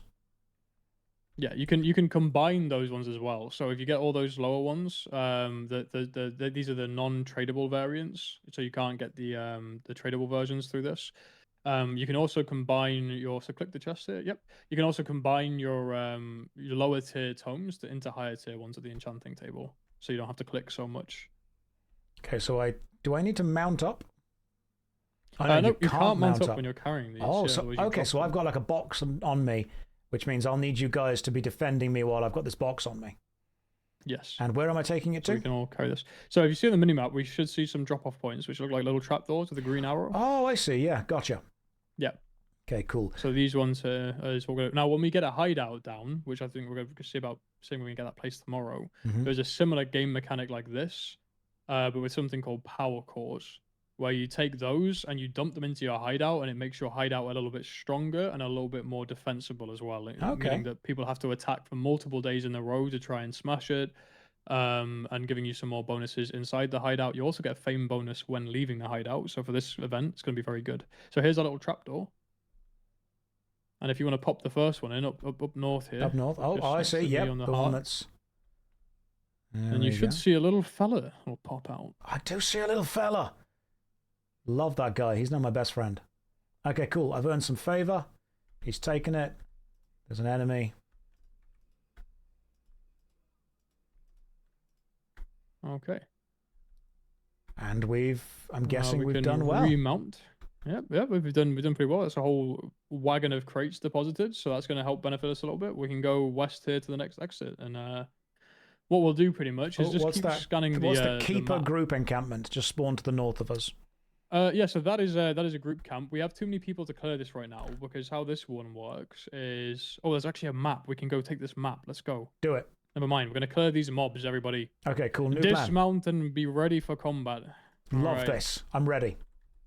We're going to storm the keeper encampment. I'm going to bring a bunch of mobs back to you guys to kill. Oh, so we can just AoE stuff. This is great. Yep. Just going to have a quick snack in the game. So to clear these camps fully, you would want a smaller group, because as if you can see the top right under your quest tab, you'll see a small progression bar there. Yes. So that progression bar needs to be filled before the middle chest of this camp will open up. Gotcha. And if we have too many people, obviously the progression bar kind of doesn't fill, because we're all sharing the fame. Oh, I see. So it's based on fame. Yes, from killing the mobs. But this, like I talked about the little solo boss layer before, this is a group version of this boss layer map. So I've just clicked the map there, and now we have a little symbol north. So we won't bother clearing the camp, because we can't really complete it anyway, but we can go ride north to our boss layer, and that's going to be a little boss in a chest that we can immediately kill. Okay, if I can spot where you are. I think I see where you are. I'm kind of holding around for you. Try and find the crown.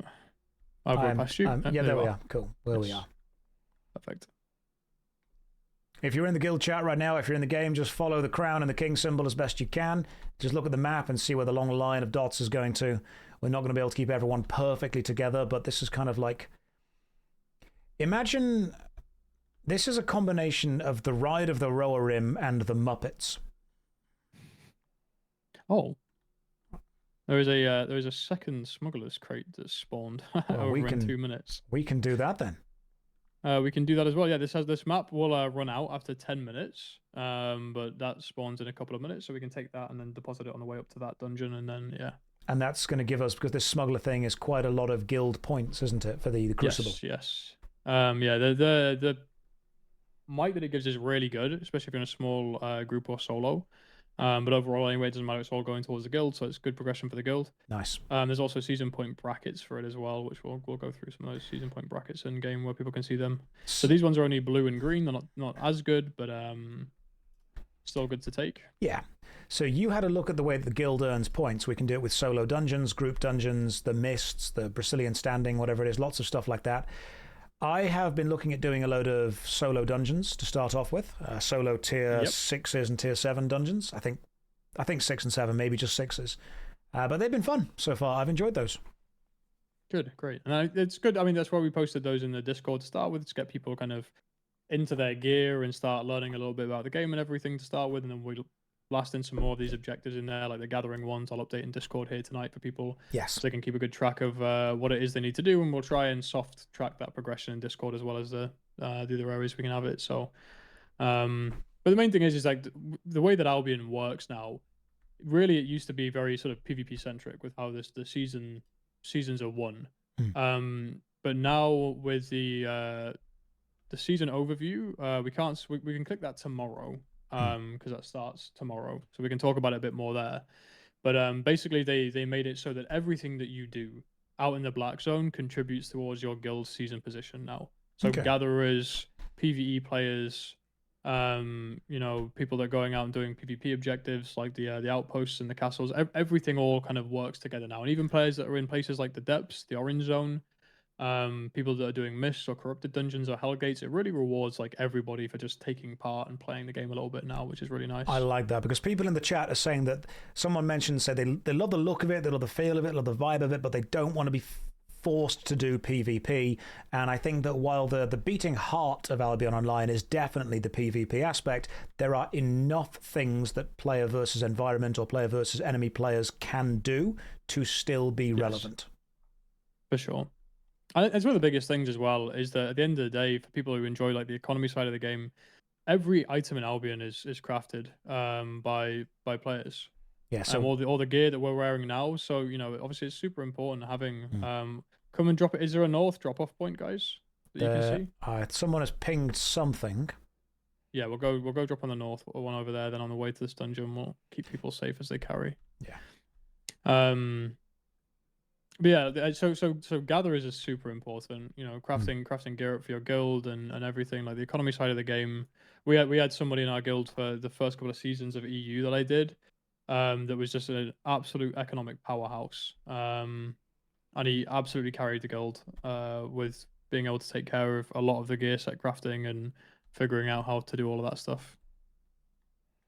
So if you don't want to engage fully in PvP, that's absolutely fine. You can still just continue to engage in the PvE element. You can gather, you can craft. You can even do the solo dungeons in the rest of the world, which is still good. Oh, we do. We have a beetle, a giant crystal beetle. These are also fantastic for us to do.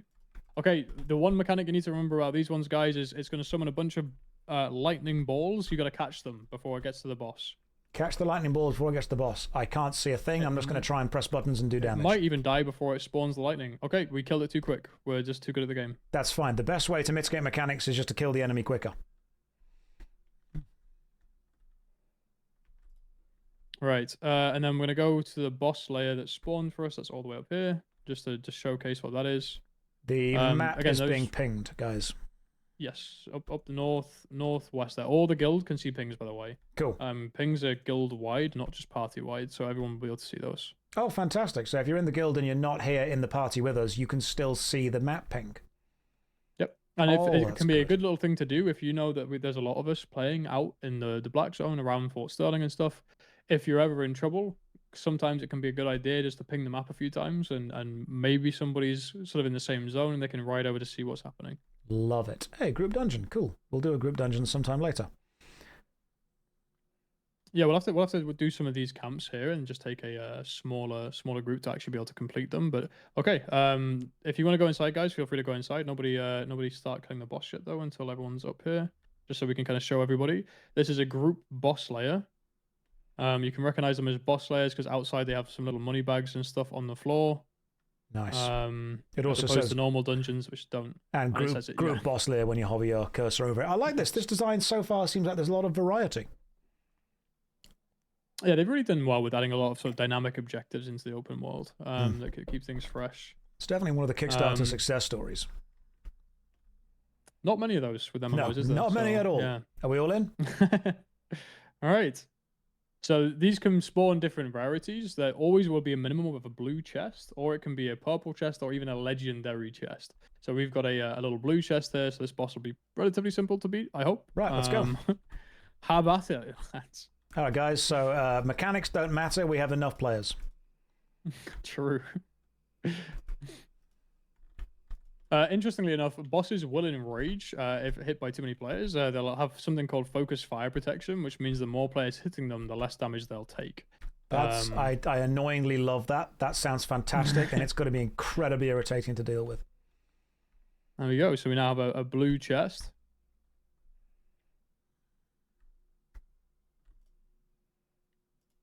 So the way these will work as well is if anybody outside, we can just hit A to leave, then exit the dungeon here, by the way. If anybody outside the party loots the chest, then it will just completely take over the loot for that person alone. Okay. So if you guys can do me a favor and maybe not open the chest if you're not in the party, cool. That way the whole party that's here, at least as a group together, can see what sort of the loot looks like, and it can be shown here. Or you just take it. It doesn't matter, to be honest with you. But yeah, we're going to have more than enough money to be able to kit out the guild, but it's nice to be able to see how this works. Right. That was a very nice, quick group boss there. Super fantastic.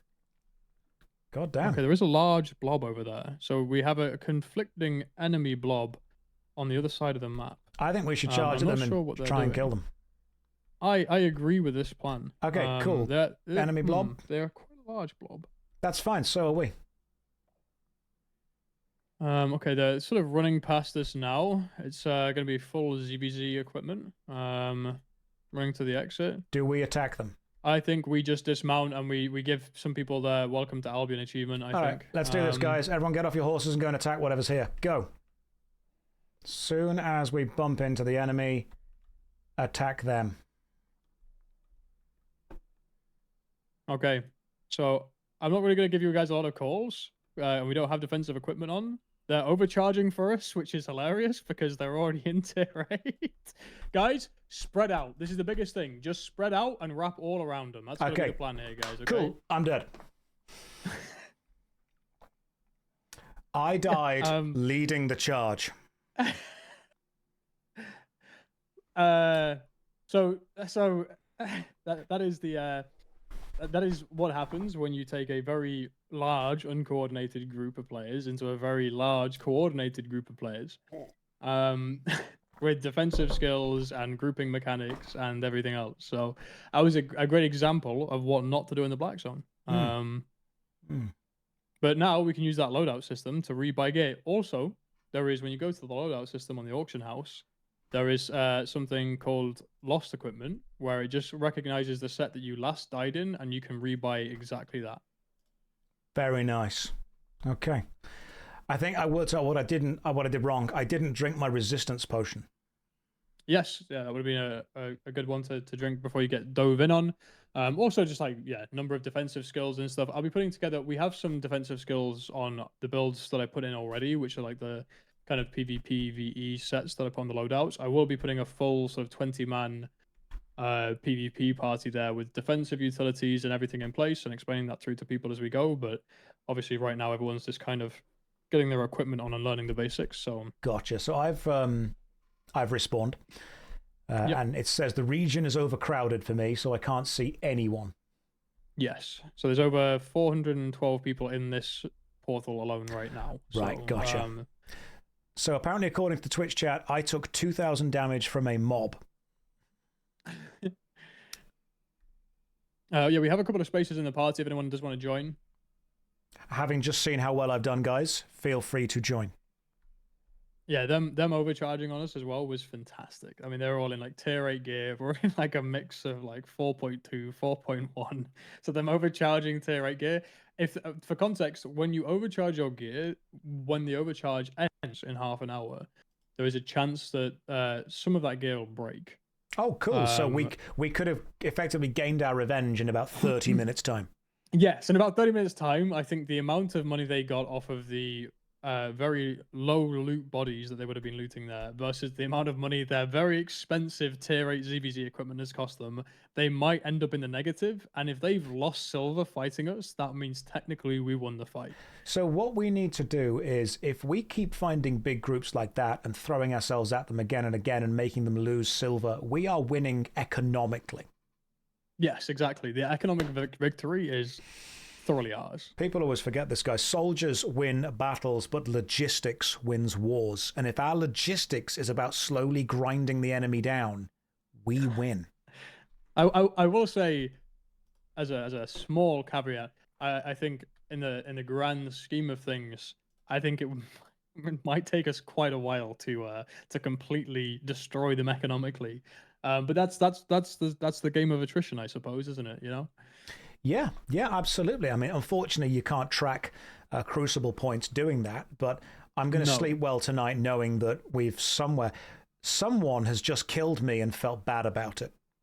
Oh, okay, guys, if we can get re-geared up and then head out the northeast exit, there is a chest that's about to be open there in 3 minutes. So we might be able to get a little bit of a fight over that chest and gain ourselves another objective for the Crucible. Okay, cool. So I can just click buy and equip onto everything, and it's only going to cost me 400,000 silver to do again. Yes. Amazing. Okay, cool. So every time I do that costs me 400k, which means I can do this a couple of hundred times. This is fine. Love this. That's the thing with Albion, and people get really tied up on the the looting aspect of it. Is that, just like your poison potions and your resistance potions and your soup, whatever like equipment you're using, whatever food you're using, all of it's just a consumable. The main idea with equipment in Albion Online is to make use of it and to hopefully get more value out of it. Yeah. So which way are we leaving? Are we leaving northeast? Northeast exit. Yeah. And it just goes up into sort of scale, right? Because sometimes there'll be people that will, like, when you start off, you're running a 50k set, and you can make like maybe a couple of 100k. And then as you get more comfortable with the game and you learn more, you're taking out a set that's worth $1 million, and you're making, a couple of million. This is brilliant. Let me just buy a horse.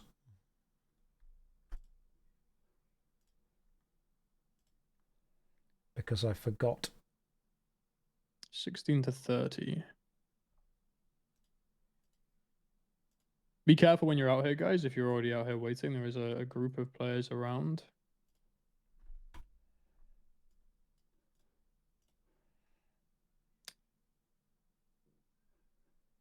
Yeah, but what they don't know is that we're around as well. Yeah. What we need to do is get out in force quickly within the next minute, and then swarm these guys down before they know what's hit them. Okay, I'm out. I'm ready. I'm with you, I think. Okay, I am currently over here. Oh, you're down to the south, are you? Okay. Yes, I'm in the corner. You're in the corner. I'm coming down to meet you. That's a lot of other people.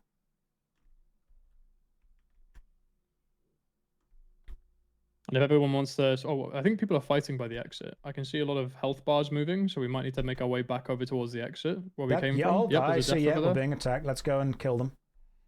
Let's go. Let's do this.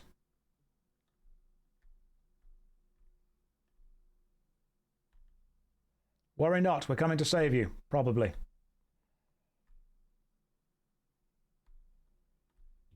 Okay, yep. There are a group of guys here on the exit.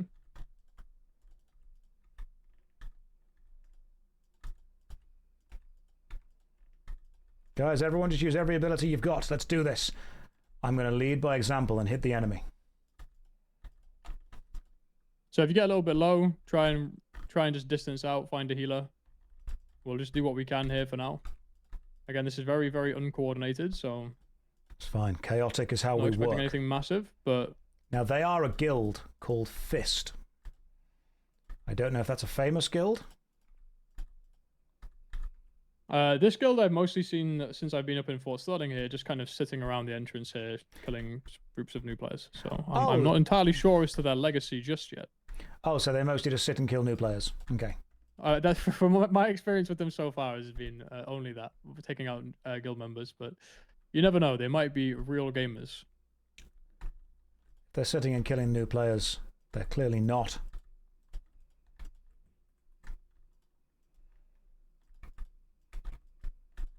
Yes, Grimex. That's fine. I've died to lead you all in. I'm going to let you finish that sentence, Nomad. What I will say is there is now another guild outside here killing them. So the cycle of life continues. The cycle of life definitely continues. Again, this is a bit of the experience here that you get when you. In fact, the fish guys are now getting run over. We did that. Had we not been there, they would have left. So we stayed there and they died. But we can head a little bit away from the portal and try and find some actual like reasonable action. It's gonna be hard. This is again like when you don't go out in like a coordinated group. This is why builds are important in Albion. This is why like just as you would make a group sort of comp for PvE to deal with bosses and to hold aggro and everything. It's a very similar thing in PvP in this game, where you want like a tank to be able to control players and kind of hold them in place while your DPS are dealing their damage, and then supports to help recover your party.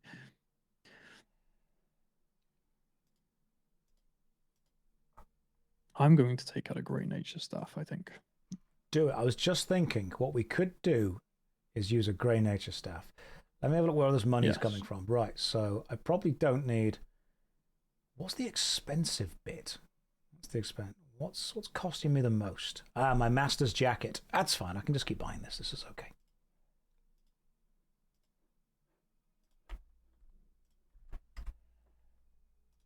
And then obviously put stuff on my shoes.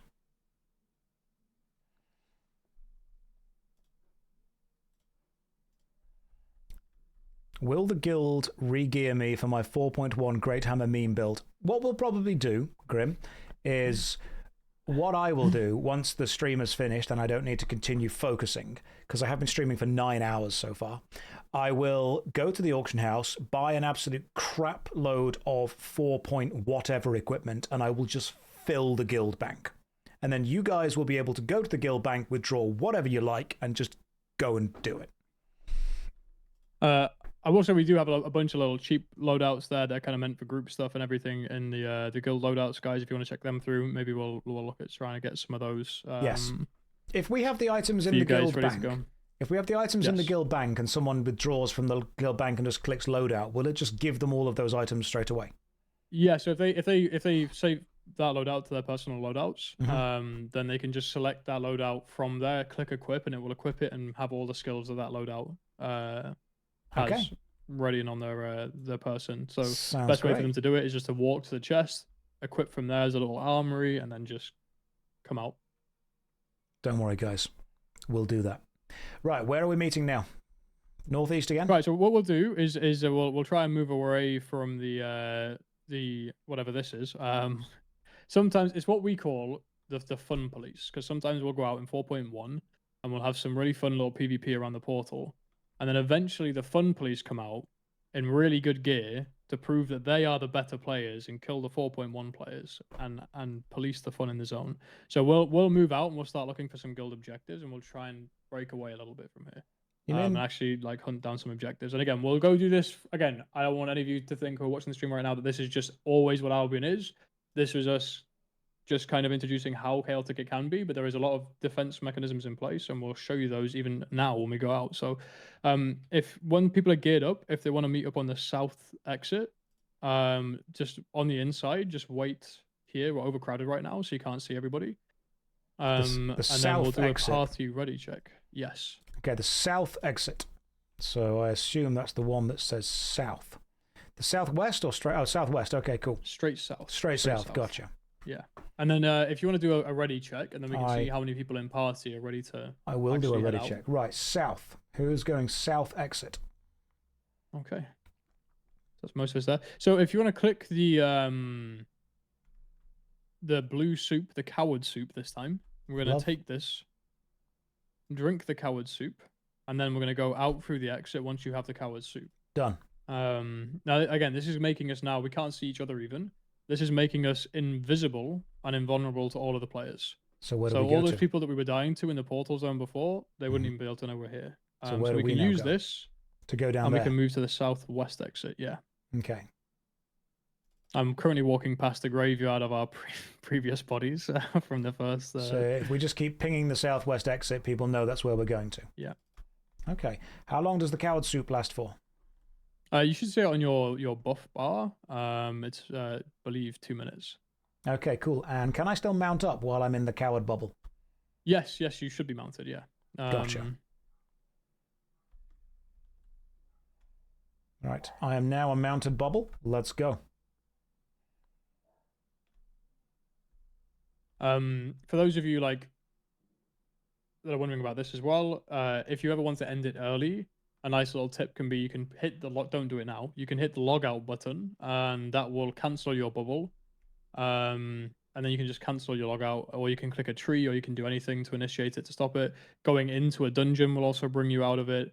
When you do lose the coward soup, you have a 10-second coward's debuff where you're still silenced. So you have to be a little bit careful not to come out of the coward soup on top of a group of enemy players. I am at the mobs. southwest exit. Are we actually going through the southwest exit? Yes, yeah. If you want to go through, we'll try and find our next sort of objective. That takes us to a tier 5 zone, I believe.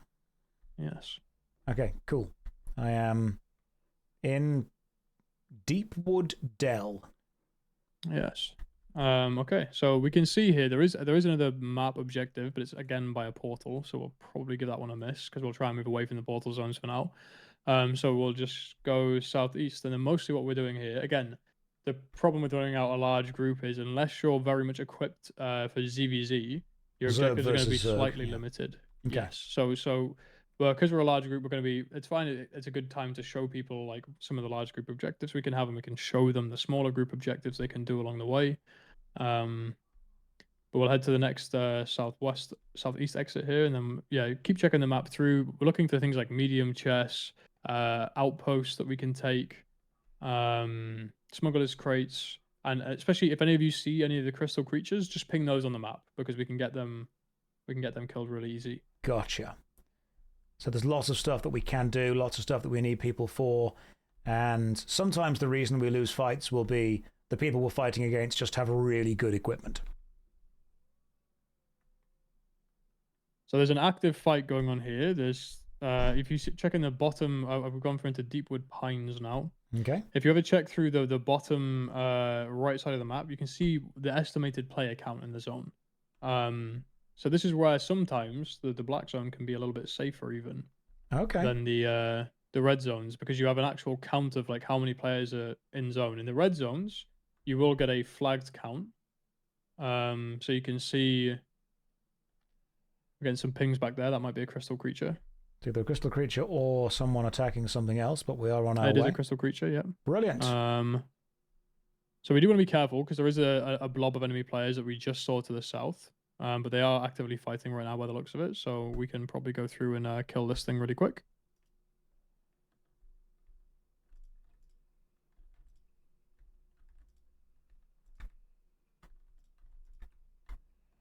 The healers are doing a great job of keeping everyone alive. Good job, healers.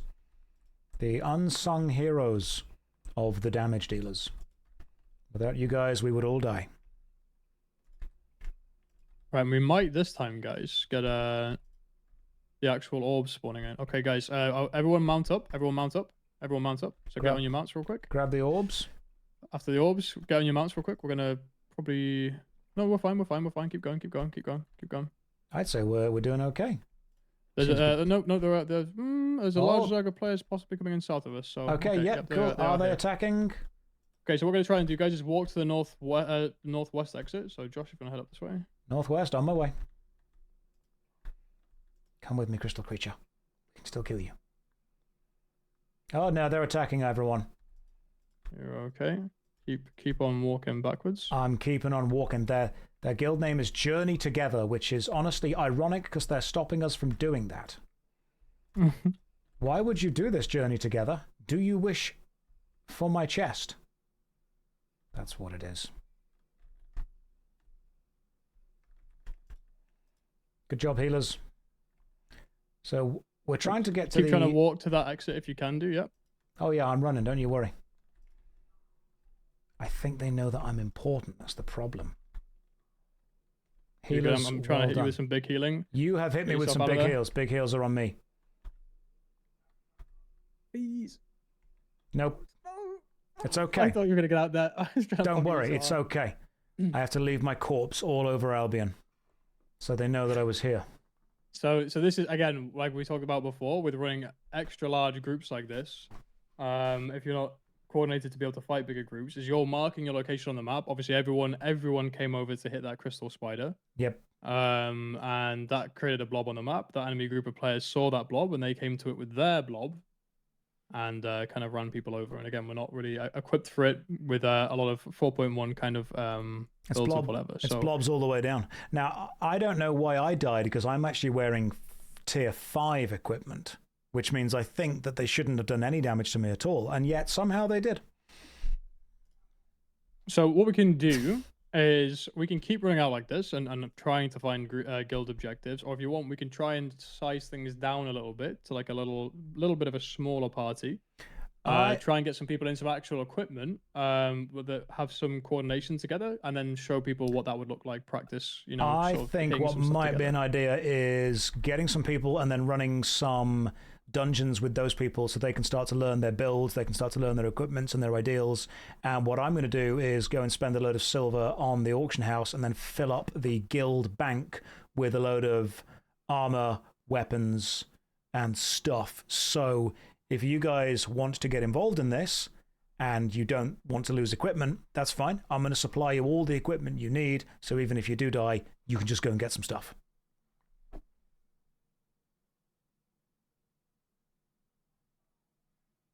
How are you feeling about that, Nomad? Good. So you want to do that now? Sorry. Yeah. The equipment stuff. I've been streaming for 9.5 hours, which means I might need to take a break and go and get some dinner because I've had no food today. I've very much. It's literally been a 9.5 hour stream straight through. Oh. Yes, I am hungry. So what I'm going to do, guys, is Nomad. Are you streaming right now, Nomad? I am. Yes. Beautiful. We're going to raid you then. Okay, and I can take some of you guys out. We'll get you guys in some gear. We'll try and work out a little bit of a party. We'll assemble on the guild island, and yeah, we'll see if we can get some stuff done as a party. Guys, go and watch Nomad Poncho. He is one of the best players and streamers, and you guys are going to learn how to play Albion Online from him. Tomorrow, I will fill the guild bank up with everything you need. I am going to sugar daddy bankroll this whole operation. There is going to be 4.1, 4.2 equipment going everywhere. Grab what you need, do what you can. Whether it's player versus player, Zerg stuff, whether you're doing solo or duo or group dungeons, whether you're doing arena, whatever you want, I'm going to try and give you all the equipment I possibly can. All right? I'm here to support you guys. Go and watch Nomad, and I will see you beautiful people all tomorrow. Nomad, cheers for the instruction, dude. I appreciate it. Thank you. Yeah, you're more than welcome, dude. Thank you for coming here and doing this. You know, it's a great thing for the game, I think, and your community has been fantastic so far. I really enjoyed playing with them. Tomorrow we have two pretty big things we can go and do. One is taking the guild out to get our, you know, I won't say it, but something very important for the guild to go do. Probably best to be done off stream. But we can go and arrange that, I think. And yeah, we'll look at doing possibly a raid dungeon over the weekend if you're going to be around for it. Absolutely. I'm glad that you've complimented my community. I just see them more as viewers. I don't really think that anything special of them. If you guys are here, that's fine. I'm glad Nomad likes you. I've grown tiresome is how I would describe the community in general, but they're doing fine as far as Albion goes. And I think if everyone works together, we can definitely Anna, I agree. You are very special. Guys, go and enjoy. Go and watch Nomad. Have a good night. I'll speak to all of you guys tomorrow. Nomad, cheers for joining me. I will have a good rest. Take care, bro. Good food. Take it easy. He's a good lad. Go and watch Nomad. Take care of yourself, guys. Good night, and God bless.